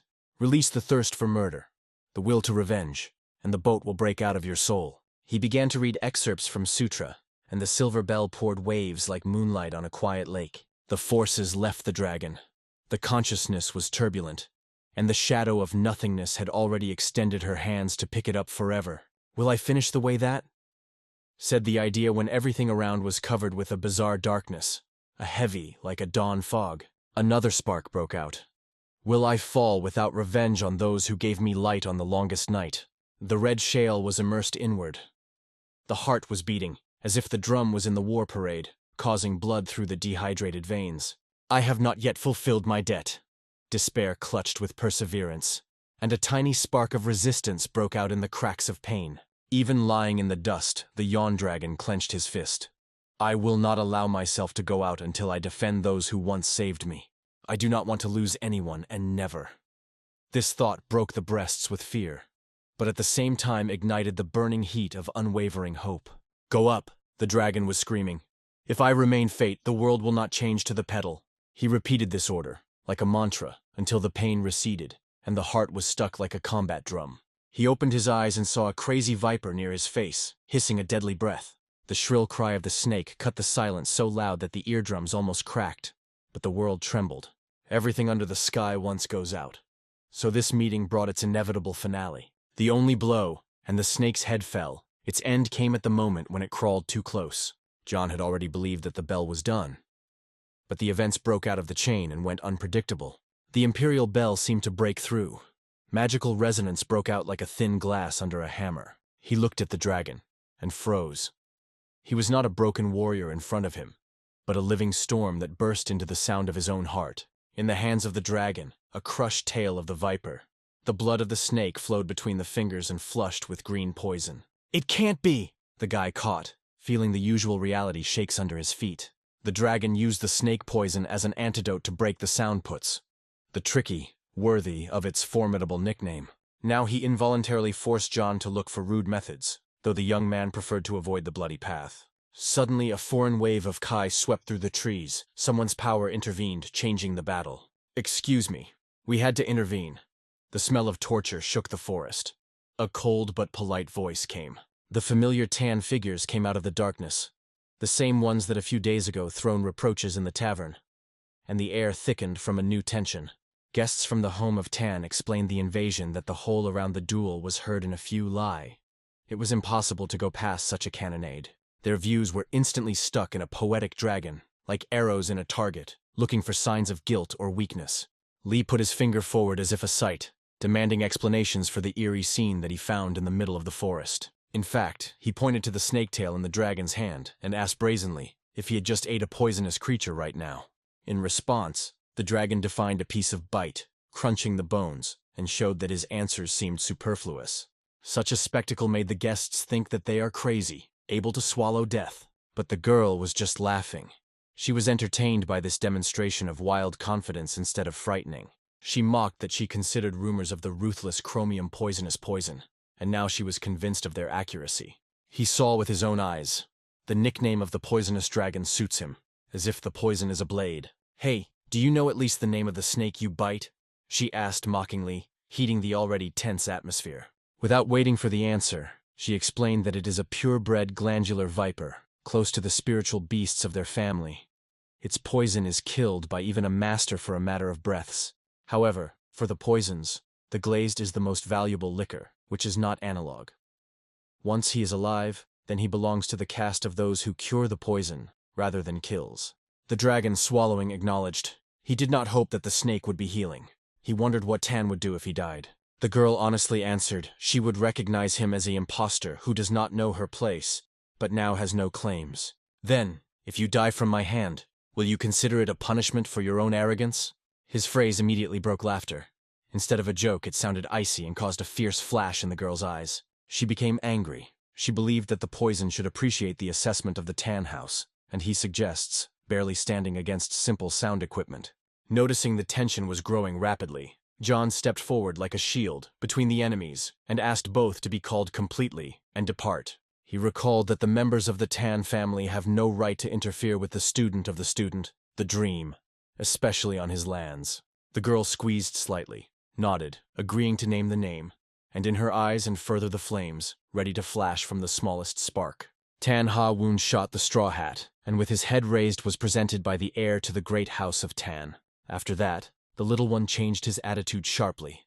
Now he turned to her with respect inherent in her status. The girl confessed that she had heard the master Pak Chan for a long time as a capable student, and immediately guessed that it was he. Upon learning of his name, she easily asked to leave. They say there would be a personal conversation. She had to talk to a poetic dragon, without witnesses, at rest. She hinted directly that she expected at least thanks for freeing up the snake. They say did him a service. But the dragon answered briefly. He did not ask for help. After such a cold reaction, she suggested that he release him, and John to leave for her own questions. So she took the initiative. "You go to ourselves, and we will understand here." The dragon, of course, could not but be interested in what Tan plans to do, and how seriously they treat their debt. However, the answer of the wounds was simple.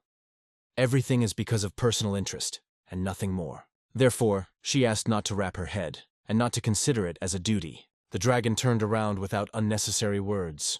John engulfed panic. When the guy wanted to shout him after him, Hu Ran stopped him, asking to keep calm. "Follow him if you want," she said, "but do not dare to get him on the way to the palace." But John's heart was squeezed from the idea that the return of the dragon there could lead to a great tragedy. He did not see a different way.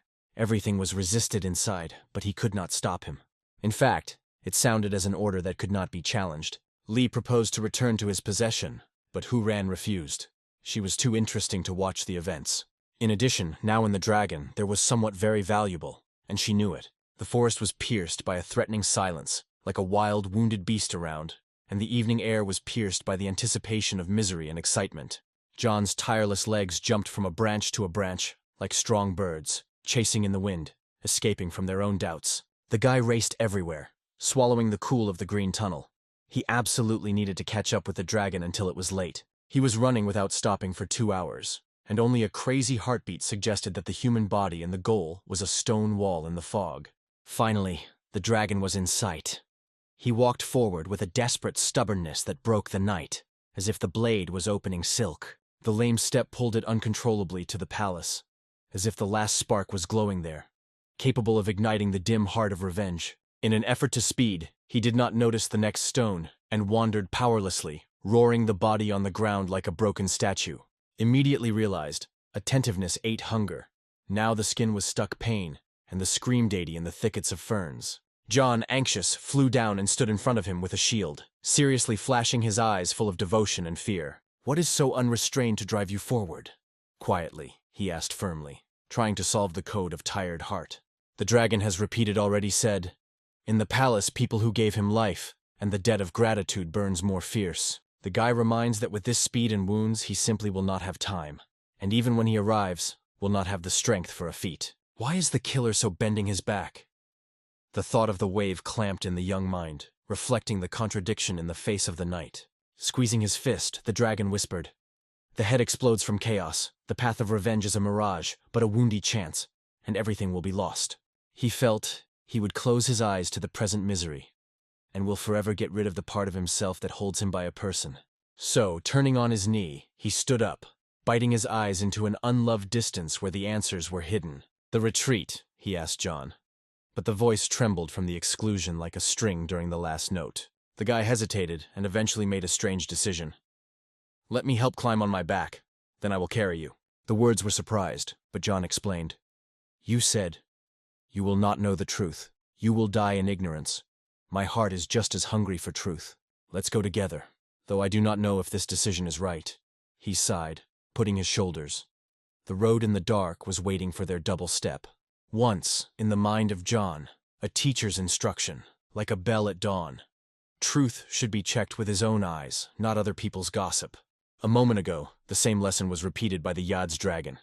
So the guy decided to act, burning fear of the flames of curiosity. Being not be, he decided, and squeezing his fists, rushed forward, taking risk as a ticket to the long-awaited answers. Meanwhile, the girl looked out of the door, squeezing the clay pot. The fright in her eyes was shimmering like an evening firefly. Seeing a stranger, she was confused, and the pot slipped. The guy rushed to catch him, falling his way on the board. When she looked, she saw the goddess of desires and her guard. Both fainted, like broken dolls, scattered with a cold corridor. The news of the ambush of Chagall flew quickly. There they believed that they could repel, but the power of mana exceeded all the forecasts. It was dangerous to ignore other possible combinations of forces. This closeness turned into a fatal error of defenders. Emotions broke out in the hall. "It is enough to sit. It is necessary to gather all allies and strike while the shirt is on their feet." The voices were bent. But one elder cools the passion. Recklessness is now like suicide, when Chagall himself is against you and therefore all of Murimi. Further, they were even more anxious. Sichuan clans, controlled by the Union, gather in a single point, like a storm before a thunderstorm. The goddess immediately guessed. Her strange return to Sichuan is part of the calculated trap, and time works against them. She ordered the team to be preparing feverishly, without being hidden. Launched a circle of internal circulation, strengthening the body with a powerless will. The rest ordered to flee to the shelter. The warriors rested, but her gaze, like an icy spear, did not leave room for objections. The rebellious was considered a shame, but it was clear from the leading. The enemy seeking to erase the place from the face of the earth radically. "I will stay and turn away their rage," said Yohuv. "And you, when you depart, save the seeds of the clan and ever return stronger." The words lay down a heavy stone, but the warriors realized. Her self-sacrifice is the only chance to escape from the loop that squeezes Sichuan. She stood in the threshold, one and only, like a light in a night storm, ready to take a blow that destroys the entire valley.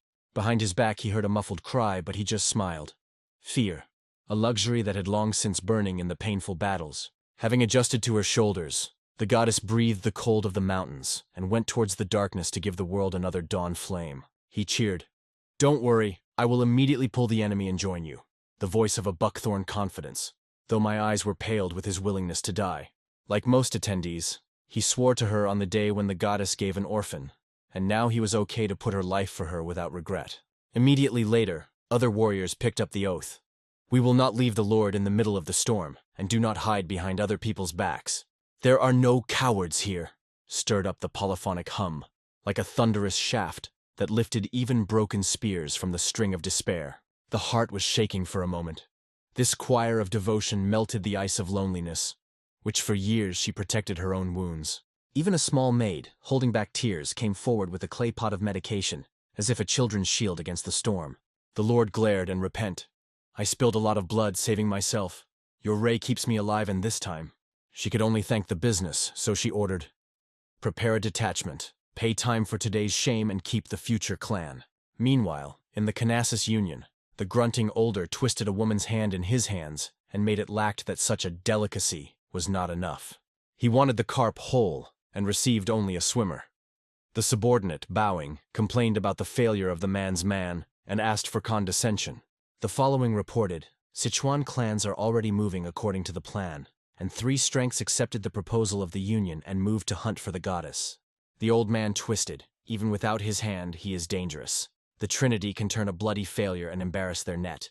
The subordinate assured that Clan Ami sent a demonic student Buddha as an observer, a sign that man is holding the steps. It was interested in the old one. The position A has become clear, and the cunning thought belongs to the man himself, so the game should be continued. He roared and ordered, "Next time, bring the man alive. I want to personally sort him our next manifesto. So, do not kill him unnecessarily," his grandfather summed up, smoothing the desire for revenge, as if the igniter was extinguishing the flames to the desired heat. While the plan is moving, the old man is satisfied, but hinted. He wants not the hand, but the full corpse of the goddess, to make him a main dish. As long as the dark clouds thickened, every person involved in a big game made his move, pressing secret cards of personal gain to his chest. The night shrugged like a fist of a warrior, but in the eastern horizon the purple dawn was already shaking, promising the battle that the old shores were swollen. So the curtain of the future massacre came down slowly, giving all the sides the last breath before the storm, which would change the fate of Murim. The boys were fussing the arsenal. Every sword was ringing in the air before lying down to a wooden chest, like a silent oath before a storm. Almost all the blades of the courtyard were under the lid. They were ashamed to be kept in the vagina when the war was already rushing into the gate of Sichuan. The white hawk with parchment on the paw torn into the sky, a messenger on the wings of hope. Faster than any human leg and voice, the owner only whispered to her, "Please do not be late, because every lost breath can break the fate of our home." Suddenly, the branch cracked behind his back, and the heart hit the rib. The uninvited guest stood so quietly that the chicken had not yet fallen. "Is it here?" He had time to think, wondering. The army was approaching a shadow that was chasing after his own fear. The messengers were groomed. The enemy is moving in an iron shaft. His cry is already rolling with slopes, covering the horizon with a living wall. The order came. To the weapon.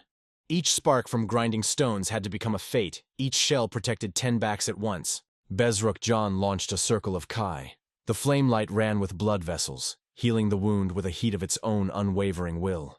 Each breath cut the breast, but she clasped her teeth. This battle is allowed only forward, even if the shoulders breaks the burning pain. The last battle has not yet died, and the enemies became more than stones in the mountains. A voracious, armed wave of rage. The guard shouted, "A whole herd per wolf? Come on, sheds!" and challenged the heart of the attackers. His sarcasm only struck the enemy thirst for blood. In response, orange, hot hatred broke out in their eyes. But the silence of the opponents was alarmed. If they are quiet, they are restrained by someone whose authority is heavier than the fear of death. And indeed, a broad-shouldered warrior came out of the ranks and swore, "Today, Safa and the goddess fall. The court of Murim has already threw a scoop." At first he suggested to surrender, convincing that the valley was surrounded, and a smug smile gave. The sentence was written for a long time. The security guard pushed. "I do not see the crown on you to scatter death sentences." He recommended, "I am Chon, the head of the clan to us. Your words have offended the whole Sichuan and will light the holy court of Murim." He was answered in dust. "We do not know what to give up, and even more so, to ask forgiveness." The sword climbed into the battle cross. The tension of the lead-to-lead silence. The two fronts stood, as if arrows stretched to the border, ready to cut the night until the purple dawn. Put them on your knees. Try to reach out first. Each of them is ready to get into the ground with claws so that the enemy falls before them. John confidently thought to quickly deal with, but did not predict the arrow of events would turn in the opposite direction, flying directly into his pride. The goddess of desires had no right to rest when the enemies were already pounding at the threshold, squeezing weapons, like the key to her fate. John rescued his hand that broke out between him and death. A sharp, lightning movement crucified the gap between the blade and his neck. Before them was a demonic student of Buddha, whose presence sowed cold peace, as if the moon above the bloody pond. Mugo Wall, a poisonous blade of Clan Ami, became famous for the sword dance, which cleansed the Buddhist path, cutting his throat to those who got lost. In the look of the goddess, the flames of the fire. She knew that if the Union sent Mio will, then he was decisive. It stops fear in the hearts of warriors. Amitabha calmly tilted the head of Mugwul, offering to turn to him only under the temple name, so as not to be tarnished. She seemed fun as the one who seeks to become an archer, tied to the name that smells of earthly sins and blood of people. He replied rigidly, "He who was related to Maguni must be destroyed before poisoning others. The ancient rule of the temple knows no pity." It did not suffer a mockery. In the cold shine of the eyes, a challenge hardened by battles and loss of hand broke out. The appearance of the monk is an irrefutable proof. Even fixed, it emits a cruel glow from which the grass trembles under his feet. Mio Will turned to Chun. Begin. Promised to make sure that the goddess would not grab the weapon, and together they tightened the siege. John promised that this day Safa would answer all the crimes committed under the shadow of her name, and let the blade be the final sentence. By his order, the detachments rushed forward, like an iron tide, ready to flood every breath of resistance to a launching march of death. But the proponents of the goddess were not going to retreat. They closed the lava around the lava, turning into a living bastion. The roar of the swords cut the air, as if a thunderous wheezing. Sparks fell with starry rain, illuminating the night with bloody flashes. Mio Will slowly pulled the sword, showing his arms, and asked the goddess if he recognized this relic that had been waiting for a judgment for a long time. From the time of my formation on the path of Buddha, the blade did not tissue blood, he whispered, and the steel sang with a trembling bell note. In this radiant note, the oath sounded. The first movement, and the history of Sichuan will break in half, mixing sins, salvation, and new blood on old stones. During the years without a battle, the blade was growing up. He was serrated and so faded that tofu would not cut.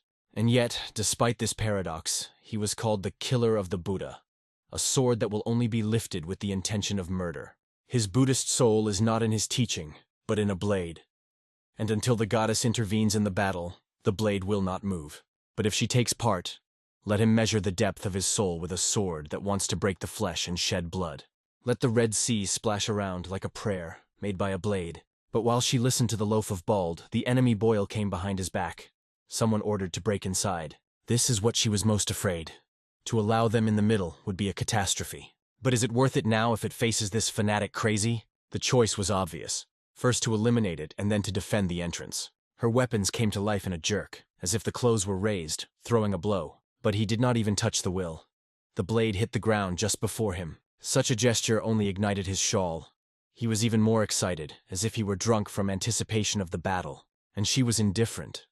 She acted with a cold calculation, not paying attention to his reaction.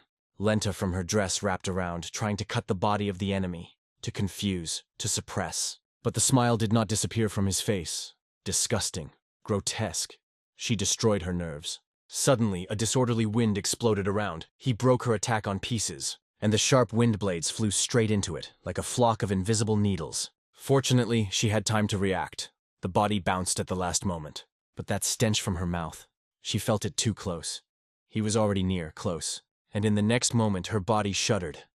The blow walked through her like a thunder on the ground. The blood of the goddess flashed on the elderly of the old sword, the testimony of the first serious blow. The bastard just smiled mockingly. He seems to have fun from every wound, but she resisted. Although very injured, she was able to retreat on the roof, evading the blowing stroke. It was felt. His energy was poisonous, soaked in hatred. Meanwhile, the balloon was caught in the room, who lost his strength and could no longer fight. Small, without standing the sight, rushed forward and grabbed the attacker by her leg. But in vain. It did not have a drop of pity or restraint. He struck her with the blunt side of the sword right in the back. The blow threw it on the floor. It was too much. Other women could no longer stand aside. One of them attacked the enemy, grabbing his hand with hatred. But suddenly she took a breath. The enemy made something, and her breathing began to disappear. The anger of these freaks did not know the limits. Now they sought to cut everyone without leaving anyone. The goddess of desires, looking at all this, felt broken, powerless. Then she turned to the side, with the last order. She made him immediately run inside to save everyone who was still alive. And only now he looked around, realizing the scale of what was happening. He shouted that everyone who else could hold their weapons follow him. It was necessary to break into the front, but his path was blocked by John. Meanwhile, a vile bastard, angry with the indifference of the goddess, boiled from rage. He masked, even wounded. She would have to pay attention to him, they say, impolitely to ignore during the battle. Her patience has come an end.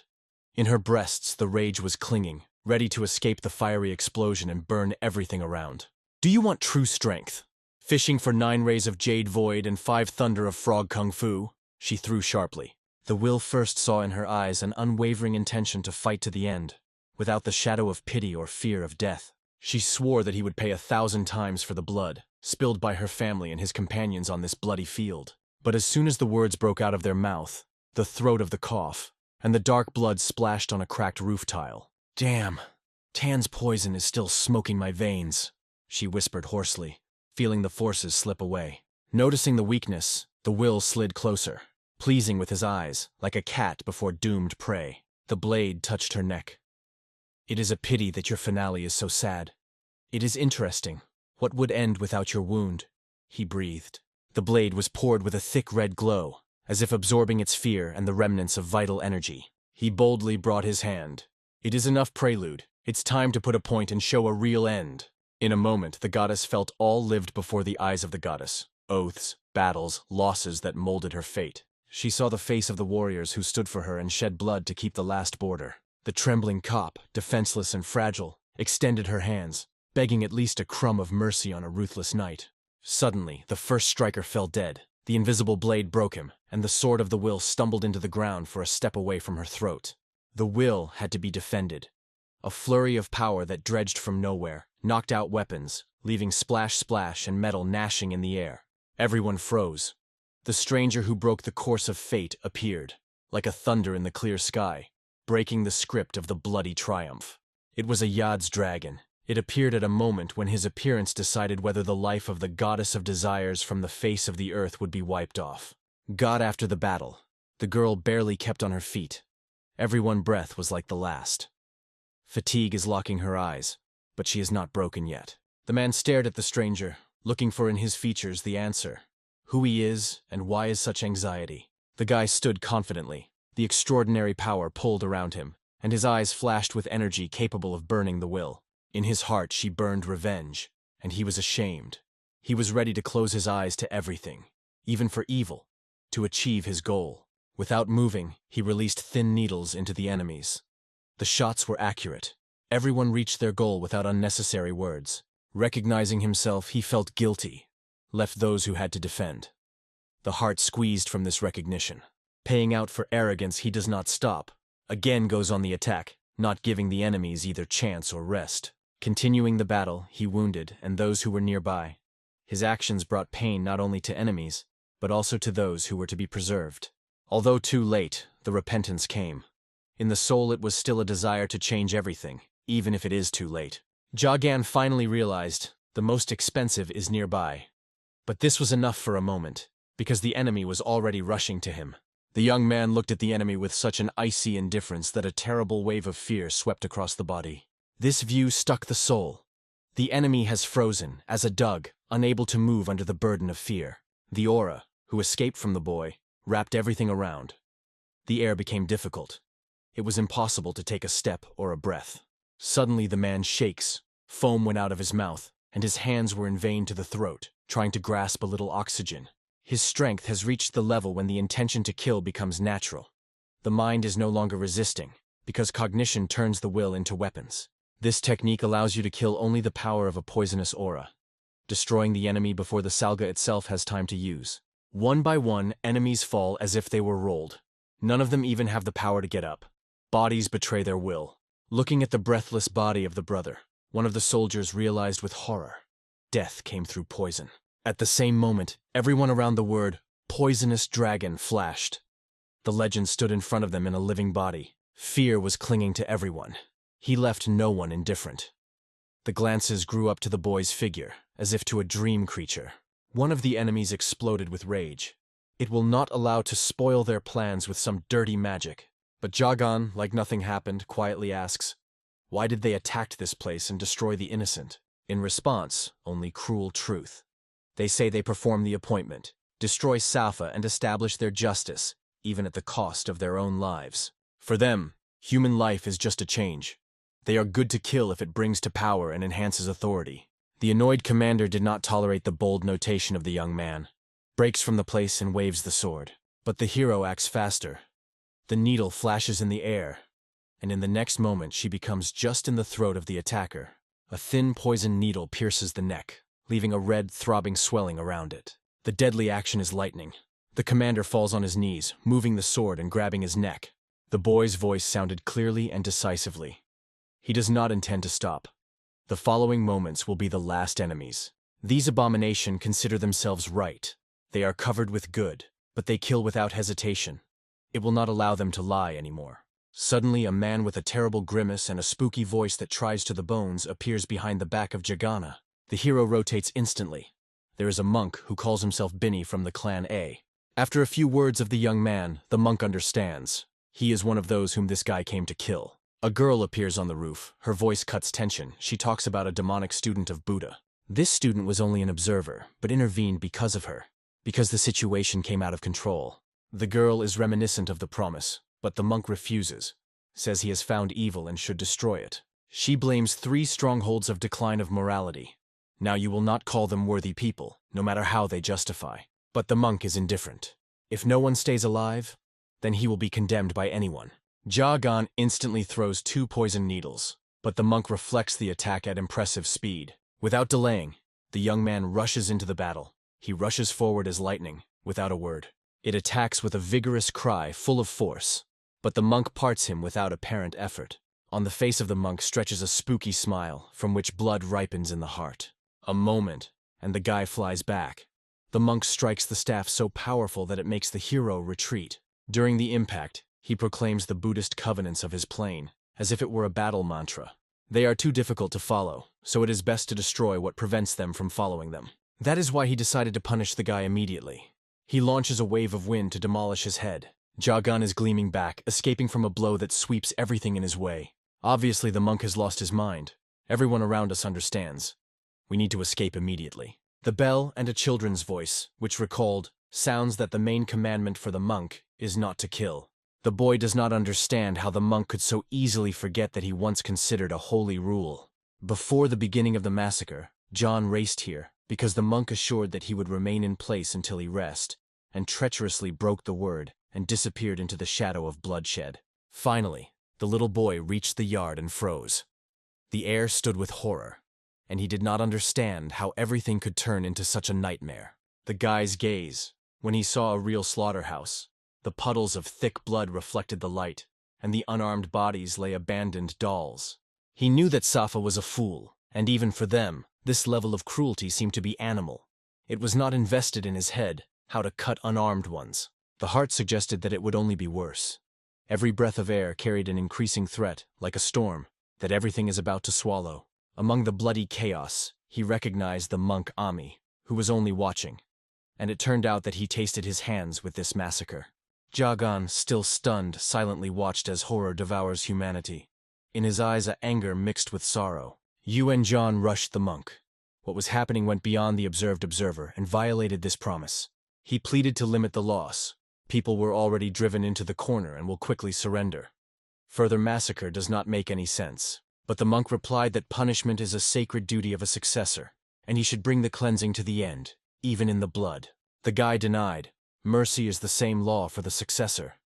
Meanwhile, Jagan barely kept on his feet. The poison burned his strength. John assured that if the poisonous dragon will now be judged, he will stop the murder and go with him voluntarily. But Jagan refused to flee until he was avenged. The monk's face was suspicious. He seems to be trying to cheat. The kid in despair stirred that it was true. He only wanted to stop the foolish murders before they absorb everyone around. The monk gave the boy the first and last forgiveness. Nevertheless, John did not step as a step, resolutely stuck the way. Ami's patience burst. He had already warned of the absence of a second chance, and the stubbornness of the boy only fueled his rage. Suddenly, John's wave was covered by a wave of salga. The breath broke up. The foam protruded on her lips. The force of the monk clenched the chest like an iron hoop. From the way the baby protected the poisonous dragon, it became clear. Maguni also took possession of him, undoing his freedom and body. So the monk decided to clean the guy himself. It was at this moment that Jagan, squeezing the needle, rushed at him from behind. Ami felt an attack, and without even looking back, he caught the blow, repelling it so easily, as if there was only a night wind. Jagan is constantly pouring with blows, but the old one slips, evading every attempt, like a ghost in a moonlight, leaving him no chance. On the face of the monk, madness burns. Extended pupils, a skewed smile, and a mania capture of violence that eats the mind to the last spark. The next attempt of the young man does not end. The monk squeezes his fist in the iron fingers, as if breaking the wing of a careless bird. Using a pause, the old man hits his storage with a rock ram with a storage ram, pushing the residual air from the lungs. The hero takes off a few meters, lifting dust, and the monk only sighs. This powerlessness causes him almost boredom and disappointment. But to focus on the defeat of a young man, it is much more important to punish Union John, who in his stubbornness insults the whole Buddhist canon. In the decisive moment, someone jumps forward and intercepts a deadly stroke with a live shield, putting his own body between a stick and a hero. It causes only a mocking regent. The monk is drunk, and every vain attempt to resist only blows a bloody luxury in it. When the boy opens his eyes, he sees Jagan and the monk interweave the blows like lightning that cuts down the night sky. Violence feeds the old man. A distorted smile shines, as if cruelty have become the highest Buddhist pleasure for him. Jagan squeezes a maximum of the bloody heavens of madness, but barely has time to parry hail of attacks, which will be poured without stopping. Even the defense depletes. Each block responds to bone pain, and the lungs are burning like hot iron in the smithy. A quick assessment suggests that in a direct duel he does not win. You need a cunning maneuver, otherwise death will come close. He throws a small bag with a poison, trying to remove the enemy and intercept the pace as the fog sings, but the monk only waved his hand disrespectfully, throwing a roll sideways. Tricks for the weak, not for him. At the same moment, the hero launches the finger of the wind that breaks the arrow. A thin beam cuts air like a blade. The ray punches the bag, and the space is filled by the violet cloud of the toxins, as if the breathing of the underground spirit. It is a mixed poison that confuses vision, and hearing is the perfect chance for the guy to become a crucial offensive through the fog. But even blinded, the monk feels him. His palm lies on his chest and beats the palm that conquers the tiger, breaking his breath. The shockwave is demolished by Jagan. It punches the wall, leaving a cracked silhouette in the stone, proof of the ruthless power of the enemy. It seemed that the poisonous dragon fell. The power did not go out. Nadia went out, and he sat, lowering his shoulders, as if a flame was extinguished among the ruins. He got worse every time, but in his eyes gratitude broke out. The boy was conscious, so the victim was not in vain. Jagan Sheposh. If you can stand, run away immediately. I bought you a few precious moments. The voice of trembling, but the determination did not sag. The boy is briefly hurt. He realized that the hero had covered his escape at the cost of his life, and the sadness squeezed his throat. UN John justifies. He intervened because he saw critical despair where the inaction is equal to betrayal. Suddenly, Jagan remembered the strict words of the successor. It is better to sacrifice the minority to save the majority. Is he threw. You really think that the death of an innocent minority is justified? Truth is not measured by the number of heads. She lives in her heart, not in the account of bodies. For him, these people are philanthropists who were fed and treated. Their blood should not be shed in vain. UN John understands that the monk is one of the 3 strongest in the Ami clan. So fighting him is almost suicide. But Jagan will not make his hands. He will not look as fair differences torture those who saved his life. There are fights that do not run away, even knowing their own weakness. It is such a fire that burns now in his chest. Now UN John understands the words of the teacher better. True courage is born where there is no choice. Suddenly, the crazy monk finds them. In his eyes, the hero is just a spirit that needs to be expelled from the world. The will is swollen. The impact is stopping the air. The fragments are pouring. Almost everything is mounted around. But Jagan slides sideways like a shadow, avoiding a deadly incision of force. He screams the boy to flee if he wants to live. Tears and dust are mixed on his face. But too late. The monk seeks to clean the place and constantly pour blows, as if weed. He will first destroy the hero, and then send the rest one by one to another world. With tears, February Jagan screams. The student has no right to judge and kill, relying on misconceptions. The monk is indifferent to reproach. He sees in the enemy of the demon and certain that he does not understand what a real student of Buddha should be. A moment, and the sword of the old breaks the blade of the hero in half, cuts the shoulder, leaving the bloody furrow, which pulsates with the pain. Without stopping, the monk lifts a chaotic wind. A wild wave of power sweeps everything like a night storm in the mountains. The blow is so destructive that the young man does not even have time to build protection. The wall of force presses like an avalanche, and the bones crunch under the invisible press. It seems that there is no chance to survive. The body of the hero is shaken like fresh meat on the slaughterhouse, and dust hides his silhouette. A beast is a smile on the monk's face. He praises the Buddha to take a poisonous dragon with mercy, raising the sword. The young man flows with blood. His hands are trembling.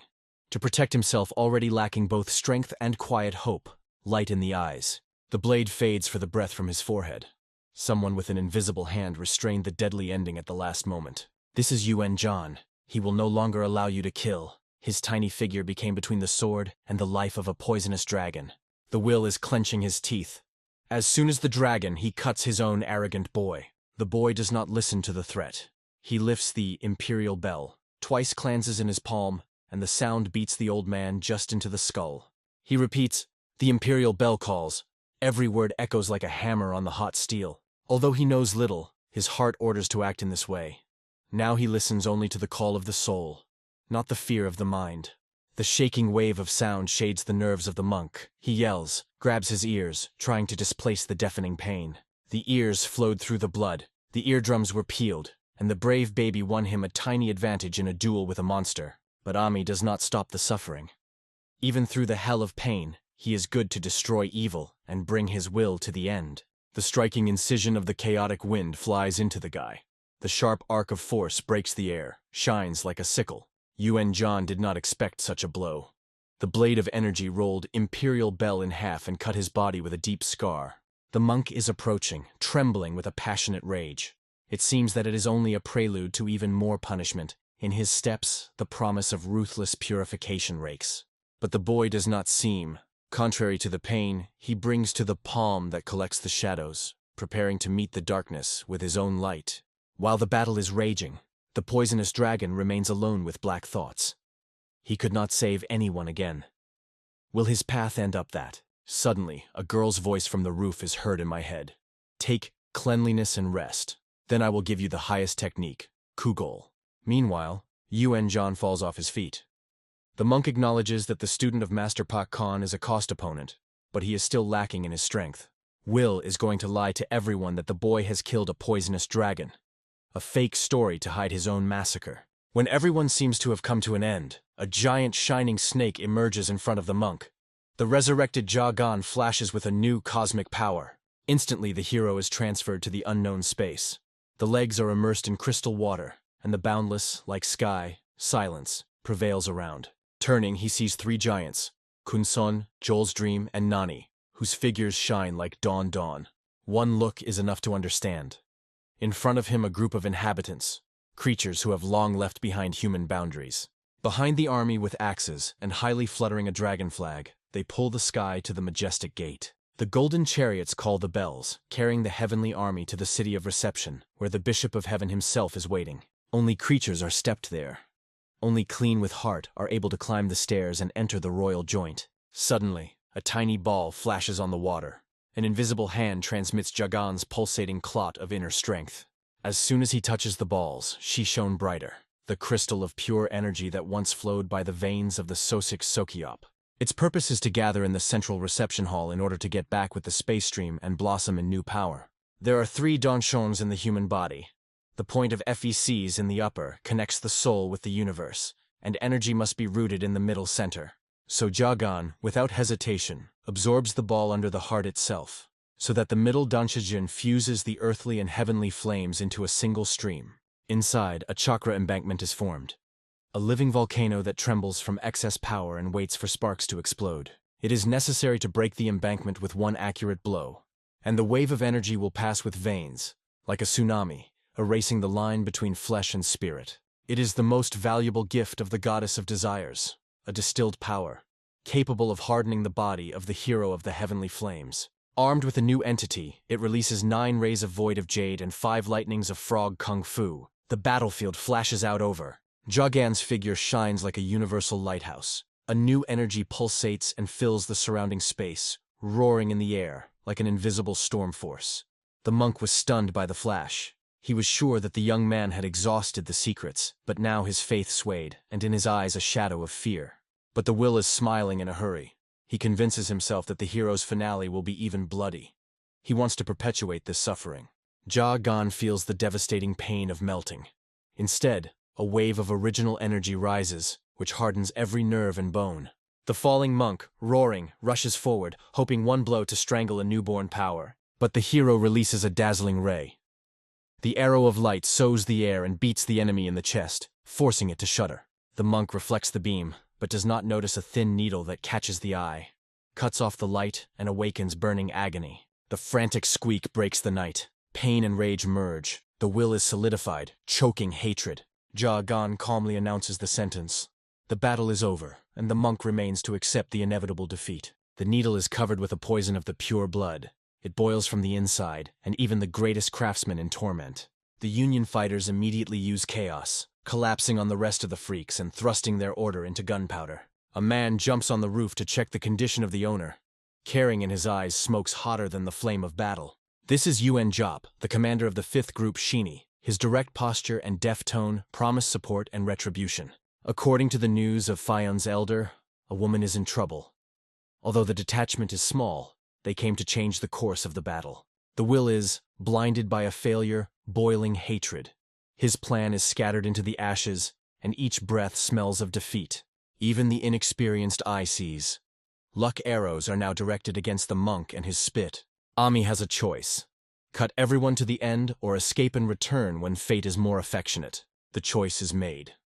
It jumps on the roof and melts in the haze, choosing an escape like a shadow that disappears with the first light of dawn. Removal. The will is swearing one day to drop Jiagan into the darkest hell. The threat flies with a hoarse echo. UN John, sitting among the wreckage, watches the retreat with tears of joy. The poisonous dragon stood, and in his heart the hope again. The young man was surprised that John did not escape, but he explained, the body himself did not move from the place, as if the earth had exposed him and forced him to stay with a friend. The battle is still going on, but this is a question of minutes. The poisonous dragon straightened, and in his eyes a determination broke out. He is ready to take a new pressure. Soon, everything ended. The enemies fell around, asking the mercy and claiming that they only obeyed the orders of the faceless Council of the Union. The same surrender is not enough. Mercy not to buy those who flooded the valley with blood and turned the field into a purple massacre. Jiagan raised his sword to punish everyone, but the owner stopped him. There are notes among the attackers who did not even know where they were led. However, not for all sins, there is forgiveness. To those who have gone to life, will have to answer and accept punishment by the law of conscience. The Lord thanks the hero, he won the time, and thanks to this, people breathe, and in his eyes the hope again. Jiagan bowed to the way. Without her medicines and the strength of Kugyol, he would not break the course of the battle and saved a single soul. But the sadness sharpens the heart. Because of his own obsession, he could not protect everyone and now doubt himself. The owner assured that there is no guilt on it. Everyone lives here, taking danger as a habitual breath. She emphasized that his decision was the only true. Without him, this valley would have long become a silent necropolis. Now let the young man look back at those who saved, and will allow pride to warm the soul instead of burning reproach. He understands that he stands on his feet thanks to the victims of others. Their blood and support have become a solid coating under his steps. They are all soldered with his expensive revenge. The threads of the fate are intertwined into a single canvas of inevitable retribution. One way or another, each of them was involved in this swirl, and now goes beside him on the blade of the sword. The young man recognizes. Life for survival or revenge is brutal, but he vowed to lose no longer losing his loved ones because of someone else's cruelty. A new goal was born in the heart, to protect these people and finish their own revenge. UN John sees, the poisonous dragon found the true cause of his path and is ready to carry it as he boils blood. There is little time. The enemy can return with more forces, so it is necessary to leave this place until the fate gives a break. The owner sincerely thanks the soldiers and orders them to return to their duties, bearing the memory of the suffering, but such an important victory. The warriors bowed the lords low, sincerely thanked for the salvation, and dispersed their reborn duties, carrying a new debt in the hearts. The owners of Yohuv now is a new task, to draw a detachment back through the strict province of Vichai, and to provide a safe way to the native land. From these places to Shandong extends a path on hundreds of li, a long, grueling road where every turn can hide an unexpected threat. On this path, enemies can be tied from everywhere, so the detachment moves cautiously, holding the swords with the remedy and the look, as vigilant, like a falcon. Jiagan strongly approaches the owner and states that she will leave with them to become a shield against any new danger. Some meet it with distrust, remembering his words about the lonely way, but in the eyes of the boy now burns unbreakable steel of determination. Suddenly, a glowing girl runs up, hugs them with both, and dispels tension with her laughter. So the caravan goes on a distant and difficult road. Meanwhile, the enemies boil the fury. Their plan failed, and Yak slipped like a fish from the city, completely disrupting surgery. They did not catch anyone, not to mention the owner, and shames their souls. like hot coal that smokes through armor. Now everyone is obvious. It was necessary to grab the girls still on Laojai before the poisonous dragon crushed their calculations. Despite the defeat, several fighters survived. Treated. They have become a living reproach of failure for their gloomy commanders. The prisoner voice says that the victory seemed close when they pressed Safa and the monk caught the goddess of desires. But the poisonous dragon broke out of Sichuan, broke the front, tore their defense, and escaped the future triumphant moment from their hands. After the defeat of the monk, Ami retreated, and Safa's help turned the course of the battle. Enemies lost their advantage and plunged into chaos. Worse than death, returning with empty hands, they are afraid to bring their eyes on the Hongnim, who is waiting for a captive report. Nervous laughter suddenly sounds in silence. The culprit in a hurry explains that he always has a stupid smile when his heart squeezes fear. It is unbelievable that Jiangan was able to match the demonic student of Buddha. This news gives a ray of hope even to the most relevant soldiers. The fact that the hero returned and fought side by side with Safa, becoming a shield for people whom he barely knew yesterday. The reaction to the hike of the wealthy and the poor differs. The more treasure you carry behind your back, the deeper the alarm is absorbed by the claws in the heart. The stronger your attachment and the more you want to keep, the harder your soul is to withstand the fear of a possible loss. The excitement flows into a thirst in torment. And the torment is cracking under pressure, break the heart, and leave in the soul a fragile hole, which grows in dangerous weakness. But through the bloody darkness of Jiangan's life, a ray of light finally breaks, reminding that even a new hope can even bloom in the ashes. Suddenly, two in the yard come in brown cloaks and masks. They are silently demanded that the advisor to the Union Mania immediately moved with them. They arrived from the Tan family. The mustachioed advisor refuses because, in service, and the eyes are already betraying internal anxiety. Within a few seconds, he moves to the strangers. The decision was made lightning, as if this challenge was waiting for his life. The matter is extremely urgent, the messengers say, and hurry is read in every sharp movement of their hidden faces. A moment, and already the advisor to the man in the saddle, and the cloaks of strangers will tremble in the wind, like the wings of night predators. He did not think that such a day would come today, and passionately wanted to know why Jom Van Tanchkhan called him. More than 10 hours of road passed. Fortunately, the enemies are still not visible. Only empty hills monitor gloomy shadows. But the advisor still breaks the head. Why does the successor of the clan of Chon sleep with them? And what game did the owner of UHVs start? He expresses the assumption. The guy, they say, wants to join their mission, but he firmly denies. He is only a devoted student of Chkon Sun. The man is catching. After such a démarche, the clan will probably expel the young man like a stray dog, leaving without a roof and name. Yuen John Pale. He thought he was punished by a year of meditation near the wall, and now hears about exile and his heart is shrinking. He justifies. He just did what the heart ordered, and the interlocutor continues to be frightened by severe consequences. He threatens. The clan can break all the energy channels and even destroy Danchjon. From these words, the guy shakes like an aspen letter. Yuen John pluriously asks to confirm his innocence, but the man only raises his eyebrows. No guarantees, only a cold smile. Yo Pre's noticed in the eyes of Jiangan the question about the transferred technique and advises not to waste time. The battle can break at any moment. In battle with the monk, she gave him the spiritual technique of 9 rays of empty nephritis, a force capable of cutting off the reality itself. Yuen John shocked. This technique is mentioned only in the ancient scrolls of their clan. Did the owner not stole the forbidden secret? It explains, no. 9 rays is a family heritage of its kind, so it has given its own blood, not a stranger to the property. It turned out that the father of Yova, a former student of the clan Chon Sleep, accidentally mastered this technique and was frightened by the serious side effects, so he did not dare to use it himself. The secret was transmitted orally.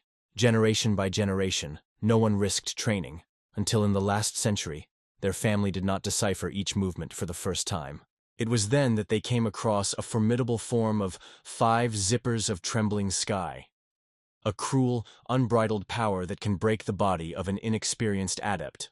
To curb this rage, the technique was combined with soft, elastic movements of frog kung fu, and the new style is called 5 lightnings of frog kung fu. Subsequently, the improved form passed through someone's hand, turning into 9 rays of void of nephritis.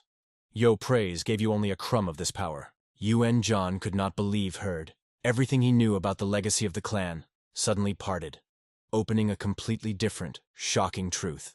But the real blow will wait further. It was the head of Chikun Sun, Mu Am Chon Sa, helped to remove the fatal side effects, giving the technique of safe shape. The guy became ill. The perfect master. The support of the clan. He studied himself forbidden, almost demonic force. The belief in the infallibility of the elders swayed. Yuan Zhan wanted to ask more, but he suddenly faded, said that she had tired, and cut off the story, leaving a young man in the ends of unresolved issues. Jia Gan realized. The legend of the goddess of desires about the abducted scrolls and the destroyed clan concerns not someone else, but the very moment and her tragic past. Ahead of the caravan was followed by the monks, the shadows on the slope of the road, who were looking for a right moment to strike and restore the lost dignity. They were already preparing to rush forward, but suddenly the back of the back sounded a stranger, a formidable voice, having a cold piercing the accomplices. It was a master of Vokan himself. He reported that his student was traveling in the trolley, and now the whole situation changed color. The attack became salvation. So the monks decided to act with him, to distribute security, to seize the carts, and to save the guy before the Chon sleep will have time to intervene. The caravan commander heard gossip about a strict monk and a rebellious student, and realized these people came to pick up a young man to judge in his own way. Pokon flashed in rage, reproaching the monks. They throw their own blame on another's clan, and still brazenly intervene in other people's affairs, hiding by the name of the Buddha. The senior monk raises that such words cross all the borders, and sparks of indignation are already burning in his harsh eyes. A student of Pokon, one of the 3 Sichuani strongers, throws, "True outrage is to drag Yuan Zhan to Ami and make him lie." The monk is indignant with his lips. How they dare to equate a simple young man to him, a holy minister, and again boils with righteous anger. The Baikon sees the arrogant monks confident in their own perfection, and the fists shrink around the staff. The holy warrior reproaches.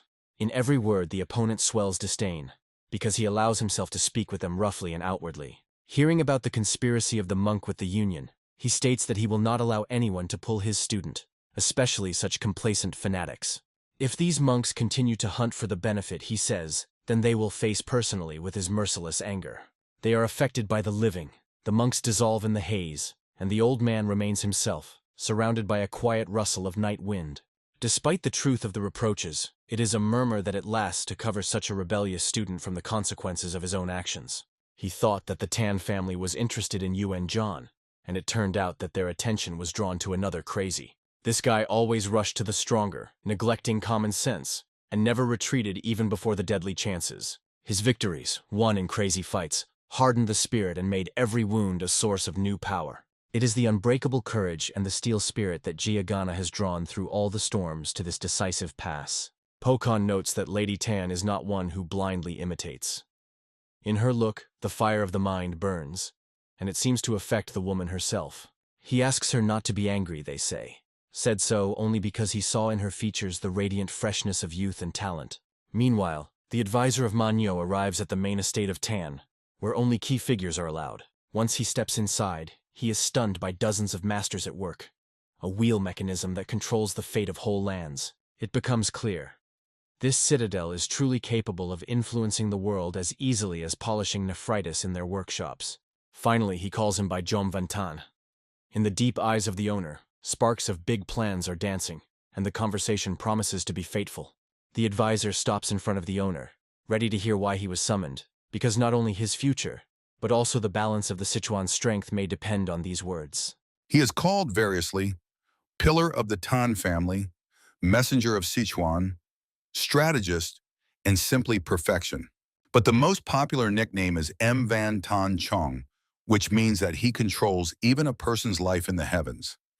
It was he who sent an assassin to the cave where the wounded Chigal Yen lay. Looking at this tall man with fiery red hair and a luxurious beard of the same color, Manhwa thinks, common folk know that more than 10 years have passed since he left the post of head of the Tan family. However, he still resolves various minor and major issues behind the back of the current clan head. Standing in the room before Mban Tan Chong, who is sitting at the table, Manhwa says that they are acquainted and introduces himself by name.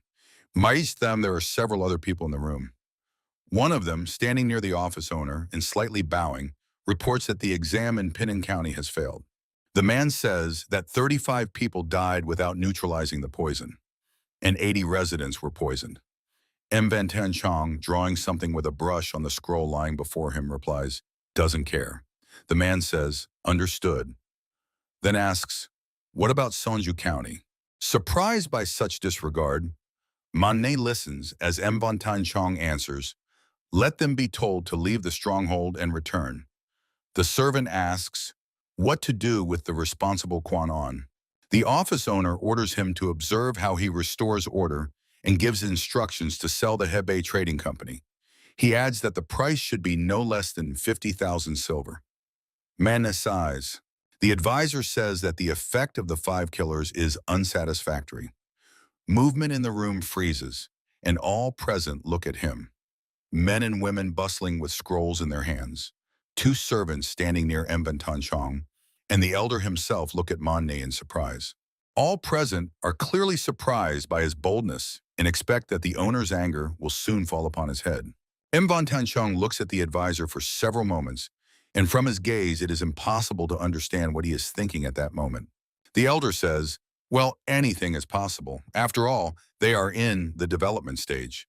Manhwa says that a poor quality product spoils his work. M. Van Tan Chong asks, does he think that an ordinary poison can so easily deal with spiritual practice that has been practiced for several thousand years? The advisor says that if a mistake is made when applying the poison, one can fall under undesirable suspicion. Drilling him with his gaze, the elder clarifies, to whom, Manhwa, or to himself? The advisor admits that this threatens him. M. Van Tan Chong says he knows about the matter with the valiant phoenix Manhwa himself. They have already taken all necessary measures, so he should not make a mountain out of a molehill. The elder adds, he cannot believe that to attract his attention, they insult the business into which their family puts all their heart and soul. So much malice. Nodding at the woman approaching Manhwa with a red box in her hands, he says for the advisor to take its contents. The woman opens the box and shows a small vial. M. Van Tan Chong says that this is the tiger's heart of hibiscus. It is beneficial for a body with a physical defect, where energy does not properly circulate due to a severed limb.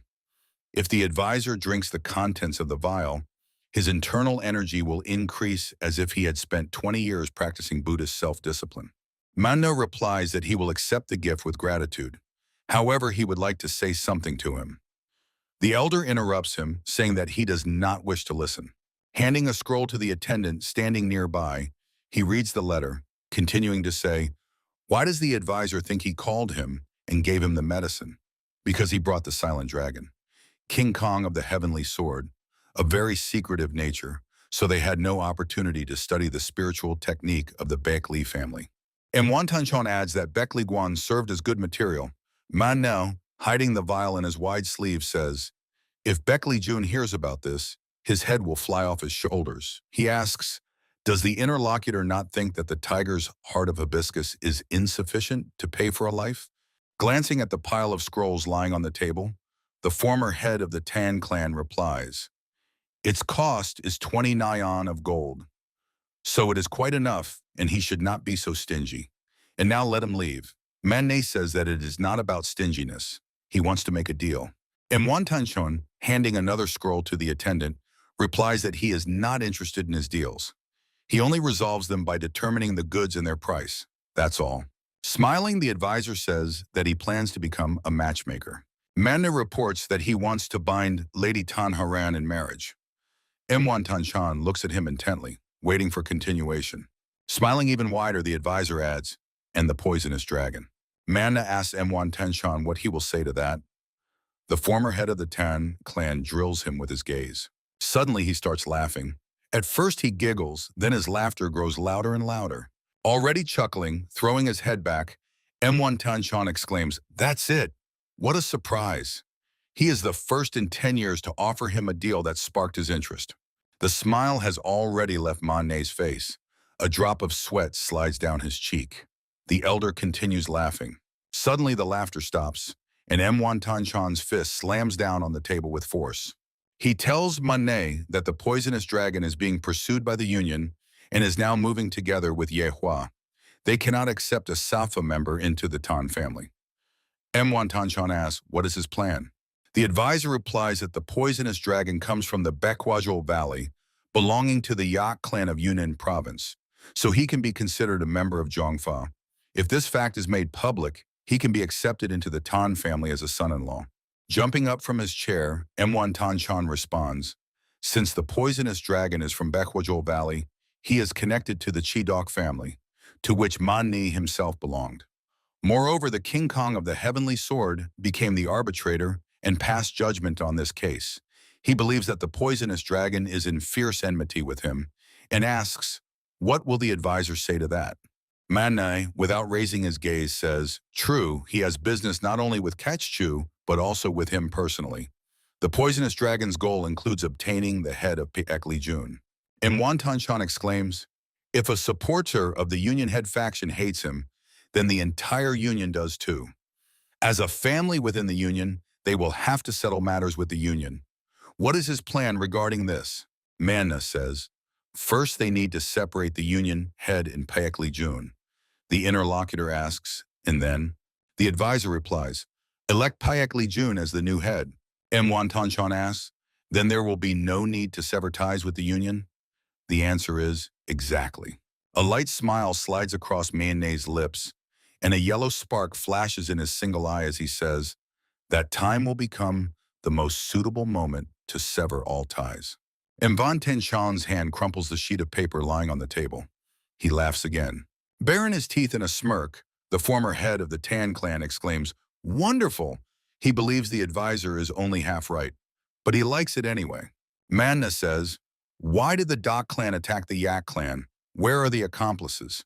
Since their Chidok family held the lowest position, they could not but follow the order of the Poisonous Valley. The advisor adds that upon arriving here, he realized this.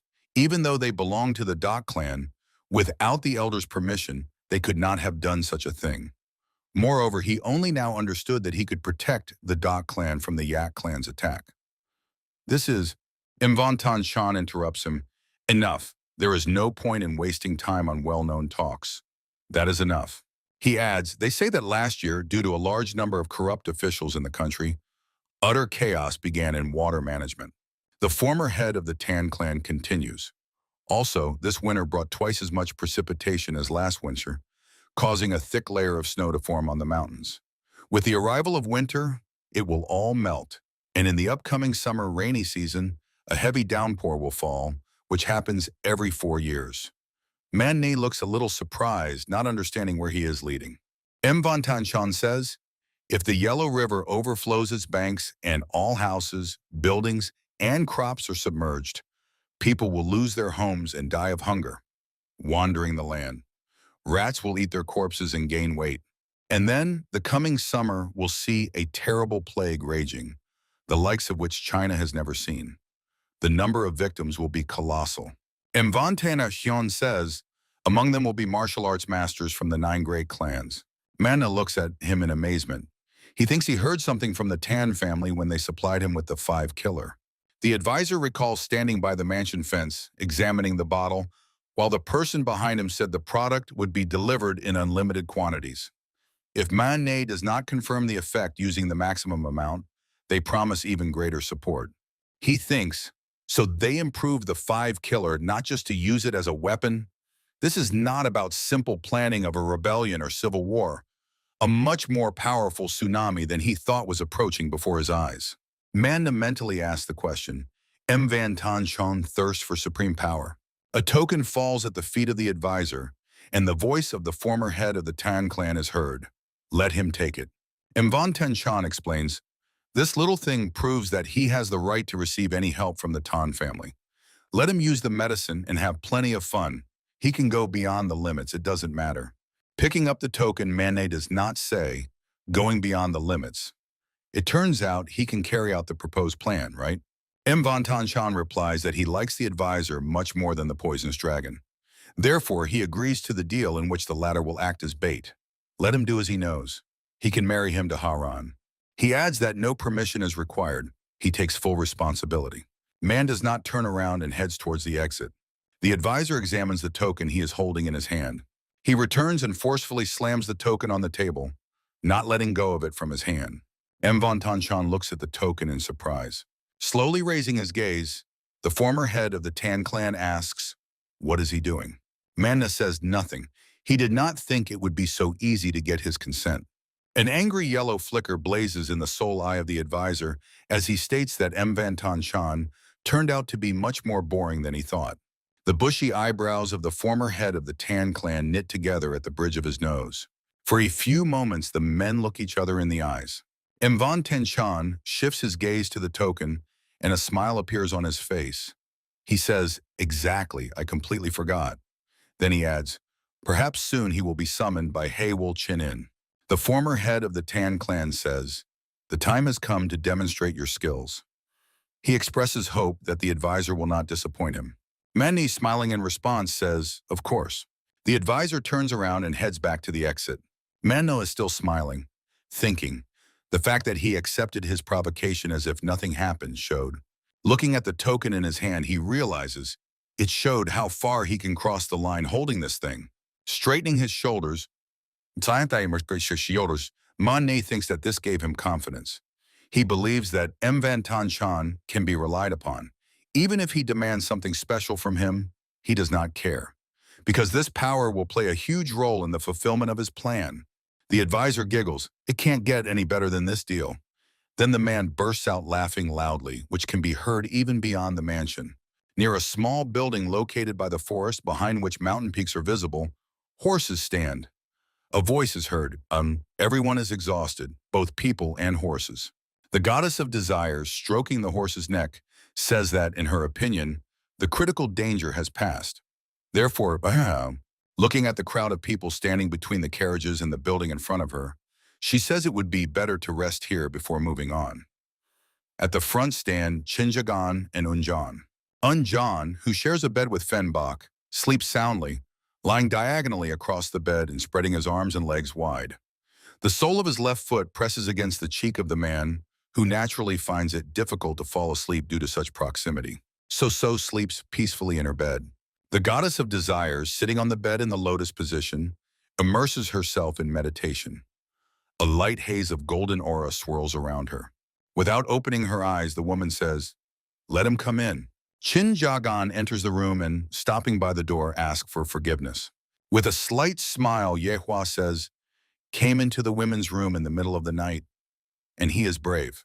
The guy replies that she herself asked him to drop by at the hour of the mouse, that is, between 11 and 1 at night. The woman responds that he is boring and does not understand jokes. The god Chinjagan asks, "Poison of the Tang family, was she involved in the attack on the palace?" The woman, settling at the table with a teapot and 2 cups, answers that she does not know. She was poisoned and lost her hand elsewhere. Sweat streams down the face of the goddess of desires. She adds, "To be honest, before they took him from the village." The woman admits that Manhwa offered her a deal then. The young man looks at her questioningly. Chinjagan's face is distorted with rage. He says to those who did this to her. Lowering her eyes, the goddess of desires replies, "Yes, he was waiting for her and set a trap, mobilizing people from the Chegal family and the Silent Dragon. It seems he foresaw that they would part ways with him." The young man, taking the teapot with a trembling hand, the goddess of desires says that what happened to her was entirely her fault. She never intended to accept that deal from the start. Extending the teapot to him with a trembling hand, she adds, "Is it necessary to oppress others in order to get what you want?" A confused expression appears on the young man's face. He extends his hand and supports the teapot with a finger from below. Taking the teapot, he pours the drink into his cup. A woman with a slight smile looks at him, then says, "In general, she called him to say something." The guy sitting opposite her at the small round table replies, "So what he studied was not the complete technique." The woman says, "Correct, she offers him only a part." Chinjagan, without raising his eyes, says, "On the way, she told a secret about her connection with the technique." He assumed that all her misfortunes in the past began precisely with it. He does not think that such a technique can be easily decided to be passed on to someone. The guy asks, why did she want to train not a follower of Safa, not her student, but him? The woman, also without raising her eyes, answers, "It is necessary for the sake of everyone. He could have left them again, but chose to stay." She believes that the previous battle clarified something for him, causing a sense of responsibility towards them. Chinjagan takes a sip from the cup. The woman adds, "She would like to say that it is not necessary, but Raising her cup with a trembling hand, she continues, honestly, now both she and all of Safa are not in very good condition. So much so that they have to rely on someone. Bringing the cup to her lips, the woman says, if in the current situation she passes the power to him, the person who helps them, then by that she will protect herself as well. Sweating profusely, the goddess of desires adds, however, he will need the power not only to fight them. In mastering the technique, there is definitely personal benefit for him as well. Ihua, the goddess of desires, explains that the 9 rays of Jade Void, the 5 storms of Frog Kung Fu, form a dam in a certain place inside his body. By gathering internal energy in it and releasing it at once, explosive power can be realized. The woman says that at the moment only one dam is formed inside him. But if all 9 are established, which are called the apex of the 9 rays of Jade Void, the 5 storms of Frog Kung Fu, then he will be able to balance the side effect of the bloody heavens of madness. In other words, he will extend his life. Ihua adds, however, since she herself established only 5 ramparts, her help is limited. To get the rest, he will have to seek help from the head of the Cheon Sun clan. But knowing his hot temper, perhaps he can handle it himself. The guy replies, if that is her request, then he will accept it. Smiling, the woman says, a request? Even she cannot compare to him in bravery. Perhaps when it is necessary to ask him for something during the transmission of the technique, Chin Jagan admits that right now he cannot handle Baek Lee Jun on his own to have the chance to spare him. They both recall that long ago conversation when the goddess of wishes said, in the distant future she will ask him to spare one person. Even if he has to kill him, let him preserve his life. The woman looking at him says, so he knew. The guy explains, he came to this conclusion thinking about a morally fallen man who is called a brave warrior, but whose soul has rotted to the core. About her attachment to the Baek Lee family, about that request and the reason for the transmission of the technique. He always thought that his revenge was the revenge of the Yak family. He believed that he must at all costs kill Baek Lee Jun at least to avenge the insult to his family. Nevertheless, Chin Jagan tells the goddess of wishes that he will accept her request and then put the living Baek Lee Jun right in front of her and make him pay for all his sins. The woman remains silent, and the guy says that he did promise after all. Ihua lowers her head, quietly thanking him for not forgetting. Baek Lee Guan, standing in the office before Baek Lee Jun's desk, asks the teacher to listen to him. He says that there is something suspicious about the death of the brave phoenix. Inspector Shin asks the heir to leave. The young man continues to insist, saying that with his influence, everything will work out. He asks to make a request to the union to start a reinvestigation. The inspector exclaims, heir. Baek Lee Jun sits at the table with a cup in his hand. In front of him are a teapot, an empty saucer, and a box with the hand of the goddess of wishes. The man asks, is that all he wants to say? The young man, falling to his knees, begs forgiveness for disobeying the order and going to Yunnan. He admits that his mind left him after the news that the culprit of Yen's death is there. Sipping from the cup, Baek Lee Jun says, it turns out he understands everything. Then the man adds that he no longer wants to listen to him. Let him get lost. Baek Lee Guan cries out in despair, teacher, then corrects himself. No, father. Red sparks flare up in Baek Lee Jun's eyes, and a red aura ignites behind his back. He speaks quietly but with a threat in his voice. He said, get out of here. The inspector asks the heir to leave. He says that now is not the best time. Let him come another time. The man sees Baek Lee Guan off to the exit. Baek Lee Jun fills the cup and drains it in one gulp. King Kong of the Heavenly Sword plunges into contemplation. His gaze falls on the box with Aikava's hand, on the lid of which is written, sending back, missing head, body, and legs. Eunjong, clutching his head, exclaims, what? Members of the Safa clan sitting at tables in the large hall are in confusion. A scream sounds. What does it mean? Fenbach asks Oon, is he out of his mind? Shinjagan says, not everyone heard clearly, so he will repeat. They are returning back. All members of the Safa clan are surprised. Shouts are heard. Mount Chong Song. He suggests going there? Why such a decision? They barely escaped, and he suggests rushing straight into the enemy's jaws? If they return from where they came, they will run right into the enemy. A question is addressed to the goddess of wishes. Did the mistress give her consent? Without raising her eyes, the woman answers, yes. People ask why. Shinjagan suggests they be realistic. Most are seriously wounded. They had no time to recover. The guy says that is why they are moving slowly. So far, they have managed to break away, but the enemy is persistent and will not give up. If they are caught, they will suffer great damage. In response, it is said, that is why you must keep away from the enemy. You cannot go straight to meet him. Shinjagan says they need to strike the enemy's weak spot. They think they are being pursued, running away from Sichuan. The guy explains that is why they will not pay attention to those going to Sichuan. The Safa members look at him surprised and a little confused. Shinjagan continues, they will disguise themselves as a trading company heading to Sichuan and will go to Mount Chongsong. There they will completely break away from the pursuit. One of the men says, indeed, the Chongsong clan is not part of the Union. Even if Murim notices something wrong, their influence does not extend there. Unjan, looking excited and a little confused, exclaims, but what guarantee is there that the Chongsong clan will accept them? Then the guy bows his head and folding his hands in the traditional gesture, where the palm of one hand covers the fist of the other, asks the boy to help them. Astonished, Unjan steps back from him and exclaims, what? Shinjagan says he will be honest. His main confidence in the plan is because they can use Unjan. If they stay with him until they pass the mountain, the Jeonseong clan will not use force. The corners of the boy's mouth turn down. Unjong speaks, slightly stumbling. That is, he is a hostage. He adds that he does not know about the other brothers and students with the teachers, but his mentor will not let it go so easily. So standing behind looks at him sympathetically. The guy replies that then he will just talk to him, and if the conversation is not enough, they will have to fight. The boy recoils in horror, exclaiming, with the teacher? Meanwhile, the men are talking among themselves, and the plan is not so reckless after all. The response is, correct. If they continue on the planned path, the enemy will sooner or later catch them.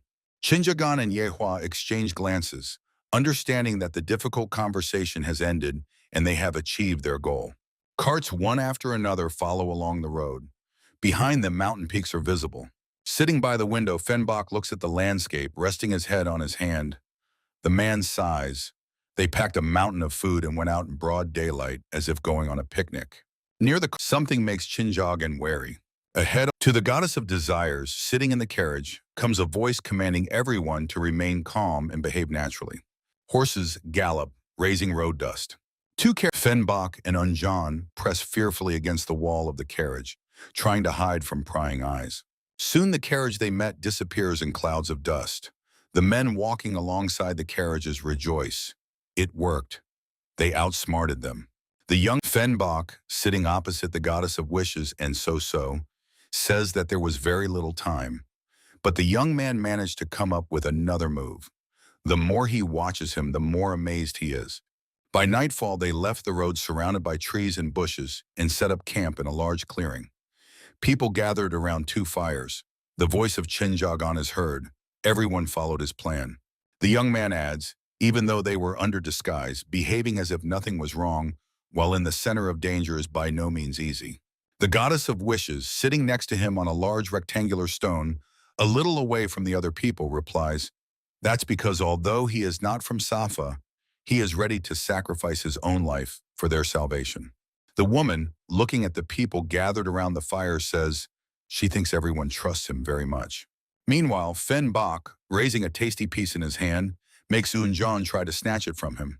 But due to the height difference, the boy finds it difficult to reach the disputed item. Shinjagan watches their scuffle with a slight smile. Yehua says that there are still a couple of days before arriving at the mountain. She suggests he finish transmitting the 9 rays of Void Jade, the 5 storms of Frog Kung Fu. The woman adds, he decided to go to Mount Qianshong also to meet Muam, the head of the Qianshong clan, right? The young man only silently nods in response. Rising during the day, a voice is heard over the river. As she said earlier, Frog Kung Fu, belonging to the Qianseong clan, blocks the current internal energy with poison and forms an impact force, exploding the energy at once. Their caravan follows along the river. The woman tells Shinjagan that the 5 storms of the shaking sky, being a demonic technique, rotates internal energy in a circle in 5 sections of blood vessels, thereby maximizing power. This technique and the technique of the bloody heavens of madness, which he uses, have the same origin. Fionn Bach, yawning on goats with reins in his hands, hears her say that the 5 storms of frog kung fu is a combination of frog kung fu and the 5 storms of the shaking sky. She fills 5 dams with water and creates an even greater wave of internal energy, forming a whirlpool. So and Yunjong sleep, their heads leaning against each other. The woman continues, however, when applying frog kung fu, internal energy concentrates in the blood pathways that act as dams, which can cause serious internal damage. And during the use of the 5 storms of the shaking sky, the blood vessels in which the whirlpool forms are destroyed. Sitting opposite the sleeping children, Yehua and Chinjagan continue the conversation. The woman says, therefore, no matter how strong a warrior is, with prolonged use of such techniques, his life will be at risk. To compensate for these shortcomings, the combined technique 9 Rays of Jade Void, 5 Storms of Frog Kung Fu appeared. The part 9 Rays means 9 places inside the body. The sun is already leaning towards sunset, and the goddess of desires continues to explain, by distributing whirlpools by forming dams not in 5 places, but in 9, a more stable power can be achieved. Chinj, looking at him with amber-colored eyes, she adds, the guy formed 1 dam inside himself, that is, he mastered the first ray. The ray of the setting sun falls on the goddess of desires in the young man, absorbed in conversation. 2 days later, Sichuan province, Cheonseon mountain range, Cheonseon clan. Sun rays illuminate a luxurious mansion. The man who appeared at the doorstep, calling the interlocutor brother, reports that someone has entered the Cheonshong territory. It seems to be the very cart in which Eunjong's nephew was. The person sitting on the edge of the bed, raising his hand to the back of his head to stretch his stiff neck, listens to him silently. The man asks, what should they do? Eunjong, sitting between Pyeonbok and Soso, is shaken by a strong tremor and looks quite pale. The man, trying to push him aside with his elbow, exclaims that he is already going crazy. Why can't he sit still? The boy, stammering, answers, he can't even imagine how the teacher will punish him. Jinja Gan, sitting opposite next to the goddess of desire, asks, what kind of person is Master Pak Cheon? The woman looking out the window answers, he is the deputy head, leading the Cheonseong clan instead of Muam, who does not show himself in public. His abilities match his position. By character, he is very strong and impatient, and his pride is stronger than cast iron, which is why dissatisfied people call him the Stone. Continuing to admire the landscape, she adds, they say the reason the Cheonshong clan is not currently part of the Murim Union lies in Master Pak Cheon's stubbornness. He is quite a complicated person, so it is better not to get involved with him if possible. The goddess of desire, smiling, says, he must know that she and the master. She finishes the phrase quite unexpectedly, stating that they are bitter enemies. The guy looks at her in surprise. Jinjagan becomes alert, and his face is covered with sweat. Pyeonbok exclaims, what is happening? Eunjong, with a trembling voice, says, it has begun. The guy, feeling incredible pressure, thinks, as if a whole sea has crashed down on him and is pressing him to the ground. By incredible pressure of internal energy. The woman says, here we go. She orders everyone to leave the cart while he is in front of them. She believes that as long as he is in front of them, they will not be able to pass through whole and unharmed. Meanwhile, the cart stopped in front of the man who blocked their way. The guy and the goddess of desire step out of the carriage. Trembling Eunjong timidly peeks out from the wagon. Looking at the man whose eyes blaze with a cold light, Chinjagan realizes that before them is Master Pak Cheon. Eunjong, by that time having left the carriage and standing near the boy, timidly says, teacher. Deputy head of the Pak Cheon clan says, he did ask not to be seen by him again, otherwise he will not let it go so easily. Forward steps the goddess of desires, saying that they have not seen each other for a long time. The woman asks, how is Muam doing? The aura around Pak Cheon begins to redden. The man reminds, he was clear. The deputy head of the clan shouts angrily, let him not dare to utter that name. His fury, unleashed on the men of the Safa clan, almost knocks them off their feet. A muffled cough escapes from the woman's chest. Chin stands before the goddess of desires, covering her with his body. His action amazes the woman. Looking into the violet eyes of the guy, Pok-chan says, by the eyes filled with malice, he guesses who is in front of him. The deputy head of the clan slowly pronounces, poisonous dragon. Chin boldly meets his gaze. For a few moments, silence reigns. Pok-chan, leaning on his mace, studies with his eyes Chin standing opposite him, the goddess of desires and Unjong. A gust of wind blows the empty sleeve of Yahello, slightly bowed under the pressure of the man's inner energy. Pok-chan mockingly says, the authority of the goddess of desires Yahello from Shedun is no longer what it used to be. Everything is so bad that she relies on some snot-nosed kid. The man shifts his attention to Unjong, who fearfully recoils backward. Pok-chan says, the brainless disciple Chan-sun became a hostage and allowed outsiders to penetrate the Chan-sun mountain ridge. The boy tries to justify himself about that. He did not intend to. The man interrupts him. He does not need excuses. Pok-chan shouts angrily. He was ordered to watch the poisonous dragon so that he would not make stupid mistakes. But in the end, he joined him and seriously wounded a high-ranking monk of the Ami clan. Does he even understand what a difficult position their head is in because of him? His shout echoes throughout the surroundings. Moreover, he dared to bring here those whom the Union and the Ami clan are desperately searching for. Does he have brains or not? The boy answers that he is sorry. Throwing the mace on which he had been leaning until now over his shoulder, the man calls him a rough blockhead and asks, who is his teacher here? He adds that besides him, there was simply no one to take. Tears appear in the boy's eyes, and the disapproval of the goddess of desires, although she did not express it, clearly hangs in the air. Pok-chan says, a good attempt to use Unjong as a hostage and come here to hide. Since he sinned by taking such a fool as a disciple, he will endure today. Pointing with a stick at a small building, he adds, there is a hut where he studied Taoism in his youth. Pok-chan says, until they recover, they can settle there. Let them do whatever they want. He doesn't care. Slightly disconcerted members of the Safa clan listen to his speech. The man says, however, with the stick, he draws a line on the road in front of him. Pok-chan announces that they are forbidden to cross this line. The goddess of desire accepts his terms and says, good. The man turns around, intending to leave. He hears the voice of Chin, who says he disagrees. Unjong grabs his head with his hands. The goddess of desire looks stunned. Pok-chan slowly turns his head and asks, what did he just say? The young man says, they came here to survive, not to die.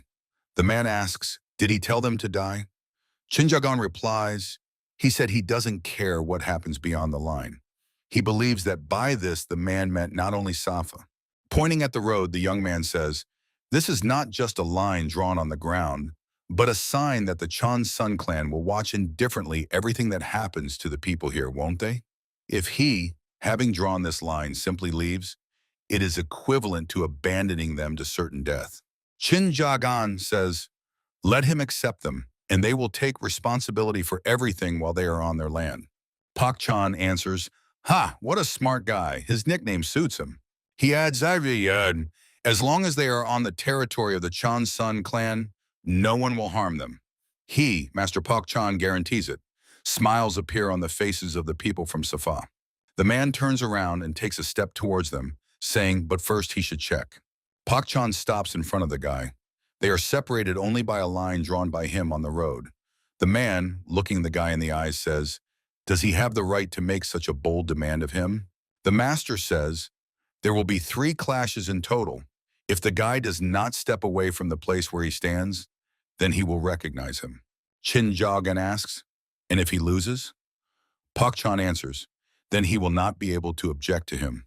The guy says, in that case, he asks, what will happen if he pushes him from the spot? The man confidently states that this will not happen. Chin insists, nevertheless, if he still manages, will he listen to one of his requests? Pok-chan laughs, funny little guy. Patting his palm with a baton, he agrees, go ahead, he will listen. The man laughs again. Unjong asks the poisonous dragon, why is he arranging such a dispute? He cannot believe that even the teacher agreed. Pok-chan exclaims, be silent. What good has he done to confidently raise his head, huh? The boy shamefully falls silent. The hand of Chin Jagan lowers onto the club that the man holds in front of him. Pak Chan looks at Chin Jagan with surprise and caution. The guy says that this is the first clash. His words cause general bewilderment. The man asks, is he joking or what? Chin Jagan replies that from now on he is completely serious. Pak Chan asks, is he pulling cheap tricks? The man says that he is only making things worse for himself. Continuing to hold the club, Chin Jagan answers that he is simply trying his best to win, no matter how. Pulling the club from his hand, Pak Chan says that then he has no reason to hold back either. The second clash, let him use his hands. The guy replies, no need to deliberately give in to him. The man says, is that so? Pak Chan's eyes fill with the glow of inner energy, and the aura around him turns red. Holding the club in front of him, he says, then not for a moment. He warns the guy not to take his eyes off for a moment. Chin Jagan closes himself off, crossing his arms in front of him. The man uses the technique Sword of 72 Waves. The swing of the club makes the guy clutch his stomach and bend over. Coughing up blood, Chin Jagan forces out this technique. Pak Chan finishes the phrase for him, which in one breath creates 72 sword forms. The words reach the boy bent over in pain. Now he has used only 16. Unable to bear it, Chin Jagan, bent over in pain and leaning on his knees with his hands, lets out a scream. The man says that the third clash remains.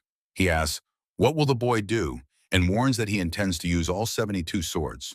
Yang asks the poisonous dragon to stop. The boy replies, he will have to go to the promised third clash. Isn't that obvious? The boy says that the Sword of 72 Waves hides deadly forms within. He asks Chin Jagan to stop. Yang says he will die if he makes a mistake. The boy replies, and the boy is surprised. What? Chin Jagan says, he has always overcome critical moments due to lack of ability. He adds, therefore, facing another danger, he has no reason to retreat. Everyone present is impressed by his words. Pak Chan, chuckling, says, and the boy is right. Let his foolish student learn. Looking into the boy's violet eyes, the man adds that this is the gaze of a person who has already experienced kanho to the point of bruising. Perhaps because he escaped from the lair of Sura, his eyes are filled to the brim with malice. Throwing the club over his shoulder, Pak Chan adds, before they proceed to the third clash, he will ask something. The man asks Chin Jagan a question. He said he has a request for him. What is it? The boy replies, he will voice it if he wins the bet. The man, sighing, says a lost cause. The guy constantly hits his pride. Apparently, he has some plan in mind. Spreading his arms to the sides, Pak Chan suggests, since he struck in the second encounter, let the guy have the advantage in the third. He allows him to use everything, be it poison or something else, so that before death, he has no regrets. Chin Jagan's response makes the man flinch. He says to resort to everything, but he himself holds a weapon behind his back. Pak Chan says he will throw it away and tosses the club aside. He asks, does the guy think that Chan-sun's sword techniques are worthless without a weapon? The man suggests to Chin Jagan, let him attack. The guy replies that he already has. Red flashes of energy run through Chin Jagan's veins, and his eyes shine with the overflowing inner power. Around his twisted wrist, the same glowing aura flares up. The man, staring intently at him, says he thought to spare him, but he will die anyway. He calls him a fool and believes that with such power the guy is destroying himself. Pak Chan falters. He notices how Chin Jagan's hand relaxes and understands. He suppressed the raging inner energy and took control over it. The man tensely peers at his opponent. From the guy who has bowed his head, radiant streams of energy emanate. From Pak Chan's lips burst this power. Looking at Chin Jagan's eyes, emitting the same glowing energy, the man exclaims, it can't be! Pak Chan loudly shouts, "Hua, she..." The woman silently looks at him, not rushing to answer. The fist of the guy, holding a needle between his fingers, rushes towards the man's face. The needle, clutched between Chin Jagan's fingers, is about to reach its target. Pak Chan waves his hand, deflecting the guy's fist. The needle in Chin Jagan's hand, under the force of the clan leader's deputy, veers aside. Purple flames flare up in the guy's eyes. He raises his hand above his head, intending to strike. The opponent's hands meet, and their confrontation causes waves of energy radiating in all directions from them. Unjan, standing near Fenbach, exclaims, "That's the power of the poisonous dragon." which he used when fighting Miwol. Continuing to resist Chinjagan's attacks, Pak Chan thinks he did not expect the guy to hold out so long against him. His speed is close to the speed of the sword art of 72 waves. The struck man realizes that the guy is really using the 5 thunders of frog kung fu against him. Directing his palm to the opponent's chest, Pak Chan thinks, this is not enough. Chin Jagan is clearly unpleasantly surprised by his attack, but manages to cover himself with his hands. The guy struggles to withstand the pressure exerted on him by the opponent. Blood spurts from the man's palm. He looks at his hand in surprise. For a moment they freeze like that. The guy stands with his hands covering himself, and Pak Chan looks at the wounded hand. A hint of a slight smile appears on the guy's lips. From his palm, which he uses to cover his face, a sharp needle sticks out. A cold, energetic light shines in the man's eyes. Holding out his bloodied hand, he says to Chinjagan, acting all high and mighty here, but he can only pull himself together when he gets a good beating. Slightly bending down, Pak Chan raises his hand for a strike. Chinjagan clenches his hand into a fist. In his head flashes, he attacks. The man uses the sword of 72 waves. A burst of energy spreads around them in circles. The guy, throwing his hand forward, intercepts the opponent's wrist. Pak Chan says that the guy's breathing has started to falter, so he is still not used to such power. The man adds that he does not know with what intention Yehua handed it to him. Pushing away Chinjagan, Pak Chan says that she is not his match. Streams of energy strike the guy, inflicting many wounds on him. Blood splashes from the wounds in all directions. Chinjagan, gritting his teeth, thinks, must hold on. The opponent's strength tries to throw him back, but he holds his ground and mentally repeats, must hold on until the end. Unjong urges him to hold on. An excited exclamation flies from the woman's lips. Soheb? So screams fearfully, and Fenbok exclaims, something bad is about to happen. Pak Chan raises his hand, intending to deliver a crushing blow. Looking into the guy's eyes, the man sees that despite the wounds, he is ready to fight. He thinks that his composure is frightening, but in any case, he does not intend to retreat. Pak Chan shouts that the guy will die so soon. Doesn't he pity his own life? Chin Jagan, fiercely flashing his eyes, replies, if you don't put it on the line, you won't achieve anything. He is ready to die for his goal. The guy exclaims that it's better to die with honor. He adds, but to carry out the promised revenge. The struck man looks at him intently. Pak Chan waves his hand, slicing through the guy's chest. The blow throws Jinjagan backward. Blood spurts from the wound. The bloodied guy barely stands on his feet. He holds on with his last strength. Sweat and drops of blood run down Jinjagan's face. Blood drips onto the ground at the guy's feet. Pak Chan says, he thought that the Safa natives fight without purpose, but he sees that Jinjagan has one. The man says, fine, he acknowledges him, but his attitude toward his own life? Jinjagan interrupts him, saying, no. The beaten and bloodied guy declares that he has won. Pak Chan angrily says, let the kid not make him laugh. He understands that he himself stopped attacking. Blood streams down the guy's venom. He asks, did the man forget? They were not fighting to the death. Jinjagan reminds, the winner will be the one who does not take a single step. He suggests Pak Chan look at his left leg. The man lowers his gaze and looks at the toe of his boot and the blood stains around it. Chinjagan says, if he hadn't moved, there wouldn't have been blood under his feet. Pak Chan lifts his foot and it becomes visible that the sole of his boot is stained with blood. Unjong is shocked. It turns out his mentor lost? Fenbok exclaims, what should we do? Chinjagan says, before the start of the 3 strikes. He reminds the man that he threw away his weapon and the striking distance changed. That means he had to take a step forward. But of course, he would hardly have fallen for such a trick so easily. The guy says that on the tip of the needle that pierced his arm, there was poison. More precisely, several poisons that dull the senses, in such a state to perform his attack. Pak Chan asks, did he move forward unconsciously? Chinjagan answers, yes. Slightly smiling, the guy asks, does he admit his defeat? The man frowns. He thinks that the 5 thunders of frog kung fu was a trick. The guy was set from the very beginning to make him make a mistake and step forward. However, Pak Chan says, the guy said he would win if he pushed him forward, not if he just made him take a step. The man asks, "Isn't that so?" Chinjagan, lowering his head, answers that he is right. Continuing to stand behind the line he drew, the man says, even if he took a step in an unconscious state, the guy did not apply direct force to him, but tried to present the situation as if the original condition was not to move from the spot.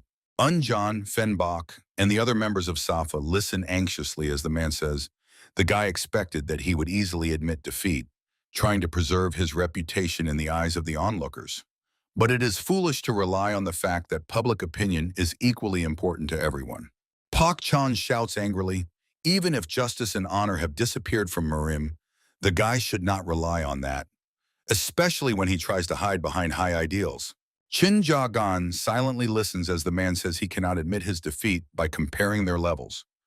But one must follow the Murim code of rules. The man adds, therefore his request will be fulfilled. Then he addresses the goddess of wishes. He says that she is here again by the will of heaven, so let her think about her decisions. Clenching a club behind his back, Pak Chan says, unraveling tangled threads of fate is always easier together than one by one. The man turns around and leaves.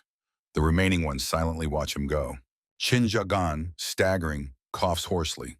The goddess of wishes, embracing him by the shoulders and preventing him from falling, says that he is doing well. The guy slowly sinks to the ground and the woman kneels beside him. The members of Safa, rushing to Chinjagan, exchange words.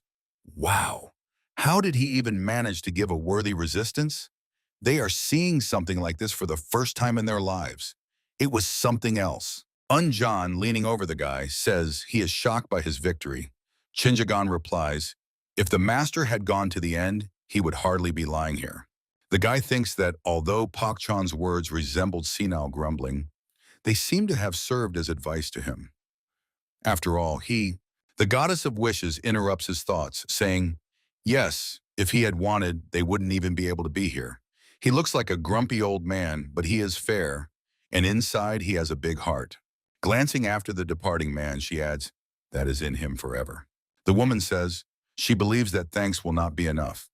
With his help, Safa now has time. She adds that he saved all of them. The faces of the people leaning over him begin to blur in Chinjagan's eyes. The voice of the goddess of wishes reaches him. Therefore, he can rest peacefully. The guy's eyes close. Tan Haran, touching the fields of her conical hat with her hand, exclaims, what nonsense! How can they take her title and forbid her from going outside? Is this grandfather's or grandmother's order? The maid, bowing her head, answers, no. The girl, taking off her hat, asks, then whose? The voice reaches the angry Tanharan, informing her that he gave the order. Looking at the man who appeared behind the maid, the girl says in surprise, Mane? She asks, by what right? The advisor replies, the elder allowed it. Manna says that before marriage, regardless of age, everyone in this family must undergo special training. Unfortunately, now she is no longer the young lady of this house. He tells the surprised girl that now she is a beautiful young bride. In the girls' chambers, the conversation continues. Tanharan exclaims, bride? What nonsense is this? Rubbish. Manna answers, this is not rubbish, but a blessing. He wanted to unite the young couple before his death and create a strong alliance. The girl asks again, create an alliance? What the hell, is he choosing a partner for her? Mane replies that the elder allowed him to take on this responsible role. He asks, is she ready to meet the groom? Tanharan gets angry. He's here. Mane, glancing at the closed door, says, no need to be shy. Let him come in. At the threshold appears a middle-aged, plain man in poor clothes. Stunned, Tanharan freezes. An angry and contemptuous grimace appears on her face. Pointing at the girl, Mane tells the man, here's the bride. He is delighted. Really? He can take such a young beauty as his wife? The advisor replies, of course. He suggests the man come closer and talk to her. The man, smiling joyfully, mutters, young woman. A whip appears in the girl's hand. Without hesitation, she strikes the man with the whip, and he, raising his hands to protect his head, screams in pain. The maidservant gasps fearfully as the man falls to the floor. Manna, ignoring the man lying on the floor, says, he sees that she does not like his choice. Very unfortunate, but it's okay. He will find another groom. Tanharan exclaims, stop mocking. What does he want? Let him speak immediately. Manna throws some small object to the girl. Tanharan catches the vial thrown to her. The advisor reports this is an antidote to the poison applied to his prosthesis. He was informed that people from Safa are now on the Chongshong Mountains. Let him find them and give this vial to Yehui. A red aura flares around the advisor as he says with an anticipatory smile, let him bring the poisonous dragon to me, and I will find her the next groom. Tanharan grits her teeth. What did he say? Her hand, gripping the whip, trembles as she says, does he think she is some concubine? Who should she bring? A red aura flares around the girl as she, swinging the whip, rushes at Manhwa, shouting, she sees that life is no longer dear to him. The advisor shows her the Yamaraja token. The girl freezes. A jade token? Where did he get it? Manhwa says that in the Tan family, everyone must obey the holder of the token. He asks, does she understand now? Let her bring the poisonous dragon here. He adds, and if not, next time he will bring her an old man with leprosy as a suitor. The advisor giggles, enjoying his power over the girl. Stunned, Tanharan turns to her grandfather, who is not here, asking, why is he treating her like this? White clouds drift over the peaks of the Zhongshong Mountains. A small palm meets a larger hand. A voice sounds, explaining that chom is a touch of the opponent's hand by one's own hand. Unjong, continuing the confrontation with Jinjagan, simultaneously explains that Ren is the continuation of attacks while maintaining combat stance, and Zhan is the understanding of the opponent's thought direction. The boy listens attentively as the boy tells him that Jam is forcing the opponent to touch your hand. Each explanation by Unjong is demonstrated by action. He says that Su is following the opponent's attack path so that the hands do not separate. The boy's hand reaches for the boy's palm. Then they separate their hands, and a golden ring of energy flashes between them. Unyong explains, the Kimna method is based on the Hwagan method, and the Hwagan method uses the combination of Chomrin Chomsu. They stand in a clearing surrounded by trees. Having already lowered their hands and ceased the confrontation, Jinjagan says that these are not just touches and attack reflections. The boy replies, exactly. He must learn to understand the opponent's thoughts and use his attacks against him. Rubbing his wrist, the boy asks, can they try again? Unjong is impressed. Now that's concentration on training. So many hours in a row since early morning. Fenbach calls out to them, asking, do they even remember that there are other people here? Pointing to So-So, standing next to him, the man says that the girl has already brought fresh water for the third time so they can rest and quench their thirst. Chinjagan and Unjan obediently settle near the tray on the ground and take cups in their hands. The guy laments. In the end, during the fight, he never managed to show himself well. Recalling the fight with Pak Chan, he says that is why he created the space so that his attack would go through. A scene emerges in his memory where he stands, covering himself with his hands, and a needle sticks out from his palm, wounding the man's hand. Chin Joggin says, but since he will have to fight masters of his level and above, he cannot just rely on chance. He wants to explore many different attacks to win fights. The boy laughs and asks him not to be so hard on himself. Unjan says, he is sure the guy will quickly learn everything he wants. The boy admits, he is generally surprised that Chinjagan immediately asked to teach him gymnastics. Fenbach, standing behind them smoking a long pipe, grumbles, training by day and by night. The man says, he heard that the guy examines herbs on this mountain. Surely he wants to create some kind of poison. After all, he is the poisonous dragon, no less. Fenbach asks the boy, by the way, why isn't he going back? Unjan hesitates, not knowing what to answer. He remembers the scolding he got from the teacher. The teacher even hit him on the head with a stick. Watching the negligent student holding a book in his hand, walking away with tears in his eyes and a bandage on his head, Pak Chan, threatening with a stick, shouted, how dare he even look this way? Let him not even think about coming here until we leave, little fool. Unjan still answers Fenbach. The mentor did not allow it. Crying, the boy grabs So-So's skirt, who tries to comfort him, and complains that Pak Chan is very angry. He adds that for now he will have to stay here with them. The guy, trying to calm him down somehow, says that thanks to him, he can learn a lot. Unjan replies, well, he has to somehow pay for his food. He tries to laugh. A man high in the mountains is watching them. Leaning on a club with both hands, Pokchon carefully watches the people in the valley. A faint light breaks through the hut, shrouded in the darkness of night. Jagan sits in the lotus position, immersed in meditation. His body is enveloped in a light mist of aura. A voice is heard. Well done. The goddess of wishes, sitting at a small round table, says that he has passed the first stage of the 9 rays of Jade Void and is approaching the second. Since the old man agreed to fulfill his wish, after coughing, the woman continues to say that he will soon be able to meet Murim. But for the meeting with him, of course, special preparation is needed. She starts coughing again.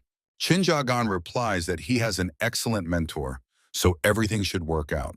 A slight smile slides across the woman's lips, on which the cough has left traces of blood. She says, does he really think so seriously? Her condition leaves much to be desired. The goddess of wishes adds, after she was able to reach the highest point, she no longer fears poisons, but in her opinion, every skill has its limit. The guy asks, can't she get rid of the poison? Yehua replies that it is too deep in her blood and energy. Looking at her palms stained with blood, the woman says, if she tries to cleanse the body of poison immediately, she might die. Therefore, she removes it little by little, but it still accumulates in the tissues of the organs. Jagan admits that he has never heard of such poisons. He asks for permission to examine her body. The goddess of wishes replies that it will not help, but if he wants. The guy brings his palms, surrounded by a light bluish glow, to the woman's chest. Drops of sweat stream down Yehua's face. Jagan understands that she is right. The poison is firmly lodged in the body, like a web. Closing his eyes, he tries to remember where he has seen such symptoms. He manages to recall, and he sharply opens his eyes. The goddess of wishes asks, did he understand something? The guy replies that he has encountered such symptoms before. Jagan adds, during the last meeting with the brave phoenix, she took an antidote pill to prevent poisoning, but perhaps it also contained poison. The woman is surprised by his words. Remembering the girl lying on the cave floor, the guy says their symptoms are very similar. He explains that Yen tried to use an internal spiritual method to cleanse the body of poison, but it was very difficult because the poison had seeped into the body and energy. Jagan believes that perhaps it was all orchestrated by Manhwa. He adds, and the death of the brave phoenix is also connected to him, because the goddess of wishes interrupts him, saying that the poison in her body is also from Manhwa. So, he is the one who killed the brave phoenix and gave her a fake pill? She decides that this is very likely. The woman says that Manhwa and Baekli Jun are connected and act together. It is the poison chamber that supplies antidote pills, and Manhwa is an advisor there. Jagan objects, but the silent dragon himself, like the brave phoenix, took this pill. The goddess of wishes is surprised. Okay, the brave phoenix did not know, but the silent dragon? The woman says, it was Manhwa's idea to take these medicines. The guy replies that he himself does not understand what is happening. Bowing her head and bringing her hand to her forehead, the woman complains of a severe headache. She says the advisor's plans are unclear and believes he is very dangerous. Looking at her, Jagan thinks, even if they do not know how to cure this or what is happening, just sitting here is not a solution. He believes there is no point in hiding further in the Zhongsong Mountains. It is unlikely that in this condition, the goddess of wishes will reach Sandan. He decides that they need to find a way to cure her. Early in the morning, 2 warriors of the Qianshong clan, holding spears and guarding the road, yawn desperately. Their attention is drawn to Tanharan appearing on the road. One of the warriors shouts for her to stop. This is a forbidden zone. He demands that the girl tell who she is. The warriors respond by pointing their spears at the girl. Angrily, Tanharan grits her teeth. If they want to save Yehu, the young man behind whom people from the Safa clan have gathered says, he heard that she was looking for him. He asks, can she really save Yehu? The men crowded behind the young man exclaim, what? The lady can be saved? Jagan says, of course, she will not give it to him just like that. Tanharan replies, right, she has a condition. Showing a vial, she says that they will have to fight. If he wins, she will give him the antidote immediately. The young man asks again, fight? Tanharan says she wants to check if he is really as strong as they say. Jagan asks, what do they say about him? Clenching the vial in her hand, the girl replies, "It doesn't matter. Let him simply decide whether he agrees to the fight." The man approaching them says that the boy should not agree just like that. Shinjagan and Tanharen look at him in surprise. Accompanied by two warriors, Pokchan, approaching them, says that this territory belongs to the Cheonshong clan. He will not allow anyone from the Tan family to set foot on their land. The girl replies that this is a regular fight. Does she need his permission? The deputy head of the clan asks, "A regular fight?" Looking at the girl surrounded by a red aura, Pokchan asks, "Then why is there such a fierce desire to kill in her eyes? It wasn't there before. What happened?" Fiercely flashing his eyes, Tanharen answers, "She doesn't care. If he agrees to the battle, it will take place." Crossing his arms on his chest, Pokchan says, he doesn't think he will stay aside if she wants to conduct a fight to the death. Shinjagan asks him to allow the fight. He adds that he doesn't know what this is all about, but he owes the girl because she let him escape. Looking at the vial in her hand, the boy says that he needs this antidote. He is ready for any conditions to get it. The man, glancing aside, says, "How difficult it is when the student is a fool." He adds, "Well understood." Looking at Unjon and So-So, Pokchan says that he wouldn't want everyone to see this, but nothing can be done. The deputy head of the clan announces that he is against the fight, but will join it. All present step back, leaving Shinjagan, Tanharen, and Pokchan standing equidistant from both in the center of the clearing. The man says he thinks everyone knows that the level of martial arts determines the winner of the duel. They need not death, but only a light wave of the hand. The girl declares that today she will fight fully, no more leniency or etiquette. Shinjagan answers he will be only glad, and promises that he will also put all his efforts. Tanharen says mockingly, "Oh, is he so confident in himself?" The guy says, "No, she looks like an opponent he will have a hard time defeating." The girl asks, "Then what is he counting on?" He answers that he needs this antidote. Tanharen is angry. She grits her teeth. He doesn't even ask why she is here and what happened. He just wants to take the antidote? Waving, Pokchan stretches out his hand forward. The man says, in his whole life he has seen what he should not have, done what he should not have, and learned what he should not have known. Therefore, before the battle begins, he wants to say something. Pokchan, looking at the guy, says, "Whatever the situation may be." Shifting, the man signals the start of the duel with a wave of his hand. The opponents rush towards each other. A knife appears in the girl's hand. Tanha, the guy waves his hand using Zodiac Strike. The girl, raising her hand above her head, resorts to evasion. It seems they are about to collide, but the intervention of an external force scatters them in different directions. The girl again raises her hand above her head, preparing to deliver another strike. The guy, Tanharan, asks, if he dodges so poorly, how does he even expect to win? Pulling the whip toward herself, she adds that his body will slowly come to an end. Shinjagan, fallen on all fours, carefully watches every movement of the whip. The girl shouts that it is foolish to open your mouth when you don't know your place. A powerful strike, along with a stream of force, brings down clouds of dust and shards of stone raised onto the spectators. Shinja glances, again waving the whip. The girl asks, will he keep running away? Biting her lower lip, she hisses, how dare he be hers? Shinja, remembering Shigalyen, he thinks, so chaotic but relentless attacks are her key to victory. At that, Tanharan exclaims, got you, and pulls the whip towards herself.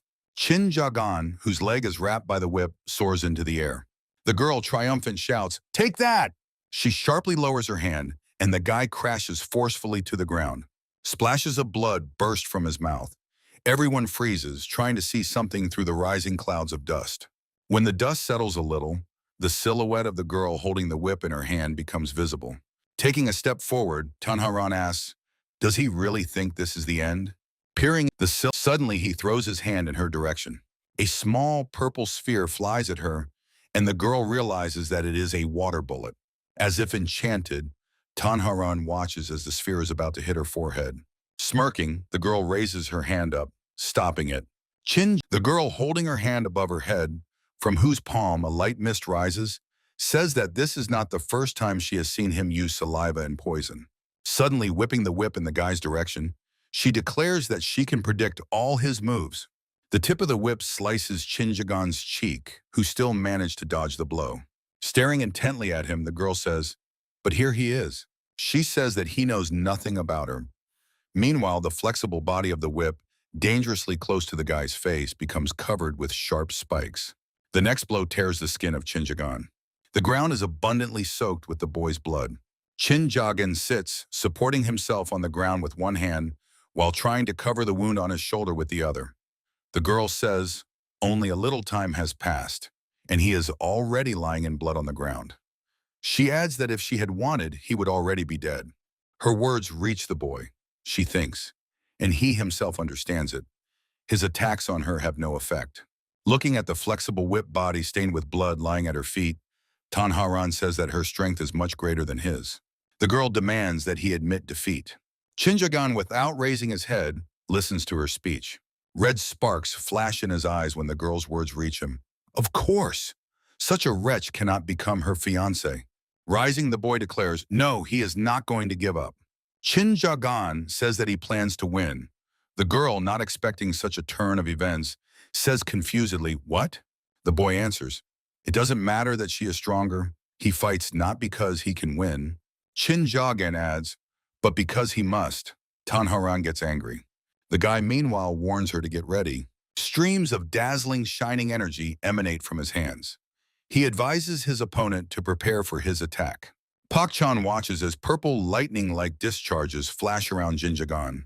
The man says, now the fight begins. The whip rushes toward the guy. Purple lightning discharges come from his eyes. A thought flashes through his mind. He sees. He ducks, dodging the blow.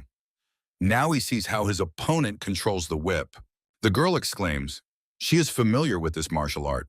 Tanharan shouts to the guy, dodging her strikes. Let him not think she will lose just because his internal energy has increased. Jinjagan meanwhile mentally orders himself to focus and avoid attacks. The guy intends to get close to his opponent. She rushes at the girl, realizing she must do it before she swings. Pakchan, watching his actions, wonders, 5 thunders of frog kung fu? Looking at how Chinjagan approaches the girl, he thinks, could the guy be using the 9 rays of Jade Void? 5 thunders of frog kung fu? He recognizes the bloody heavens of madness. Chinjagan throws his hand forward, using the song of the Golden Wind Dragon. Tanharan is amazed that the guy is so fast. Swinging the whip and twisting it into a spiral around herself, she says, even if he got close to her, she can still use the whip. The girl exclaims that he is finished. The guy's hand grabs the flexible part of the whip covered with spikes. Tanharan is unpleasantly surprised. What? He grabbed the whip with bare hands? Chinjagan decisively pulls the whip towards himself. The girl tries to resist, gripping the whip handle with all her strength. With one hand, the guy pulls the whip towards himself, causing the girl to soar into the air, and with the other hand, radiating purple lightning, he raises it to strike. Tanharan, thrown back by the guy's force, flies over his head. She lands behind Chinjagan, leaving the whip in his hands. The girl glances over her shoulder at the opponent, who does the same. They rush at each other again. The girl's hands flash with incredible speed, delivering countless blows. But none of them hit the target. Chinjagan manages to block them all. The guy's fist shoots forward but hits the girl's hand that managed to close in time. Her palm is about to strike his neck, but he manages to change the trajectory of her movement with a palm strike. Tanharan's palm stops Chinjagan's fist, who with his free hand intercepts her other hand. The girl says he made something up for himself. At that moment, her palm shoots forward, bypassing his outstretched fist.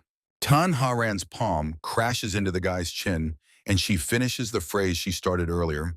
If he thinks he's better than her in hand-to-hand combat, blood spurts from the guy's mouth, whose head is thrown back from the blow.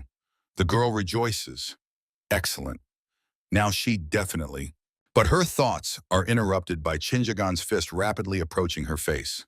Tanharan, looking into the boy's eyes shining with purple light, the girl exclaims, amazing pressure.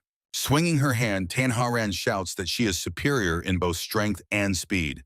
Let him surrender before he loses consciousness.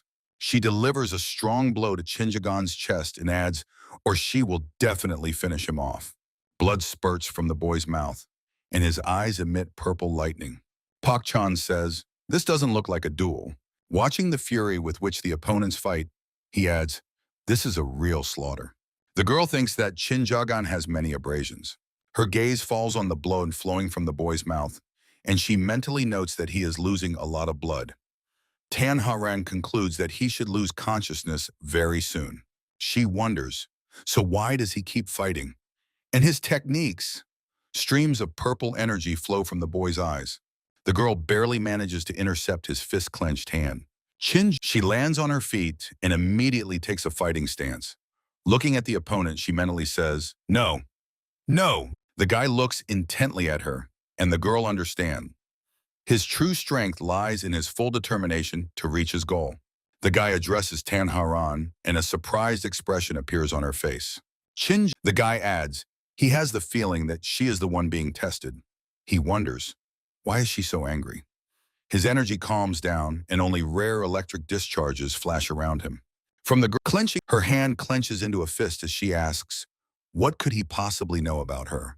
A red aura flares around her as she shouts that she hates him. Tanharan breaks free from her place and rushes toward the guy. Raising her fist for a strike, she shouts angrily that he is a complete nobody.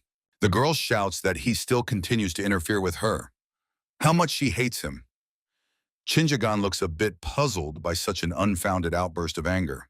Tanharan, now very close, shouts at him with hatred in her face, "Poisonous dragon!" The girl always dreamed of becoming an empress. The Tang family has ruled Sashan for many hundreds of years. Among the heirs of the family, the title Tangharan is the highest. Although she was born in a woman's body, she never considered it her weakness. Still, the true head of the family is not her grandfather, but her grandmother, Tang Gui-ok, known as Lady Plum. Many believe that her grandmother means nothing in their family, but if the grandfather is the roots of the family, then the grandmother is a huge and great tree above the ground. She is very serious on the outside and soft inside, so she can influence the entire Tang family as the true head of the family. The girl remembers how, as a little child, she ran to her grandmother sitting in a wheelchair and pressed against her knees, and she gently stroked her head. Tangharan's memory recalls her words. In this family, even women have all the rights. Looking into her granddaughter's eyes, Tang Gui-ok said, therefore, if she becomes the next head, she will be able to achieve everything she wishes. After these words, a goal appeared in the girl's soul. She decided to become the head of the Tang family and make their family great. The whip in the girl's hand is stained with her blood, flowing down her arm. She grips it tighter, thinking, and although over time she realized she was not good enough to achieve this goal, hope still burned in her soul. Constantly training, she believed that if she worked harder than others, she could get closer to her dream. Tangharan wipes the tears streaming down her cheeks with her hand. She truly believed. Before her mental vision appears the face of Man Ni, showing her a token, and as if in reality, she hears his voice. Let him bring the poisonous dragon at any cost. She still remembers the feelings that overwhelmed her then. In the end, like many, she got caught in the threads of fate. And if that is all that was destined for her, then why did she even try and hope for anything? Rushing at the guy with her hand raised to strike, Tanharan realizes that she hates the family that considers her a nobody. Throwing her hand forward, she realizes that she hates the grandfather who handed her over to the clutches of this monster.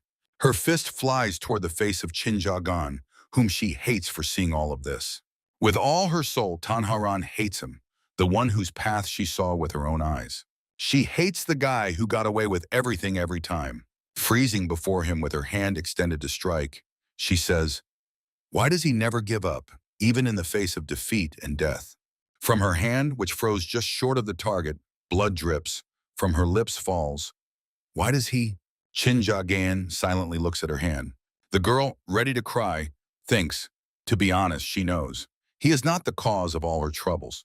Tanharan admits that she came here only for herself. She raises her eyes to the man standing before her. Looking at the guy, the girl thinks, maybe all this time, she really just wanted to see him again. The girl's hand lowers, and she says that she lost. The girl slowly, as if her legs refuse to hold her, sinks to her knees. Silence hangs. The onlookers continue to keep their distance. One of the men says, what? Is that all? The second clarifies, did the poisonous dragon defeat that girl from the Tan family? Puk-chan, without looking at them, says that she is not just a girl. Looking at the girl who continues to sit motionless, the deputy head of the clan adds, According to the rules of their family, they must move secretly outside the territory and not make themselves known. This girl is as strong as the 3 dragons and 4 phoenixes. That is how strong a person the poisonous dragon defeated. Pak Chan says, and of course the Tan family will keep their promise. Tan Haran, without raising her head, says that she will give the antidote, but she has one request. Raising her eyes to the guy, the girl asks, can he take her with him? Chin Jagan looks at her questioningly, and Tan Haran explains. She received an order to bring him to the Tan family, although she herself did not want to. The onlookers hear with surprise as she says, especially because it is him, she does not want to follow this order. The girl adds that disobeying the token owner is also impossible, otherwise she will be killed. Therefore, she asks him to allow her to go with him. Tan Haran assures she will do everything she must to help him. Chinjagang continues to look at her silently. Pak Chan says, so that's why it was necessary. Now everything is clear. The guy says, he has already repaid her debt by agreeing to the battle, and despite her request, he is not the person who can take on such responsibility. Reaching out his hand, Shinjagan says, he will pretend that this conversation never happened. He asks her to give him the antidote. Tanharan places a vial into his hand. Rising, she asks, what should she do now if he disagrees? Meanwhile, the guy brings the vial to his lips. The girl, turning away, continues speaking. Then Chinjagan coughs. Splashes of blood reach her. Tanharan turns to the guy, asking, what is it? He looks at her angrily, wiping his lips with his hand. She wants to ask him, why did he? But she is interrupted by the sound of the vial breaking on the ground. Chinjagan, continuing to bore into her with an angry look, says, it is. He asks the girl, is this really the antidote? Tanharan turns pale. The girl shifts her gaze to the broken vial, and from her lips slips, could it be? The man who treated the silent dragon exclaims, what? That was not the antidote? He asks Manne. Then what? He calmly replies that he himself does not know. The advisor sits on the bed, stretching out his legs, over which an old man is bent, next to whom stands an open suitcase. Manne says that he took the jars from the pantry. The man, clutching his head, shouts, but poisons are stored in the pantry. If Yehua dies, the lady's life will be in danger.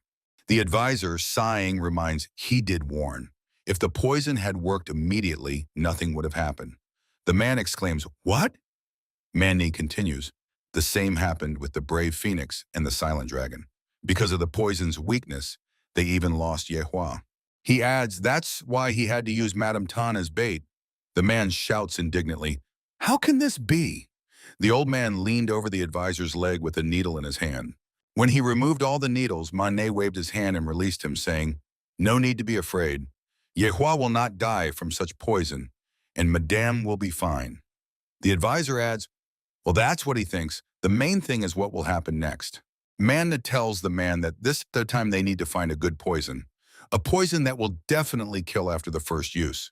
He exclaims, but there is no such poison. He adds, especially for martial arts masters who have been improving their energy for years. No poison can. The advisor interrupts him. If they are so strong inside, does that mean they have immunity to 10,000 poisons? Manna says that everyone in the world knows about the 8 poisons of the Tan family. What is he even talking about? The man says confusedly. How can that be? Drops of sweat run down the man's face. He exclaims that he simply cannot bring them. Manna, showing him a token, says sternly, it's time for him to learn to take responsibility. He must definitely bring them to him. The man cannot believe his eyes. A jade token? Where did he get such a great thing? The advisor replies that there will be many similar situations in the future. Very soon, the Millennial Fortress will turn to dust. The man repeats, Millennial Fortress? Does he mean Zhongxiong? A yellow light flashes in the advisor's single eye as he says, yes, that's why they better visit the Amy clan and decide what they will do with them. Sitting on the edge of the bed and lowering his legs to the floor, Manet adds, if they don't obey, he will use the golden heavenly sword, and that is dangerous. Whenever you come into contact with it, something happens. Stretching his lips into a smile, the advisor exclaims, ah, right, maybe visit the head of Murim? Neo, staring intently at the interlocutor, asks, what did he say about him there? Large drops of sweat roll down the man's face. Falling to his knees, he shouts that he will bring everything. Manne's order will be fulfilled. The advisor laughs contentedly. Really? He says he needs the best poison of the Tan family. The words reach the man bowed in a bow, so strong that it could kill 3 pillars of Murim, and let him not slip up. They need to be careful so that the Tan family does not suffer. The loud laughter of the advisor is heard even beyond the mansion. The moon illuminates the Chongsong Mountains. On the road, folding his hands, in one of which he clutches a club, behind his back, Pak Cheon walks along the road. He stops near a gazebo in which the silhouette of a person inside is visible. His voice reaches the man. The moonrise is a time when warmth and cold are in balance. Not at all like the feeling of sunrise, driving away the darkness. The person sitting on the floor of the gazebo adds, he clearly feels the difference, even without seeing it with his own eyes. A voice calling him, the head of the clan, reaches him. Pak Cheon, standing behind him, says, he would like to talk to him. The head of the clan replies, he heard that a girl from the Tan family brought poison as a gift to the poisonous dragon. He asked the interlocutor, did he find out what kind of poison it is? The deputy answers, it was poison containing snake saliva. The response is, what a pity. He asks, where is this abandoned child now? At that moment, the young man approaches the girl sitting under the tree. Lost in her thoughts, she laid her head on her knees so that her face is not visible. The deputy answers the clan leader that the girl is with the poisonous dragon. He believes they have something to talk about. Pak Chan addresses the clan leader.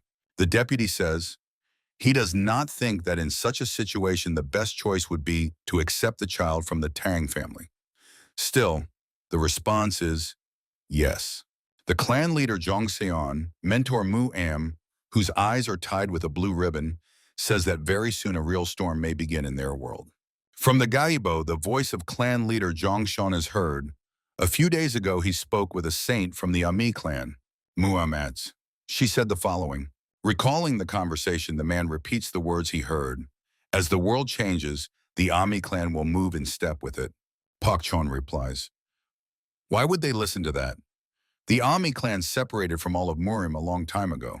Muam says, but they all look at the world. He adds, they say there are many incarnations of the Buddha, but as long as they move toward one goal, it does not matter who is more important. The deputy thinks this is just a good story. He declares that he no longer intends to get involved with Amai. The clan leader says that this is already his worldview. Sitting next to Muam, Pokchon says he does not like talks about saints from Ami, but he will listen to his words. The deputy adds, if the storm soon hits their homes, the leader will have to make an important decision. Casting a glance at the impassive face with the eye patch, Pokchon adds, before one has to regret it. Looking at Tanharan sitting under the tree, Chinjagan asks, what is her relationship with Manni? Without raising her head, the girl answers, he has worked for the Tan clan for a very long time, so her grandfather trusts and supports him. He has a token, which means everyone in the clan must obey him. She adds that she came here only by his order. The guy is surprised by her words. Chinjagan asks, but why did he send her? Casting a glance at the interlocutor, the girl answers that she wishes she knew. Tan Haran wonders, why is he so obsessed with him? The guy replies, 9 years ago. He tells that back then Manne attacked his family and killed all relatives and comrades. At the same time, he recalls his mother dying before his eyes. The guy says that the advisor conducted poison experiments on the survivors back then, including on him. Chinjagan adds, to take revenge, he tried to kill Manne. With bitterness in his voice, the guy says, but as it turned out, he survived. Chinjagan says he heard about him a few months ago in Namga village. The girl listens attentively as he explains that Manne is not his lifelong enemy, but he hates him and blames him for all his troubles. Purple sparks flash in the boy's eyes as he says that this time the advisor will definitely not escape death, for he has sworn to kill all enemies of the Yak clan. Tunharan silently listens to Chinjagan. Taking a step forward, the boy adds, but more importantly, he thought everything Manne did was by his will. Towering over the girl sitting on the ground, Chinjagan continues speaking. However, she said that he works for the Tan clan. He asks, what is the advisor doing there? Tanharan replies that she cannot reveal the family's secrets to others. She must protect this secret at the cost of her life. The boy makes a sharp movement. resting his hand on the tree trunk right above the girl's head, who clearly did not expect this. Bringing his face close to Tanharan's face, the boy asked, "How are Manne and Tan connected?" A red aura flares around him as he commands in a commanding tone, "Let her speak." The girl is frightened by this turn of events and looks fearfully into the darkened face of her interlocutor. A confession slips from her lips. Manne, by the order of the head of the family, conducts experiments with poisons throughout Kanho. She says the advisor works on poisons that could kill anyone. Shinjagan is stunned by her words. He thinks apparently this is the poison he used on the brave phoenix, the silent dragon, and the goddess of desires. The boy drops to one knee, continuing to loom over Tanharan. He says, "But the Tan family already owns a bunch of poisons. What is the point of this?" The girl replies that this is different. She explains that this poison directly affects internal power, especially martial arts masters. Shinjagan asks, "But how is this possible?" Shivering slightly, Tanharan says, "She..." Looking away, the girl admits that she herself does not know. Her grandfather did not teach her this. Words burst from the boy's lips like curses. The Tan family. Bowing her head low, Tanharan says that she has already disobeyed the token master's order, and that means she is already dead. The girl adds, "Although it is better to die than to survive the punishment that awaits her," and the boy refused to accept her. Shinjagan looks intently at his interlocutor. Tanharan says that all she can do is... She sticks out her tongue. Splashes of blood fly upward. Shinjagan manages to close her tongue with his fingers, and now blood flows along them. The boy says, "The Tan clan is very suspicious. He does not trust her because she is from that family. But she should not die before him in such a way." The girl angrily pushes his hand away, on whose fingers bite marks from her teeth are visible. She exclaims, "If he does not accept her, then at least let her die." She lowers and clenches her trembling hand into a fist, saying that she does not know what to do. Her family, the girl asks, why did they abandon her? What should she do next? Shinjagan carefully examines the bitten fingers. Getting to his feet, the boy says to Tanharan, who is hiding her face in her knees, that he does not know all the circumstances. But if she does not know something, then she should just move forward until she finds the answer. Looking down at her from above, he adds, "If there is courage for suicide, there must be courage to live on. So let her live with that courage." A tear rolls down the girl's cheek. Shinjagan adds, "No one but herself will prove that she is on the right path." Tears are already streaming down Tanharan's face in rivulets. They do not notice that someone is watching them, standing behind the bushes. So looks at them, holding a plate of food in her hand. The goddess of wishes meditates, sitting in a hut. A light golden haze floats around her, and drops of sweat stream abundantly down her face. Without opening her eyes, the woman says that Soheb is here. Frozen on the threshold, Shinjagan replies, "Yes, he stepped out to talk with the heir Tan." Yehua says she believes he learned something. Sitting down on a chair at a round table, the young man says, "They are inventing a poison capable of killing anyone. Manne is responsible for the development." He adds, looking at the goddess of wishes, who still does not open her eyes, that most likely the poison that was used to poison her is also their handiwork. Yehua replies that the Tan family has always been involved in poison development, so nothing surprising, right? Shinjagan says that he thought so too, but still, this time there is something strange. The woman asks him to tell her everything. The young man replies that poison can become both poison and antidote, depending on the body's constitution. In this sense, if focusing on the universality of the poison, it will be less effective. Shinjagan says, moreover, poison can always be stopped by internal energy. But then why can neither the brave phoenix nor the goddess of wishes herself completely get rid of it? Opening her eyes, the woman says, "This really is unclear." Leaning on the table, the young man continues to speak. Why this is so, he can only guess. But hearing the heiress Tan's conversation about herbs and experiments, Shinjagan believes that the matter concerns the Yak clan. The goddess of desires is clearly surprised by his words. She asks, does he remember what happened to them 10 years ago? The young man answers, yes. He heard that the Yak and Dok clans started a war. The Dok clan won, and the Tan family became even stronger. He thinks that surely since then their connection has strengthened. Moreover, deals with the Yak clan indicate... The woman asks in surprise, deals? Chinjagan explains, the Yak clan mass-produced herbs and other ingredients for medicines, which the other clans purchase. So in their ledger, he believes there should be records of sales to each clan. The goddess of desires is clearly impressed by his words. The young man adds, of course, each clan would use the herbs they specialize in. The woman says, so if they find out the exact plants that were sold to the clans, the young man says they will be able to find out what can so strongly affect internal energy. The goddess of desires, bringing her hand to her forehead, agrees indeed each clan has special restrictions and rules for making something. It turns out, if they learn them, they can prevent the making of poison. The woman says, poisons that increase strength to the level of a martial arts master, and poisons that reduce internal energy. Casting a glance at the guy, the goddess of desires asks, what is the Tan family going to do with them? A man with a bare torso is kneeling. Shackles are on his hands. He is shouting loudly. Tangled dark hair covers his face. The prisoner raises his head and asks, who is he? The man shouts, how dare he kidnap him? Standing on the other side of the bars, Van Tan asks the guard, and the medicine?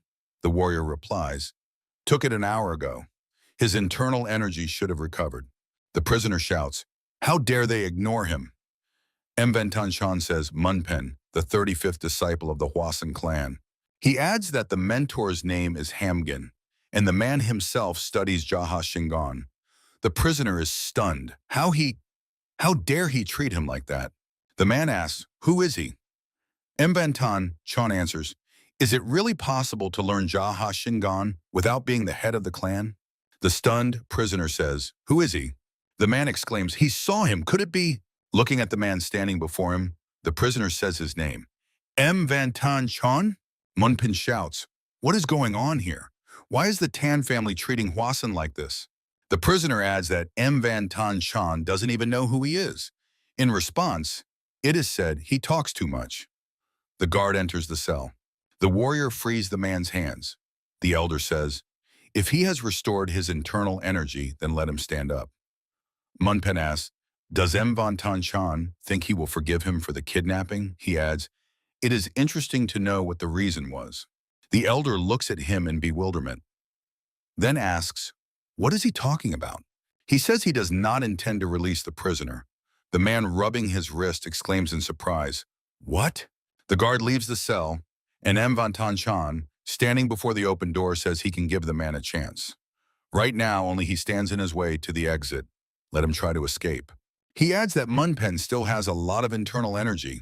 The prisoner replies that he does not understand why he needs it. Munpen says, but if he decided to test the student from Hwasan, he will definitely regret it. He uses disturbance and 3 Munpens already stand in the cell. All 3 instantly spring into action and attack Van Tan. Munpen uses Iron Strike and 5 Quick Strikes, attacking the opponent from 2 sides. Van Tan strikes with one hand and blocks Munpen's attack with the other. While he fights 2 opponents, the third attacks him in a jump, raising a hand wrapped in a fiery aura for a strike. Munpen uses the ancient flying dragon technique. An explosion of red energy emanating from Van Tan throws him backward. The man is surprised. How was he able to block his attack with internal energy? The voice of Van Tan reaches him. A cut. A precise and swift strike hits the man's throat. Munpen collapses to the floor. Van Tan says he sees nothing to be proud of. Raising himself on his hands, Munpen looks at him with hatred. Words reach him. This is the end. Looking indifferently at the defeated opponent, Van Tan tells him that the needle contains poison. Munpen replies that thanks to Jaha Shingon, he can get rid of him in no time. The man's body radiates energy, but blood spurts from Munpen's mouth, quickly filling his mouth. The man, raising his gaze to Van Tan, says, impossible, he asks. Why isn't it working? Van Tan starts giggling, then bursts into loud laughter. Throwing his head back, he laughs loudly, then says, so they have defeated Jaha Shingon. A small lake is surrounded by trees on all sides. Chinjagan, squatting at the water's edge, washes his face. Streams of water flow down his face. He freezes, thinking that he does not yet know why, but the Tan clan produces a poison that would work well on a martial arts master. He suggests that this poison is somehow connected to the Yak clan destroyed 10 years ago. After the destruction of this clan, another clan in Onam was destroyed in the Central Plains. Can this really be considered a coincidence? Looking at the water surface, he thinks that if he wants to take revenge, he needs to get to the truth. The guy decides, so it will have to be. Nearby, a dark silhouette appears from behind a tree. Chin Jagan glances in that direction. Tanharan apologizes. She didn't think he was swimming. The guy squatting at the water's edge, wearing only pants, asks, "Did something happen?" The girl, hiding behind the tree, leans her back against its trunk. She answers, "It's nothing." Just blushing, Tanharan says she just wanted to thank him. She says she thought about his words all night, only she can prove that her path was chosen correctly. Lowering her head, the girl adds, "It turned out." Tanharan explains that she wanted to become the head of the clan to gain recognition and was ready to live for the family. But in reality, she never had the courage to decide on this. Continuing to stand with her head bowed low, Tanharan says, if there is courage for suicide, it is better to use it to move forward. As he said, she has a future. She thanks the guy for helping her. Suddenly, Chinjagan appears beside her. His muscular figure, dripping with water, clearly makes an impression. The girl turns her head to him and loses her train of thought. Blushing even more, but without lowering her gaze, Tanharan, stammering, says, "This is..." The guy asks, "And what will she do?" Bowing her head so low that her hair covers her face, the girl answers. She wants to come honestly and say that she cannot get engaged to him. It is not so easy to do. Chin Jagan says, if Manhwa, using the token, ordered her to bring him, then her grandfather, the head of the family, would be glad to see him as his son-in-law. Blushing Tanharan, throwing a glance at him, says, probably. The token is not used just on a whim. Chin Jagan says, well, then the engagement with her does not seem like a bad idea to him. Tanharan exclaims, what? What does he mean? The guy answers, so he can infiltrate the Tan clan. He adds that he heard the entrance to the clan is very heavily guarded. The girl looks at him intently. Chin Jagan continues speaking, but together with her, under the pretext of engagement, they can easily enter inside and meet Mventanchong. The guy adds, he needs to find out what they are really planning and how it is connected to the destruction of the Yak family. The girl's hand clenches into a fist as she asks, is he going to use her? The answer sounds, if she allows it. Wasn't she ordered to bring him? Tanharan says, nonsense. She came here to propose engagement to him. But when she gave up, he proposed it to her. The girl adds, Miraz, he doesn't feel anything for her. The guy replies that he can pretend to be a good husband. Tanharan exclaims, pretend to be a good husband? Maybe he will even spend the first night with her. The response is, if it is necessary. Red paint covers the face of the angry girl. Crossing his arms on his chest, Tanharan speaks angrily. Does he even understand it all? She asks, does he realize how harsh his words sound? Chinjagan, who has a slap mark visible on his cheek, answers, that's why he asked for permission. Tanharan lowers her head, and for a few moments silence reigns. Then the girl says she does not know how to feel about him. Raising her hand to her forehead and bowing her head low, the girl says, to hate, to thank, or... She freezes like that, covering her face with her hand. Then she says, okay, she allows it. Looking at him through her fingers, Tanharan says she has already paid her debt, but wants to know what her family and Manhwa plan. Reaching out his hand to her, Chinjagan says, then it's decided. He suggests they go together. The girl freezes, looking at the hand extended to her, and the guy clarifies, in tan. Chinjagan still stands, extending his hand to her. Tanharan, striking his palm with her palm, says, good. Amai Mountains, Sashan, a Mi clan, cries come from the mansion, calm down, you can't keep doing this. Two nuns try to calm Miwool, who is tearing herself from the bed. She shouts, how much longer are they going to keep her here? Let her go immediately. She will find the poisonous dragon and destroy him. The nuns object. The poison is still inside. She must not move much. Miwool shouts that she doesn't care. Manhwa, entering the room, says, amazing. He thought she just fell, but she also lost her eye. The advisor adds, in that case, Miwool becomes wary. Manhwa, smiling, says, he perfectly understands what she feels. One of the nuns exclaims, who is there? Let him show himself immediately. How dare he? No entry here. The advisor introduces himself, naming his name, and adds that he works as a poison developer in the Murim Alliance. The nun says that does not explain his presence here. A man, appearing behind Manhwa, says, "No need to be so wary. Before you is your dear guest." The nun, a woman with a shaved head holding Miwol by the arm, tries to object. But, realizing that before her stands the leader of the Ami clan, Great Inyun, the nun exclaims, "Madam!" Inun, a young woman with a shaved head, stands next to Manhwa. She says that the advisor deliberately decided to visit them to check if everything is fine here. She asks, shouldn't they be grateful? The advisor, modestly lowering his eyes, says, "Oh, what is she?" He thanks her for such words.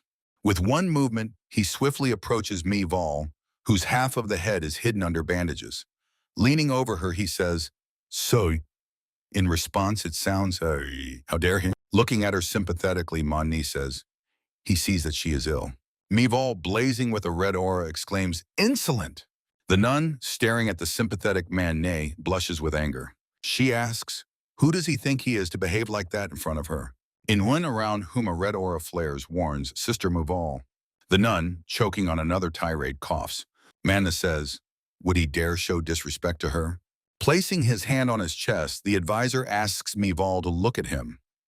He says he understands her pain better than others, because the person who did this to him is the one who did the same to Mival. From the lips of the stunned nun bursts, could it be? Manhwa answers, yes, it was the poisonous dragon who made him like that. He adds that not only the eye, but also the legs suffered. The advisor says, doesn't Mival understand that he is the closest to her? He understands her pain and loneliness. He himself experiences the same feelings. The nun covers her eyes. Man does not speak. But the biggest problem is that he knows where that one is and cannot do anything about him.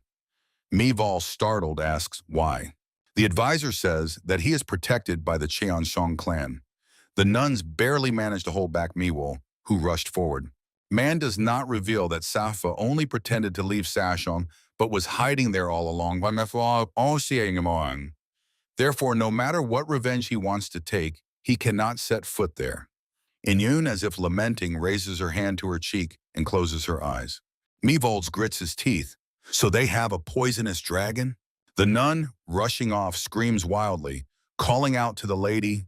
She begs her to send her to him. She asks to be allowed to punish the poisonous dragon. She screams that she cannot live without this. Inyun replies that she would not want to quarrel with the clan.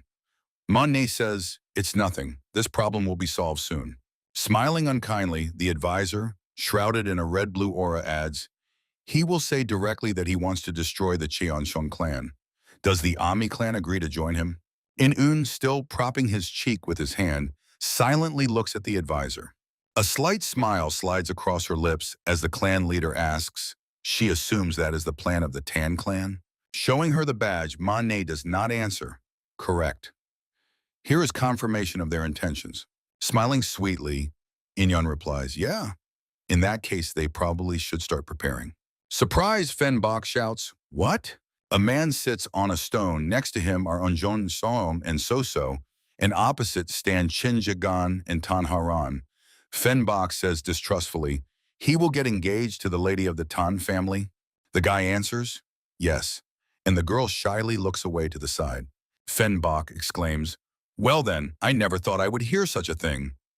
Unjon joyfully congratulates the poisonous dragon and asks, what made you decide that? Chinjagan replies that this is the best way to enter the Tan family without problems. Fenbok is outraged. And for this they decided to hold an engagement? Has he gone mad? The guy says that he made this decision after long consideration. The goddess of wishes approaches them with the words. She knows that he always chooses the best option possible to protect the others, but this time it is too dangerous. She would like to stop him. After a short pause, the woman says, however, she says that judging by the decisions he made before, he is unlikely to back down. Chinjagan says that she knows him well. He believes he must infiltrate the Tan family and find out what happened to the Yak clan. The goddess of wishes says, well, if that is the plan, everyone looks in amazement after the rapidly fleeing Soso. The guy says he will continue the search for the antidote. The goddess of wishes replies that he better be careful. She asks him not to worry about her. The woman adds that the guy still could not meet Murim, although Pak-chan promised him, but she thinks it is better to postpone it for now. She is sure the meeting will happen later. The goddess of wishes looks back. Neither she nor the guy can hide their surprise. The girl brought the whole clan to say goodbye to the guy. Chinjagan says emotionally, "So, guys." One of the men asks, "Is he leaving?" The second says, "What a pity." People thank the guy for everything and wish him a good journey.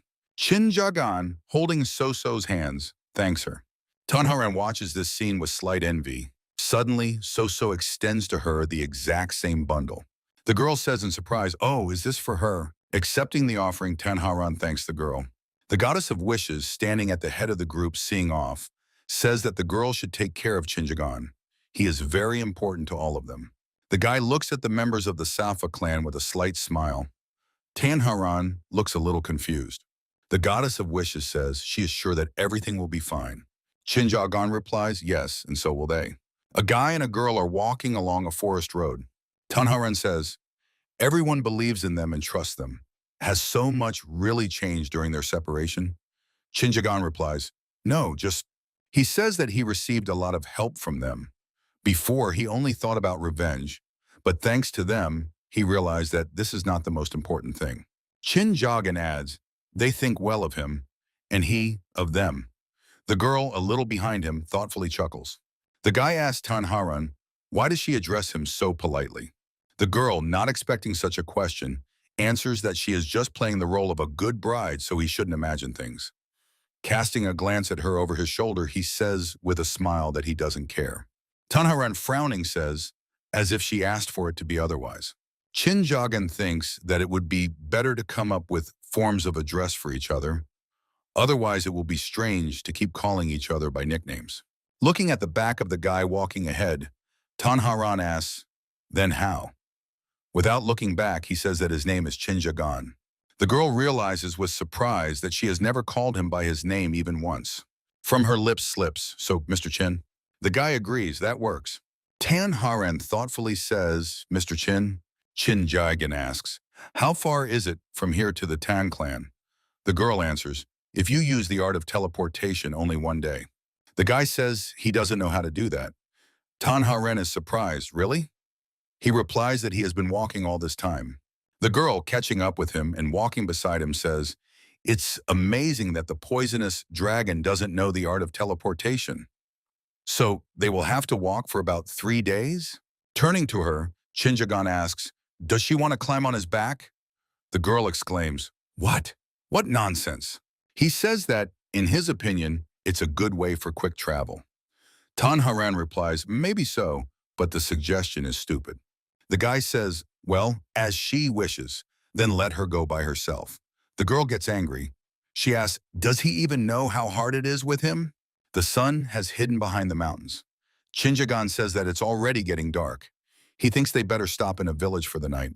At the inn, they are greeted by a smiling man. He welcomes them and asks, do they want 2 rooms? He apologizes and says that they have many guests today. The man says that only 1 room is left. Tanharan asks, what will they do? Chinjagan says that they will take the room. The blushing girl says in surprise, what? Already in the room, the blushing Tanharan exclaims, what nonsense? The girl's outraged. How could there be no 2 rooms in this huge hotel? Chinjagan replies that he doesn't see any problem. At least there is one. They could have ended up on the street. Looking around the room, the guy adds, it's just right for 2. Tanharan is outraged. How can he say that so easily? Chinjagan reminds her, wasn't it she who mentioned the first wedding night yesterday? Blushing even more, the girl shouts that it was theoretical. Taking the travel bag off his shoulder, the guy says, they are going to become husband and wife anyway, so what's the problem? Tanharan silently glares at him. Chinjagan asks her not to worry so much. Sitting down near the bed, he says he will sleep on the floor. The guy, with his hands behind his head, lies on the floor in the dark room. The girl lies on the bed, turned away from him. This goes on for some time. Neither of them can sleep. Tanharan sighs and sits up in bed. Continuing to look at the ceiling, the guy asks, can't sleep? The girl answers. She sees that he also has insomnia. He replies, too many thoughts. Tanharan asks, about what? Shinjagan says that he has been preparing for revenge against the Yak clan for a very long time. The Dok clan, the Murim alliance, the Sacheon family. The deeper he digs, the more truth he learns. The guy adds that he simply no longer knows whom exactly to take revenge on. He says that he is going to the Tan clan to get an answer to this question. But if it doesn't work out, Shinjagan admits, then he doesn't know what to do next. The girl smiling says, amazing, she did not expect his thoughts about this. The guy says, after all, he is also a human. Tanharan glances at Shinjagan. The girl reminds, he said that they would become husband and wife. Tanharan adds, let their family be fake, but she doesn't know much about him. What kind of person is he? What kind of life did he live? Shinjagan answers that it is a boring story. The girl says, but she would like to know. For a few moments, Shinjagan is silent. Then the guy, starting with the Bakwajol clan, a lot has happened. Too much. He tells the girl about everything that happened to him over these years. Tanharan's eyes are full of horror. Covering her mouth with her palm, she says, how he... Throwing a glance at her, Shinjagan replies, he did say it was a boring story. Turning away from her, he adds that it is already late and he needs to sleep. Tanharan continues to sit, pressing her palm to her lips. Looking at the guy, the girl thinks she never even guessed that he had to go through so much pain. She understands he did not become strong immediately, but he had to become like that. The girl lowers her trembling hand onto the bed, mentally adding, to carry out revenge. Not taking her eyes off Shinjagan, she thinks that he never experienced true happiness. Tanharan understands that he lived all this time only for revenge. At dawn, they leave the hotel. Shinjagan, looking back at the girl, says that today they will have to walk all day again. If she needs anything, it is better to buy it now. He turns away and the girl looks at him sadly. Lowering her eyes, Tanharan thinks, someday, she hopes, he will be able to touch happiness at least a little. The girl hurries after the boy, walking ahead, mentally adding, she truly believes in it.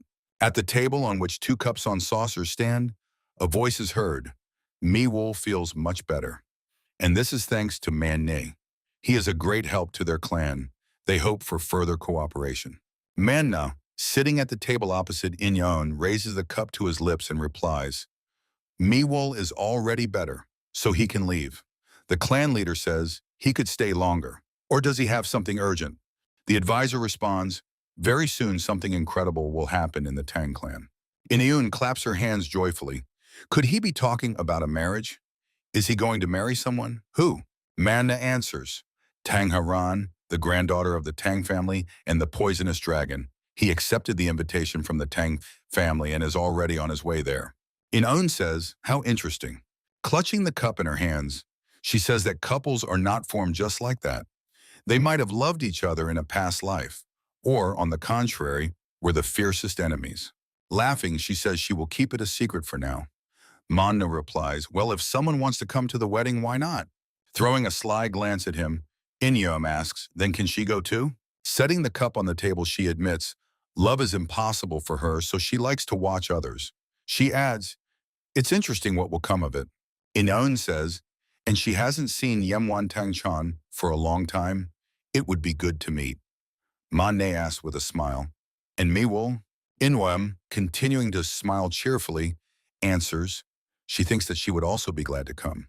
Manhwa, whose aura acquires a red color, says, so many people are going to visit them. With a smirk, he adds that this marriage will be very happy. Meanwhile, Shinjagan and Tanharan continue their journey. 2 days later, they stop and the guy says, here.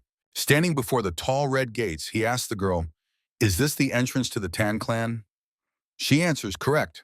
Tanharan adds, now this place will become his home. A group of warriors accompanies Shinjagan and Tanha ran on the territory of the Tan clan. The woman walking ahead of them turns to the girl and informs her that they have already started preparing for the wedding. The warriors separate the guy from the girl, not allowing Shinjagan to follow her. Tanharan is told that she needs to go after the woman. The girl looks at the guy. Shinjagan calmly says, see you. Tanharan turns aside and follows the woman, while the warriors escort the guy into the building.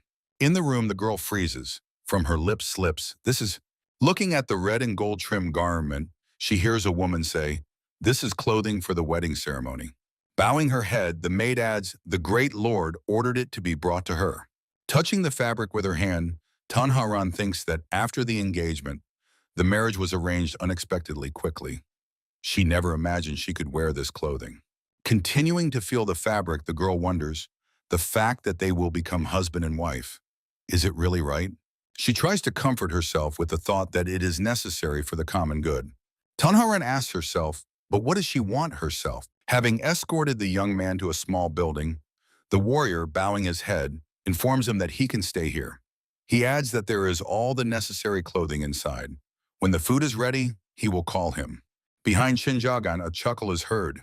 He immediately becomes alert, and the chuckle grows louder. Manna says, so much time has passed since their last meeting and conversation. Approaching the young man, the advisor asks, how does he like the bride he chose? He expresses hope that the bride pleases the young man. Around Shinjagan, a purple-black aura thickens. Looking at the man with ill intent, he says, Manne. Walking up to him, the advisor says, no matter how much his life is tied to revenge, he wishes for it to be normal. That is why it is so important to find a wife. He thinks the party he chose is very good. Manna adds, maybe he doesn't understand, but it was hard to get such an offer for him. The advisor says, he thought the guy would refuse, but he acted as he should. Veins bulge on Shinjagan's neck. Smiling Manne, whose aura has turned red, asks, why is he looking at him so threateningly? Let him just say what he feels. Shinjagan's eye fills with inner energy. The advisor adds, he might even attack. Manne says, after all, he has a tongue, hands, and feet intact. Why hold back? The guy covers his eyes, trying to pull himself together. The advisor asks, and why is he silent? Shinjagan answers, he doesn't think he should waste his strength and thoughts on him. The advisor looks at him in astonishment with his single eye. The red aura flares around him with renewed strength, and veins bulge on his forehead as he exclaims, what did he say? The advisor insults the guy. Manna starts laughing, saying that he almost got worked up. Covering his face with his hand, he says, it's even embarrassing that such a small thing affected him. He says the guy is good at provoking people, but they better stop behaving like that. Yellow sparks flash in his eyes. Looking through his fingers at Shinjagan, the advisor says he would like to sink his nails into his throat and tear him apart. He admits that he is really waiting for this moment. The advisor asks the guy, wouldn't he want the same? Where did he learn such control? Shinjagan replies that he sees no point in spoiling his appetite with an appetizer if he can wait for the main course. Manna, struck by his words, says the main course, so that's why he is here. He says that it is a foolish decision. A wild beast must give its all in the hunt. The advisor adds, or else he himself will become the prey. Heading to the little house, the guy says not to worry, the hunt will still take place. That's when they will meet. Snapping his fingers, the advisor says, boredom. He asks, and when will this hunt be? Looking back, Shinjagan stares intently at him. Barely does the guy turn away when a dark silhouette, shrouded in a deadly aura, swiftly attacks him on the advisor's command. The outstretched hand is about to touch the guy, but he is already turning to the attacker, clutching a needle in his hand. A few moments are not enough for Shinjagan. The nun strikes him in the back, forcing him to fall to the ground. The unexpected opponent says, haven't they seen each other for a long time, Poisonous Dragon? Does he remember her? Glancing over his shoulder, Shinjagan recognizes the attacker. He exclaims, Mi Val, the nun's eyes is covered with a bandage, and in the other dances an angry red flame. Smiling broadly, Mi Val says, oh, the sweet taste of revenge. One has been waiting for this day for so long. She adds that she heard about his wedding to a lady from the Tan family and asks, does he remember her last words? Leaning toward his ear, Mi Val says she will personally send him to hell. She speaks, but before that, she will make him feel all the pain she experienced. A sharp needle appears in her hands. The tip of the needle approaches the eye of Shinjagan. Purple lightning discharges emanate from the guy lying on the ground. Man is not thrilled. That's how it is. He thinks revenge can't be that easy. He is going to awaken a real beast in Shinjagan. He believes that this is enough for now. Man's hand does not intercept Mi Val's wrist. He suggests stopping here. The nun exclaims angrily, how dare he order her around? The advisor calmly replies, it is not time yet. If the Tan family loses such a groom, it will be worse for them. looking at the face of Mival distorted by malice. Manhwa reminds her that she is still their guest. It's not worth risking her clan. He asks, she understands him, right? She exclaims in response, when has that ever happened?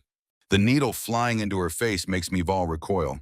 In an instant, she increases the distance between herself and the boy attacking her. Mival angrily shouts, let the poisonous dragon not dare to test her patience. Watching the boy get up, madamada, still crouching, says that Shinjagun is strong enough and ready for any attack. He is glad to see that the boy has not changed. He adds that now the most interesting part will begin and expresses hope that Shinjagun is looking forward to it. The boy replies, no, that will not happen. Straightening his shoulders, the Mei, looking down at the advisor, says, because from this day he will make his life very boring. Manhwa, mockingly looking at him, replies, really? That is a great honor. Turning his head toward the direction where a woman appears under the arched passage, the advisor adds, but probably not now. He says the time has come. The woman announces that the clan leader is waiting for Shinjagun. The boy casts a stern look at her, clearly trying to anticipate the further course of events. The maid bows her head and asks the boy to enter. Shinjagun is wearing new red clothes with a brown sleeveless caftan worn over them. He enters the room where a man and a woman greet him. The man says, welcome. The woman asks, is this the famous poisonous dragon? The man says they have heard about him and thanks the boy for making such a journey. Radiantly smiling, the married couple announces that they are the parents of Haran. A hand with chopsticks takes a piece from the plate. There are many various dishes on the table. A voice sounds, expressing hope that the guy already knows about the need to change his surname.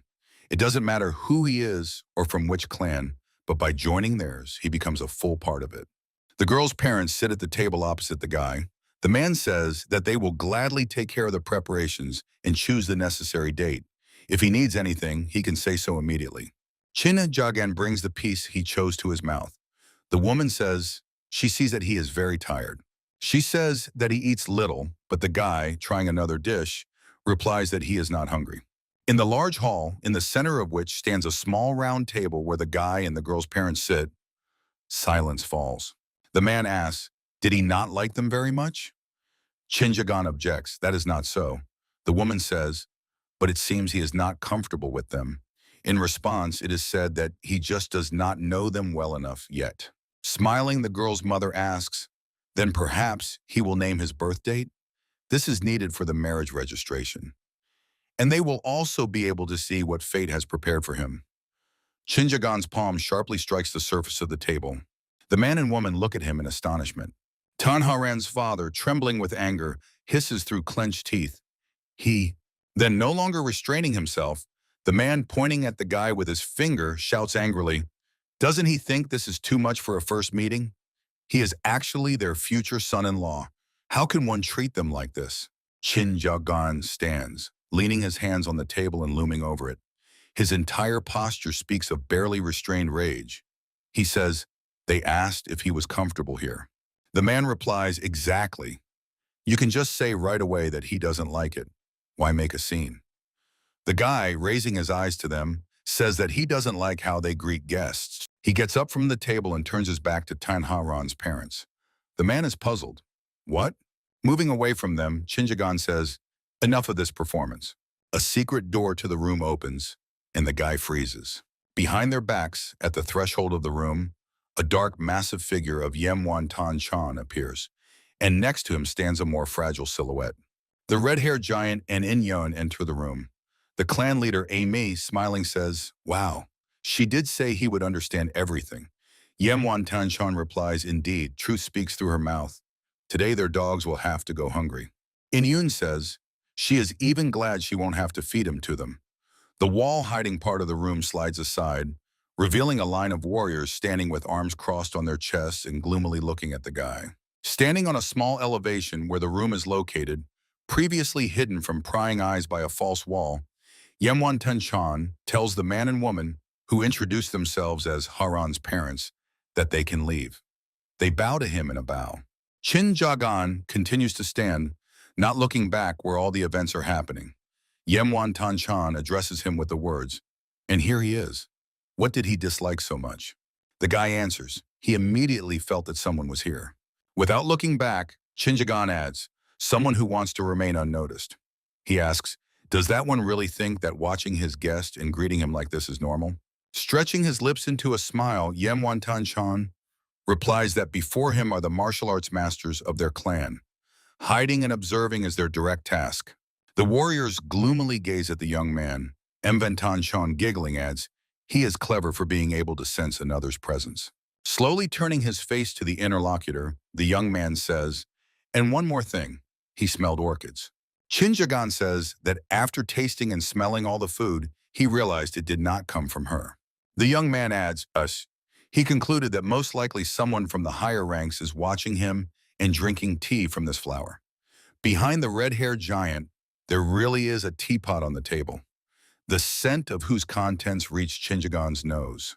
The young man, turning his face to Mvantan-chan, asks if they seriously intended to accept him as a son-in-law. Was it so hard to come out and introduce themselves? The elder, whose eyes shine with the flame of inner energy, states his name and giggling says, so the poisonous dragon must be properly respected. He raises a hand wrapped in a light mist of aura and says that this is a very demanding request. It is necessary to check if he is worthy of such treatment. At his signal, the warriors, drawing their swords, rush toward the young man. Chinjagan finds himself surrounded by armed men. The young man takes a fighting stance. His hands emit purple bursts of energy. Chinjagan's eyes glow from the overflowing inner energy. He uses the great thunderous exhale, and his power crashes down on the opponents. Cries are heard. Watching the fight, Yemvantan-chan, giggling, exclaims, funny. The guy, fending off the warrior's attacks, thinks he knew the elder would be here. Glancing at the bald, fragile woman, looking childishly cute and touching, he wonders, but who is she? In-eun, smiling even wider, says, it's obvious he's curious who she is. Yemvantan-chan snorts. For the guy, this is an amazing experience. It happens once in a lifetime. Dujinjagan hears his words. He managed to meet two of the trio of great Sashun. Surprise flashes in the guy's eyes. The trio of great Sashun? In-eun, smiling sweetly and propping her cheek with her hand, says, she is glad to meet the dear, poisonous dragon. Then adds, she is Saint In-eun from the Ami clan. She was invited to a wedding in the Tang clan. Delivering blow after blow, Jinjagan thinks, the Ami clan, one of the oldest clans in Murim, closely connected with the Shaolin temple. But is she here only for the wedding? In-eun says, it's a pity the third member of the great trio couldn't come. Yemvantan-chan asks, is she talking about the Cheon-seon clan? They are complicated people. Meeting the clan leader, Murim, is especially difficult. He's like a hermit. In-eun, covering her mouth with her palm, says, but she met him recently and they exchanged advice. Yemvantan-chan, giggling, asks, what kind of advice? The leader of the Ami clan, sweetly pressing her palm to her cheek, says, she told him that the world is changing very fast. That means the Cheon-seon clan should also adapt to the new reality. He probably didn't listen, too confident for that. Her voice reaches the fighting guy. Should he teach him a lesson then? Mvantan-chan replies, a little bit is allowed. There's no need to knock all the foolishness out of him. The whole room fills with purple lightning emanating from the guy. Chinjagan exhales and says, the Tan clan and a me. The guy stands in the center of the room and at his feet lie the bodies of warriors. He asks, do they want to teach the Chon-sun clan a lesson? Staring intently at them, he inquires, are they planning to overturn the entire Murim? Mvantan-chan, giggling, answers, correct. The guy says he doesn't understand why the Ami clan needed this. In-eun says, isn't it clear? They want to change the world. Stretching out her hand from which a barely noticeable glow emanates, she explains that the current state of affairs is too outdated and rotten. That means the links responsible for this need to be removed. Continuing to smile radiantly, she adds, it doesn't matter which clan he is from if he understands that the current world is mired in its pain and must change. The glow around her hand intensifies. In-eun's smile widens as she says, it turns out that the existence of the Chon-sun clan simply makes no sense at all. Mvantan-chan says, too long. No need to take the time of such busy people. He adds that moreover, the bride is also here, Taban. The girl, dressed in a red dress, sits on a raised platform behind the opposite false wall. The pillar of the Tan family says, It's time to move on to the main event. The shutters slowly part to the sides. Chin Jagan glances over his shoulder. He sees a girl on a small elevation dressed in a wedding outfit. Tanharan lifts her head and looks at him. The girl, dressed in red clothes and with a golden crown on her head, looks at Chin Jagan. A voice sounds, "It's time to begin the wedding ceremony." Tanharan says, "Young master." The young man says he would like to ask one question. Chin Jagan, standing in the center of the room between the bride and Yemwan Tanchon with In Yun, lowers his head and says, 9 years ago, due to a night attack, some members of his Yak clan were killed, others became slaves. His hand clenches into a fist as he says, also many relatives in Unam died because of the Dok clan, and those who did not die lived lives full of pain. Purple sparks flare in Shinjagan's eyes as he asks, is the Tan clan somehow connected to what happened? The young man looks intently at Yemwan Tanchan. The man's lips stretch into a smile. His laughter sounds. Glaring fiercely with his eyes and continuing to smile, Mvan Tanchan asks, did he really come here to ask this question? Chin Jagan demands that he answer. Continuing to stretch his lips into a smile, Mvan Tanchan says, yes, he did. The guy is clearly shocked by his words. He asks, why did he need this? Did he really want to use the Yak family people to create a new poison? The man, chuckling, says he knows a lot. He adds he wishes he would soon become a member of their family. Stopping his smile, the man adds, but if he did not come to marry their Haran, then he understands himself. There is only one way out. Death. Their clan really wants to get such a son-in-law like him, who has enough courage to ask questions directly. The aura around Shinjagan turns red, and the features of his face are distorted with rage. The elder says, fine, he can choose from 3 options. Raising his index finger, Mvan Tanchan says that the first, he can return to Chansun, tell them that they plan to destroy them, and die with them. The anger on the guy's face becomes even more evident. The man asks, don't want to? Apparently his loyalty ends where his life begins.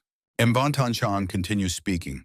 He says that the second option is the possibility to marry Haran. If the guy changes his surname to Tan and swears loyalty to them, they will forget the past and take responsibility for his life. Tan Haran looks worried. A drop of sweat runs down her cheek. The man says, becoming part of a noble family sounds more interesting, doesn't it? Mvan Tanchan says that the third option is a gift. He throws a knife at the guy's feet. The knife sliding across the floor stops by Chinjagan's boot.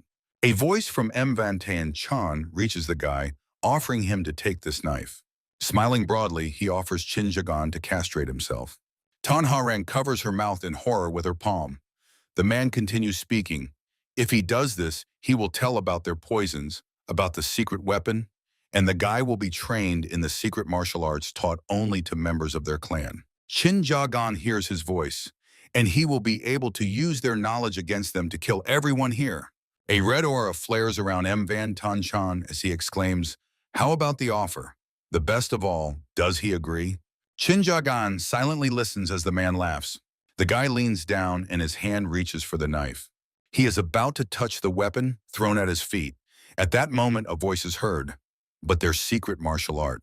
Tanharan shouts that it is available only to members of their clan. This is a rule that has never been broken. The girl adds, if you don't atone for the mistake, you will have to leave the clan within 100 days. So, if he learns their martial arts, she says that in that case, Grandpa will definitely kill him within 100 days. Mvan Tanchan continues to bore into the guy with an unfriendly look, baring his teeth in a smirk. Chinjagan freezes. Tanharan exclaims, let him not agree.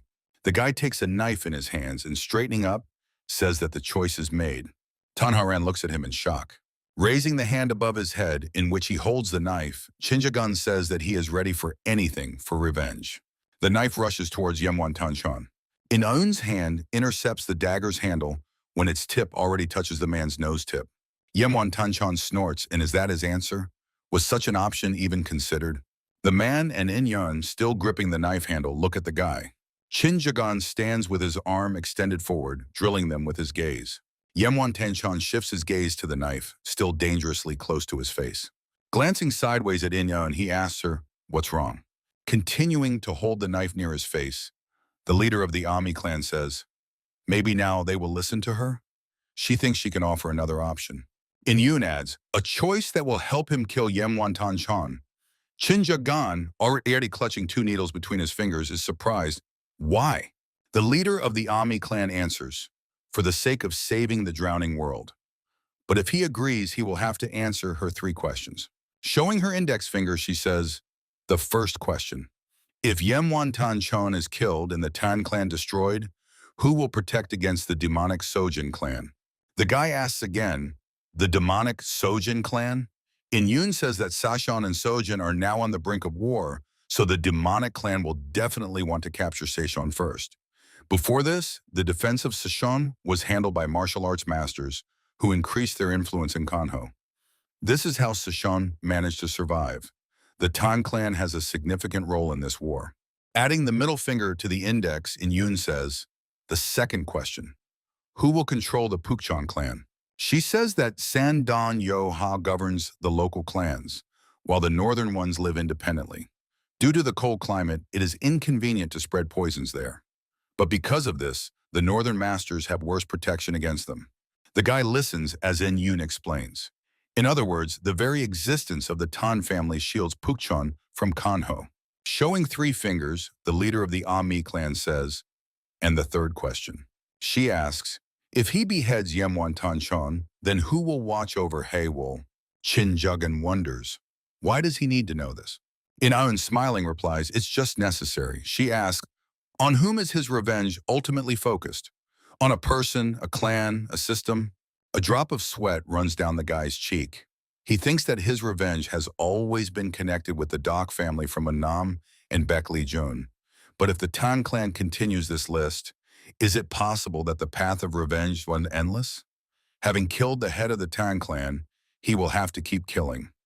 He wonders, when should one stop so as not to become someone who kills just for the sake of killing?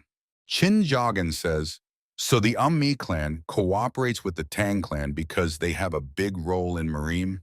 In-yoon answers that the important thing is not Murim itself, but the generations. If fate itself demands it from them, they can only obey. The guy says he does not like her words. He does not think that foolish deaths and lost lives are what fate and generations want. He adds, whoever a person is, they must only follow their own path. Yemwan-tan-chan asks, and what is his path? Only revenge in his death? Chin-jagan, looking him in the eyes, answers, that is so. Confusion and misunderstanding appear on the faces of his opponents. The man, tilting his head back, laughs. He calls the guy a psycho and says that then his revenge is unlikely to happen. A crimson aura thickens behind the guy, who asks, who else here is a psycho? The man continues laughing, and In-yoon, smiling, moves the knife away from his face. Chin-jagan takes a step forward. A red aura flares around Yemwan-tan-chan. He exclaims, excellent! Now they will test him.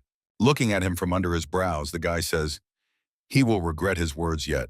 A man whose eyes glow with red energy is staring intently at Chin-jagan. The guy responds to him with the same gaze, shining with purple energy. Chin-jagan and Yemwan-tan-chan freeze facing each other.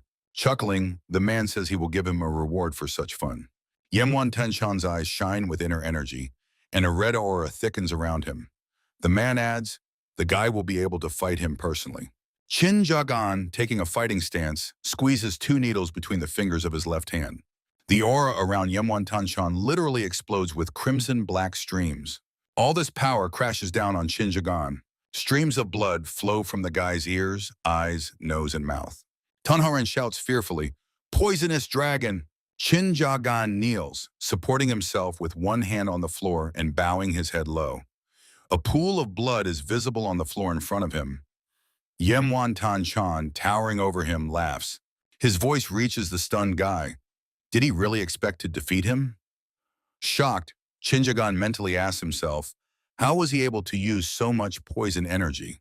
Tearing a hair from his beard, the man says that he will have to show him his place himself. The hair in his hand straightens, turning into a needle. A crimson-black aura envelops Yemwan-tan-chan's hand. The hair pierces the boy's forehead, from whose face blood is still flowing. Like fire runs through the boy's veins. With both hands, he grabs his head and, bending, screams in pain. Watching Chin-jagan writhe loudly on the floor, the man laughs. Tanharan shouts to her grandfather, "Enough, he is so—" Mvantanshan interrupts her, telling her to just sit there and watch. The excited girl exclaims, "Grandfather!" The man, slightly leaning forward, looks with interest at the boy lying on the floor. He says that an ordinary person would already be on the brink of death. He wonders, is this his physical form? Mvantanshan asks, how does he manage to hold on for so long? He adds that the more Chinjagan clings to his consciousness, the stronger the burning pain engulfs his body. Dark circles appear under the boy's eyes. A cough bursts from his chest. He screams loudly again. Blood streams from his eyes and lashes from his mouth. In-eun, sitting down beside him, strikes him on the back of the head with the edge of her palm. In his head, her voice sounds, "Who is the real target of his revenge?" Chinjagan freezes. In-eun adds, "If he finds the answer, let him come to the Ami clan." The boy's eyes close, but he continues to hear her voice. There are no eternal friends and eternal enemies in the world. The leader of the Ami clan addresses Yemwantanshan, saying, "It's time to stop. This game is becoming too dangerous." She asks, doesn't he like the boy? Baring his teeth in a smile, the man replies, "Indeed, he hasn't seen such an interesting person for a long time. Manhwa was wrong when he spoke about him." He adds, "There used to be more brave guys like that now. Only a few, including Chinjagan." At this time, Tanharen rushes from her place and hurries to the boy, shouting, "Poisonous dragon!" Kneeling down, the girl shakes the boy lying face down on the floor, asking him to wake up. Tanharen turns Chinjagan over and lifts his head with her hand. Blood flows down her fingers. Looking at his face, she gasps. Yemwantanshan orders the warrior who approached him to take the boy to the archive. Looking at Chinjagan's bloodied face, he says he will give him one last chance. The boy slowly opens his eyes. With a groan, he tries to sit up. There are no traces of blood on him anymore, and the red robes have been replaced by his everyday clothes. The boy sitting on the floor looks at his hands shackled in chains. Looking around the huge room filled with shelves of documents, he says, "What the?" A voice reaches the guy. This is the archive of the Tang family.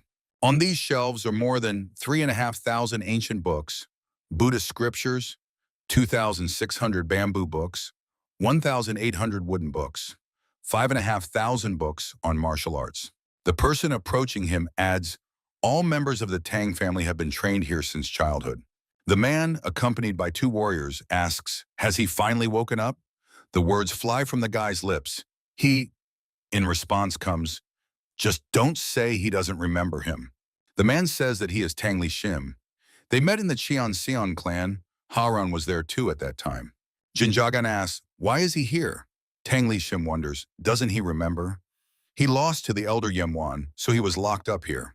The man adds that usually only members of the Tang family can enter here. The guy listens with surprise as Tang Li Shim says, but in his opinion, the elder is sure that this is the best place for him here. He will relay verbatim what Yemwan Tangxian said. The elder said that he is still too young to become their son-in-law. He gave the guy 10 days to learn the combat techniques of their archive. Tang Li Shim, pointing with his hand at the countless shelves, says, "This is all the heritage of the Tang family." He asks, the guy understands what this means on the level of martial arts, right? Getting up from the floor, Jin Jagan answers, he must either join the Tang family or die trying to learn their techniques. The man, chuckling, says, "Yes, that's right. The choice is simple." Looking at the shackles on his hands, the guy asks, so he only has such options? Well, he's glad that at least the next 10 days he will spend in safety.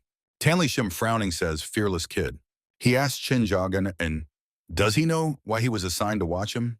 Because he wants to see his true talent. Pointing at him with his finger and frowning, the man says, "Let him be called the great poisonous dragon of the Dok clan, but he is sure that he does not deserve such words about himself, and inviting him to the Tan clan was a mistake." Tanli Shin adds, "This exam will test and show his true abilities. He is very curious about what will happen in 10 days. The guy listens to him silently. The sun is setting. One of the warriors accompanying Tanli Shin asked, "Why did the elder give such an order?" No matter how skilled the guy is, he won't be able to learn their martial arts within the set time. Tanli Shin answers, "The elder is interested in this person, so he gave an impossible order." The man adds, "All this time he moved forward thanks to his victories, but because of losing to them, he will realize that he is not as strong as he thinks. The warrior who had been silent until now asks, "So his defeat is planned? What will happen next?" Tanli Shin's lips stretch into a wide smile. The man says that they will break his legs and lock him forever in the snake cave underground. He will have to endure snake bites without being able to fight them off. And if he gets hungry, he will be forced to eat them raw. But all snakes have parasites, so by eating them, he will definitely get sick. After a month of pain, a hidden cave will be revealed to him. The shocked warrior exclaims, "Hidden cave! He has heard about it. Could the guy keep his sanity after ending up there?" Tanli Shin answers that the elder wants him to lose his true self in order to make something new out of him. The warrior asks, what if he still decides to join them? A dark aura thickens around the man as he says, "This is impossible. Even if he wants to, he will not personally give his consent." Walking through the yard, three men continue to talk. "His fate is sealed." "Yes, that's right," they laugh. Tan Li Ching says, "No matter what he does, only hell awaits him ahead." Meanwhile, Chinjagan stands with a book in his hands near one of the shelves. Many books are scattered on the floor at his feet. Studying the book, the guy thinks, Tan Li Ching said that only members of the Tan clan can enter this place. He believes that if that were true, then Tan martial arts would not be valued so highly. Glancing over the shelves, he realizes even if the real information is hidden here, he is not sure he can find it. The guy throws the book away and takes another from the shelf, thinking that in any case, martial arts will not help him now. Delving into reading, he decides that he needs to figure out how he can escape from here. His eyes widen in surprise. A kick knocks the guy off his feet, and he falls to the floor. Tan Li Ting says, after such strong blows, he stubbornly remains silent. Remarkable endurance. Turning away, the man says with a smirk, but there is still plenty of time. They will see how his behavior changes later. Laughing, Tan Li Shang, accompanied by warriors, leaves. Chin Jagan exhales, removing from his head the book that fell on it when he hit his back against the shelf. Rising to his feet, he thinks that they took all his poisons and weapons. He only has a little poisonous powder left from the basement. Brushing off his clothes, Chinjagan thinks that in any case he is not going to follow their plan. He intends to destroy it because he has his own. The guy carefully shakes the dust off his shoulder. Straightening up, Chinjagan thinks that he is already ready. Manhwa, staring at the wall of the house, reflects that 9 days have already passed, and tomorrow will be the 10th, the last. He wonders, why did M1 Tanzhou lock him in the archive? Drilling the wall with his gaze, the advisor thinks, maybe he wants to make him a member of the Tan clan. Or maybe he is just mocking him. Putting his hands behind his back, Manhwa believes that in any case, most likely they plan to kill or subjugate him. The advisor understands that for M1 Tanchan, the guy is just a toy, but he puts so much effort into him. Manhwa is angry, and curses slip from his lips. He decides to observe a little longer, not wanting to disturb the elder yet. Manhwa thinks about Miwo. What to do now? Tell her to start acting? But if he asks to kidnap the poisonous dragon from the archive, the advisor decides, no. The abbess in Un is always watching her and will definitely see through them. He wonders, then who? But a piercing sensation interrupts his train of thought. The advisor freezes. From his lips slips. Why is he? Manhwa's face does not light up with joy, and he looks somewhere upward, exclaiming, this feeling? Exactly, he is planning something again. Looking at the fire blazing behind the stone fence, the advisor says, of course, he would never disappoint him. Radiating joy and smiling blissfully, surrounded by a red aura, Manhwa exclaims, he must survive. And then he will entertain him for the rest of his life. Shouts are heard. Fire! Fire in the underground archive. It is rising. Bring water. We need to stop the spread of the flames. Tan Li Shin, frozen like a stone statue amid the general chaos, asks, what is happening? He looks confusedly at the burning building, saying that they had removed all flammable items and used special fire-absorbing spheres. How did he manage? His face contorts with an evil expression, and from his lips slips, could it be? Is it him?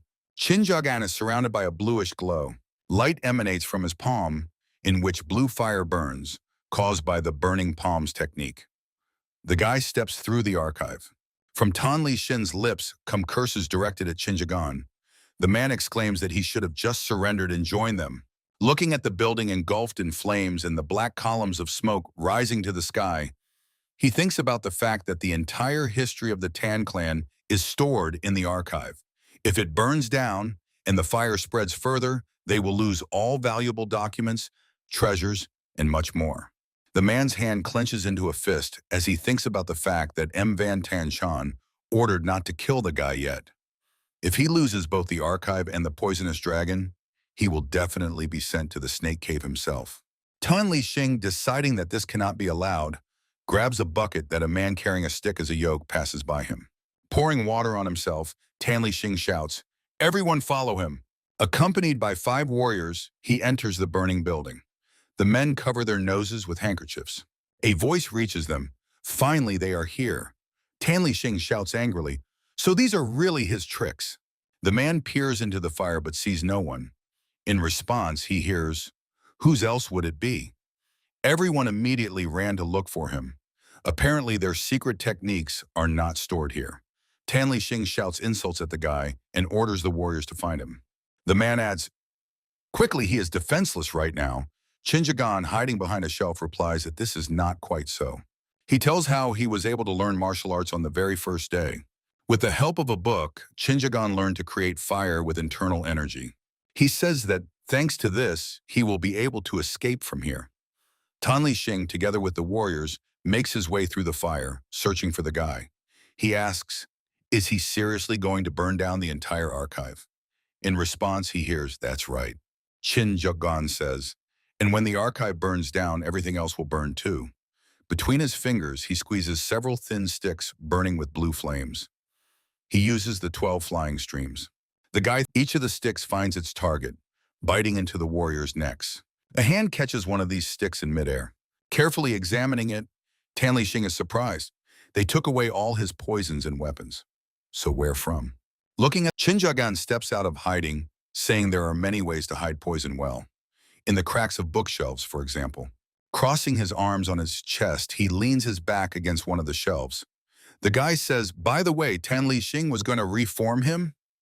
Well, let him start. He is ready." The man gets angry and the veins on his forehead bulge. Clenching his hand into a fist, Tan Li Xing shouts, "He went through so much to gain the recognition of the Tan clan."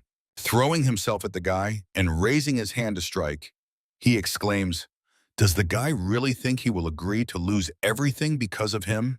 The man uses the 3 poisonous yans technique. His hand is enveloped in a pink glow and his eyes fill with the radiance of inner energy. He approaches Chinjagan, shouting, "Die!" The guy takes a fighting stance. The shackles binding his hands hinder him a little. He, using the flaming palms technique, throws forward his right hand, on the palm of which shines a cluster of bluish flame. The opponent's hands rapidly approach each other. A look of clouds of dust envelop the room. The man breaks into a cough and covers his nose and mouth with his hand, puzzled. What is this? From the dusty veil comes the voice of Chinjagan. This is what has always been here for many years. Dust. Chinjagan explains that the dust here is a natural poison. It is an excellent blocker of the respiratory tract and irritates the eyes and mucous membranes. The man removes his palm from his mouth and breaks into a cough. Blood continues to stream down his face. The guy adds, "Moreover, the dust is always nearby." Surprisingly, they thought that by depriving him of his weapon, they would make him completely defenseless. How careless. The last words reached Tan Li Xing already from the archive exit. Watching the guy close the door panels, the man asks, "Where is he going?" In response, it sounds, "Let him not worry. He will have plenty of time to read and, who knows, maybe he will learn all the combat techniques and get out of here." Chinjagan closes the door behind him. Tan Li Xing demands that he stop, since they still haven't finished. Following the guy, his shout sounds. The man demands that the poisonous dragon stop. Tan Haran, standing by the window, thinks that it is too noisy outside. Her servants have left.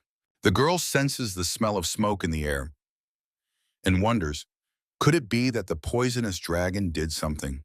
Looking back at the door, Tan Haran says, "Poisonous dragon?" A dark silhouette stands in the doorway. The person's face is not visible due to the light shining on his back. Manna enters the room extremely pleased and smiling, with blood visible on his face and clothes. From Tanharan's lips slips a surprised, Mana? She asks, where is he from here? The advisor replies that there is no need to be wary. After all, he did not come to eat her, but just to talk. In his hand, Manhwa holds something tied in a knot made of white fabric. Approaching the girl, he asks, what does she think about the young dragon? She says confusedly, what? The advisor says, initially she resisted any thought of marriage, but in the end brought the guy at his request. Maybe something has changed in her attitude towards marriage during this time. Manhwa asks, is she in love with him? Looking suspiciously at the man, Tanharan wonders, why does he need to know this? Raising the knot before him, on which the inscription Clan Tan is visible, on his outstretched hand, the advisor explains, depending on her answer, he can give it to him. The girl, looking at the two bottles standing on the table in one of the bracers, Manhwa says that this is an antidote for Yahello and an extract of white ginseng.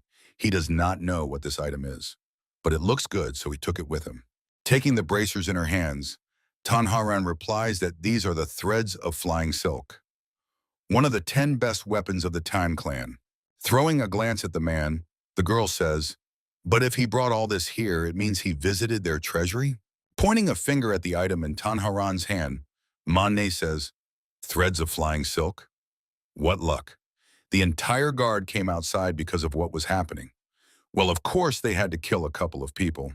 A red aura flares around the girl as she exclaims, what? How dare he kill people of their clan and take their treasures? The advisor replies that the situation outside is not good, something must be done. And the young dragon, the advisor informs the surprised Tanharan that the guy burned the archive and got outside. A question flies from the girl's lips. Got outside? She exclaims, so that's where the smell of smoke is coming from. The advisor says, Chinjagan realizes he is too weak to fight in Wantan Chon, so he tries to escape. Throwing a sly glance at the girl, Manhwa adds, but too many people are chasing him. Therefore, he says the guy needs help. The girl looks at him confused. A drop of sweat runs down her face. Manhwa says, he would help, but he himself needs to get out. So he brought everything here. He thinks she will need it more. The advisor asks, so does she want to help him? Tanharan bows her head low, not taking her eyes off the threads of flying silk. Manhwa says, if she doesn't decide, the guy will die. The girl thinks that she brought him here by order of the Jade Token, and if she helps him, she will be branded a traitor and expelled from the clan. She understands that she will no longer be able to dream of the title of clan head. So the answer is obvious. But the girl bites her lower lip painfully. Manhwa does not observe the struggle happening in Tanharan's soul and awaits its resolution. Dark silhouettes of people bustle around the wall of fire rising high to the heavens. Watching the scene from the roof of one of the buildings, Mvantanchan says this is already too much.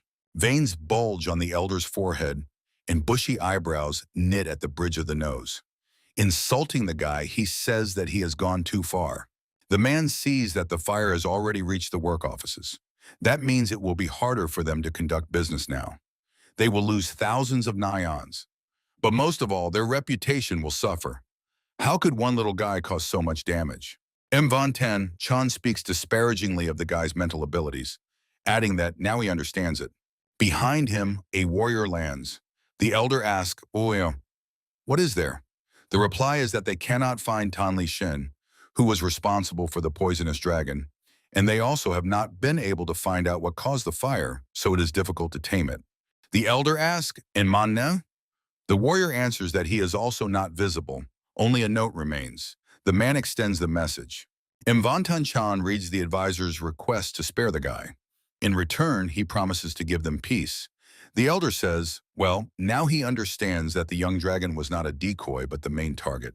Crumpling the note, the elder adds, the madman here is not only the dragon. The warrior asks, send a squad after him? Mvantan Chan answers, no. Manhwa will not betray the Tan clan. He knows too many of their secrets. If something happens, he will be the first to be suspected. The elder adds, he will keep his promise, he is sure of that. The one to catch is not him, but the poisonous dragon. The warrior replies, yes, and immediately disappears. Looking at the fire, Mvantan Chan says, yes, let him try as much as he wants. He still won't succeed. His miserable bug life is no comparison to his own. People below continue to bustle, carrying buckets of water. Shouts sound, "Faster! If the archive burns, it's the end." The maid approaches one of the warriors and says that they have not yet received permission to use the northern well. He replies that the request must be made faster. Jagan, cautiously peeking from behind the corner, thinks that everyone is too busy putting out the fire. There is not even a guard here, which means no one will recognize him. Throwing a caftan thrown by someone over his shoulders to avoid attracting attention and to cover his shackled hands, he walks through the yard, thinking that he cannot remain unnoticed for long. He needs to get out of here as soon as possible. The guy turns the corner, moving away from the bustling people. A man in monastic robes, watching from the roof at what is happening in the yard, exclaims, "Got you!" The nun adds, "A guy can run away from others, but the young dragon cannot be fooled by her." The lips of Mival stretch into an anticipatory smile. She jumps off the roof, rushing towards Jagan walking below. The guy, sensing something wrong, raises his head. Jagan manages to jump back, and Mival's strike crashes into the ground, breaking it into clods. Smiling wickedly, the nun asks, was he hoping to escape from here? Jagan recognizes the attacker. It slips from his lips. Swinging the sword, Mival says, no matter how hard he tries, he is still destined to meet her. Swiftly approaching the guy, she tries to grab him, but Jagan jumps back, leaving a caftan in her hands. Mival exclaims angrily, "Stop kicking." Throwing the caftan aside, the nun swings the sword, shouting that he will not escape. Her sword crashes down on the chain of shackles held by the guy. Mival intensifies the pressure, but Jagan continues to resist. Smiling, the nun asks, did he really try to stop her with this? She rejoices, the chains will break very soon. The guy, gritting his teeth, pulls the chain tighter, resisting the pressure of her sword.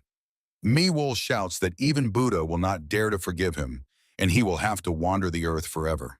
The flexible part of the whip wraps around Mival's hand, and a puzzled expression appears on her face. The nun and the guy turn their heads toward the direction from which the blow was struck. From the lips of Mival, who sees Tanharan in front of her, flies off, "What?" The smiling girl tells Jagan that she has come to save him.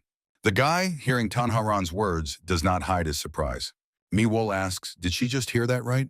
The nun clarifies, the girl came to save the poisonous dragon? Tanharan answers, exactly. Mival asks, the enemy of the entire Tan clan? Why? Not hearing an answer, the nun thoughtfully snorts, casting a suspicious glance at Tanharan. Mival, shifting her gaze to the guy, says, she thought their wedding was needed only for political reasons. But that's not true, right? A red aura flares around the nun as she says that the girl betrayed the clan for some man. She adds, well, she'll have to be re-educated.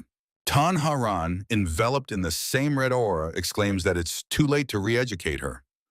A stream of shining energy sparkles around the whip. The flexible body of the whip is covered with sharp spikes, and blood spurts from Mival's hand, around which it is coiled. The nun realizes with horror, this is a scaly whip, one of the most dangerous weapons of the Tan clan. At that moment, the girl attacks her, aiming her knee at Mival's only eye. Tanharan's knee forcefully strikes the nun's face. The girl pulls the whip toward herself, and Mival falls to the ground. Landing near Jagan, the girl asks, can he move? The guy answers, yes, he is fine. Tanharan replies, good, then let him take this. With these words, the girl extends a bundle labeled Tan Clan, which Manhwa gave her. Jagan asks, what's inside? Tanharan says it contains an antidote for Yahello. The guy takes the bundle, and the girl adds, while she fights, let him run away from here. Jagan asks, why does she need this? She has already paid her debt. The girl, bowing her head, answers that it's not about the debt. Tanharan says, it's just that Their conversation is interrupted by rapidly approaching red energy. The girl swings the whip. Tanharan forcefully brings the whip down on the spot where the energy flared. Glancing at Jagan over her shoulder, she shouts that there is no time for explanations. Let him go. The guards will soon rush to the noise. The girl adds, he has an urgent matter.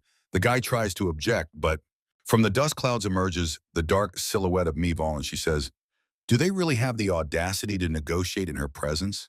The nun, whose nose is bleeding heavily, insults the girl, saying, who knew that the main traitor was her? Mival promises to destroy both her and the poisonous dragon. Tanharan strikes her with a whip, blood splatters. The girl raises the whip again to strike.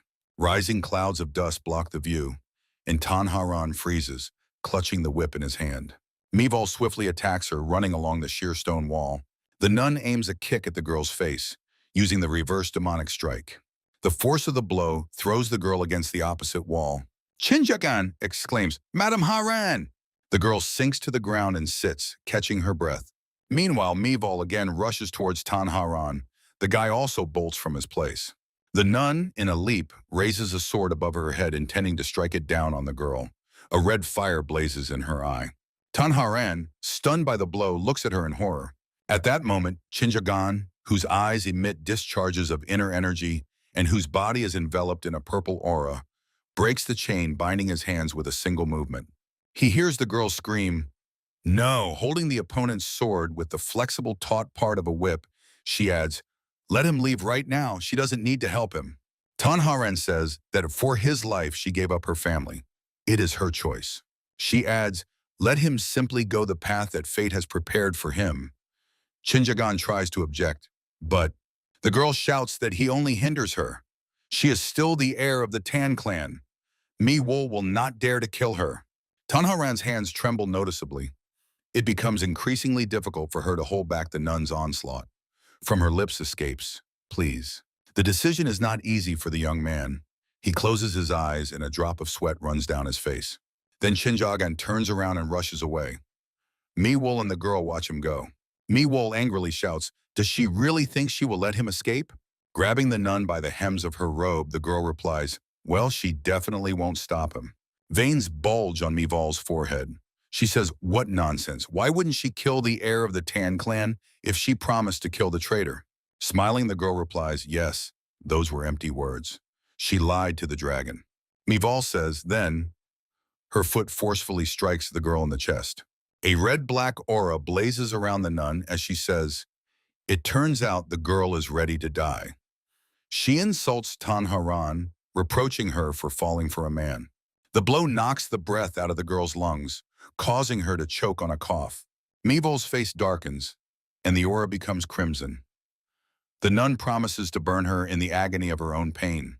A small hand, surrounded by the glow of a green aura, rests on Mival's shoulder. A voice sounds, "Enough." The disconcerted nun slowly turns her head back. She says, "The abbess?" Radiantly smiling, Inyun says she did not allow the girl to be killed. Mival's face lengthens and becomes miserable. From her lips slips, "What?" Pressing her foot harder into the girl's chest, Mival tells the abbess not to dare stop her. The nun, pointing a finger at the girl, adds that the poisonous dragon does not intend to save her. They can just kill her. Inyun grabs her head with one hand, moaning, "Nun!" Miwol shouts furiously that she will never back down. Inaun's fist rushes towards her face. The nun screams that she must kill her.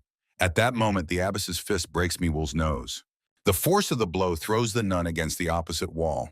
Inun, striking with one hand, covers half her face with the other, clearly upset by what is happening. Shaken Tanharan cannot take her eyes off her. Miwol breaks through the stone wall with her body and hits the next stone barrier. For a moment, everything freezes and only dust swirls in the air. Miwol, leaning on her sword, gets up, shouting indignantly, "How dare she?" Inyun asks not to upset her. She said she does not allow killing the girl. Since when have feelings taken such control over her? The abbess, behind whom appears the image of a goddess shining with gold, steps towards Miwuso. Inyun says, or was she too kind to her all this time? The nun, having lost her headdress, grits her teeth, asking, the abbess understands that she is now mocking her, just like the girl. Miwol exclaims, no matter how much she tries to stop her, a strong slap makes her fall silent. The shocked nun exclaims, "Head!" But the second hand of the abbess is already rushing to her face. A strong slap lands on the other side of her face. In-Un, slapping her, says that she seems to have not yet come to her senses. The abbess's hands flash with incredible speed, and her face is a little sad and detached. In-Yun says she should not give in to feelings. She has already said this. Continuing to beat Miwol, the abbess adds, if she behaves like this, what will the others think of their clan? The nun falls to her knees at In-Yun's feet. She smiles and says, Someone must take responsibility for the victory of the poisonous dragon. That person will be Lady Tan. Turning away from the nun, the clan head, Ami, says, if they kill the girl when the poisonous dragon has already escaped, what is the point? It will only anger Yemwan Tanchan. Inun's shadow falls on the girl lying on the ground. The abbess says, even if only for a short time, she became the bride of a traitor. A heavy golden aura surrounds the fragile-looking body of the abbess. She adds that Tan Haran will be expelled from the clan for her misconduct. The girl tried very hard to help the poisonous dragon. It would have been better if she had not done so. Inun says that now, thanks to the successful escape of the poisonous dragon, a bloody war may begin throughout Murim. Still kneeling, Miwol shouts that she will find him. She promises to bring him here. She will tear him to pieces, but she will bring him. Inyun throws a stern look over her shoulder at her. The abbess says, the nun speaks as if they do not need this war. Why return the dragon? Miwol looks at the abbess in amazement. Tan Haran, looking exhausted, says, what is Ami thinking about? Smiling, Inyun says, let her remember if she wants to save the poisonous dragon. The abbess says that in that case, she better keep her mouth shut. The girl's eyes close. Black columns of smoke continue to rise from the burning ruins up to the sky. Night falls. Mwan Tanshan paces the room like a tiger in a cage. Tan Guioke, sitting in a wheelchair and watching him, asks, what is this? The woman says she hasn't seen her brother so confused in a long time. The elder, casting a glance at her, asks, what else can he do? All of Murim is now only talking about the victory of the poisonous dragon, but he seems to have vanished. Mwan Tanshan adds, he seems to be looking for a ghost. Tan Guioke laughs. The woman suggests, if he wants, she will say it is her fault. The elder asks, does she really think he is afraid of others' opinions? He adds, the archive cannot be restored anymore. No way. Tan Guioke asks, then what? Filling with anger, veins bulging on his forehead, Mwan Tanshan says he should have at least caught him. After all, he locked him in the archive to check. The elder adds, the guy proved he deserves the reputation that surrounds him, so he could be well used for the clan's purposes. Tan Guioke says that he not only escaped but also destroyed everything in his path. The aura around the elder turns crimson black. His eyes shine with inner energy, and his eyebrows knit at the bridge of his nose. Van Tan Chan says he will never forgive him, and Haran, who helped him. Tan Guioke believes that these are all Manet's games. After all, he was the one who gave such a dangerous order to Haran. The elder, spreading his arms to the sides, replies, that's the problem. How could the heir of the Tan clan fall for his tales? Exhaling, the elder asks, what should they do with her now? He says that the sister knows the rules of the Kalana. How should they proceed? Tan Guioke answers, although she is a girl and an heiress, she will be punished according to all the rules. In a vast gloomy dungeon before one of the chambers, the silhouette of the head of the Tan clan and the person accompanying her can be seen. Tan Guioke tells the girl sitting on the floor of the dungeon in a red dress that for betraying the Tang family and helping the enemy escape, she will be held in this prison. The woman adds, since the engagement ceremony has already taken place, the girl will have to wear festive attire until the poisonous dragon is caught. At least this way they can preserve the family's honor. Tan Guioke tells the girl that it is better for her to accept her punishment. It is the least she can do for her offense. Without raising her eyes, Tan Haran answers, yes, grandmother. Visitors leave and the girl remains alone. Tan Haran exhales and simply falls to the floor. She says, wearing festive clothes, so she really is an abandoned bride. The girl wonders, did the dragon manage to escape? Before her mental eyes rises the silhouette of a guy against the backdrop of a fire. She thinks that for the sake of revenge, he is even ready to give his life. Before, she did not understand what drove him forward. But the more she looked at his determination, the more she realized that they are completely different. Remembering how he slept on the floor in the hotel, she thinks that then she became curious and interested. Who is he really? When he told about himself, she sincerely began to wish him happiness. Tan Haran recalls the day they left the hotel. She seems to see, in reality, the sinister gleam in the eyes of the guy, asking, could the Tan clan be involved in what happened? Mvan Tanshan answered, yes, it is all his doing. She remembers how shocked she was then. For his happiness, she gave up her family. The girl thinks that she had no right to wish him happiness. A tear trembles on her eyelashes. Continuing to lie motionless on the floor, Tanharan thinks that helping in the escape is the only thing she can do to atone for her family's sins. He must escape. Her hand clenches into a fist as she thinks his life, full of pain and suffering, must find a quiet refuge. Tanharan continues to lie on the dungeon floor, lost in thought. She says, to be honest, she is sad that he left her alone. A voice reaches her. Lady Haran. The surprised girl opens her eyes, shining with tears. Raising herself on her hands, she looks at the guy standing on the other side of the bars. From her lips slips, impossible. Without taking her eyes off Jinjagan, she, not believing her eyes, says, Dragon? Tanharan asks, is this not a dream? The girl inquires, why is he here? Jinjagan, smiling, answers, he did not intend to escape and was hiding here. The guy explains, others do not suspect that he could have stayed, so they are searching far from here. He tells that while everyone was putting out the fire, he managed to get inside, and then he learned that she was sent to prison. Gripping the bars of the grill with her hands, Tanharan shouts, she asked why he even came back. He should have escaped. Jinjagan answers, then he would most likely have been caught. It is much safer here. The guy adds, and also, he did not intend to leave her. The girl's cheeks betray a blush. Jinjagan says, on the day of their engagement, the clan leader Ami asked him about who is the target of his revenge, a person, a group, or the system itself. Recalling how In-Yun held a knife to the elder's face, the guy says, revenge must not blind you. You need to know exactly where to aim. That was the advice she gave him. Recalling Fion Bok, he adds that he had already heard these words from one person. You cannot think of a group of people as a single whole. There can be different people within one group. Jinjagan says that for him, such an exception in the Tan clan is her. Despite everything that happened, she was ready to give her life for him. The guy says that's why he decided he couldn't leave her. Tanharan looks at him intently. Tears shine in her eyes. The girl says she would have wanted him to decide for another reason. But even so, bowing her head to hide the tears streaming down her cheeks, Tanharan thanks the guy for not forgetting her. The girl admits she really thought it was all over. Jinjagan silently looks at her. Suddenly the girl screams. The guy anxiously asks, what's wrong? Tanharan, sitting on the floor, complains with a smile that her legs have gone numb because she has been in that position for a long time. The guy sighs with relief and leans toward her. Red shoes stand on the floor. The girl's voice is heard. She has big feet, right? Jinjagan, sitting on the floor near the girl, massages her legs.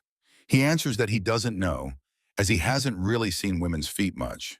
Throwing a glance at the guy and blushing, the girl says, he does know what it means when a woman allows a man to touch her body. Jinjagan replies that he knows. Tanharan says, really? She thought she would have to explain. Massaging her calves, the guy says. He remembers why they originally came here. Looking away to the side, the girl says, I see. Tanharan asks the guy, continuing to massage her leg, so what will they do now? The people of the Tan clan will soon find out that he is here. Or rather, it's surprising they haven't realized it yet. Jinjagan answers, he thinks they already have. That's why there is no one else in this part of the prison except them.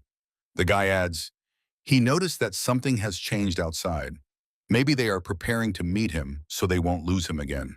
Tanharan says, so they are trapped? She doesn't know any secret exits from here. Continuing to massage her leg, Jinjagan replies, yes, there are none. He has already checked everything. But he found something else. The guy says, so she shouldn't worry. They will be able to escape. Tilting her head, Tanharan says with a smile, so strange. She would never believe it if someone else said these words to her. She notices a handcuff on his hand, obtained for him by Manhwa. From her lips comes, oh, this is... The guy raises his hand, showing the device. He says, this is what she gave him. He doesn't know how to use it, but let it be. Tanharan says that this is the threads of flying silk, one of the clan's best weapons. She explains to Jinjagan, who is studying her gift with his gaze, that with the help of internal energy, he can create whips that no one will see. Thin rays stretch from the bracelet encircling the wrist. The girl says that they are sharper than any knife and can cut almost anything. Tanharan adds, even a person into small pieces. She says that now the threads of flying silk are his. She thinks they still have time, and she will teach him how to use this weapon. To Chin Jagan, studying her gift, comes the girl's voice. Only clan members can reveal its true potential anyway. The office of the clan head Tan, the elder studying a document, says, "What? Is he in prison now?" The man standing at attention before his desk answers, "Yes." He adds that he needed to check the guards. But when he came, they were already dead. There were traces of poison use everywhere. The man says he felt the presence of another person in the prison. He is definitely still there. Crumpling the document, Mbantanshan says, "So that's how it is. Now it's clear why they couldn't find him for so long." The elder wonders mentally, but why did he go to prison immediately? Are he and Haran really that close? A red aura surrounds the man as he thinks. What are they planning? He decides that this time he definitely cannot let him escape. Entrance to the Tan clan prison. In front of the door, Tan Guiok sits in a chair. Next to her is a man who had previously accompanied her to her granddaughter. The elder, approaching with a squad of warriors, says, "Is she here too?" The woman greets her brother. He asks, "Why has she come?" Tan Guioke says that she is interested in seeing the one who troubles his soul so much. Yemwan Tanshan only snorts angrily in response. The elder says he doesn't think the guy will come out first. Surely they are still discussing what is best to do. A red glow floods the man's eyes, and a red aura flares around him as he exclaims, "Are they seriously planning to play with him until the end? He still has to open the doors of his own prison himself?" The aura around Yemwan Tanshan explodes with black-purple colors as he steps toward the prison door. The ceiling in the dungeon cracks, and small shards fall to the floor. The boy and girl standing in the middle of the cell raise their heads. Tan Haren exclaims, "It's grandfather!"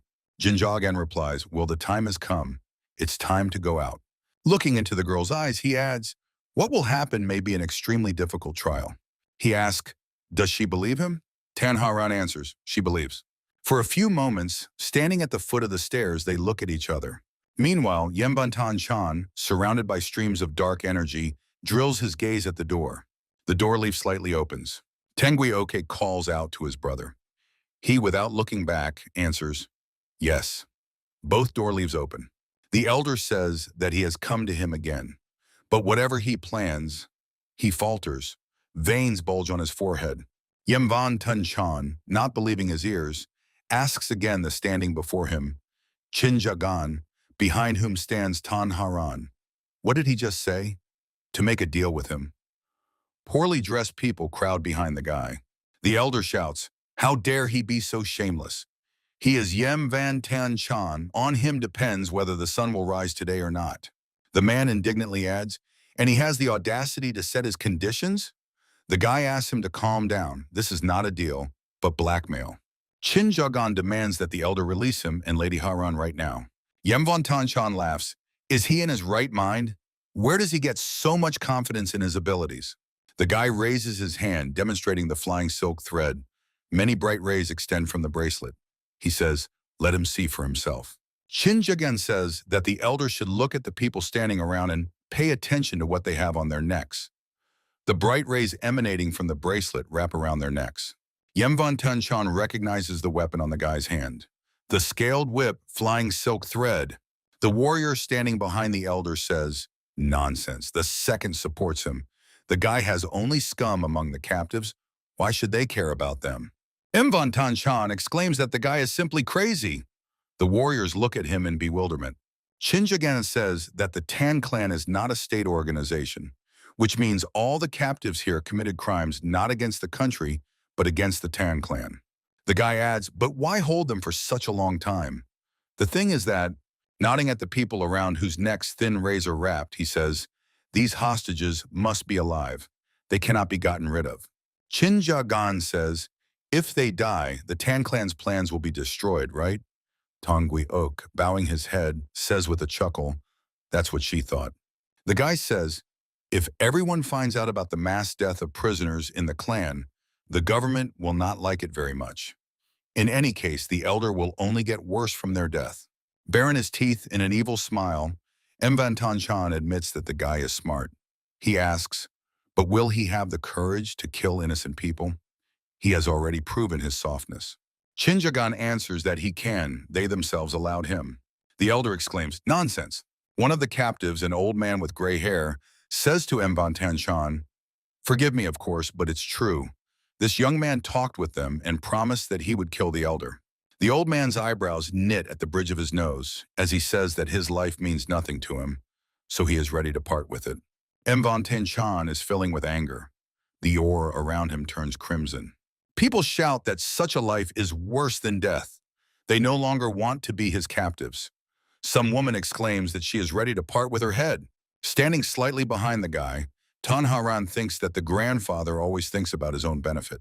She is sure that he definitely will not do anything to his own detriment. It is surprising that the poisonous dragon came up with offering him such a deal. He found the grandfather's weak spot and plunged a sword into it.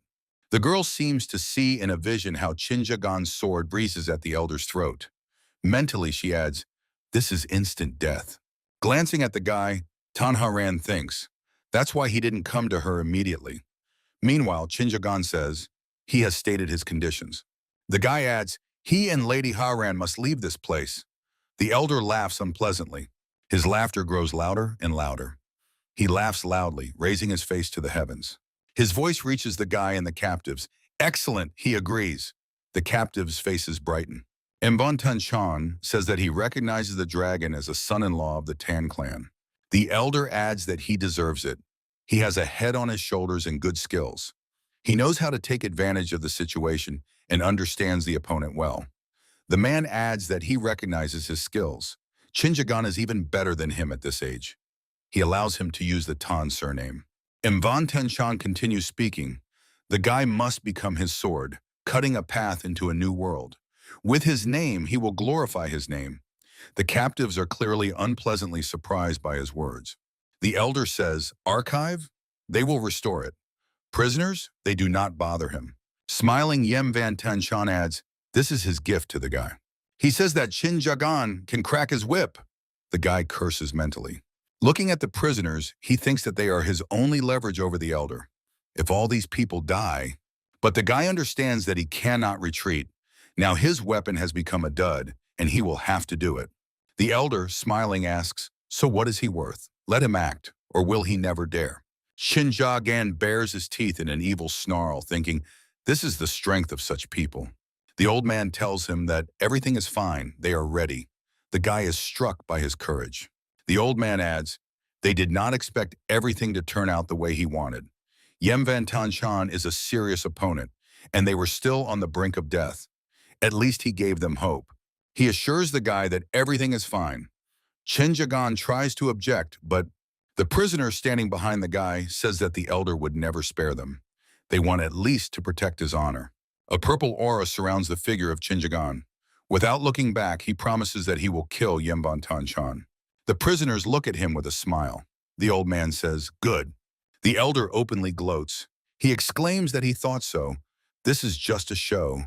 Chinjagan is just a scared chicken. The guy shouts fiercely, "Head of the Five Elements Clan Viguk!" Chinjagan waves his hand, and the old man's head separates from his body and flies up, splattering blood. Mbantanshan is stunned. He hears the guy's words. He wants him to become his sword? Then he will have to unfold the hilt of this sword. Beside himself with rage, the guy whose bracelet on his arm emits purple rays growls, "Let him just wait and watch where his own blade will strike in the end." A dark purple aura surrounds him. Chinjagan exclaimed, "Li Wihen, leader of the Golden Dragon Clan, heir of the Golden Fire Association Gumenbach, master of the Mountain Fortress, Muson Seinin, monk of the Dragon Temple, Hagan, captain of the Manhwa Hanho squad." After each named person, the beheaded body falls to the ground. The guy continues shouting the names of the prisoners, knocking their heads off. Blood splashes in all directions. From the elder's lips comes, "Why he?" But Chinjagan, ignoring him, shouts, "Leader of the great heavens, Clan Wan Nen!" A red aura explodes around Mbantanshan as he shouts that he asked the guy a question. Chinjagan answers, "These are the names of the people he had to kill. He will definitely carry them with him further." The guy's face is covered with blood splashes. Suddenly lowering his bloodied hand, from which deadly rays emanate, and causing blood splashes to fly into the air again and again. He says that even if he dies, their names will not be forgotten. Streams of dark energy, like tongues of flame, swirl around the elder, growling. How long has it been already? Mvantanshan decides that he absolutely must kill the guy. He is too dangerous. The elder's eyes blaze with the fire of inner energy as he thinks. Even if he has to sacrifice something, he must remove the dragon from his path. He needs to wipe him off the face of the earth. Killer energy explodes around the enraged Mvantanshan. He exclaims, "This is a problem." Tanharan says, "If Grandpa continues..." The elder is stopped by the voice of Tangui Ok, calling her brother. The woman asks, didn't he realize that the blade of his sword is already aimed at him? Mvantanshan stands, proudly straightening his back, without looking at his sister. The elder thinks, he is his sword, but why is it him who determines his actions? The man thinks that he hasn't given in to emotions for a long time. He pulls himself together and says, yes, that is enough. Mvantanshan turns around and leaves, saying that he leaves the guy to her. The woman replies, all right. Tangui OK says, well then, looking at the guy and the girl, at whose feet lie the bodies of beheaded people, she suggests continuing their conversation. Tangui OK asks everyone except the leader of the Flying Souls clan, the man who constantly accompanies her, to leave them. The warriors, bowing respectfully, answer yes. The woman says she couldn't introduce herself because of everything happening. She adds that she is Haran's grandmother and gives her name. Since he is the fiancé of her granddaughter, the guy interrupts her, saying that he is Chinjagan. Tangui OK, addressing him as Mr. Chin, says that she hasn't seen her brother so confused in a long time. Thanks to the guy, she had a great time.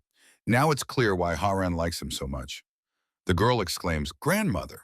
Chinjagan looks gloomily at the woman. She says that there is no need to be so wary. Tangui OK declares that she wants to let them go.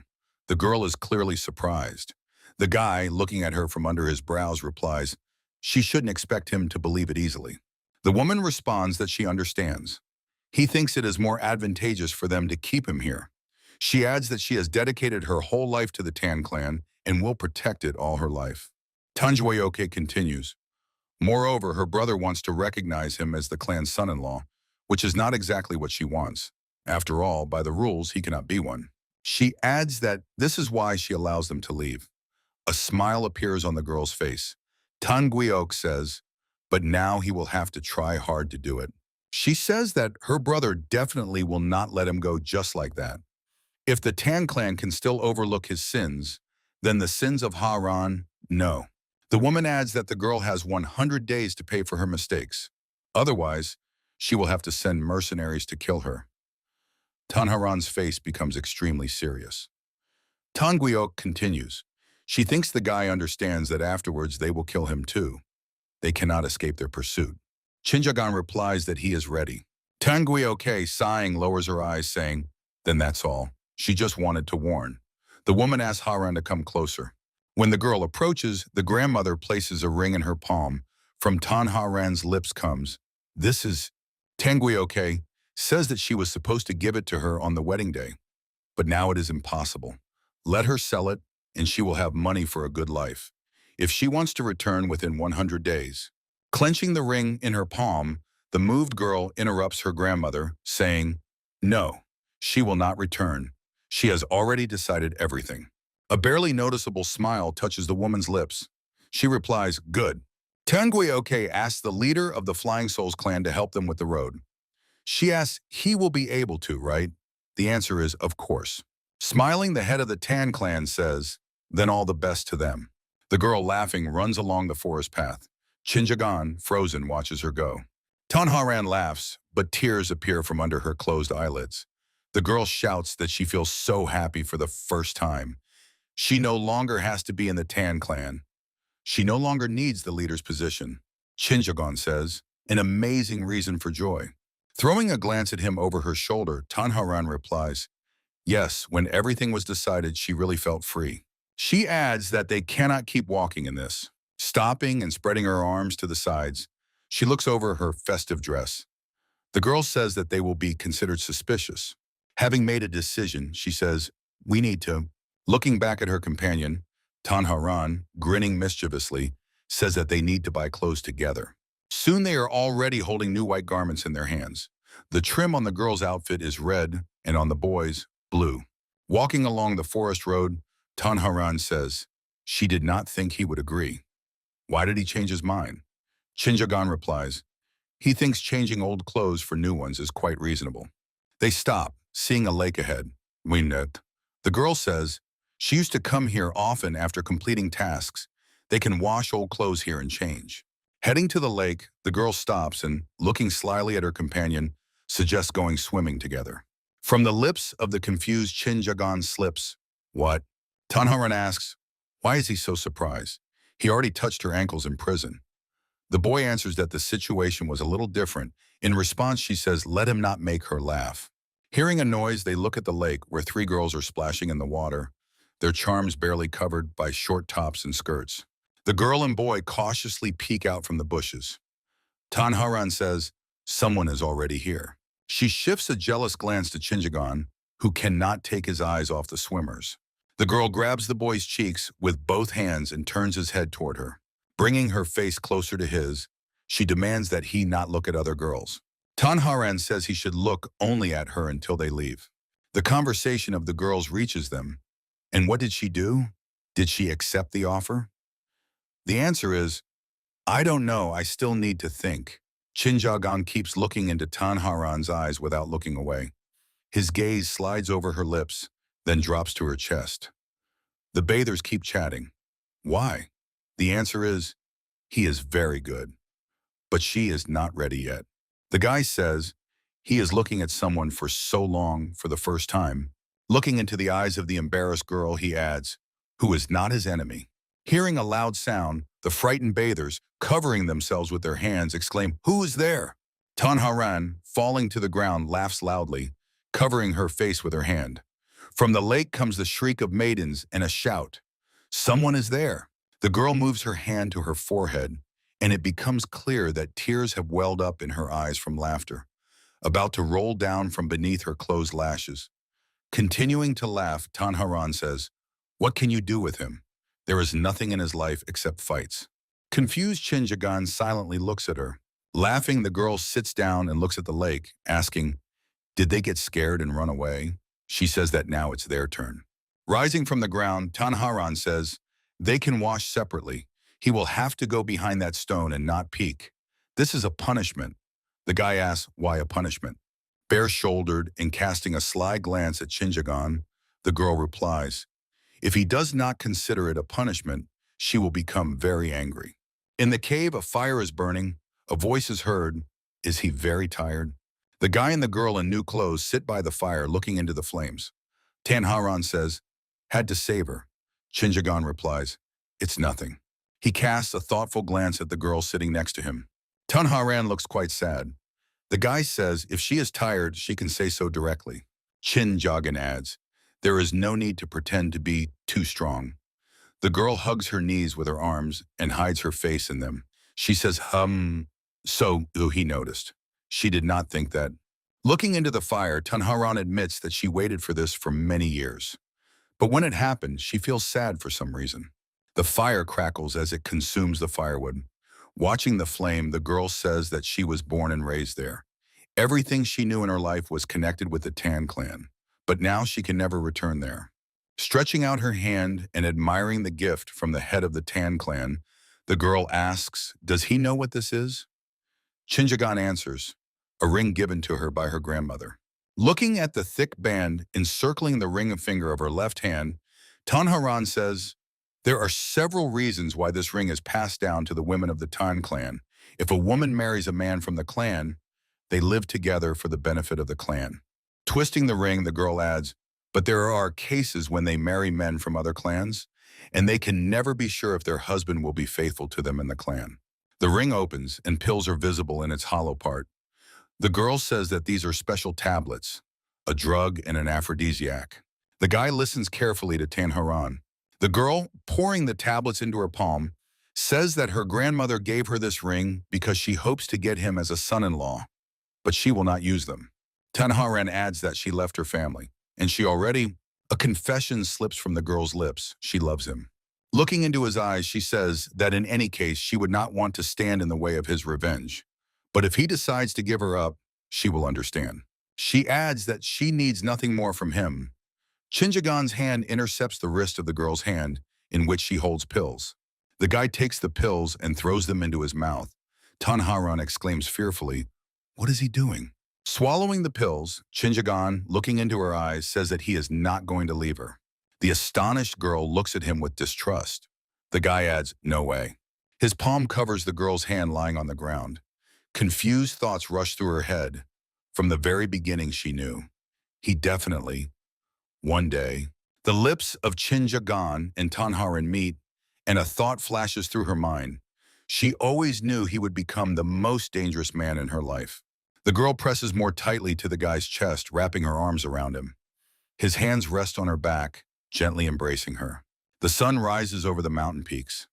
A new day begins. Naked Tanharan wakes up and sits up, covering herself with a kaftan.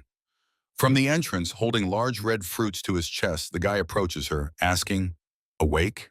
Shinjagan stands before her, holding large red apples in his hands. The guy says he thought she would be hungry, so he brought food.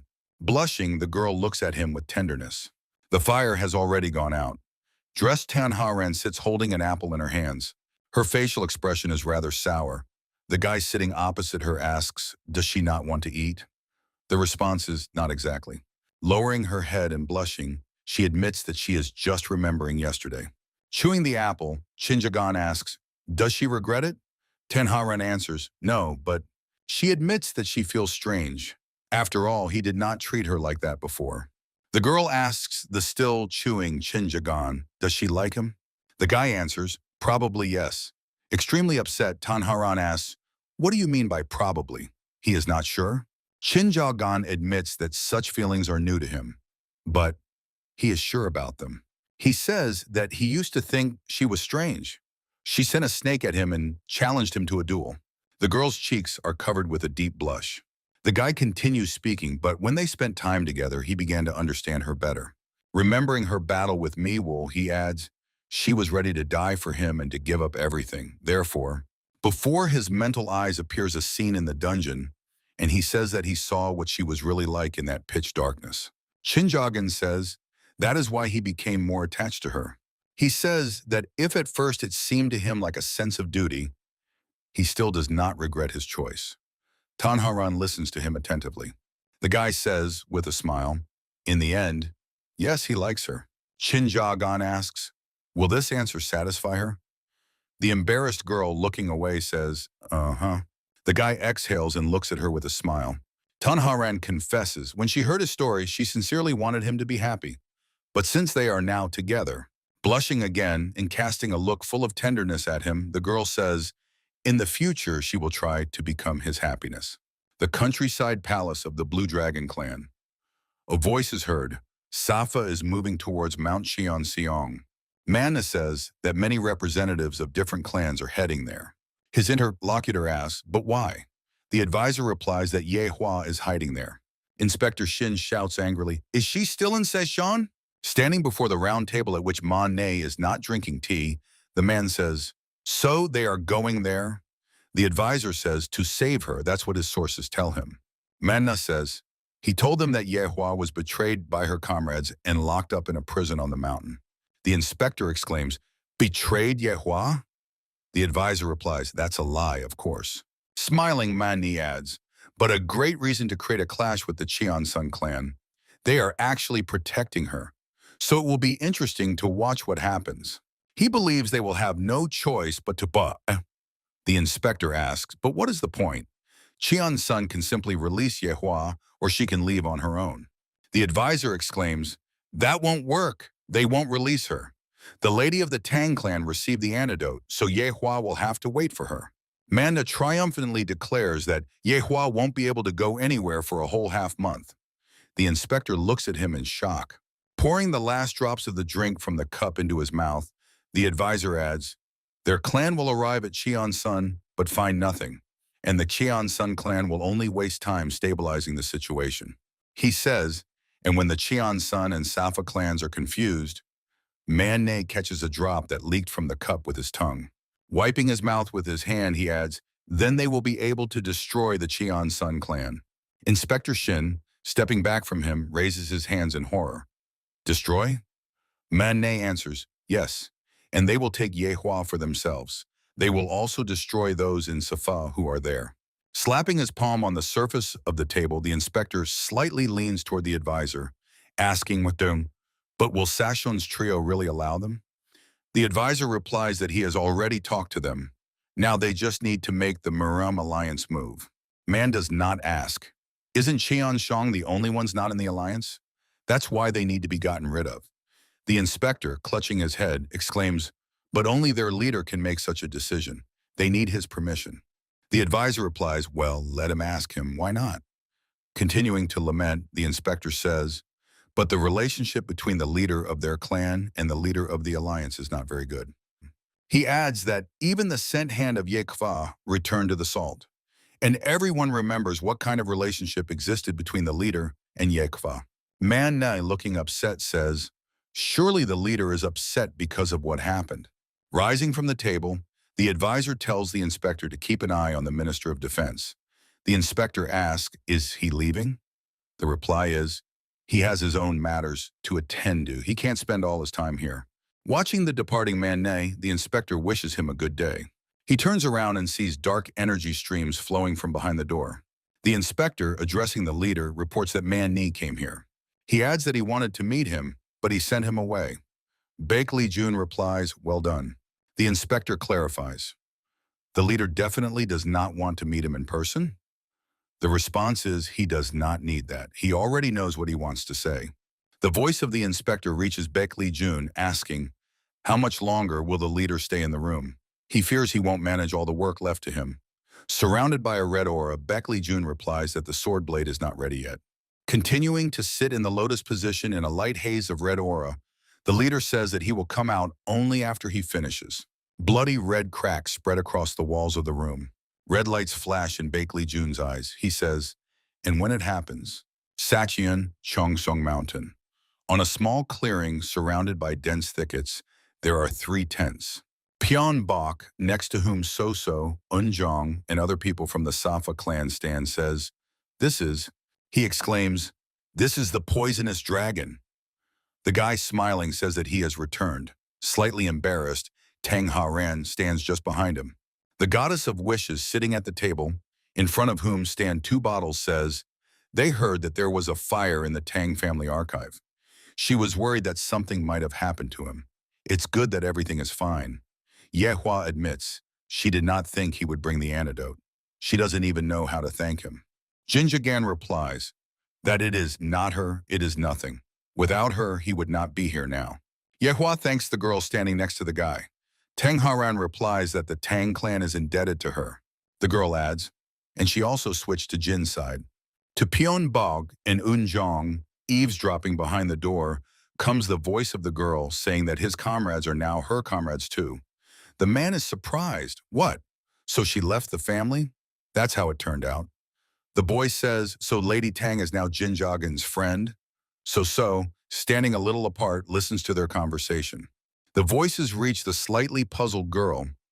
Unjong says, he thought they were going undercover into the Tang family.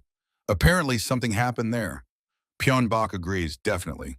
There is no former tension between them now. They do not notice that a person who just approached is watching them. Meanwhile, the goddess of wishes speaks to the guy and the girl sitting at the table opposite her. She has already spoken, but will repeat herself. He can refuse revenge. Shinjagan replies that he remembers. The woman says, ordinary life and family are also good.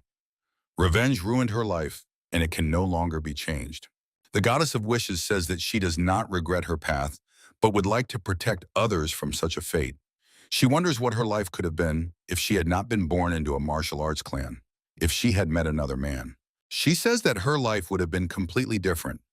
The door opens and Fen Bok appears on the threshold. He informs the lady that they have a big problem. The man exclaims, the Cheon Song clan. The goddess of wishes asks, what is it? What happened to the clan? To the clan. A drop of sweat runs down her face and from her lips escapes. She did not think he would come here. Unjong freezes with his mouth open, So tilts her head, as does Master Pak Cheon. Before them stands the great warrior Murim. The wind flutters the long ends of the bandage covering his eyes. From behind the door where Pak Cheon remains, the voice of Yehua is heard. Welcome, Mr. Muam. The goddess of wishes and the great warrior sit side by side on a bench. The woman says, he came because of Pak Cheon? Muam replies, correct. He wants to resolve one problem. The head of the Cheon Seong clan adds, he heard that she lost her hand. He adds that in such moments he is glad that he is blind. That way he cannot see her suffering. Rubbing his shoulder, Yehua says that he has always been like this. Light and darkness create balance in their world, but he tries to see only the light. Muam replies he is not trying to turn away from the darkness. He tries not to see her pain. Casting a glance at him, the woman says, so after the destruction of her clan, he blinded himself so as not to see the suffering of this world? He thought this would make her happier? Her voice reaches the man. Why not think about the fate of the members of her clan instead? Clenching his hand into a fist, Yehua says, she was very upset when she learned what happened to him. She did not expect that her suffering would become his. Muam asks her not to worry. He is very emotional about what happens to her, so he would do it again. He says there is no need to worry. The goddess of wishes replies that he has not changed at all. Bowing his head, Yehua adds, she recently learned that Jin Jagan shared his heart with a girl from the Tang clan. She admits that she envies them. If she had been braver in the past, if she had made a different choice, everything would be different. The man replies that it is not too late. She cannot change the past, but she can change her heart. Rising from the bench, the goddess of wishes says that she told the poisonous dragon the same, but that advice is not for her. Yeha says, if she had forgiven Beckley Jun, if she had forgotten everything. Casting a glance over her shoulder at Muam, she asks, would he have accepted her? Silence hangs. The man says, he. Turning to face him, Yehua asks him to tell her everything honestly. After all, he is still the head of the Cheon Sun clan. Responsibility for many people does not allow him to do what he wants. Muam asks her not to make him laugh. He is the strongest in Cheon Sun, very strong. The man asks, if he wanted to leave the clan, who would stop him? The goddess of wishes, sighing, admits that before, when he was superficial, she hated him. Yehua adds, but she was wrong. If lightness were inherent in his thoughts, he would not have become who he is now. Muam asks, wouldn't she want to move back to the clan? For her health, it is a good option. The woman answers that the Cheon Sun clan has already suffered enough because of her. She no longer wants to interfere with them. The goddess of wishes asks him to leave. She says, and also, her voice reaches him. Let him not return back. With his hands behind his back, the man heads to the door. When he already reaches the exit, Yehua says, one day, the woman says that when her heart is free, she will definitely find him. A slight smile glides over the man's lips. He slightly bows his head, saying he will wait. Placing his palm as a visor on his forehead, Fenbok says, one teacher, two Buddhas, three Taos, two kings are the 8 main representatives of Murim. Watching how the head of the Cheon Shong clan leaves the hut, he says, Muam is one of the 3 Taoists. He rarely comes to people. Fenbok says, interesting. What happened? Jinjagan silently stands next to him. Pak Cheon says to Muam, let's go. He snorts in response. From afar, Fenbok, Jinjagan, Yunjong, and Soso watch them. Looking after the departing men, the young man thinks, Pak Cheon and Muam together.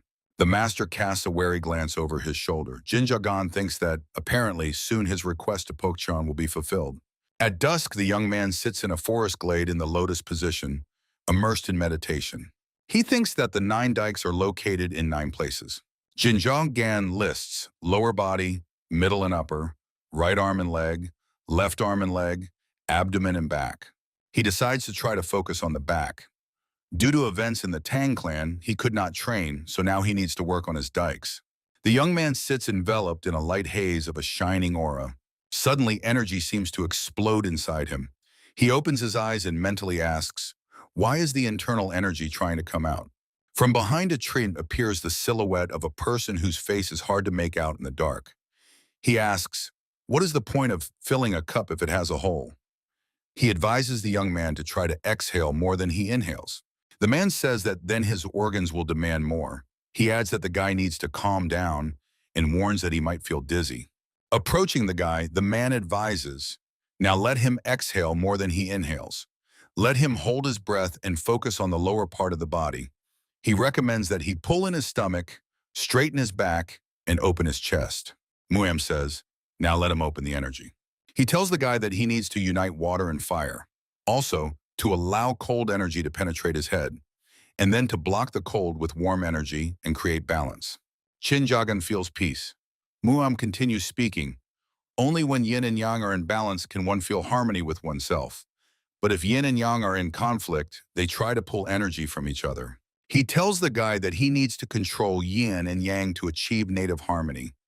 Murim says he can even reach the highest degree of harmony when yin becomes yang and yang becomes yin.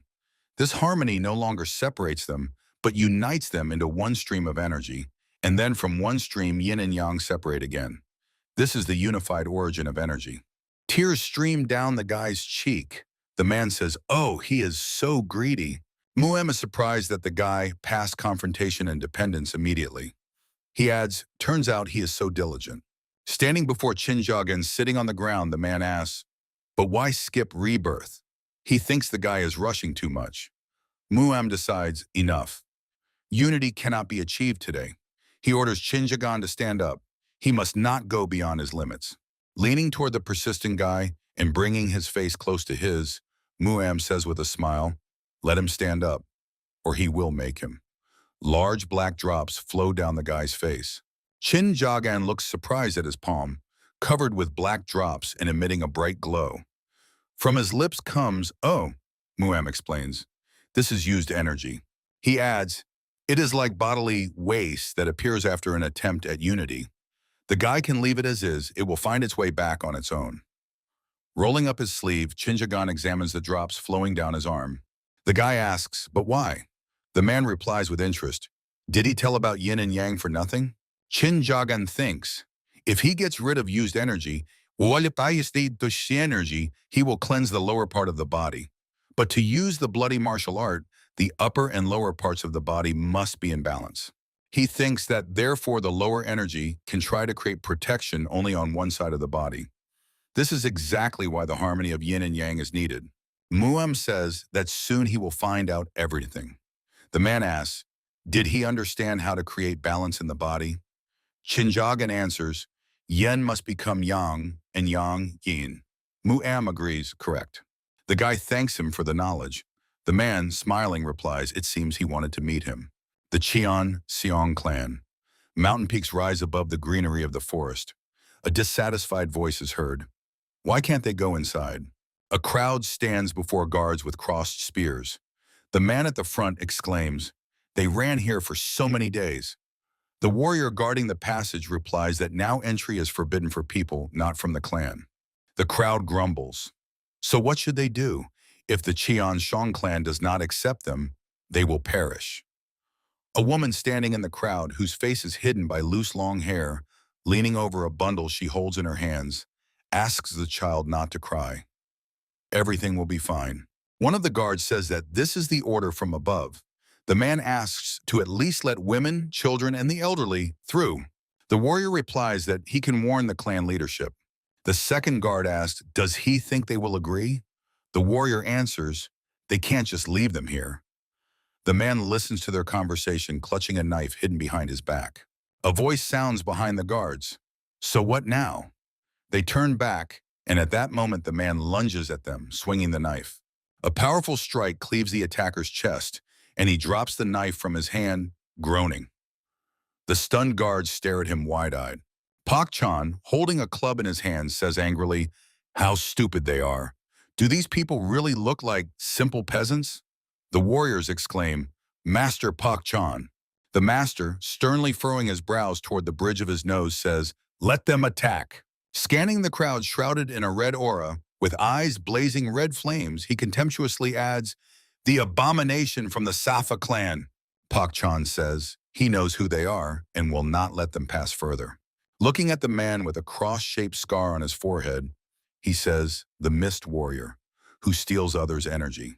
Shifting his gaze to the woman holding a bundle containing a ragdoll stuck with pins, Pak Chan says, "The Black Witch, who uses a child's cry to enchant the enemy and steal his secret techniques." Looking at the warrior in a helmet, he says, "The worthless warrior Guryun, one of the 8 flying demons." Scanning the crowd, Pak Chan says they are all from the Safa clan. Approaching them, he adds, "They shall not set foot on the land of the Chonsun clan. They are willing to accept those who want to learn, but their clan's ideology conflicts with what they are used to." Standing between the guards, Pak Chan strikes the club on the ground, demanding that they leave immediately. The Black Witch chuckles and says, "What an honor that Pak Chan himself recognized them. But it was hurtful to hear about the difference in ideologies." The woman asks, "If they are so good, then why is their mistress with them?" The man asks in surprise, "What?" The Black Witch says, "They know that the lady is in their clan. They want to save her and take her back." Pak Chan replies that Yahello personally came to them to recover. "No one locked her up," the woman asks. "So these are just rumors? Then let them have the opportunity to meet with her." The Black Witch says, "They will check if she is all right and leave." Pak Chan replies, "It won't work." The woman asks, "Why?" The man reports that Ikwa is recovering in the training hall. She needs to get rid of the poison after taking the antidote, so she cannot move. Stretching her lips into a smile, the Black Witch asks, "Does he think they will believe it?" The foggy warrior, a mighty man, decisively says, "Enough, enough talk." Rubbing his hands, he says that their mistress might be on the brink of death. Therefore, they will have to, he exclaims, break through by force. And at that moment, he lunges at Pak Chan, swinging a fist surrounded by the glow of a red aura. With 2 fingers, deputy head of the Cheon clan strikes the man in the solar plexus, and he chokes on a scream. The foggy warrior falls between Pak Chan and the crowd of the Safa clan. The master shouts angrily, "Ridiculous! They expect to match him." The people standing opposite Pak Chan look at him gloomily. Rising from the ground, the misty warrior says, "The Chonsun clan is very strong." However, gnashing his teeth maliciously, he adds that they are ready to give their lives for their mistress. Therefore, they will fight to the end. Spitting, Pak Chan turns away, saying that he could easily kill them all, but then he would not be able to look Yahello in the eyes. Leaving, he adds, "Let them wait until she comes out, then they will meet." He swears by his name. Without looking back, he says, "If they want to die, then let them come up with something else." Pak Chan thinks that all this seems very suspicious. He understands that someone is deliberately spreading rumors about Yahello and trying to set other clans against Chonsun. The summit of Mount Chonsun. High in the sky, the lunar disk is visible. 2 people are in the gazebo. A voice is heard. "Can he play Baduk?" Jinjagan answers, "No, on the gridded board stand 2 round vessels." Sitting at a low table, Murim says, "Then he will teach him." The guy replies that he is more interested not in Baduk. The man, smiling, replies he knows. He is interested in the 9 rays of the Jade Void. He adds that he would like to share his knowledge with Chinjagan, but since it will happen anyway, maybe he will still play Baduk with him. The guy has nothing to object. He takes a seat opposite Murim. The man says, "That's better." The head of the Cheon Song clan says, if he learns to play, his perception will change. Chinjagan asks, "Can he play even without seeing anything?" Murim replies, "Of course. Didn't Pak Chan say that he became the head of the clan thanks to playing Baduk?" Pointing to the lidded vessel in front of the guy, Murim says, "There are stones inside. Let him take them." Chinjagan removes the lid and takes out a white shell. The man says this is a shell. He uses it as a stone piece for the game. Since he cannot see, at least he can feel it this way. In Muam's fingers is the same shell, only black in color. He clenches the shell in his fist, telling the guy to take everything seriously. A flash of energy occurs in his fist. Muam opens his fingers and shows the guy a round black piece. He offers Chinjagan to try to beat his piece. The clan head places the piece on the board, making a move. Releasing the piece, he says he will start from here, and adds, "And the guy should start from the same spot on his half." Chinjagan freezes, holding a shell in his hand. Muam asks, why is he sitting? Doesn't know how to walk? The guy wonders, has Baduk always been like this? The answer is, you could say that. Muam says that Baduk has many types. The usual Baduk with a winner and a loser. Baduk whose winner is determined after several days of play. The man adds, in their clan, there are even those who played Padauk for 20 years. Shinjagan asks in surprise, one round lasted 20 years? Murim explains, they placed the board in a place where no one else could reach and made moves about once a month. That's why it was such a long game. He recalls a small table with pieces standing on a small ledge among tall rocks. Shinjagan asks, and how did it end? The man replies, unfortunately, after 20 years, the opponent did not come, so the game did not end with anyone's victory. Smiling, the clan leader says, that's how deep and mysterious the world of Padauk is. There is this kind and there is that kind. Murim adds, if he understood, then let him use his piece. The guy examines the shell lying on his palm. He clenches his hand into a fist and closes his eyes. A glow emanates from his wrist. Shinjagan unclenches his fist and sees only a crumbled shell on his palm. Murim says that this is not easy. The clan leader sighs. Pakchan spoke so well of him. He did not expect it to end like this. He shouldn't have believed all the good rumors about him. He is not desperate enough. Shinjagan replies that his whole life is a desperate desire for revenge. How can an ordinary stone judge him? Smiling, Murim says, if he can't do something, then he can't. That's all. The guy says, then Padauk is not for him. He suggests better to return to the 9 rays of Jade Void. He says he needs to know about this technique to survive and take revenge. If he doesn't want to teach him, the clan leader interrupts him. What a fool he is. Murim says that he has already taught him. The guy looks at him in surprise. Pointing a finger at the board with a piece, the man says, this is the 9 rays of Jade Void. Getting up, Murim says, now let him try to figure it out himself. If he can't, let him just give up. Smiling, clan leader Cheon-san says, it all depends on him. Let him not miss the chance. Shinjagan stares at the board thinking, 9 rays of Jade Void. Looking at the board with the piece, he wonders, here? Shinjagan, looking at his hand clenched into a fist, thinks, if Master Murim said this seriously, then he unclenches his hand and looks at the crushed shell. It turns out that the pieces in the game of Padauk are somehow connected with the 9 rays of Jade Void. But no matter how much he reduces the internal energy, the thin walls of the shell crack. The guy wonders, what should he do? Looking at the vessel with shells, he decides he will have to try until it works.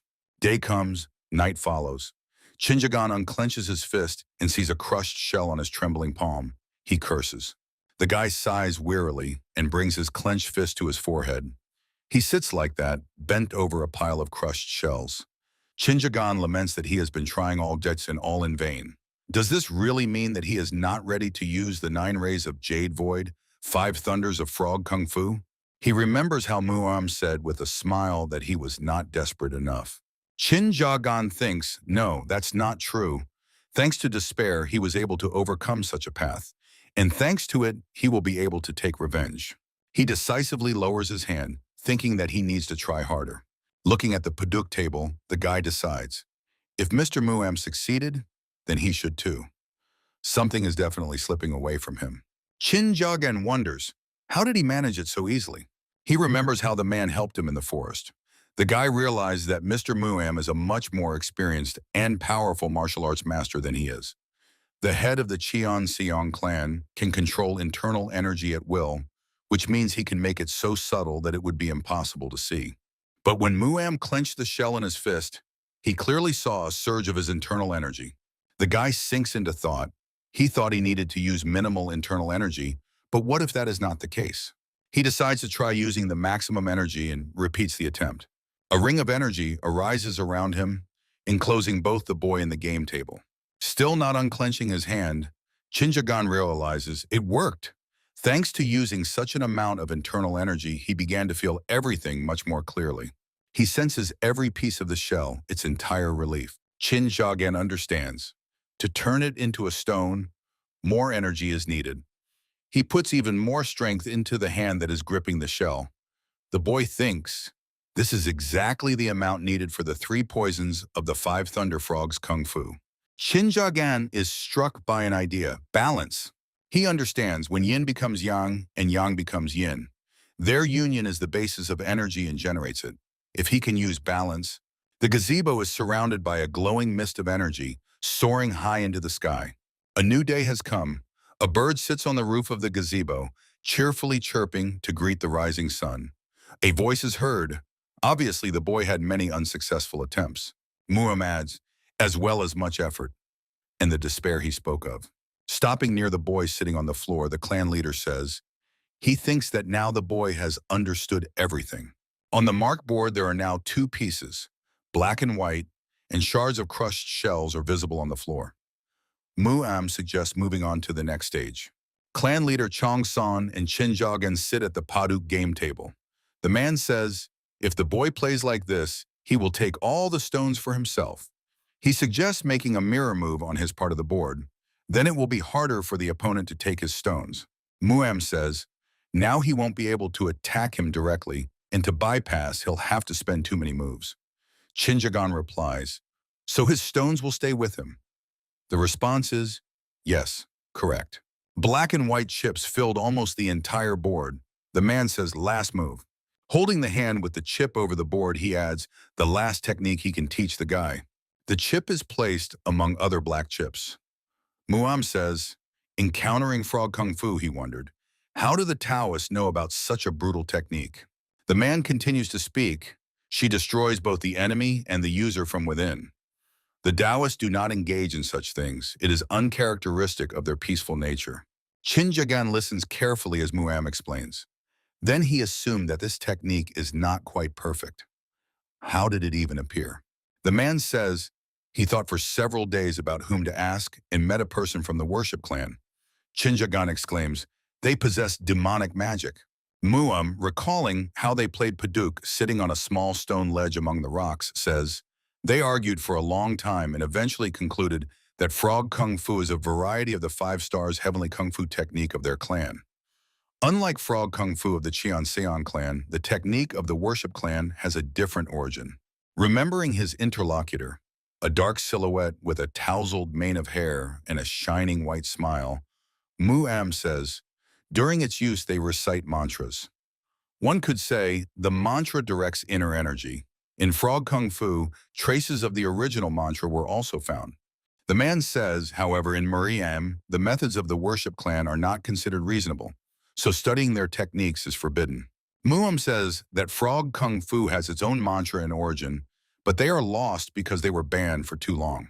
He adds that they decided to unite and exchange knowledge. The man says that this is how the 9 rays of Jade Void, 5 storms of frog kung fu were created. Murim says he knew this was not the end, but soon became the head of the Cheonseon clan and understood how things really stand in Murim. He abandoned the development and completion of the technique, but his friend with whom they created it most likely finished it. They last contacted each other precisely because of this. Murim says, if he wants to finish the 9 rays of Jade Void, 5 storms of frog kung fu, he needs to meet him. Jinjagan asks, does he know where he is now? Murim answers, he heard that he is held in the Cheonan Union prison. He hands the guy a token glowing with greenish energy and offers him to take this stone. The guy takes the token and examines it. The clan head adds, this way he will be able to find him. Clenching the stone in his fist, Jinjagan says, so the direct connection of the 9 rays of Jade Void, 5 storms of frog kung fu with the game of Bauk was true. The guy, looking at the clan head, says he spent 20 years with that man playing the game. The entrance to the cave is almost invisible due to the bushes and trees growing nearby. From the depths of the cave come moans and coughing. A person, racked with cough, spits blood from his mouth directly onto the stone floor. Manhwa, sitting on the cave floor, wipes his bloody mouth with his hand and says, what terrible pain. To become stronger, he decided to study the techniques of heavenly blood, but the side effect turned out to be too strong. Moreover, the elixirs he takes do not help at all. Looking at the bloodstain at his feet, Manhwa hesitates. He is unlikely to last long. He wonders, is he sad about this? A predatory smile appears on his lips. Not at all. Lowering his head, the advisor thinks about the fact that this was his choice and the result of his actions. What is the point of blaming himself for what is already done? Manhwa reflects on the fact that Tanharan left the family and became a woman of the poisonous dragon. Now he is pursued not only by the Chego clan, but also by the Tan clan. Rising and heading towards the cave exit, he thinks that rumors about worsening relations between Safa and the Cheonsun clan are spreading well. He even managed to learn about problems between Bakley Jun and Haywol. Approaching the exit, the advisor exclaims, "The heavens themselves are helping him." Having stepped outside, he stops and looks at the houses in the distance. Smiling, illuminated by a red aura, the advisor asks, can he now calmly kill the head of Murim? Murim Alliance, house in Gangzone. A voice comes from the mansion. He is late. The head has been waiting for a long time. Mana replies. He apologizes, but he could not find the way immediately. The man, pointing to the door, asks him to enter. The advisor spreads his arms wide to the sides, and the man asks, what is he doing? Mana is not surprised. Will he not search him? The man asks, why? After all, here is one of the representatives of the three strongest in Murim. The advisor mentally repeats after him, the three strongest in Murim. One master, two Buddhas, three rulers, two kings. He understands that the man is talking about the three great clans, the demon family, Safa and Zhongfa. He is now heading to Haywol, the master of the northern heavens, the leader of Murim. Humbly bowing his head, the advisor thinks. Apparently the man does not consider him at all. Manhwa says, understood. The man invites him to enter, adding that it is better not to make him wait.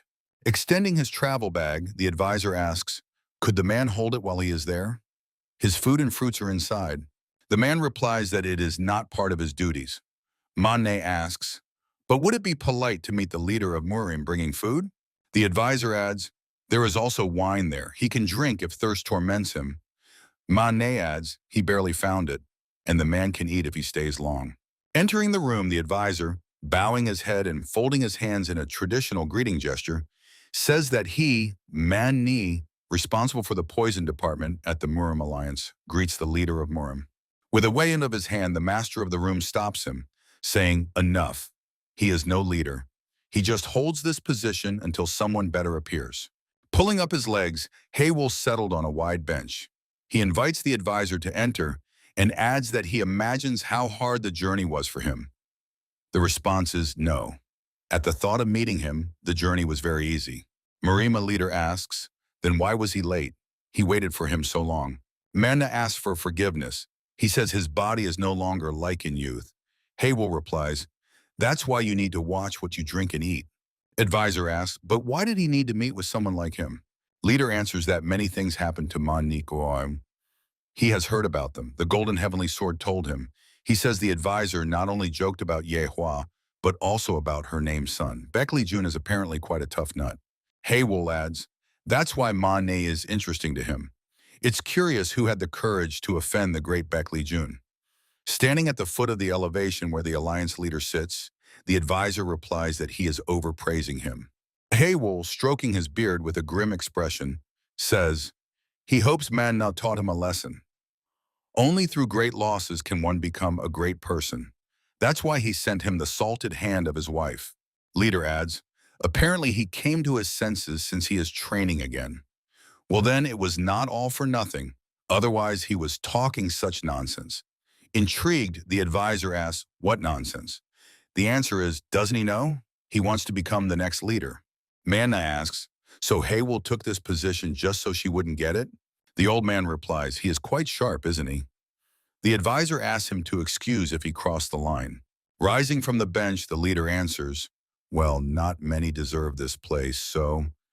Manhwa says, that's understandable, but Haywol asks, what does he think the leader does?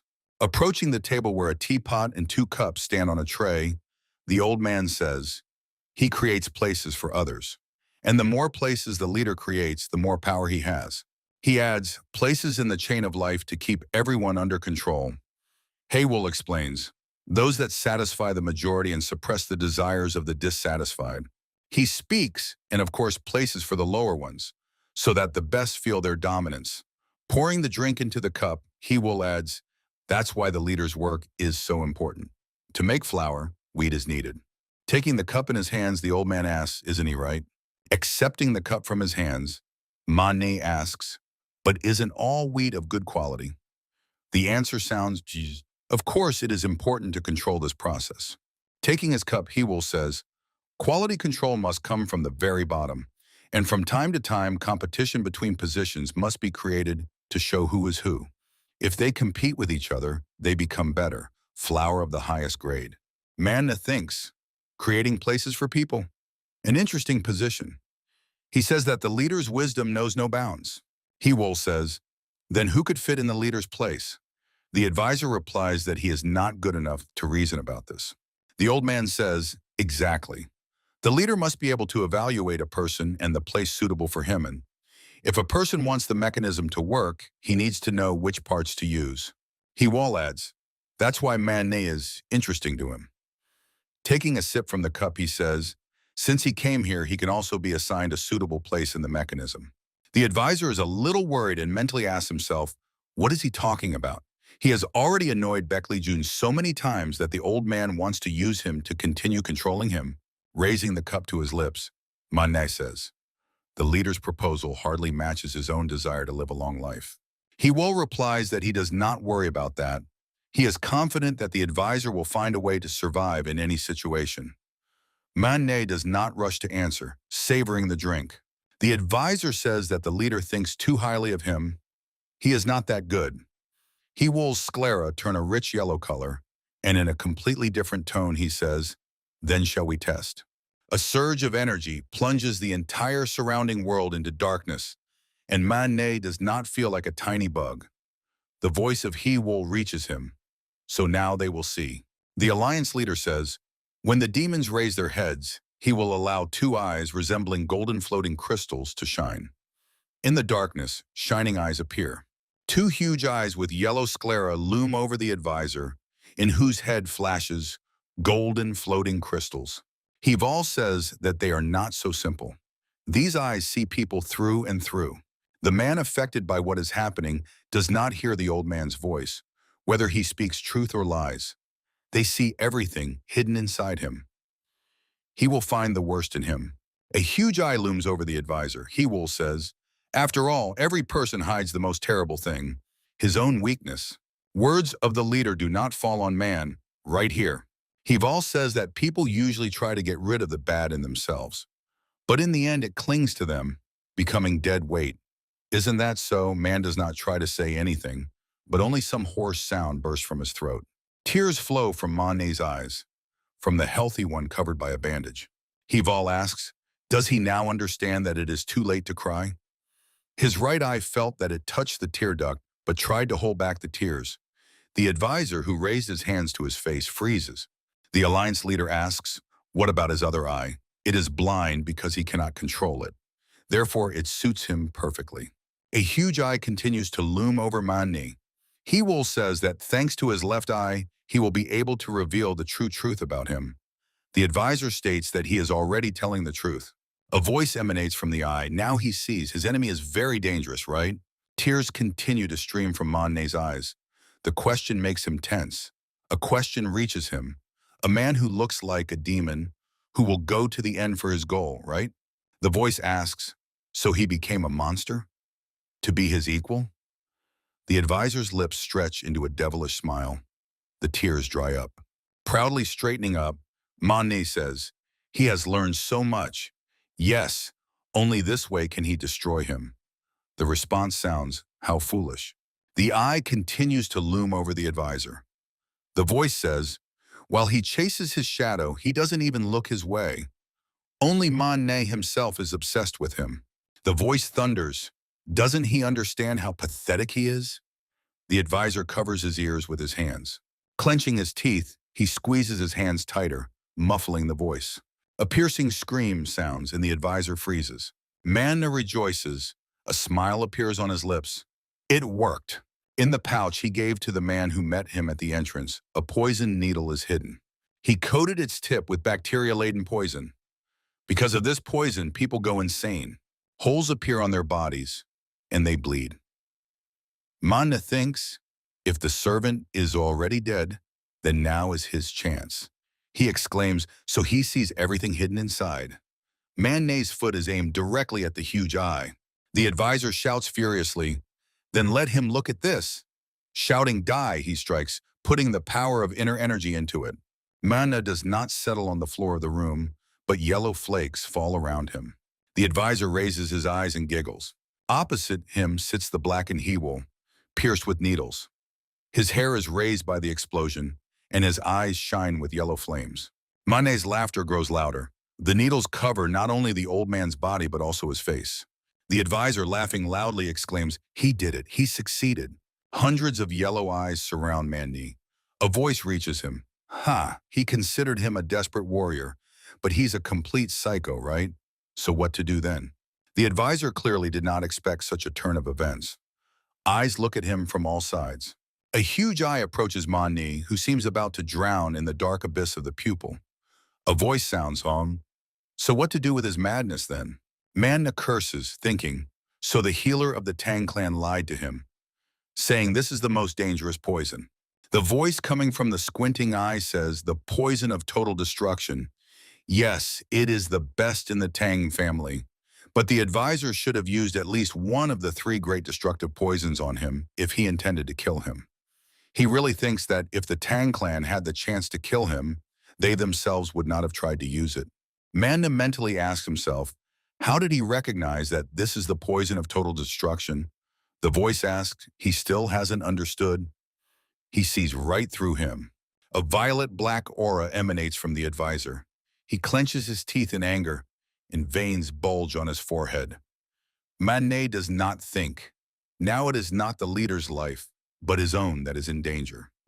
The voice says that there is no need to resist. He understands how all this will end, doesn't he? The thought does not occur to Manhwa. By the way, such things are happening here and no one comes to check. He explains that he is using a barrier. A golden glow emanates from the door. The advisor asks, since when? The answer sounds, from the very beginning. Manhwa is stunned into silence, realizing that he knew from the very beginning why he came. The voice says, he must have wondered why he did not kill him immediately, knowing why he was here. Manhwa suggests to judge him publicly. The eye approaches the advisor, and he says that he does not want Manhwa to die here. A surprise "what?" slips from the advisor's lips. Streams of energy crash down on the advisor, pushing him back. He crosses his arms, defending against them. The voice orders him to get out. The power of the streams increases, and Manhwa struggles to resist them. The voice orders him to leave and die ingloriously, achieving nothing. Death in some back alley would suit him. The voice adds, let his life judge him. Streams of energy throw Manhwa out of the room with such force that he breaks through the door with his own body.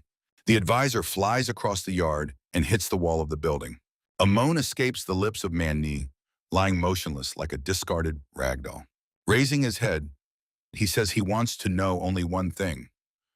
How did the leader realize that he was going to kill him? A dark silhouette of Yahello appears in the brawny. He says, it was Manhwa who wrote the letter for Safa and set them against Mount Xiansheng, right? After that, Yahello also visited Baekli-jun. The old man, covered with needles, says, surely it was then that the advisor thought he had problems. But he deliberately arranged everything to make it seem so. Baekli-jun immediately understood what he wanted from him. The leader adds, Shalm, that's why he actually went to train. Getting to his feet, Manhwa says he doesn't understand what he's talking about. Yahello says, the hand of Yehua, which the advisor sent, he took from Baekli-jun and brought here. Manhwa thinks about how Inspector Shin confirmed that the head of Murim took Yehua's hand from Baekli-jun. That's why he thought the relationship between them was tense. The advisor wonders, but why did he salt the hand he had already seen? He decides it was a bait. Stroking his beard, Yahello says, so he really thought there were problems between him and Baekli-jun? Manhwa thinks that now it doesn't matter whether he wanted to kill him or not, because from the very beginning he intended to use him. The advisor believes that if Yemwan Tenxian is a deceiver, then Yahello is an oppressor who uses his power to get what he wants.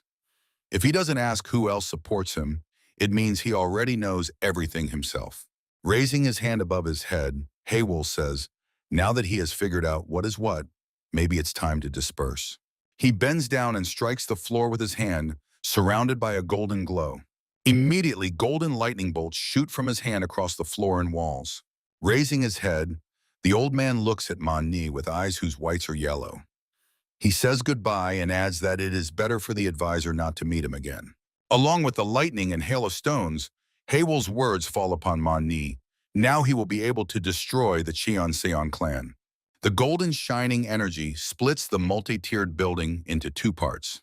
Clouds of dust rise behind the advisor. Shouts are heard. Assassin! An attempt on the leader has been made. Manhwa says he is going to accuse him of the attempt. It's even funny how well everything is planned. The advisor believes that the leader wants to control Baek Lee-jun through him. But because Lee-jun is focused on Ye-hui, the advisor himself simply came into his field of vision because he got involved with Safa.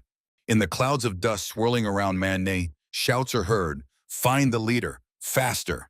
The advisor thinks. When Baek Lee-jun realized this, he immediately went to training. He understands Baek Lee-jun knew this would happen. Manhwa reflects that when Hae will personally intervene, he realized now he has a great chance that must be taken advantage of. In other words, Lee-jun's training once again proves that Hae-wol intends to stay in his position longer. Manhwa says, what a greedy old man. How much longer will he cling to his post? News about the attempt on the Murim leader quickly spread. In quiet Murim, preparations for the campaign to Kanho have begun. Sichuan, house of the Tang clan. M1 Tangchong, reading a message while sitting in his office, burst into laughter. This crazy idiot has created such a problem. An incredible failure. He says to his sister, sitting in a wheelchair on the other side of the table, he did not think that one would decide to go so far. What a fool. The elder, smiling, says, the head of Murim is simply incredible. He gnawed Manhwa and spat him out like a bone. It's amazing that he even dared to attack the entire alliance. Teng Juioke says, to maintain strength, sometimes such incidents are necessary.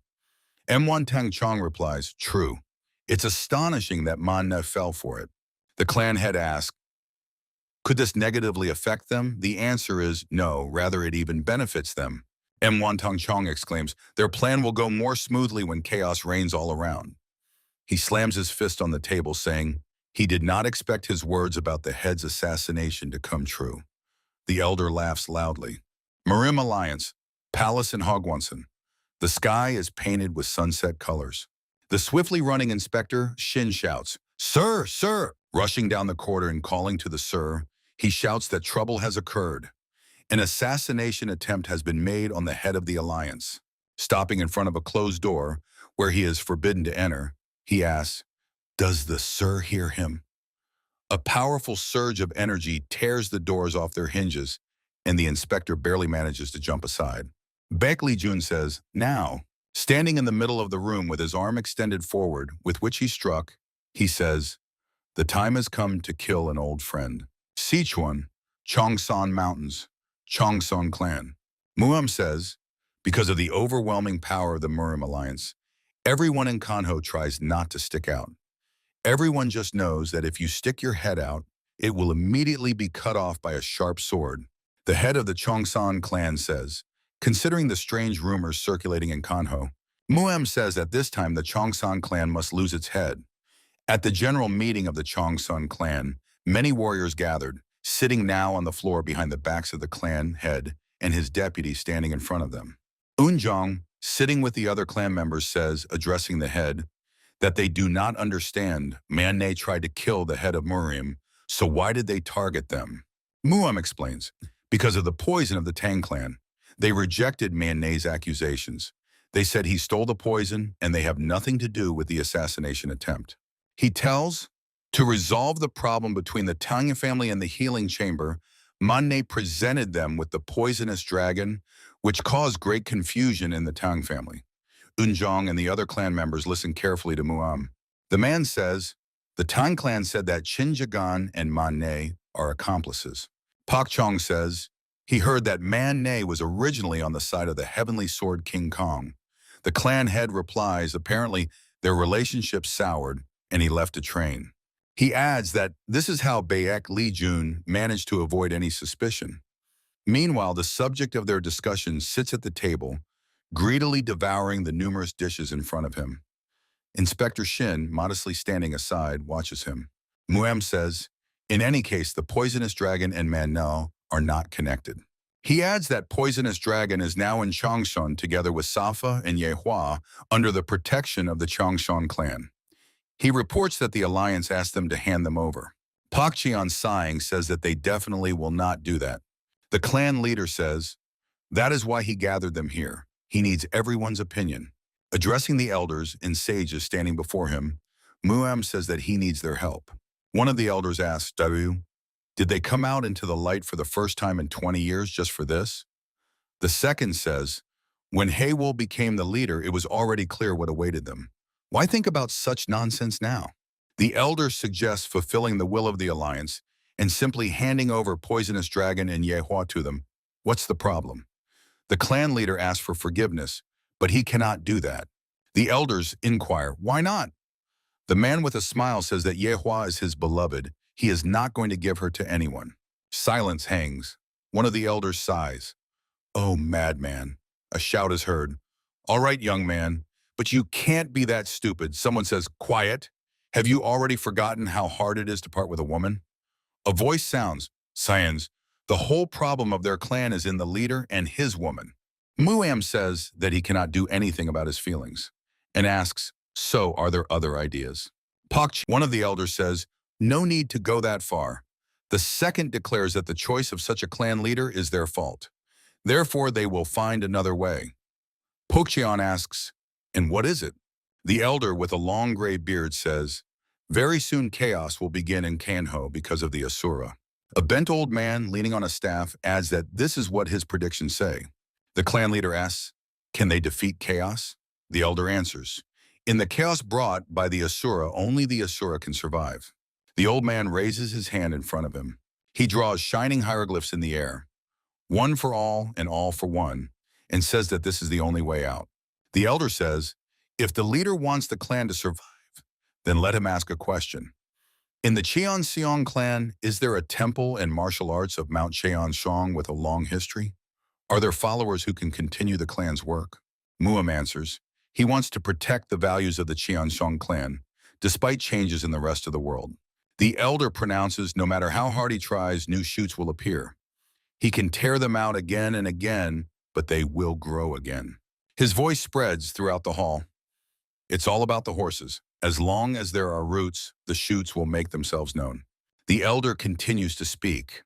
Perhaps here they will deem to appear. But only here. The leader and his deputy listen carefully to his speech. Murim, standing between the sages and warriors of the clan next to Pokchon, says, the Cheonseong clan will live on. The leader says, so whatever his decision, the clan will survive. The elder answers, correct. Murim, smiling, says, he still has many years ahead, so there is time to think. One of the elders says that earthly pleasures hold a man too tightly. Pokchon sighs. An elder, who has a rare little beard growing on his chin, adds, with such thinking it will be difficult to achieve immortality. Murim hears his words. Let him do whatever he wants while he can. The sun rises over the mountains. The conversation of people is heard. They do not know if the criminal who tried to kill the head of the alliance is alive. If he were alive, he would have appeared somewhere by now. Members of Safa are talking among themselves. Someone says, he imagines how hard it is now for the entire alliance. The killer is being searched for throughout Murim. Fenbach, listening to the conversation, sits a little apart on a stone. Near him stand Chinjagan, Lady Tan, and So-So. One of the men says, it seems the Chonsun clan also has problems. Fenbach, turning his head to the guy, asks, shouldn't he be surprised? Or is it somehow connected to him? Chinjagan replies that he is not surprised. The guy says, he just doesn't understand why someone would try to kill the leader of the alliance. The man replies, apparently someone wants to use Haywol and take his place. Fenbach adds that the problem is in the system itself. In every action, the thirst for profit is felt. He says that right now the whole alliance works thanks to Haywol. But what will happen without him? Then everyone will work only for themselves and everything will only get worse. Fenbon says, this is what Manne's carelessness has led to. The guy says exactly that's why he doesn't understand why he behaved that way. Pakchan, approaching them accompanied by Unjon, suggests that perhaps the reason is not Manne, but Haywol. Fenbach, getting up from the stone to greet the master, asks, what is he talking about? He replies that Haywol is the first person in the alliance, and the first of the three great Murim, the third of whom is Muam. Pakchan says that his martial arts are not on par with the clan leader, and Muam's arts are not on par with Haywol. He asks Poisonous Dragon if he can handle the Manhwa techniques. The guy answers, he heard that he became even stronger. Even in the story with Phoenix, the Chidok clan and the Silent Dragon clan helped him. But he thinks that's all. The master says yes, if he Wall had allowed him to kill himself, only then would he have died. The first is the first. Fenbach, having settled again on the stone, asks, why did he even allow him to enter? Pak-chan answers, most likely wants to put everything in order. Fenbach says, put in order?